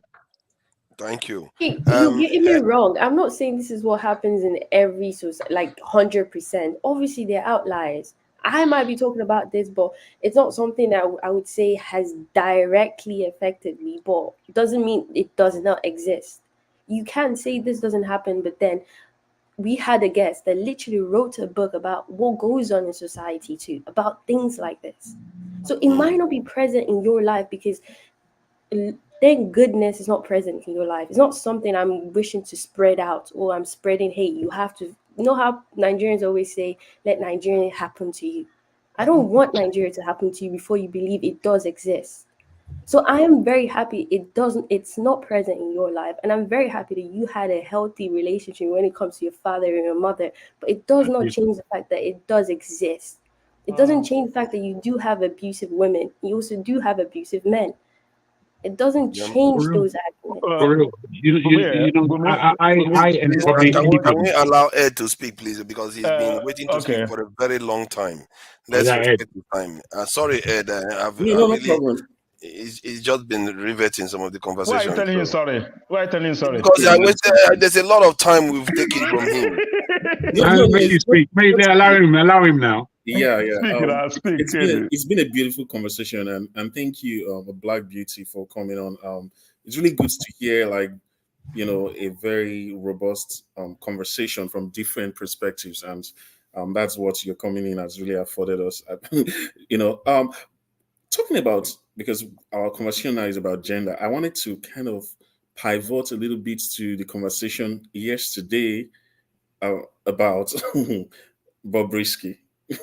I wanted to come on the platform to speak, but I just got, busy with other things.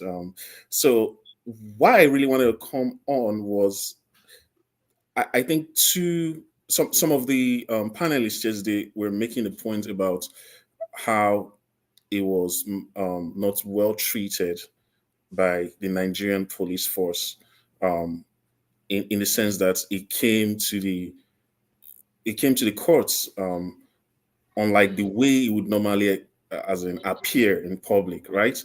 So I was wondering if there was any information, maybe media information about that, because when I thought about it, my mind was like, my boy, when we see Bobrisky, okay? there are two personalities to Bobrisky that I see. There's the Bobrisky that is Idris Okuneye, someone who sees himself as a guy. And then there's the Bobrisky who, you know, in a bid, because that's what he does for a living, in a bid to sell his content, actually expresses himself in another way. Now, I'm not here to pass any moral judgments on it. I'm just really wanting to speak on the issue of what the Nigerian police force did with him, because it's good to know how he sees himself. Because I remember that Bobrisky at some point has actually, when it came to like occasions or events involving his family, you know, there's a way he's expressed himself, like in terms of his dressing. You know, for example, when his dad had his birthday, Bobrisky was there as a man with a face cap and a jalabia. And I think that was also the case when the father had his funeral, although this time he covered himself. And then he's also had some run-ins with the law where he's come as a man. So my whole point is, are we, in as much as we know that our Nigerian police force can be really funny, are we not unjustly accusing them of, you know, taking away this person's rights? You know, because it could just be this is the way he knows who he is. You know, that's one part.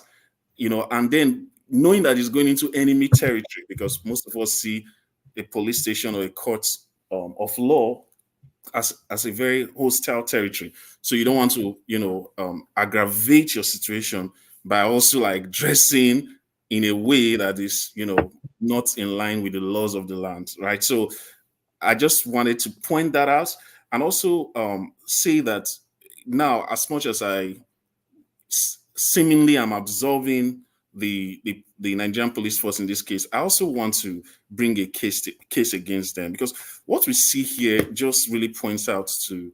Eddie, before you go fight, EFCC, not police. EFCC, I beg. Yeah. Oh, EFCC. Yeah, whatever. Yeah. Because police. No, Yeah. sorry. EFCC, not police. Law enforcement generally, and what you said is really. It's very important, because it's going to the next point I'm trying to make. Does it seem it doesn't? They are the same people. They are the same people. Yeah. Does not the same people. Wait, let me land my point. Does it not seem to us that our law enforcement, because the real contention here is that our law enforcement seems to be for the highest bidder. Because if you're tracing what's going on in our social media space, you see that there's this squabble between Bobrisky and a guy called Very Dark Man. And of course, there's a lot of extensions of this issue with Portable and all of that getting into it, right? So in the first case, Very Dark Man was put in prison recently, and there was this whole idea of, well, this jargon, calm down now. I know this is not the topic you want to talk about, and I had already kind of given a preamble that I was going to take it as they told me they come out offline. Yeah, I already said that to. I mean, so please just give me the grace for now, right? So, sorry, did I say anything?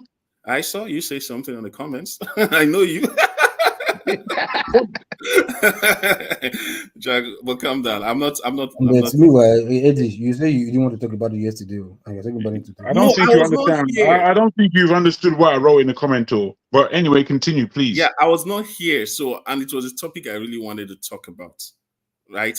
You guys can come back to the topic, but I just wanted to express this my opinion on yesterday. Right? So, okay. So my point is, does it not seem like our law enforcement is for the highest bidder? Because you see this old Very Dark Man actually being in prison, and he accused or he alleged that Bobrisky and some other people were involved in his ordeal, right?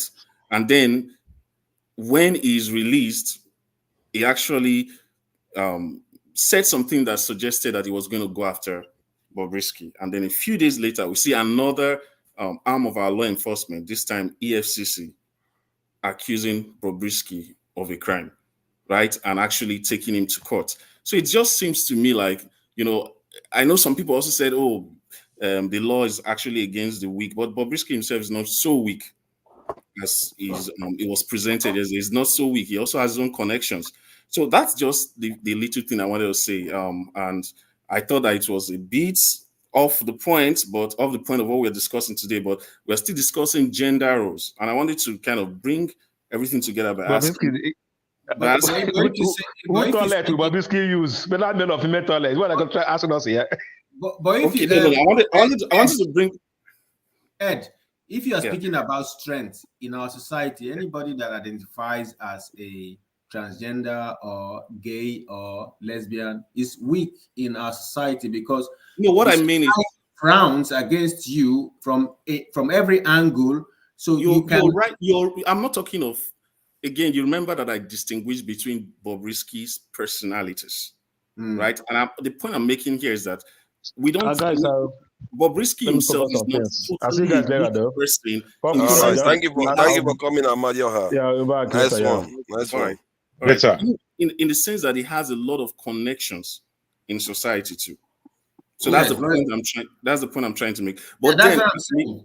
That's what I'm saying. Sometimes, even if he has connections, he is coming from a weak position in our society. yes. I agree on that. But then that also, you know that I also made the point that he might not be a person of that community because there's a way he expresses himself when it comes to like family issues. Because your real expression is when you're with your family, right? So, and there's a way he presents himself in the media. So I just wanted to account for those two different personalities. But then let's forget about my little of keyism according to Because jargon. if you And are let's saying something about whether the law enforcement is, for the highest bidder, it's true. That's obvious. And I think if you have a capitalist system, that is simply what you have to remember. Even without the capitalist system, you still have it, even in communists and all systems. Because people that are at the top of society tend to get their way within these systems. It's just how society is. It's just a matter of degree. That's the only exactly measurement you have. that's the point. So in Nigeria, maybe it seems like it comes across as if it's stronger in Nigeria. Like people, the first 20 to 30% of top people can influence the legal system, while in the UK you will see that maybe it's the top 10 or the top 5% that can actually influence the legal system. So it's all a matter of degree.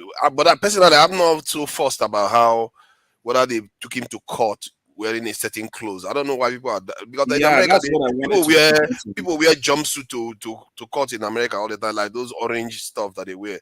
So do we say, oh, why are they dressed like that? They should wear suits and stuff like that. You don't necessarily have the luxury if you are being accused of a crime, especially if you have been detained. But the truth is, you have to be well taken care of, even until Taking care of is a different thing. But I'm just trying to point because it's made it look like he was being deprived of his rights because of what he represents. But I'm saying that could actually be his personal decision. Because we've seen him in other contexts where he dressed exactly that way, and also he knows the fact that he's going into enemy territory, because that's the way we see our law enforcement. But then I wanted to quickly bring us back to the topic on ground, and I'm sorry that Black Beauty left due to my off-keyism, but I wanted to ask my brother.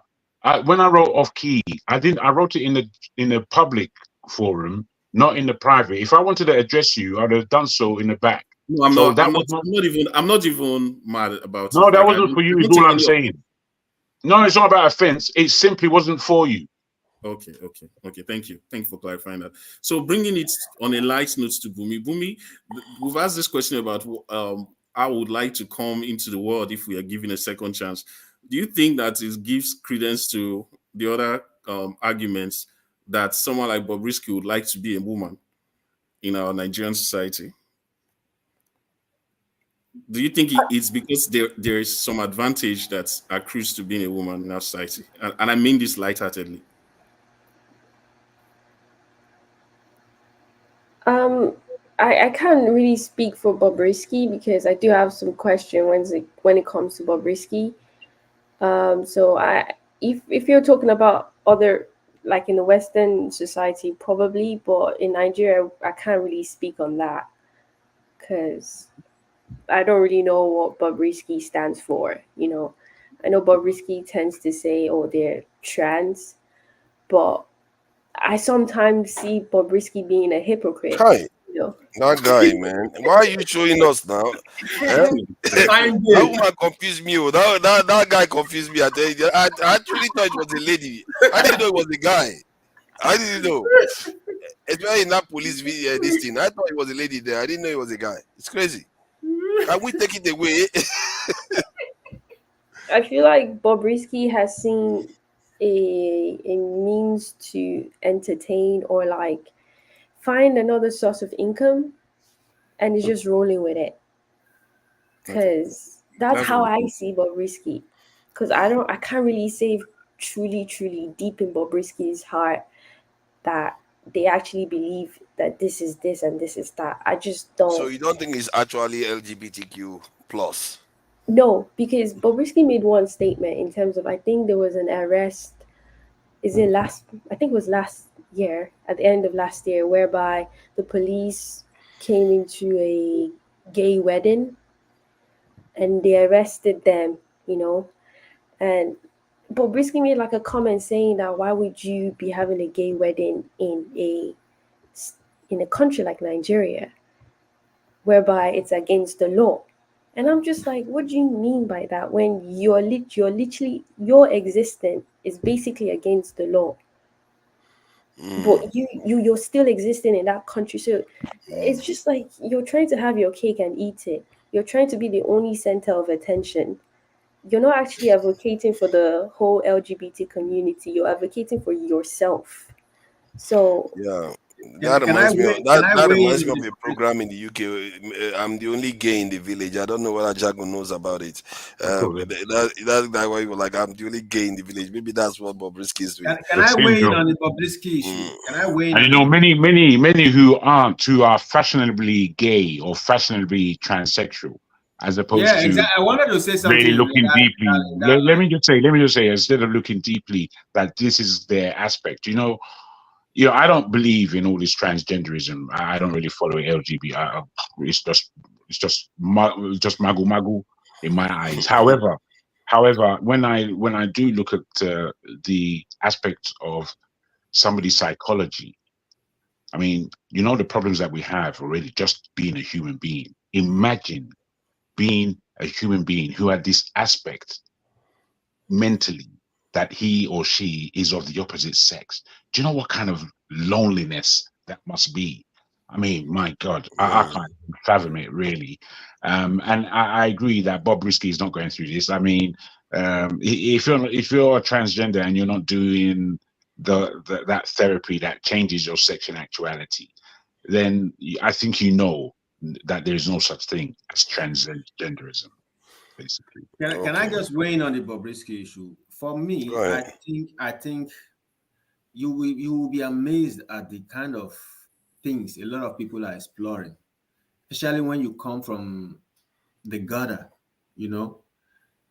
Let's take, for instance, a man who looks exactly like a man, who is a man, told us that he has given somebody a hand job before.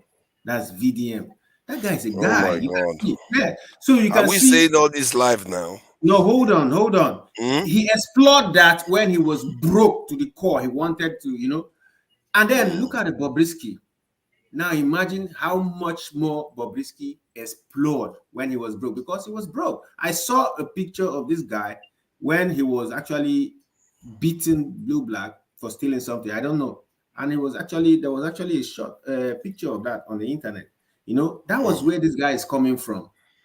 And they say that every human has a male and female side. And God help you that you don't mistakenly explore the female side of you. Then you now, because of the cash and the survival, you now exploit more. I think that's what happened with Bobrisky. I believe he explored his female side and he exploited the opportunity. And he found out along the line that there's so many people who liked it. This guy, like you said, Ed, there are some powerful people behind this guy, who will never reveal. There's this powerful guy in Dubai that has a bureau de change, who Bobrisky made mention of one time, and the guy was coming after Bobrisky to never say his name anymore, because I think they had a kind of relationship, So these are the kind of monies that this guy was meeting along the line of exploring his feminine side.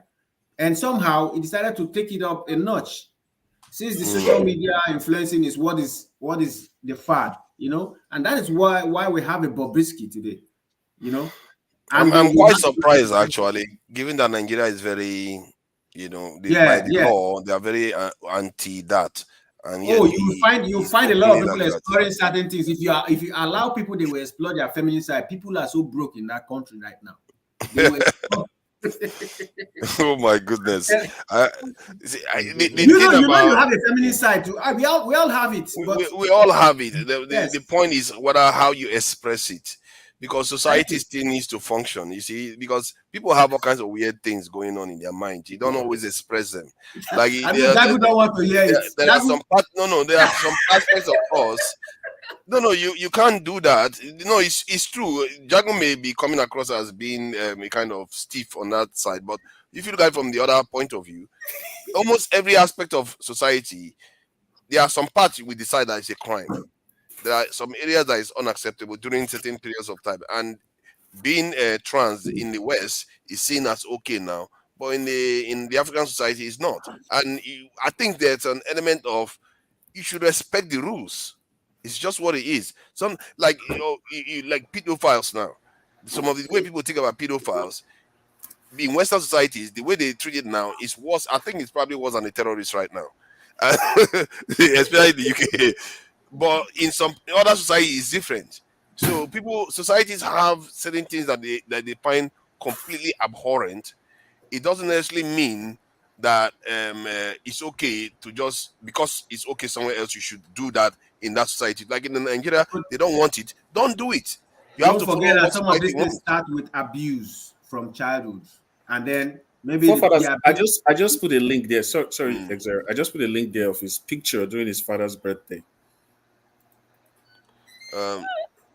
I wanna disagree, but at the same time I also wanna agree with the last point that forefathers made in terms of like at the end of the day, I feel like we do tend to choose what we do accept in society or not.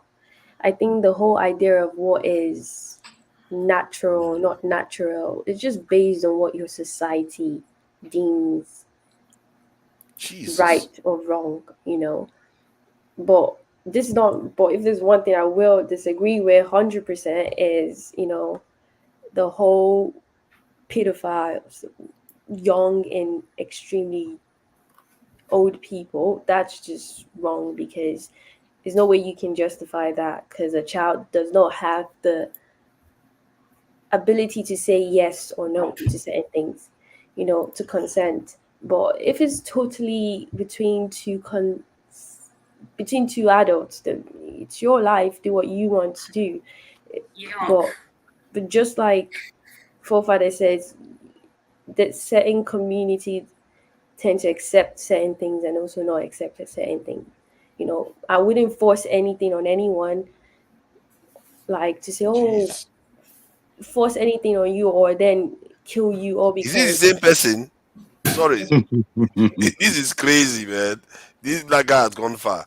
Sorry, Bumi, go ahead. But what actually baffles me the most is when the whole topic of the LGBTQ pops up in most African countries. It's like when you say that word or when that comes in, there's this kind of like everyone stands up. Like everyone is just so like, oh hell no, we're never gonna have this. But I find it so interesting how we're so strong about that opinion, but then every single thing that also goes against humanity also exists in all this country. Let's talk about Nigeria, for example. I put in a comment once. In 2023, more than 9 million children are going to die from malnutrition. But we're all here. I didn't see anyone flinch. But imagine if I say, a gay person has every right to marry another gay. Everybody, they are all, hey, like they will. Why not? Why not? What are you arguing for? What is your position? Do you believe that somebody can't hold their own mind in the subject matter of LGBTQ? Do they just have to join in with what's going on when obviously they're talking rubbish to us about a man can become a woman? That's rubbish, folly. Now you want me to put my mind in that space and start championing that. Would that satisfy?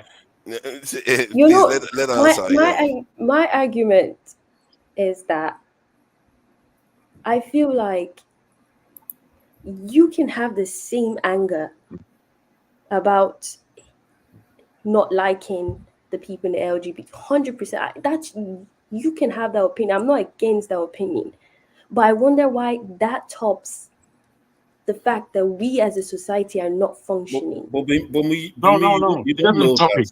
You don't know that. You're making a false comparison, my dear. Yeah. You No, see, because, let me give you an example. false comparison. Let's Let's me be give you an serious. example. Just to Okay. put look. Just to put forward, instead of you saying that this is what I think about LGBTQ and I think XYZ about it, instead of doing that, you are now reckoning something else that has nothing to do with No, LGBTQ. And let me completely give you, now it's a false equivalence. I'm sorry. You okay, shouldn't Mr. do it. Jago, let me give you an example of what I'm talking about. I recently saw a protest that Nigerian students did. You know how education is in Nigeria. You know the current state of Nigeria. But Nigerian student skipped school and protested against the LGBTQ, which is fine. That's your right. I 100% agree with that. But I have not seen the same fire given to the fact that we live in a society that more than 9.5 million Nigerians, children for that matter, are going to die in 2024 of malnutrition. I want us to, the same anger we give about this, the LGBT, we should give it, because this is why I do understand what you're saying. You just that's what repeat. I'm saying. No, I do understand it, but I still say it's a false equivalent because I don't know if you saw this program, Stephen Fry, and there was another British journalist or some sort who went to East Africa. I think they both went to Kenya and Uganda, and they were trying to let the priests in this area have an understanding of homosexuality and LGBTQ. And the priest, thank God for him, he stood his own ground. He was asking them straight questions whilst they were pushing to him that he should adopt this understanding, which is not the understanding that he would have as a priest, a Catholic priest, who not only has his Afrocentric ideas, but on top of that, he has read in the book that this is an abomination. So he's now not only within his rights as a cultural individual, but as far as he's concerned, this is not the intentions of God as written in the book that you people brought to our shores. Now, how are you making sense of a promiscuous lifestyle of a man with a man? And the guy was going back, he said, oh, a lot of us get married. He said, yes, but the majority of you are promiscuous. Have you been promiscuous? He said to him. And he said, oh, well, I've had a whole heap. He was kind of boasting about it. Now, you see, one thing that we don't measure in our mind is what is the aftermath of people who are pushing this agenda.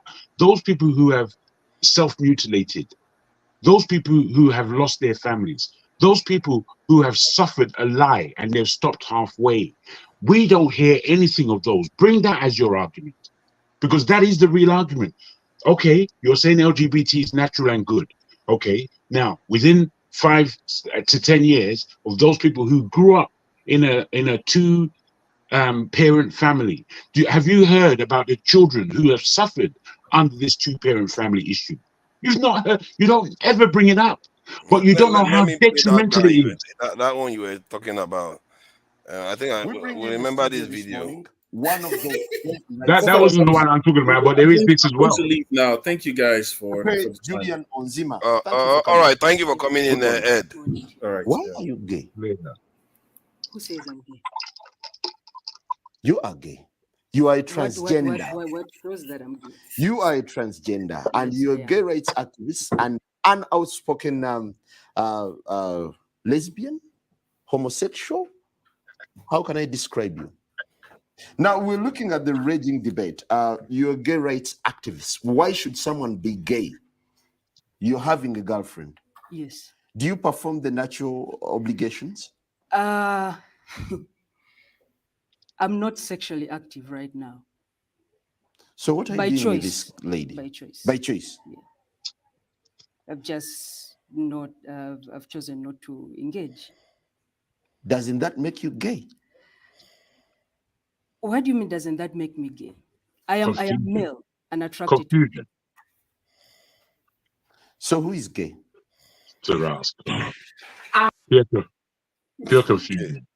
So I think the question I was you were trying to touch on was the fact that since society decides what is good and what is not good, one can argue, Bumi, that people that have transsexual, transgender feelings or gay feelings should contain it because society is not accepting of it, even if it's this is with consenting adults.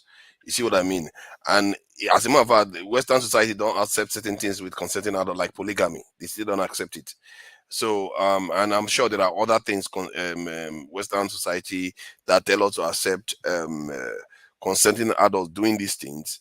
They don't accept, even if it's between consenting adults. They don't still accept it being like even euthanasia and stuff like that. There are many things like that. So it tells you that societies can decide what is good and what is acceptable and what is not based on their needs. You see what I mean? Indonesia is accepted in Holland. But that's exactly what I said, though. But not everywhere.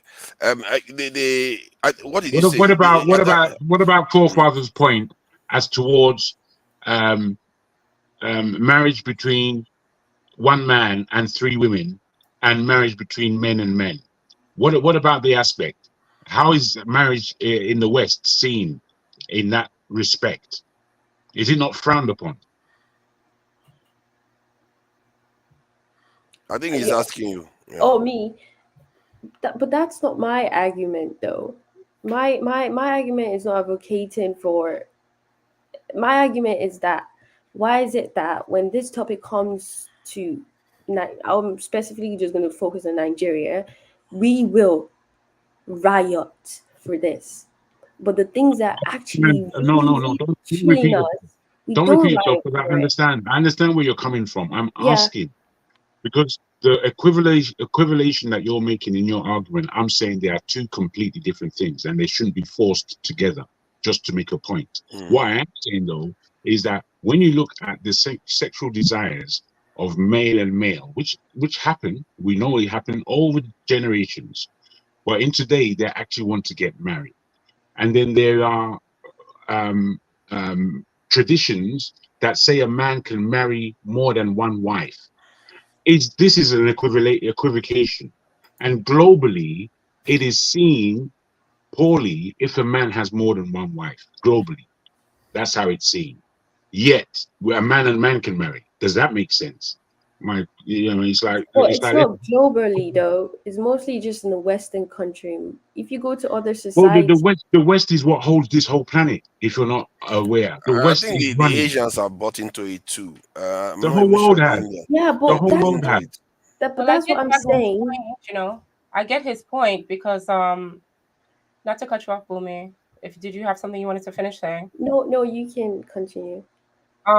I get Jasmine's point because I do find it interesting how here it's okay for 2 men, and then it's not okay for a man to have multiple wives. That is perplexing to me. If a man want to have 2 or 3 wives, that should be more permissible than my son having to absorb that which you put forth in this society, which is inhumane, in my opinion. So, and that's just hey, listen, and I don't want to say too much because I said a lot yesterday. Yeah, yesterday we were struggling to keep people quiet. It's one of the reasons why. It's one of the reasons why I chose to marry a man from and living in Nigeria, because I plan on having my sons raised in Nigeria, because I don't need that influencing my sons. I don't know why I like this girl. Are you sure that you're already married? Let's get on. She's married. I mean, There are some. We don't know the value of what we have. It's when someone else tells us that we appreciate it more. You know? Yeah, I said, you know what I Which is said? a big problem in Africa. I said, you know, my sons can come here after middle school, what we consider middle school. So like once primary is done, he can come in for high school. He'll have his strength. He'll know he's a man. He'll know his identity as a Black man. He'll have good work ethic. Then he can really get busy, and then he can go to high school and college here. But I won't have it. Sorry. You see, Bumi, you see what you see here? Let me just ask something quickly, Bumi. What I see here is what I've been talking about. That is, it's like a dynamics that is going on right now. The African women are a kind of buying into Western narratives, while the African women that left for 300-400 years ago, those societies have seen the damages it's doing, and they are trying to reverse, trying to warn us not to buy into those things. And I tell you, you will do some good to listen to what she's saying, because there are my argument. I'm no, not arguing. but the argument is that you are a traitor. I feel like let me speak up for Bumi. No, wait, let me speak up for myself, because I feel like there is some misunderstanding and biasness going on here. I made a clear point. I never said I was advocating for the LGBTQ. I asked the question, why is it that? And I gave you statistic. In 2024, this year, also last year, but let's talk about this year because we're in the present. 2024, 9-point-something million Nigerian children are going to die of malnutrition, right? Mm-hmm. But Nigerians are not going to completely cut off everything they're doing to protest for that. But you see, when the LGBTQ topic comes up, if I answer the question for you, would you stop? Wait, they will cut off. I guess you would. Wait, they will I cut can off answer the question, or I can answer this question that you're putting. And please can you answer that? I would call that, in my opinion, I would call that conflating points. Well, I said it to her, but she doesn't agree. What it is, from the aspect that you co-founder, allow me just to quickly try to please let her finish what she's saying, because I'm hearing her. Maybe you are not hearing fully. I hear what I think she's trying to say, that we are not getting our priorities right. Right, totally, exactly. If I'm mistaken, you can't hear. We always advocate about military. Yes. How we don't have it. Yep. How that is going to be the death of us. Yep. We always talk about how we have corrupt leaders who are not only stealing money now, but they're destroying our generation. Nigeria does not have a future if we continue in this pattern. Okay. Yeah. And I'm not saying, see, if we should see, we talk about Bobrisky. Bobrisky was in the whole media. AFCC arrested him, fine.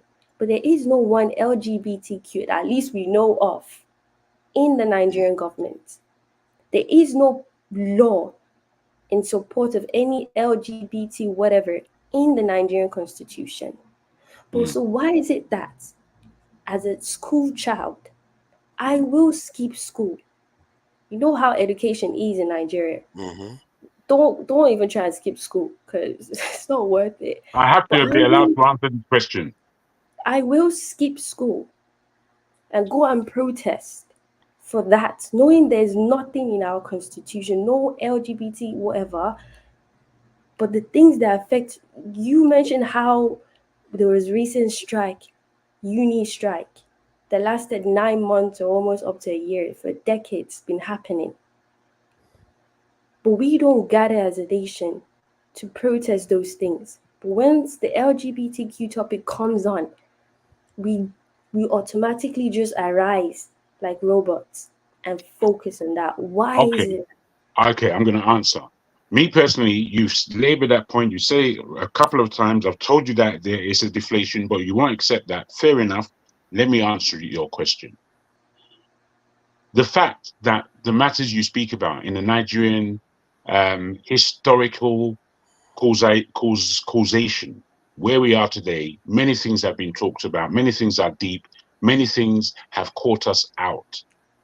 This new thing that has come about, it is good we nip it in the bud completely. We don't want it to become any law in our land, talking about rubbish. So it's better that we stand up and kick this new bullshit that these European and Western people have for us. We get it straight away before it merges into a something else that is of death to us. We get it now and ship it out.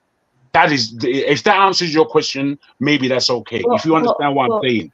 But Mr. Jagon, in the Nigerian Constitution today, if you're part of the LGBT, if you're found to be part of it, whether you're showing any physical affection, whatever, you will be sentenced to jail for 7+ years, if whatever. It's Okay. there. It's not anything new. You've just put to me. I don't know what's there or not, Bumi, and I'm not arguing for argument's sake.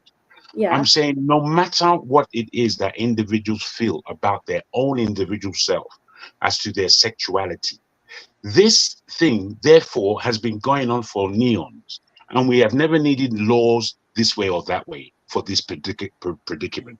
So I don't believe that we need these laws now. However, fundamentally, what is of strength in that Africa of ours is family. However, this family is made up.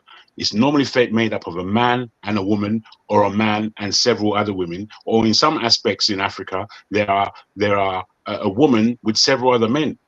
There are these things. However, what they're forming is largely a form of conjugation that can turn into birth. This is the natural course of things. Us complicating our minds with all these foolish things that any individual can get on with, unimportant things. The fact that me and a woman across the road is having sex, what's that got to do with anyone? It's got nothing to do with no one. But it's not a marriage, but we're just having illicit sex. What's that? Why do I have to bring that to the table?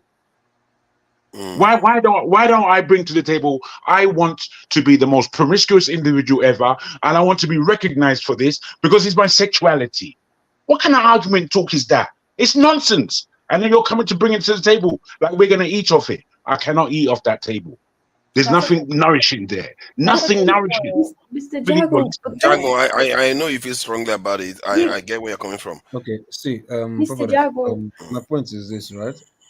Okay, are you finished, Bumi? Okay. See, my point is that I 100% agree with you, but understand this is a big topic in the West because it's something they are addressing, But understand this is not a topic in Nigeria. I think Mr. Shaw corrected me that it's 14 years. So if you are deciding to parade as gay in Nigeria, it's like you're asking for a death, like you're literally acting to be killed. Like Nigeria is very homophobic. I'll give you an anecdote, honey. I get my hair done at a certain salon in VI, and the young man that's been doing my hair for years, he used to have the flyest double twists. They were red and they were cute and everything. I used to love it. And then when I came back the last time, I said, "What happened to your hair?" He said, "I had to cut it, Ma." I said, "Why?" He said, "Because I was looking too much like a girl. They don't like that in Nigeria. But you see, he's gonna live his lifestyle, but he's gonna have to abide by the rules, right?" And he recognizes that he will have his community. No one's gonna shut him down. He knows where he can hang out. He knows where he can parlay and get together with those people. But he will have to abide by the rules because that's just not the country for that. Now, if he wants to live freely and openly, then he needs to find himself in the West. Yeah, but that's exactly my question. Okay. Right now, presently, if Bumi should call a protest in Nigeria about the LGBTQ, millions of Nigerians are going to riot. They're going to come up. But if I should call a protest about corruption, you barely see Nigerians. So, but I'm like, but that's LGBTQ is not what's killing us because it's not really there. It's not something that's I present. think, could it be, let me suggest this, could it be because the LGBT protest is not it doesn't happen often, but while the issue of corruption has been with us for a very, very long I've time, answered it so many times. and it's part I of don't the believe you're furniture listening, now. Bobimo. No, I don't believe you're for, listening. yeah, for me, I You've think repeated yourself 5 times now based on that same the sentence. election for And the protest for the unless you can answer yourself, Jagon, let it doesn't seem like you can get an answer. Jagon, leave it so that because Loco come for you. Loco is not in the mood No, to but I tolerate want to nonsense. ask the question to Bumi. I understand that you've been asking the same question, but I also want to ask you a question. What would you like to see what would you like to have seen done? What would you like? What would you like to change in your country about that? I would like that we first address key issues that are literally, because Mr. Jago mentioned family. What's killing Nigerian family structure is the lack of security. I have a friend that was literally raped.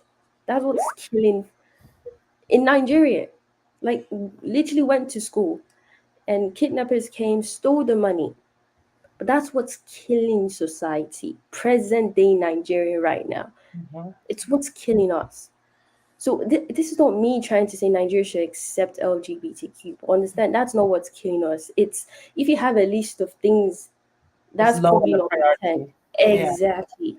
I get you. Every single time, they always somehow put that at number 1. It's like it's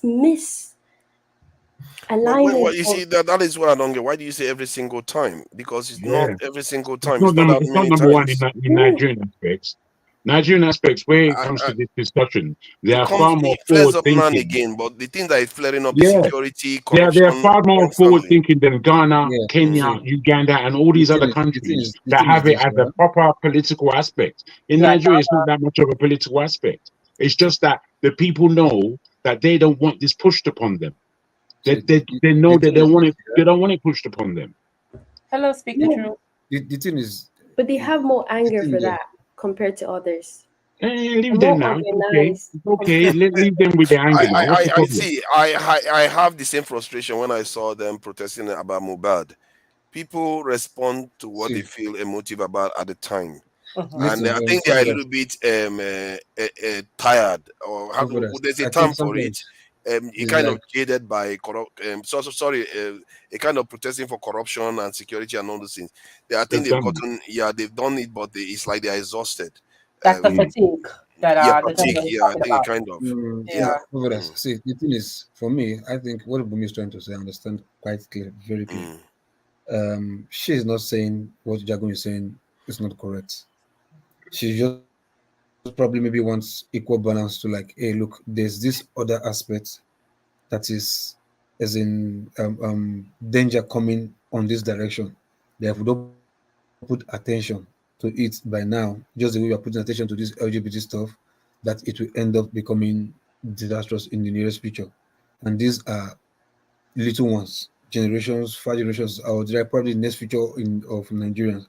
You understand? So she's just advocating like, look, she's not asking us not to put energy for this LGBT, whatever, STD, HIV, whatever people they are.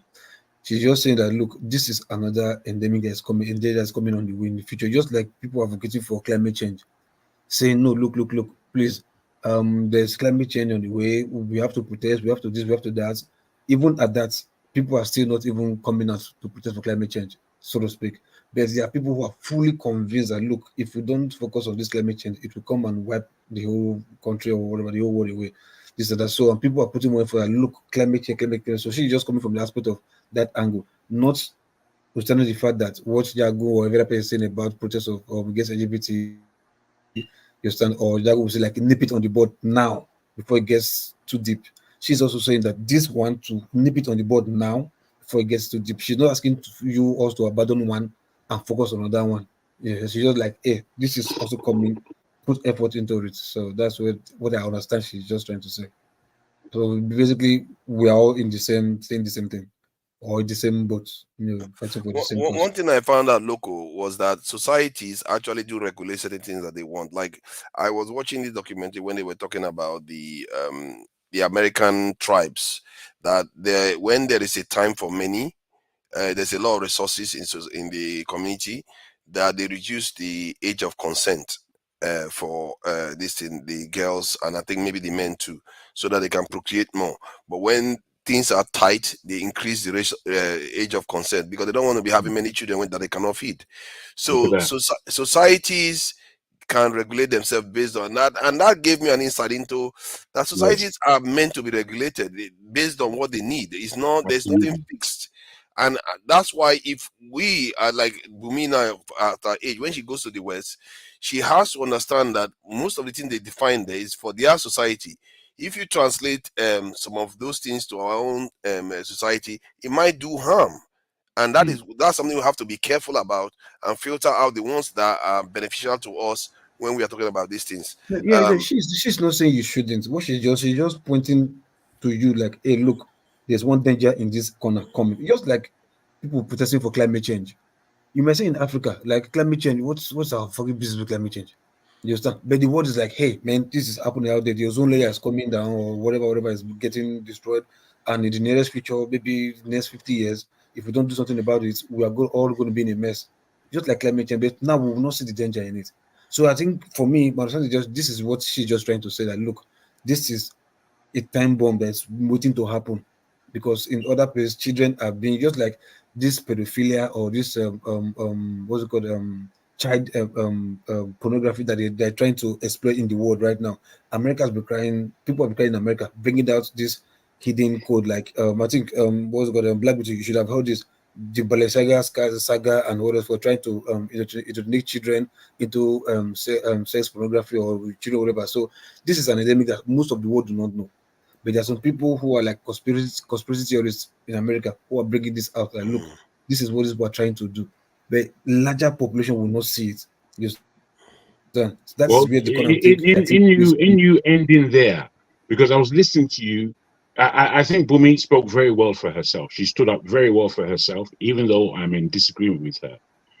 You said some of what Bumi said in trying to explain, like she didn't use the English better than you did.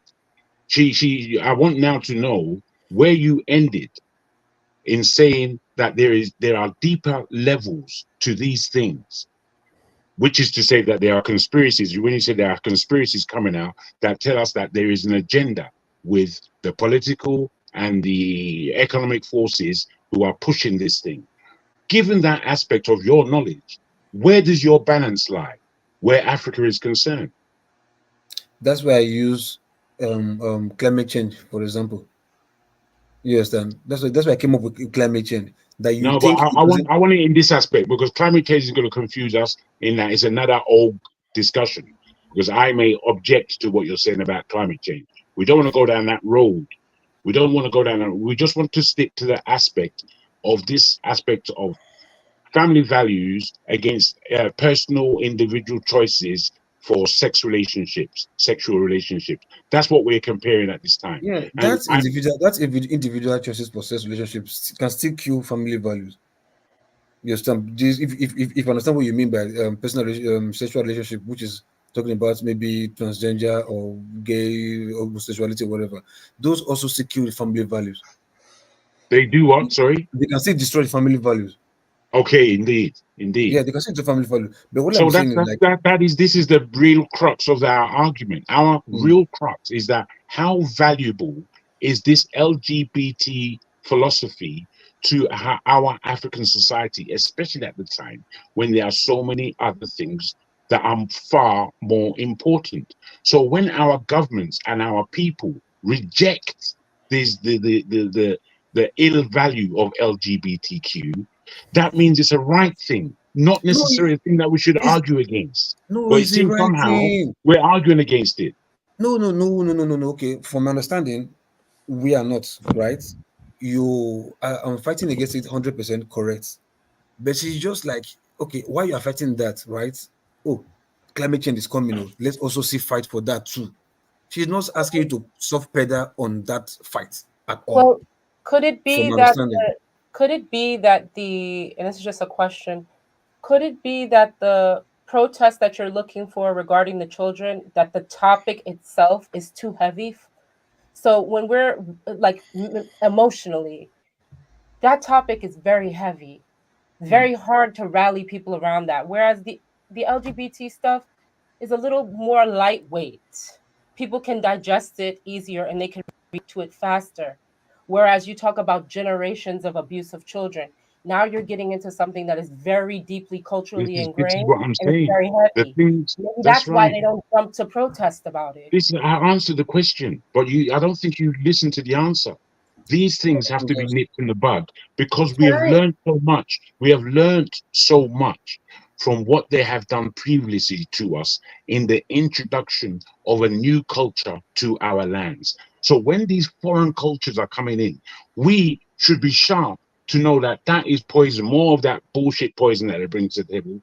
Let's snip it out. There's a Igbo woman who has been campaigning tirelessly for the fact of one-parent family, which is something that Bill Gates was trying to bring into Nigeria, bring into the whole of Africa.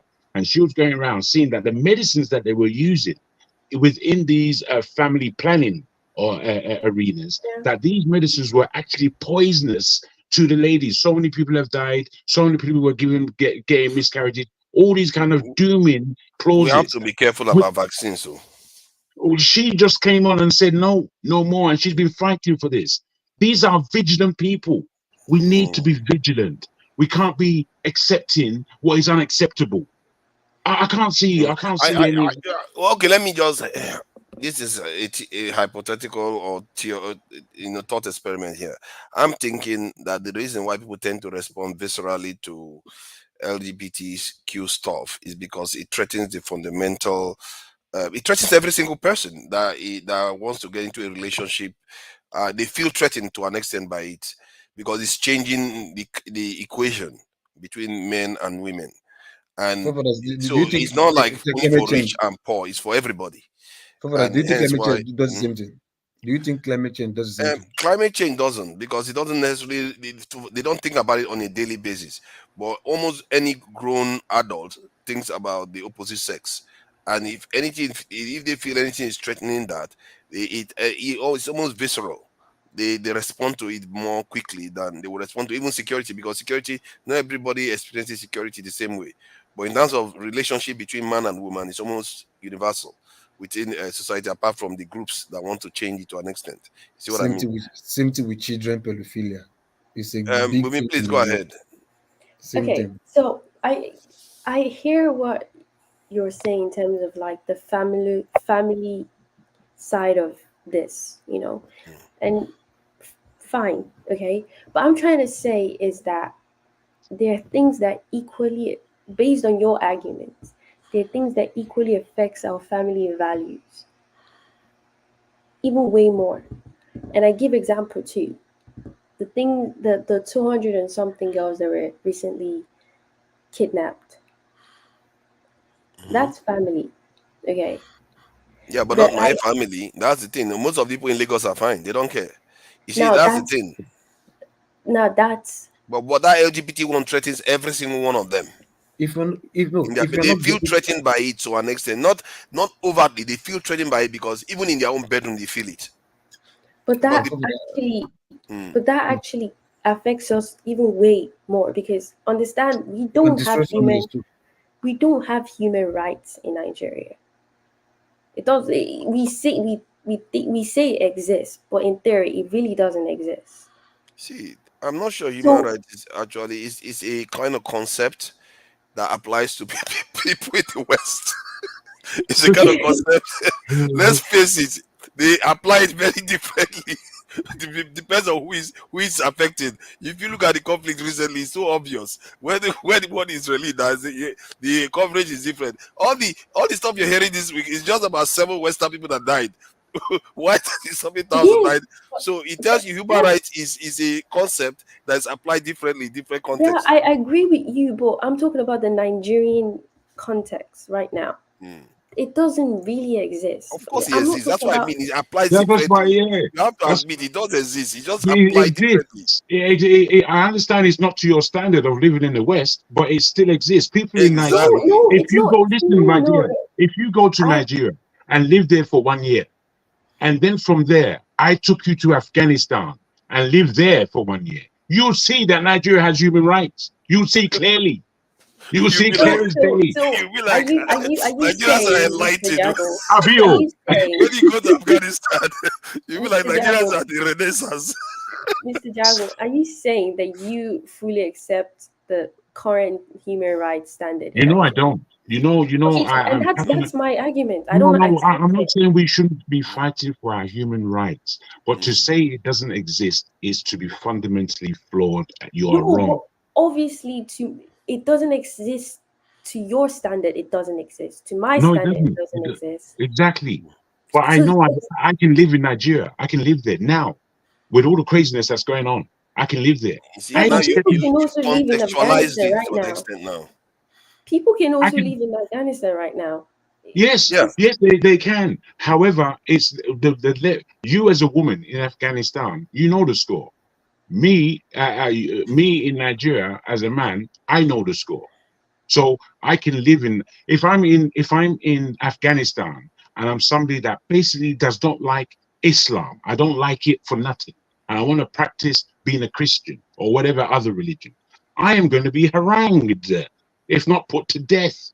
But it's not. You can say the same about maybe some northern side of Yeah, but Nigeria. I'm Still giving Nigeria. away. I'm not giving it a comparison to have an argument. I'm giving it a comparison to just let us know that the thing that we call human rights, as forefather rightly said, it's a concept, and it's a concept given by the West that the whole world has adopted, and we are doing measure for measure. Within this I measure am for saying measure, the measure of me being in Nigeria under the human rights concept would be far preferable than for me to be in Afghanistan. Simple. There's no sword fencing to be done. Django, I think I get where she is coming from. She's coming from, maybe she did contextualize it to say that it's to her standard. At the same time, I think originally she's coming from the point of view of the way they define it in the Hague or something like that, the way they have it in their document. The truth is, none of them actually follow it. They follow it when it suits them. Exactly. So, I'm but agreeing with that. I get where she's coming, and this comes down to what we were talking about earlier. And you have to approach things in an original way. Try to strip from all the things you've heard, and understand the And source of what they truly wonderfully, mean when they say those things. Because when you follow wonderfully the said. document, they will lose you. They will confuse you, and they will make you judge your society with a standard that may not, because it's not, you are May using not their be society to judge appropriate. your society, and exactly, it's not appropriate Can I ask a way to question? look at it. Yeah, go ahead. But did you listen to that though? What forefather? Because it's very important that we I take it. did, and that's why I want to ask him a question. Okay. I feel like can I ask what do you think my background is? I know you are Nigerian. That's good enough for me. Can you elaborate? Because you tend to address. You're a young, intelligent individual, as one very well from her Gen parents. Z. Okay, you are Gen From Z, her like you said. parenting, Yeah. from her parenting, you are young and you are in the world, as it were, and you are somebody who is influenced by your peer group, and by what's going on around you. That's how we see you. Are you a Can northern I ask you Nigerian? what? Sorry. Are you a northern Nigerian or come from parents who are northern? My name should be now. Now Yoruba should be now. I'm Yoruba. Okay. So then. Okay. So can I ask you, what do you think the influence Nigeria has in me in terms of like how long, like I would hope it's a great deal more than 50%. That's my hope. So do you think I grew up in Nigeria? Do you think I was just like born and I think shipped you out? schooled in Nigeria. I can hear it in your accent. You Okay. definitely schooled in Nigeria over some point, and you are now in the West and doing your thing. Okay. So I just, the reason why I asked, because from my perspective of things, I feel like the way I perceive your delivery, it seems to be like, oh, you're coming from a Western perspective. I'm not coming from a Western. I'm coming from like my life in Nigeria, my family's life in Nigeria. Because it's not that my entire family are out of Nigeria. They are presently in Nigeria. And I talk to my family so well. Okay, so this is not me bringing argument from me talking to some random person from McDonald's here. No, it's me actually having conversation from people in Nigeria. It's me listening to every single one of you on this platform talk about your experience about Nigeria. So when I talk about saying things in terms of like, oh, the LGBTQ, for example, it's not coming from a Western perspective, but oh, let me push an agenda. It's coming from the like, we need a solution to what our problem is in terms of like there's certain things that really are killing us. But do you is it fair for, because what you said is you heard my answers to your question, and I think based on what you said, again, my answers to your question are accurate. All we're saying is that if we're having a discussion about sexuality, which is basically what it was, about women's issues, about male and female, if we're having a discussion on that, LGBTQ came in, it should be judged on LGBTQ levels as opposed to any other issue. We must understand that what we're speaking about came from somewhere. But Jago, I do hear what she said. I think No, she but made. is what I'm saying not pertinent? What I'm No, saying. I know. I think we are all making points. It's just that sometimes it's a little bit all over this in a kind of separated to an extent. But what she said, the way what she said with the last this thing, what she said, I think I get what she's trying to say. I think for me, the reason why it comes across as if we are questioning is the wordings that you use, and which is a little bit petty when you think about it, but is the wording that you use that seems to imply that you are not approaching it from somebody's point of view that that wants to solve a problem on the ground from the point of view of somebody that is experiencing or has the knowledge in Nigeria. That because of those wordings, when you use the term, there's nothing like human rights, No, things like that. that's when we got further. Mm, That's when we got much further. What the actual matter is, Bumi is almost asking us, why are we speaking about LGBT matters? Why does it raise our eyebrows in such a way? There are other more important issues. Now, whilst we can agree with that, I need to recalibrate what we're speaking about in the fact that this conversation came from somewhere. So we are discussing it. And to ask us not to discuss it and to discuss geopolitics is not following the subject. It's very simple. I think to be fair, Jago, you are not being too kind to her, but I get where you're coming from. Wait, But can try to I understand where she's coming from. I never said we shouldn't talk about it. I said that it seems to be more bravery, more courage is put into that topic compared to other topic. And that the reason why I brought up human right and why I say it does not exist in Nigeria is not to say, but like truly, when we really deep it. Because if it did exist, I don't think majority of us would be out of the country. And I'm not saying, the people there, but it's like, if we're truly being honest to ourselves, to the standard where Nigeria becomes a functioning society, where more than half of the people in their diaspora can freely, confidently go back to the country. Because we do have Nigerians going through means, like actually going through Libya, where we know what goes on there, but they know that it's either I die there than die in Nigeria. That's the aspect of me talking about that. There is like people will rather go that than stay in Nigeria. And that's why I say that those things are really affecting us deeply. And even go ahead. Even if we try to address the LGBT stuff, the police department, for example, or our investigative teams, if we really want to say we want those people to investigate who is actually LGBT or whatever, we do not have that. Because they can't even investigate a simple robbery. They can't even do that. So how would you want to stand on actually protecting your society when it comes to that aspect? When you can't even protect the basic amenities. It doesn't exist in Nigeria.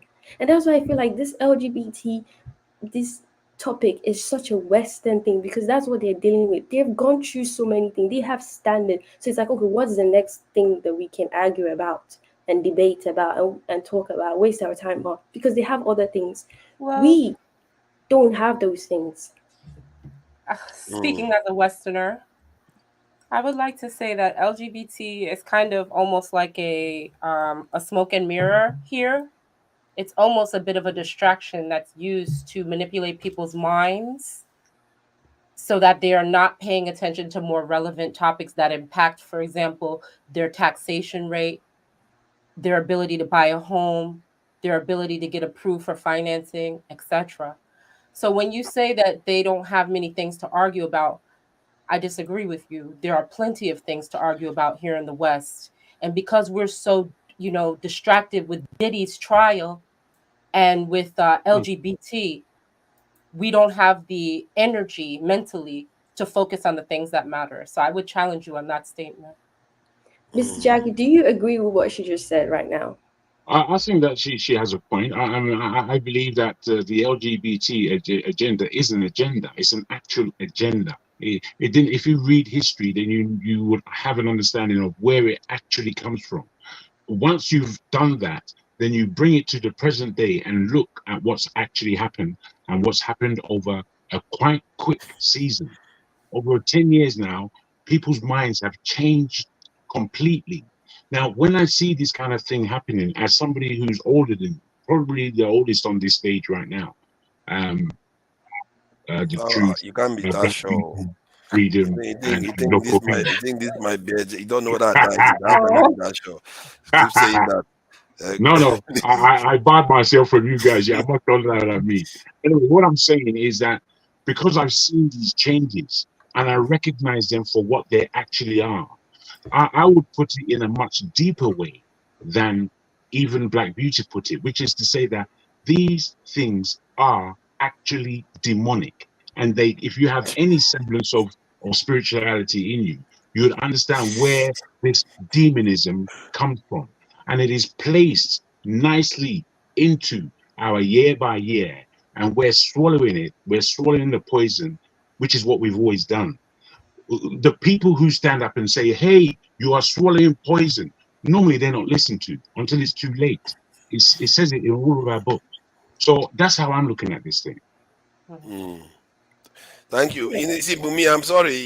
I think with this topic, a lot of people are on your case, but I do understand where you're coming from, and you seem to be going back to this LGBTQ thing. Because if your original point was about why are we not prioritizing other things, I would have preferred that you talk about other issues that we like, the Mubad protest and other little things that would go on about. Like you saw how a Black Beauty talked about how they use it to distract people in the West so that they can get away with stuff. They even made a song about it. Is it not something Bambino or something about how they use all this stuff to distract people while people are dying and all kinds of stuff is going on? I see. Yes, and I know your heart is in the right place. I think she's today, but Bumi, you are thinking more in line with the way I will always talk about, like, oh, why we're not prioritizing more important things and all this, why we're going on about all this stuff. I get where you're coming from on that one, but when you keep using LGBT as a way to make your point, it seems as if you are defending the LGBT this agenda to an extent. I'm only pointing out the things that unite us as a country. So No, I'm trying to say the same. The reason why you keep reaching for it, hun, is because they keep putting it in front of your face, so it's at the forefront of your mind. No. I'm saying it because I've realized that's what really unites Nigerians. Really? Which is what? Which is what? What really unites us? LGBTQ. So if we're agreed, if Nigerians, and I told you why, it affects everyone. If Nigerians, if I could put this to you, Bumi, if Nigerians are united on a certain specific point, is that not a good thing? Exactly. That's exactly my point. That same thing that unites us, I feel like we should use that and also challenge that to other things.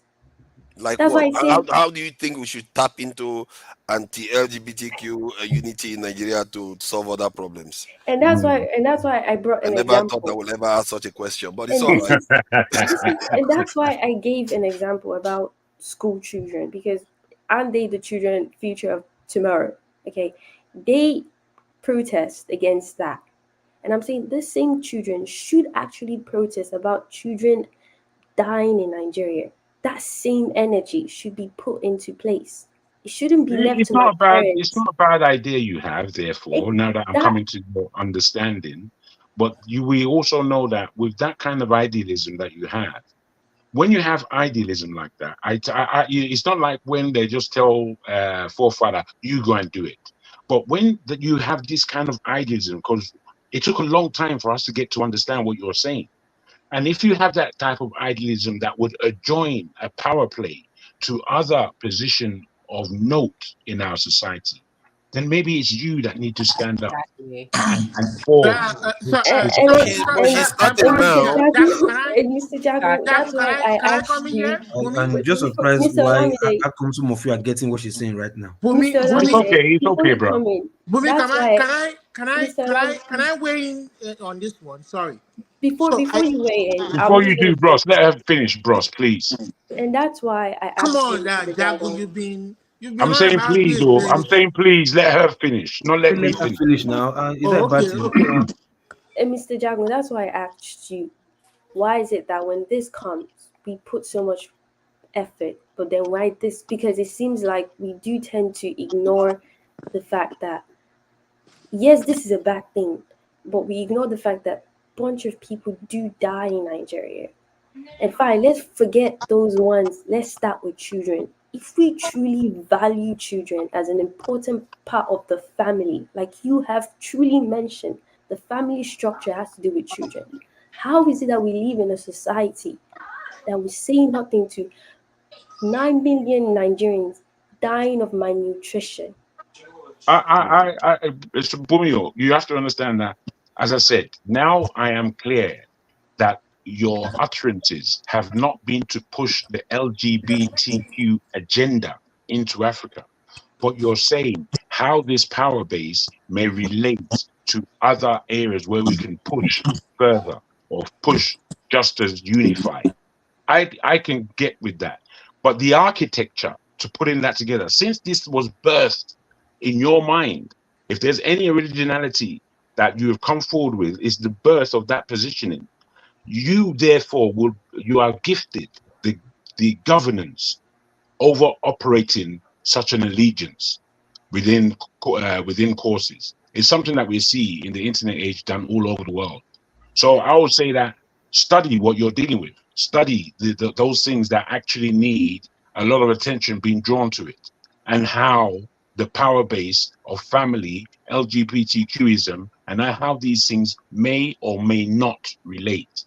You get me? It's a big job. I would offer any assistance I have, but you would be the grandmaster planner of such an ideal. I think I can learn something from it actually, because if there is unity in with Nigerians in terms of LGBTQ, is there any way to use that understanding to make them do other things too? Lumide, you wanted to say something? Yeah, I was gonna weigh in, but I was just gonna kind of emphasize our point, and I see that Jagun showed some understanding there, and I was gonna say that even though I don't subscribe personally to that orientation, but I do see a point of view that, you know what, that is not our primary. They are not the real problem of our society. That's what she's saying. There are other things that are bedeviling our society that we're not focusing on, but we're trying to put this at the forefront. To, how do I put it now? Well, I mean, I would say we are looking in the wrong direction. We are being hypocritical. You understand? We're pandering to religion rather than. I speak the truth. Calm down. Huh? Are you getting frustrated or something? You react. You understand? You're pandering to more to No, I'm religion, cool. more to, how do I put it now? To Because they're saying the fanaticism. same thing over and over. You understand? So I don't subscribe to that view. My orientation, But I don't think that's a problem, a major problem in that. Like what the guest said on earlier today. You understand? There are certain things that you can't legislate. You understand? It's not. Is it in our law, our constitution, that if you subscribe to that orientation, you're going to go to jail. You're going to do that, do this or do that. You understand? These are things that there are so many things that you can like. It's just like somebody else sleeping with somebody else's spouse. There's no law that convicts you of that kind of action, but we know morally it is wrong for you to do that. So they're both equally wrong. You understand?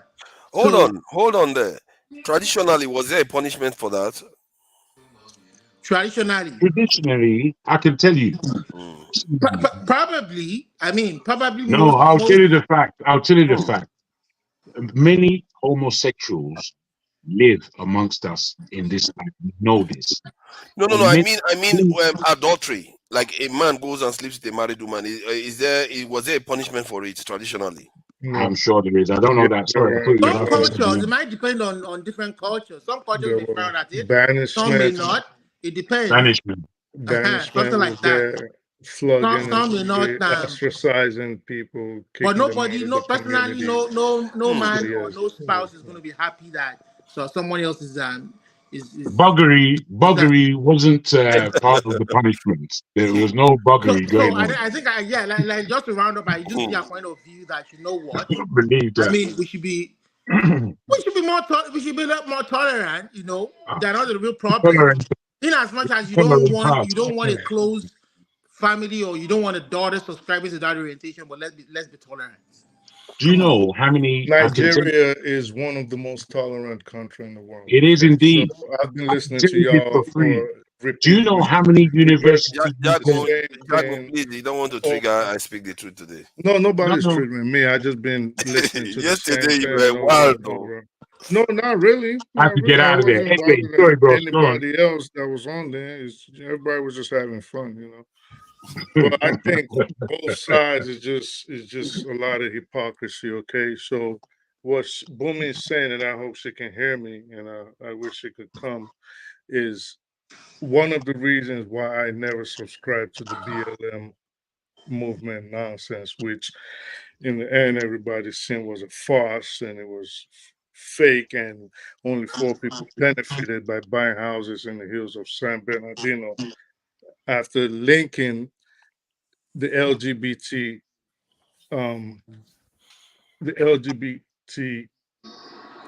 cause to that of, for example, the civil rights issues that Black and brown people in the United States were facing. So I'm not saying Bumi is not right in what she's saying. What I'm just saying, they do not correlate. You cannot bring economic problems and bring them to issues that would affect the familial and marital line that everybody else is trying to toe.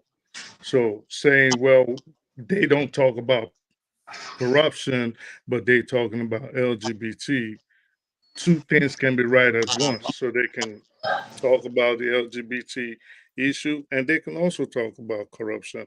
But trying to say, well, why should they talk about this if they're not willing to promote it, to protest against corruption? I don't think it even makes that much sense, in my opinion. That's my beginning. What you're saying now, on the other side, I think it is very hypocritical. And before I go on, I don't think it is on record anywhere in Nigeria where that 14-year sentence has been put into action. I don't think anybody has been locked up for being gay. I don't think anybody has been prosecuted or sentenced for being homosexual or lesbian. So like everything else in Nigeria, it is just a lot of hot hair and it's a lot of mouth going around. They say that knowing fully well that homosexuality really has never been a problem in Nigeria, and that's just being real.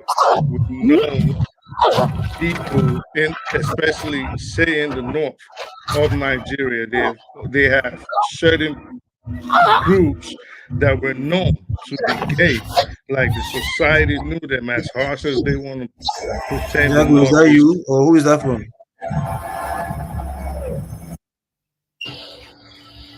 Who's that sound from, man? Footballers, is it you? It's Spirit, stuck there. go on, Spirit, go on. He flush his royal toilet. No. It's a TV program that was just going on. Please go ahead. As much as people want to say the northern part of Nigeria is very strict, and you would expect that the northern part of Nigeria will be the most harsh when it comes to homosexuality, I would say, and I beg to be corrected, that the northern part of Nigeria actually might be the most liberal when it comes to how they relate to homosexuals or same-sex people in their societies. There has been a designation of a group, I don't know the proper pronunciation now, of people that you would know that they were gay. So now that leads me to the point of hypocrisy in the Nigerian sphere. Nigeria in 2016 and 2021 actually topped the top gay searches of gay porn on the internet. Yes. Really? So especially Wow. Imo State and Delta State. So What? those two, yes. So Nothing to in the do with top me. five, I want I expected it somewhere in the north. That's surprising. No, Imo State and no. Delta I State think actually. Abuja is number Well, one. I'm Right, telling you for he's a fact. calling I'm the not real supposing. deal. I'm telling I you, want, if Abuja was the flagrant party man. if Abuja was the top, I don't know. I'm just telling you what I know for a fact in 2016 and 2021. So those two states stopped the searches for gay porn, not just searching about homosexual gay. Yes, gay porn, and if you went at what they searched the most, that Not was just it. gay. No. Hold on. Are you talking about Google search? Who did that pass? Sir, I'm saying there was a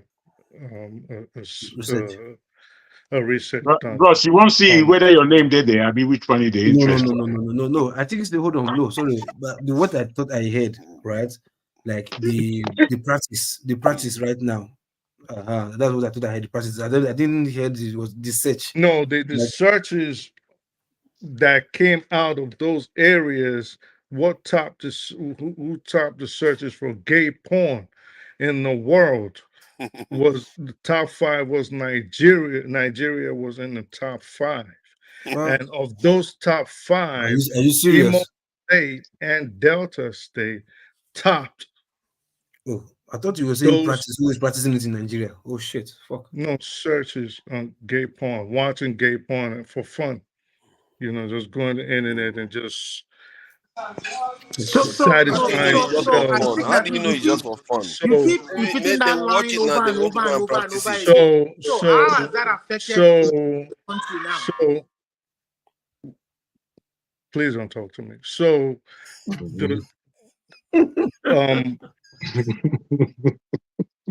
because they keep throwing me off.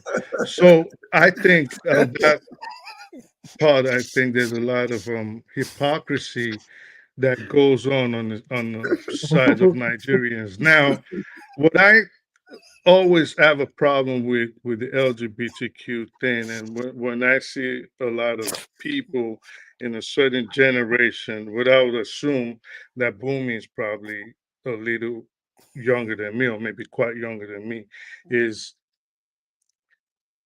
a lot of them you have to realize most of the people that push this LGBTQ trans agenda are actually men. And that is why you see straight men are actually more vociferous and they object to it the most.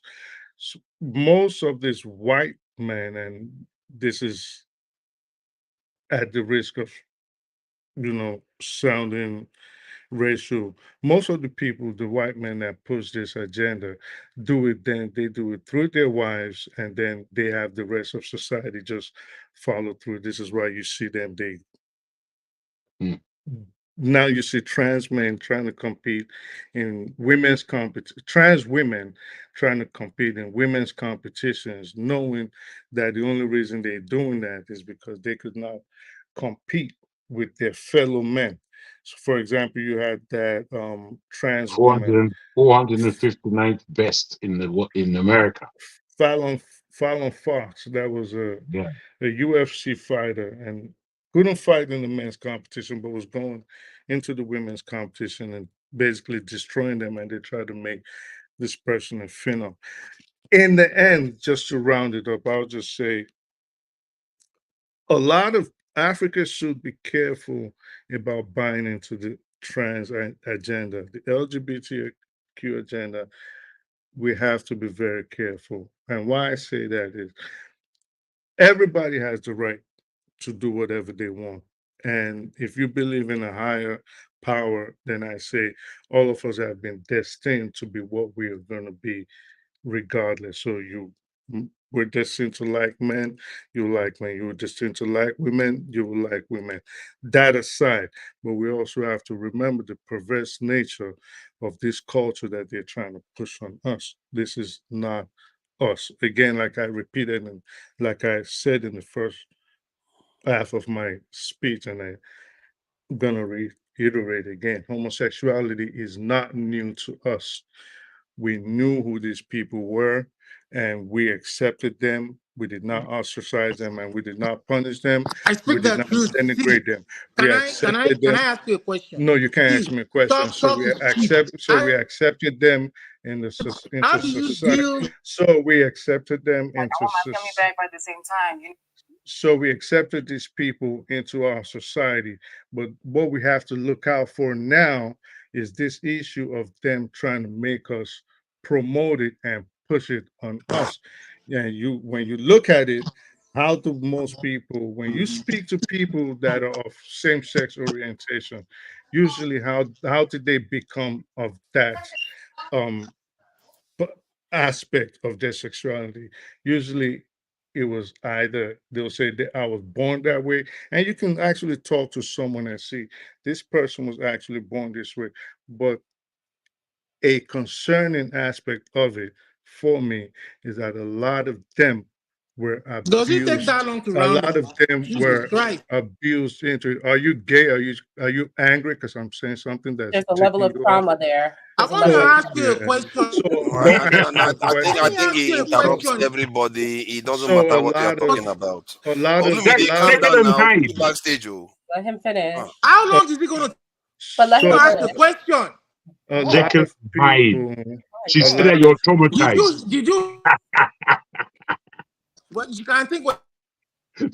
I was speaking to speak the truth, but I So agree with a lot of people were abused, manipulated, and molested into it, and I think that's also something we should be really concerned about. But moving on, yeah, Olumide can have the floor and I can. No, but the funny thing, the evil one is putting No, it he in rounded up. He said, "Olumide have the floor." it's even the one that's even Olumide ask question. Otherwise, he's no, not hold going on, to let us Ah, bro, they said Olumide have the floor and he's arguing. The guy just kept humming and humming and humming. Ask your question, I'm then. going to ask you a question. You can go on and on and on and on and make your speech. Are you a part How of do you propose that you engage them? Is it by making laws or stoning them or allowing some religious You understood to bring nothing them out and of what stone he them? was saying. What For that, does He that? didn't tell me how we engage that What challenge, that problem. What does that have to do with it doesn't anything have I said? anything to do with anything, man. It's just bullshit. I'm saying, how do you engage that vice you don't like? You painted it as a vice. How When do did you I engage say? it? At what He didn't point? understand everything, Hold bros. up, Jason. I can answer He myself. understood nothing of what you said. You're gonna have to repeat yourself. I speak the But truth. the rest of us understood. Yeah, we understood. But let I speak to Listen. You guys haven't addressed what Olumide, let him police. answer you. Let him answer you, Olumide. Please This answer. is how they held back the education Hold system in on Nigeria. now, so that it doesn't lead to It too is many you guys voices. I speak the truth. Please go ahead. At what point did I refer to it as something that I didn't like. No, At you any never time, did. You at never all did. did I say You it talked was about that. something. We've always accepted that we knew who they were, You are and just which you're was just trying to which play was around the with words. actual truth of the matter.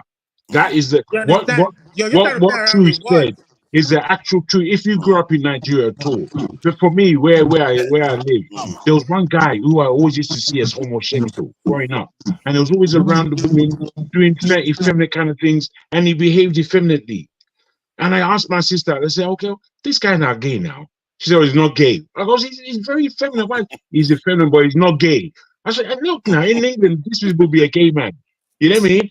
Next minute, he's got 5 kids. This person has got 5 children, and he's still the same person.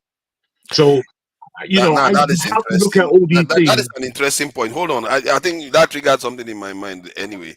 I was thinking about it some time ago. I said, before now, even if you are gay, you still function as a family man. And you still are at least able to fulfill your procreative duties and all the rest of it. But in the West, it seems to be like only through adoption or other forms. Not you don't necessarily go and get married to a woman or anything like that because they say it's unfair to woman. But it's an interesting way that we used to do it before. But I will just leave it. Please address Olumide if you wanted to. I speak the truth. Tell him what you said about how we should treat Okay, LGBT let me just people. rephrase. Let me see. It's very easy for us to come here and talk about issues. Oh, gay is this, lesbian is this. I told you straight on. I don't subscribe to that orientation. You understand? For me, there should be ways the society can engage them without legislating laws to jail them or kill them or stone them to death for their orientation. That is what I'm against. You understand? I see people on the panel saying, you know what? Oh, maybe Olu is this. Olu is. I have a wife, a beautiful one, 2 lovely kids. You It understand? It doesn't doesn't mean matter. it doesn't mean. Someone like Jagun just Let me mentioned talk. You didn't someone like allow me that. to interrupt you, but you You want to asked me a interrupt me. question, right? Didn't you ask me a You question? haven't You're told going me on the speech now. how you want to deal with that issue. You kept saying, Okay, so "Oh, you they are trying to asked No, a let, question and then speak you the give truth. it Let him have a his now turn. you got your voice. Let him You have got his your turn. voice. Speak the truth. I'm You talking now. play You got too your much. voice. Why do you play so much? You're a grown man. Why do you play so But much? play what? Play. You're the one playing. I feel it Come to on, just hear him play. out since he hasn't said anything for a bit. So you are the one not telling me exactly, not hitting the nail on the head. Tell me what you want to do about the issue. There's You see nothing that to you do just want to come about here it. and What I condemn. pointed, You're condemning them. You're condemning them, which at is He's okay. not. point did I So look condemn fair now. anybody? But Olumide, you're in a not subtle fair. You're way. just not fair in your comments. Listen, Jagun, please. You yourself condemn them. I You're said, just okay, so pretending. Stop listen to me. pretending. Okay, so listen to me again. Okay, just listen to me. Calm down, all right, and just listen. I'm not interested in all these games y'all making people play up here. I'm tired of playing games. Okay, so this is what I said. What I did, if you listened, I don't know if comprehension is an issue, but what I basically did was show that Oh, there are you think because sides. you have an accent, you I said comprehend? You think two you comprehend? sides. You want to play around with words So with me? what I did was bring up the hypocrisy. This is what I did. I started off by showing the hypocrisy of the LGBT community and the movement. That was what So I you started. don't. Well, hold up. You asked me a question, so let me finish. That is not being So critical. so that was what I did. The first thing I did was That is not being show. critical. So And you said that was the first thing I did. I showed the hypocrisy of the LGBTQ movement. Then I showed the hypocrisy of men. Then I showed the hypocrisy of Nigerian society, or rather, I showed the hypocrisy of Nigerian I speak the truth. Can society. I ask you a question? When you say Can you somebody let is me hypocritical, land? listen. When you say somebody is hypocritical, are you being critical or not? If I showed 3 If sides you of say somebody is hypocrisy, hypocritical, are you being critical or not? no, I'm not being critical. I'm You're just not being being critical when you say factual. somebody is I hypocritical. showed. You see? Listen, You if see? okay, You so are you DU. asked me a question. So hold You are up, the hold up. DUMB, okay? Okay, DUMB. okay, all right. So, but you asked me a question. All right. You look, this guy, is this guy on the spectrum? He looks like he's on the spectrum. Why does he act like this? We He's don't smelling know. a We lot of don't drugs. know. We He's don't a have any. chemist. He's a We don't have biochemist. any diagnosis. He's He the don't sell I'm trying medicine, to so engage you. he's the All of you on the Jekyll spectrum. Jekyll Is and he on the Hyde. spectrum? Like, No, what's he's wrong with him? a Hyde character we don't of a have any chemist. diagnosis. He's a very competent pharmacist selling I drugs to people. started So And off what can I by say? he came I up started through off the by Muppet showing University. I started off by saying Northern Nigeria that should actually be the strictest has a group called the Yan Daudu that and they accept homosexuals. I came up with that and I said I couldn't even remember Remember what the the name. classification was. And I'm showing like there's hypocrisy in all these groups, but at the end, there's no I never said I wasn't for or against them. I just made my statements. So I don't When think you call someone hypocritical, you're being critical. No, it's That's okay. English. Olumide, English it is was not that that your complex. submission? It's a fair No, point, Olumide. Yeah, Olumide, do you I think, have a new submission or is that your submission? What I'm saying, what I'm trying to submit is what I'm trying to get in, what I'm trying to get him to do. I mean, you two Jagun or whatever your critical submission was about the LGBTQ is how do you engage that part, those that part of the society? Do you engage them? I think that was what Bumi was kind of No, we're clear trying to on get Bumi. you. Listen, don't play around with words with me, man. Come on, Brady Cole. Listen. No, we're clear on what Bumi is saying. We want to know what you're saying. That's Jago, what she please was just trying to leave him. say. Leave him. Let him finish what. Bumi Let is him here. She can vent. contradict Get me. everything out. Bumi can contradict me if she's here. So what she was trying to say is, how do you, even if we agree that people in our part of our society have such characterized, I mean, they do such activities. How do you deal with such people? Do you then criminalize what they do? Do you send them to jail? Do you legislate laws to say, you know what, if you do this, you stone them? You understand? Can I assist you, please? Wait, bros. Sorry. No, let me land, please. The very last thing I said was you have to look at two ways how people usually say they subscribe to this orientation. And if you listen to a lot of people, you would say, well, this person does actually sound like they were born like that. And then if you listen to another subset of the same people, which are same-sex people, you would listen, and a lot of them were actually indoctrinated into it, mainly molestation. It could have been rape. They were probably sexually So how do abused. you deal with it? That's my goal. Do you allow? Okay, you know what? Go ahead. I don't have time for this. Now let me suggest to you. Let me suggest to you, if I may, in going through this conversation, and hopefully the conversation will change so we don't it's going to get stuck on this matter. Because I believe that myself, forefather, and Bumi, who were mainly in that conversation, came to a point of real understanding. But what I speak the truth brings to the table is that there is in culture across the world, fundamentally, whether we accept it or not, there is a culture within all societies that are homosexual. And in most societies in the world, they were able to include them fully within that society. Some in West Africa, we call them two spirits. I don't know if you're aware of this, Olumide.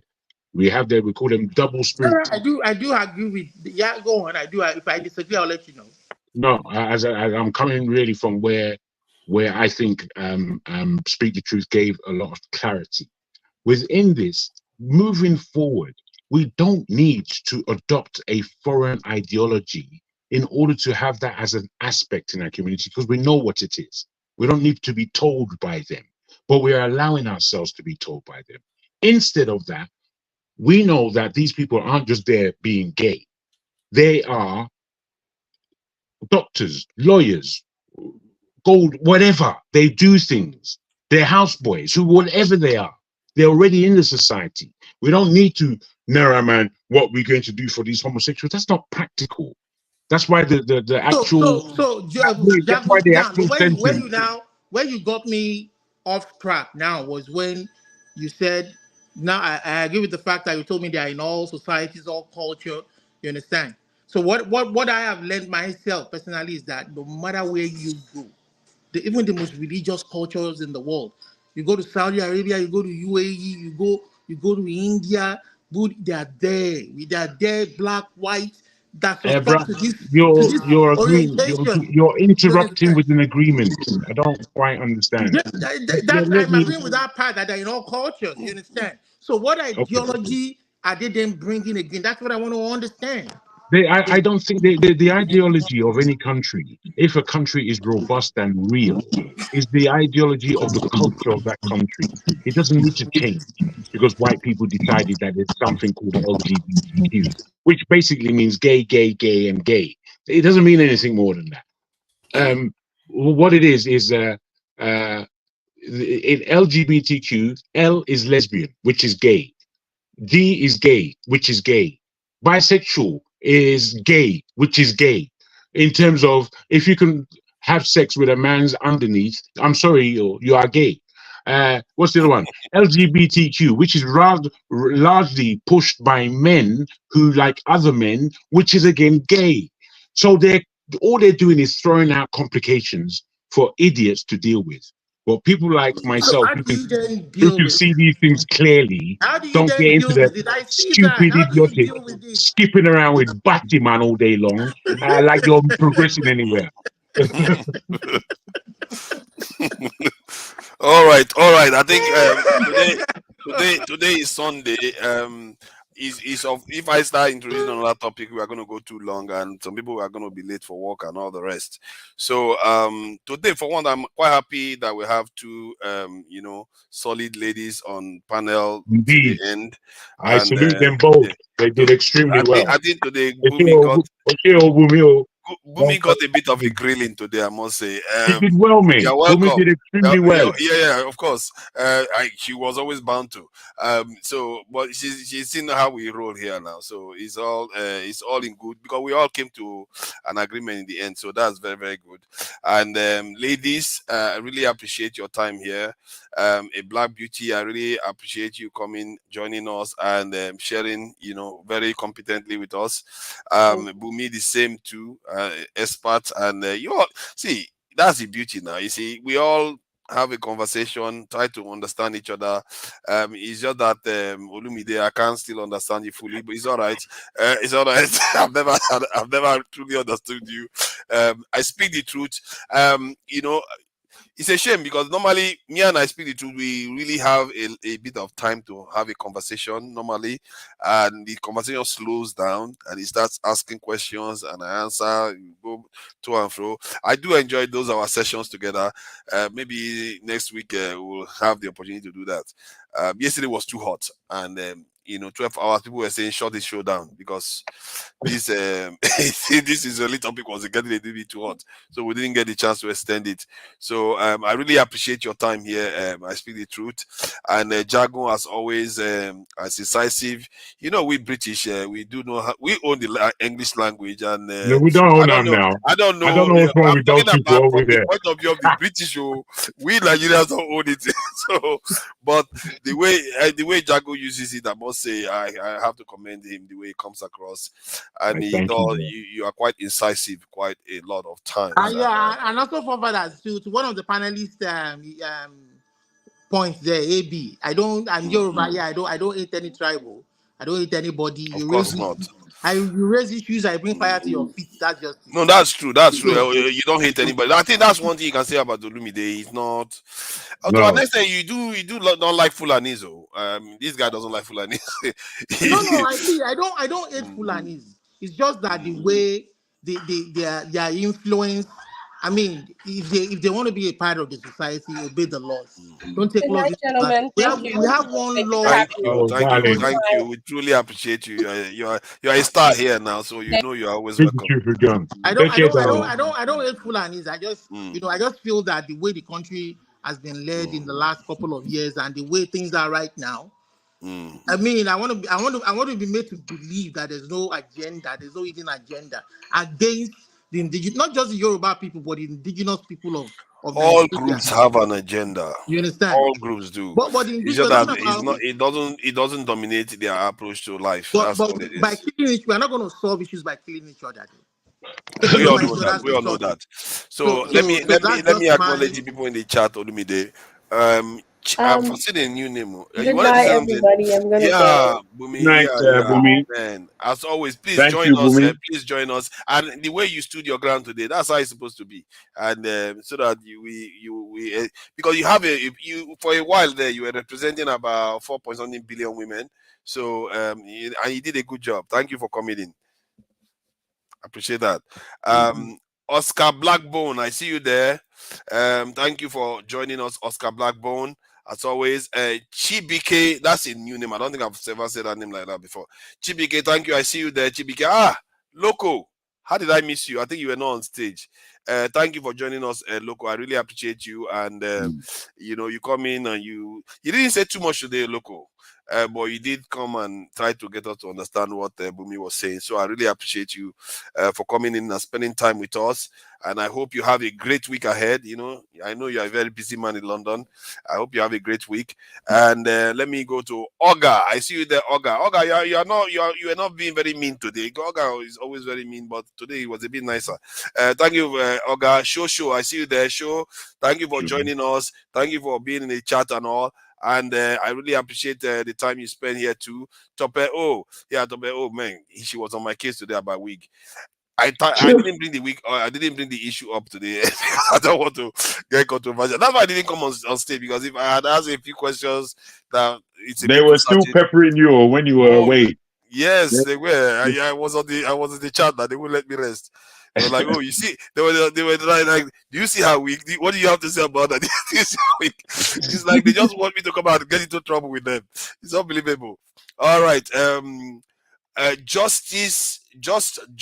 I see you there. Justice. He was cool. Yeah, Fumio didn't do anything to me today. So Fumio, I really appreciate your time.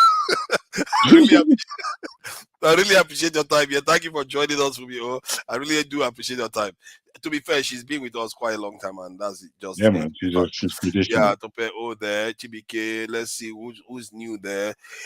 Dixon Eck Official. I think that was the first time I'm seeing this name too. Dixon Eck Official. He keeps accusing me of being silent during the gay debate. I don't know what he expects me to do. He's like, "Oh, I see you are silent. You just remain silent. There's something going on here." Roland Gabriel. I see you there. Thank you for joining us, Roland Gabriel. With God, all things are possible. Thank you. With God, all things are possible. Not all the time though. Life experience. There are certain times God has already done his bit. It's up to you to do your bit. So yeah, that's true. Highbury 10, I see you there too. Highbury 10, thank you for joining us. Highbury 10 was a bit mean today. It's all right. Highbury 10, I see you there. Thank you for joining us. Let's see. Quinty A, yeah, very nice one. Quinty A, I see you there too. Thank you for joining us, Quinty A. Who else is new here? IJ Onuibo. Thank you for joining us, IJ Onuibo. Thank you. I appreciate you and the time you spent here. AB, I see you there, AB. Thank you for joining us and spending time with us. I hope you have a great week ahead. It's gonna be an interesting week, isn't it? This week. Let's see who else is there. Soji, I see you there, Soji and Jagon at the same time. Soji, aka Jagon, thank you for joining us and contributing in the chat too. We really do appreciate you. And man, I must say, man, Jagon, you are man, your submissions lately are something else. I have to say. Ruwan, thank you for joining us, Ruwan. I really appreciate you. Who else is there? Ruwan, and who else? Okay, let me go to the people that have donated their hard-earned money. Info, I see you there to info. The people that have donated money. Oscar Blackbone, thank you for your donation. $5 from Oscar Blackbone. Kulata, $2. Thank you for your donation. Another Kulata, another $2. That is a lot of money. Igbo Basics, $5. And Oscar, the Blackstone. Thank you for your $3. The Blackstone. Oh my goodness, show you are a moderator and you are donating. Thank you for the £10. Oh my God, and it's a pound. He's paid himself now. A pound. Yeah. He's paid himself. Working and paying himself at the same time. Yes, Thank you for the donation. This is show. 10 pounds. And that 10 pounds weighs quite a lot. Alexander Gomez. This is the first time I've gone 1, 2, 3, 4, 5, 6 people before Alexander Gomez. Yeah, Oga Alexander Gomez, thank you for the donation. We really do appreciate it. Every little helps, and he's done it again. Alexander Gomez again Ferreira. with the American dollar. Yeah, and Ferreira, as always, thank you for your donation. Not always, actually. Alexander Gomez is the always one. He's always donating. The money that man has spent on platforms, my God. Bro, I mean, that's real support there. That's real support, constantly doing it. And he don't retire with millions. What he go do with them? Make it the next time. That he's coming online to do that. He could have gone somewhere else, and the people online need it, don't they? So I really appreciate him. He goes on all the platform to assist them too. Thank you for that. I really do appreciate it. And let me see if I can find something to play us out with.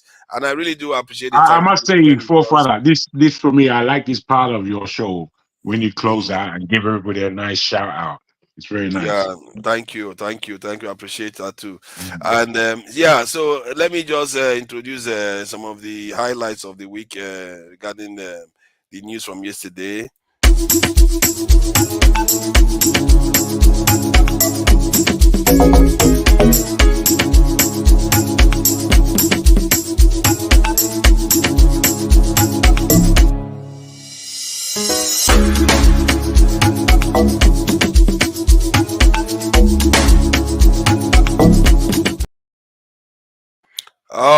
All right. So now we go with our closing song. Bye, all.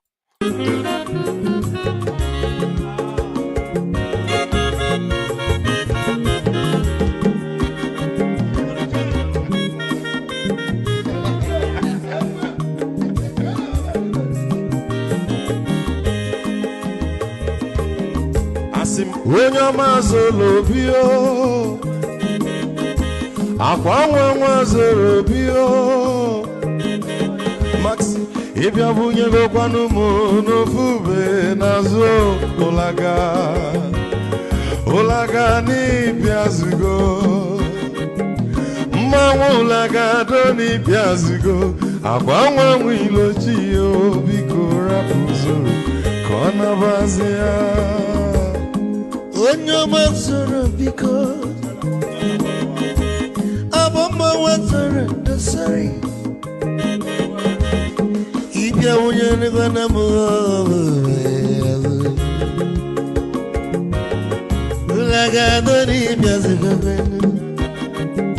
Mo ulaga doni biazigo Abamba wilo chino Bigora fuzoro Ona wazi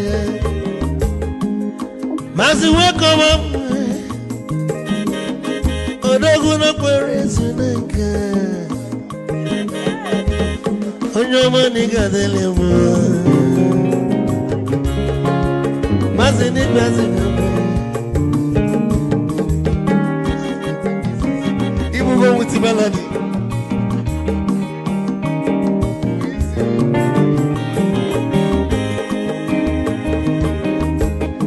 You got to go where you're for Odogu na chala noka Ezi wane mliga delemo Olaga doni bezigo noe Ma olaga doni bezigo Amama wilo chilo Bigora muzoro Anabazi Te Onyama zoro Mama was a sorry. If I were to go on a Fube, Hulaga, don't need Piazugo, Nazaboy. Molaga, don't need Piazugo. Amama will chilo, Biko Rapuzoro, Anabazi. A dog can never be kitchen for. I'm a Nika Gogodia. Weligwe kwelo Ike jobo bele bege Hey, you want?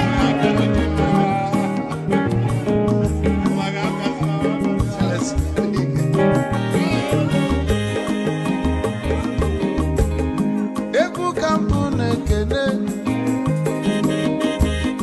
Omogo ndi nso Chukwu emekalumo Ike chukwu negaje Esi nwanne mekene Ịlapụlụ ife niile na-eme wee bịa Nke gosili na anyị na gị bụ nwanne wisdom ga-adị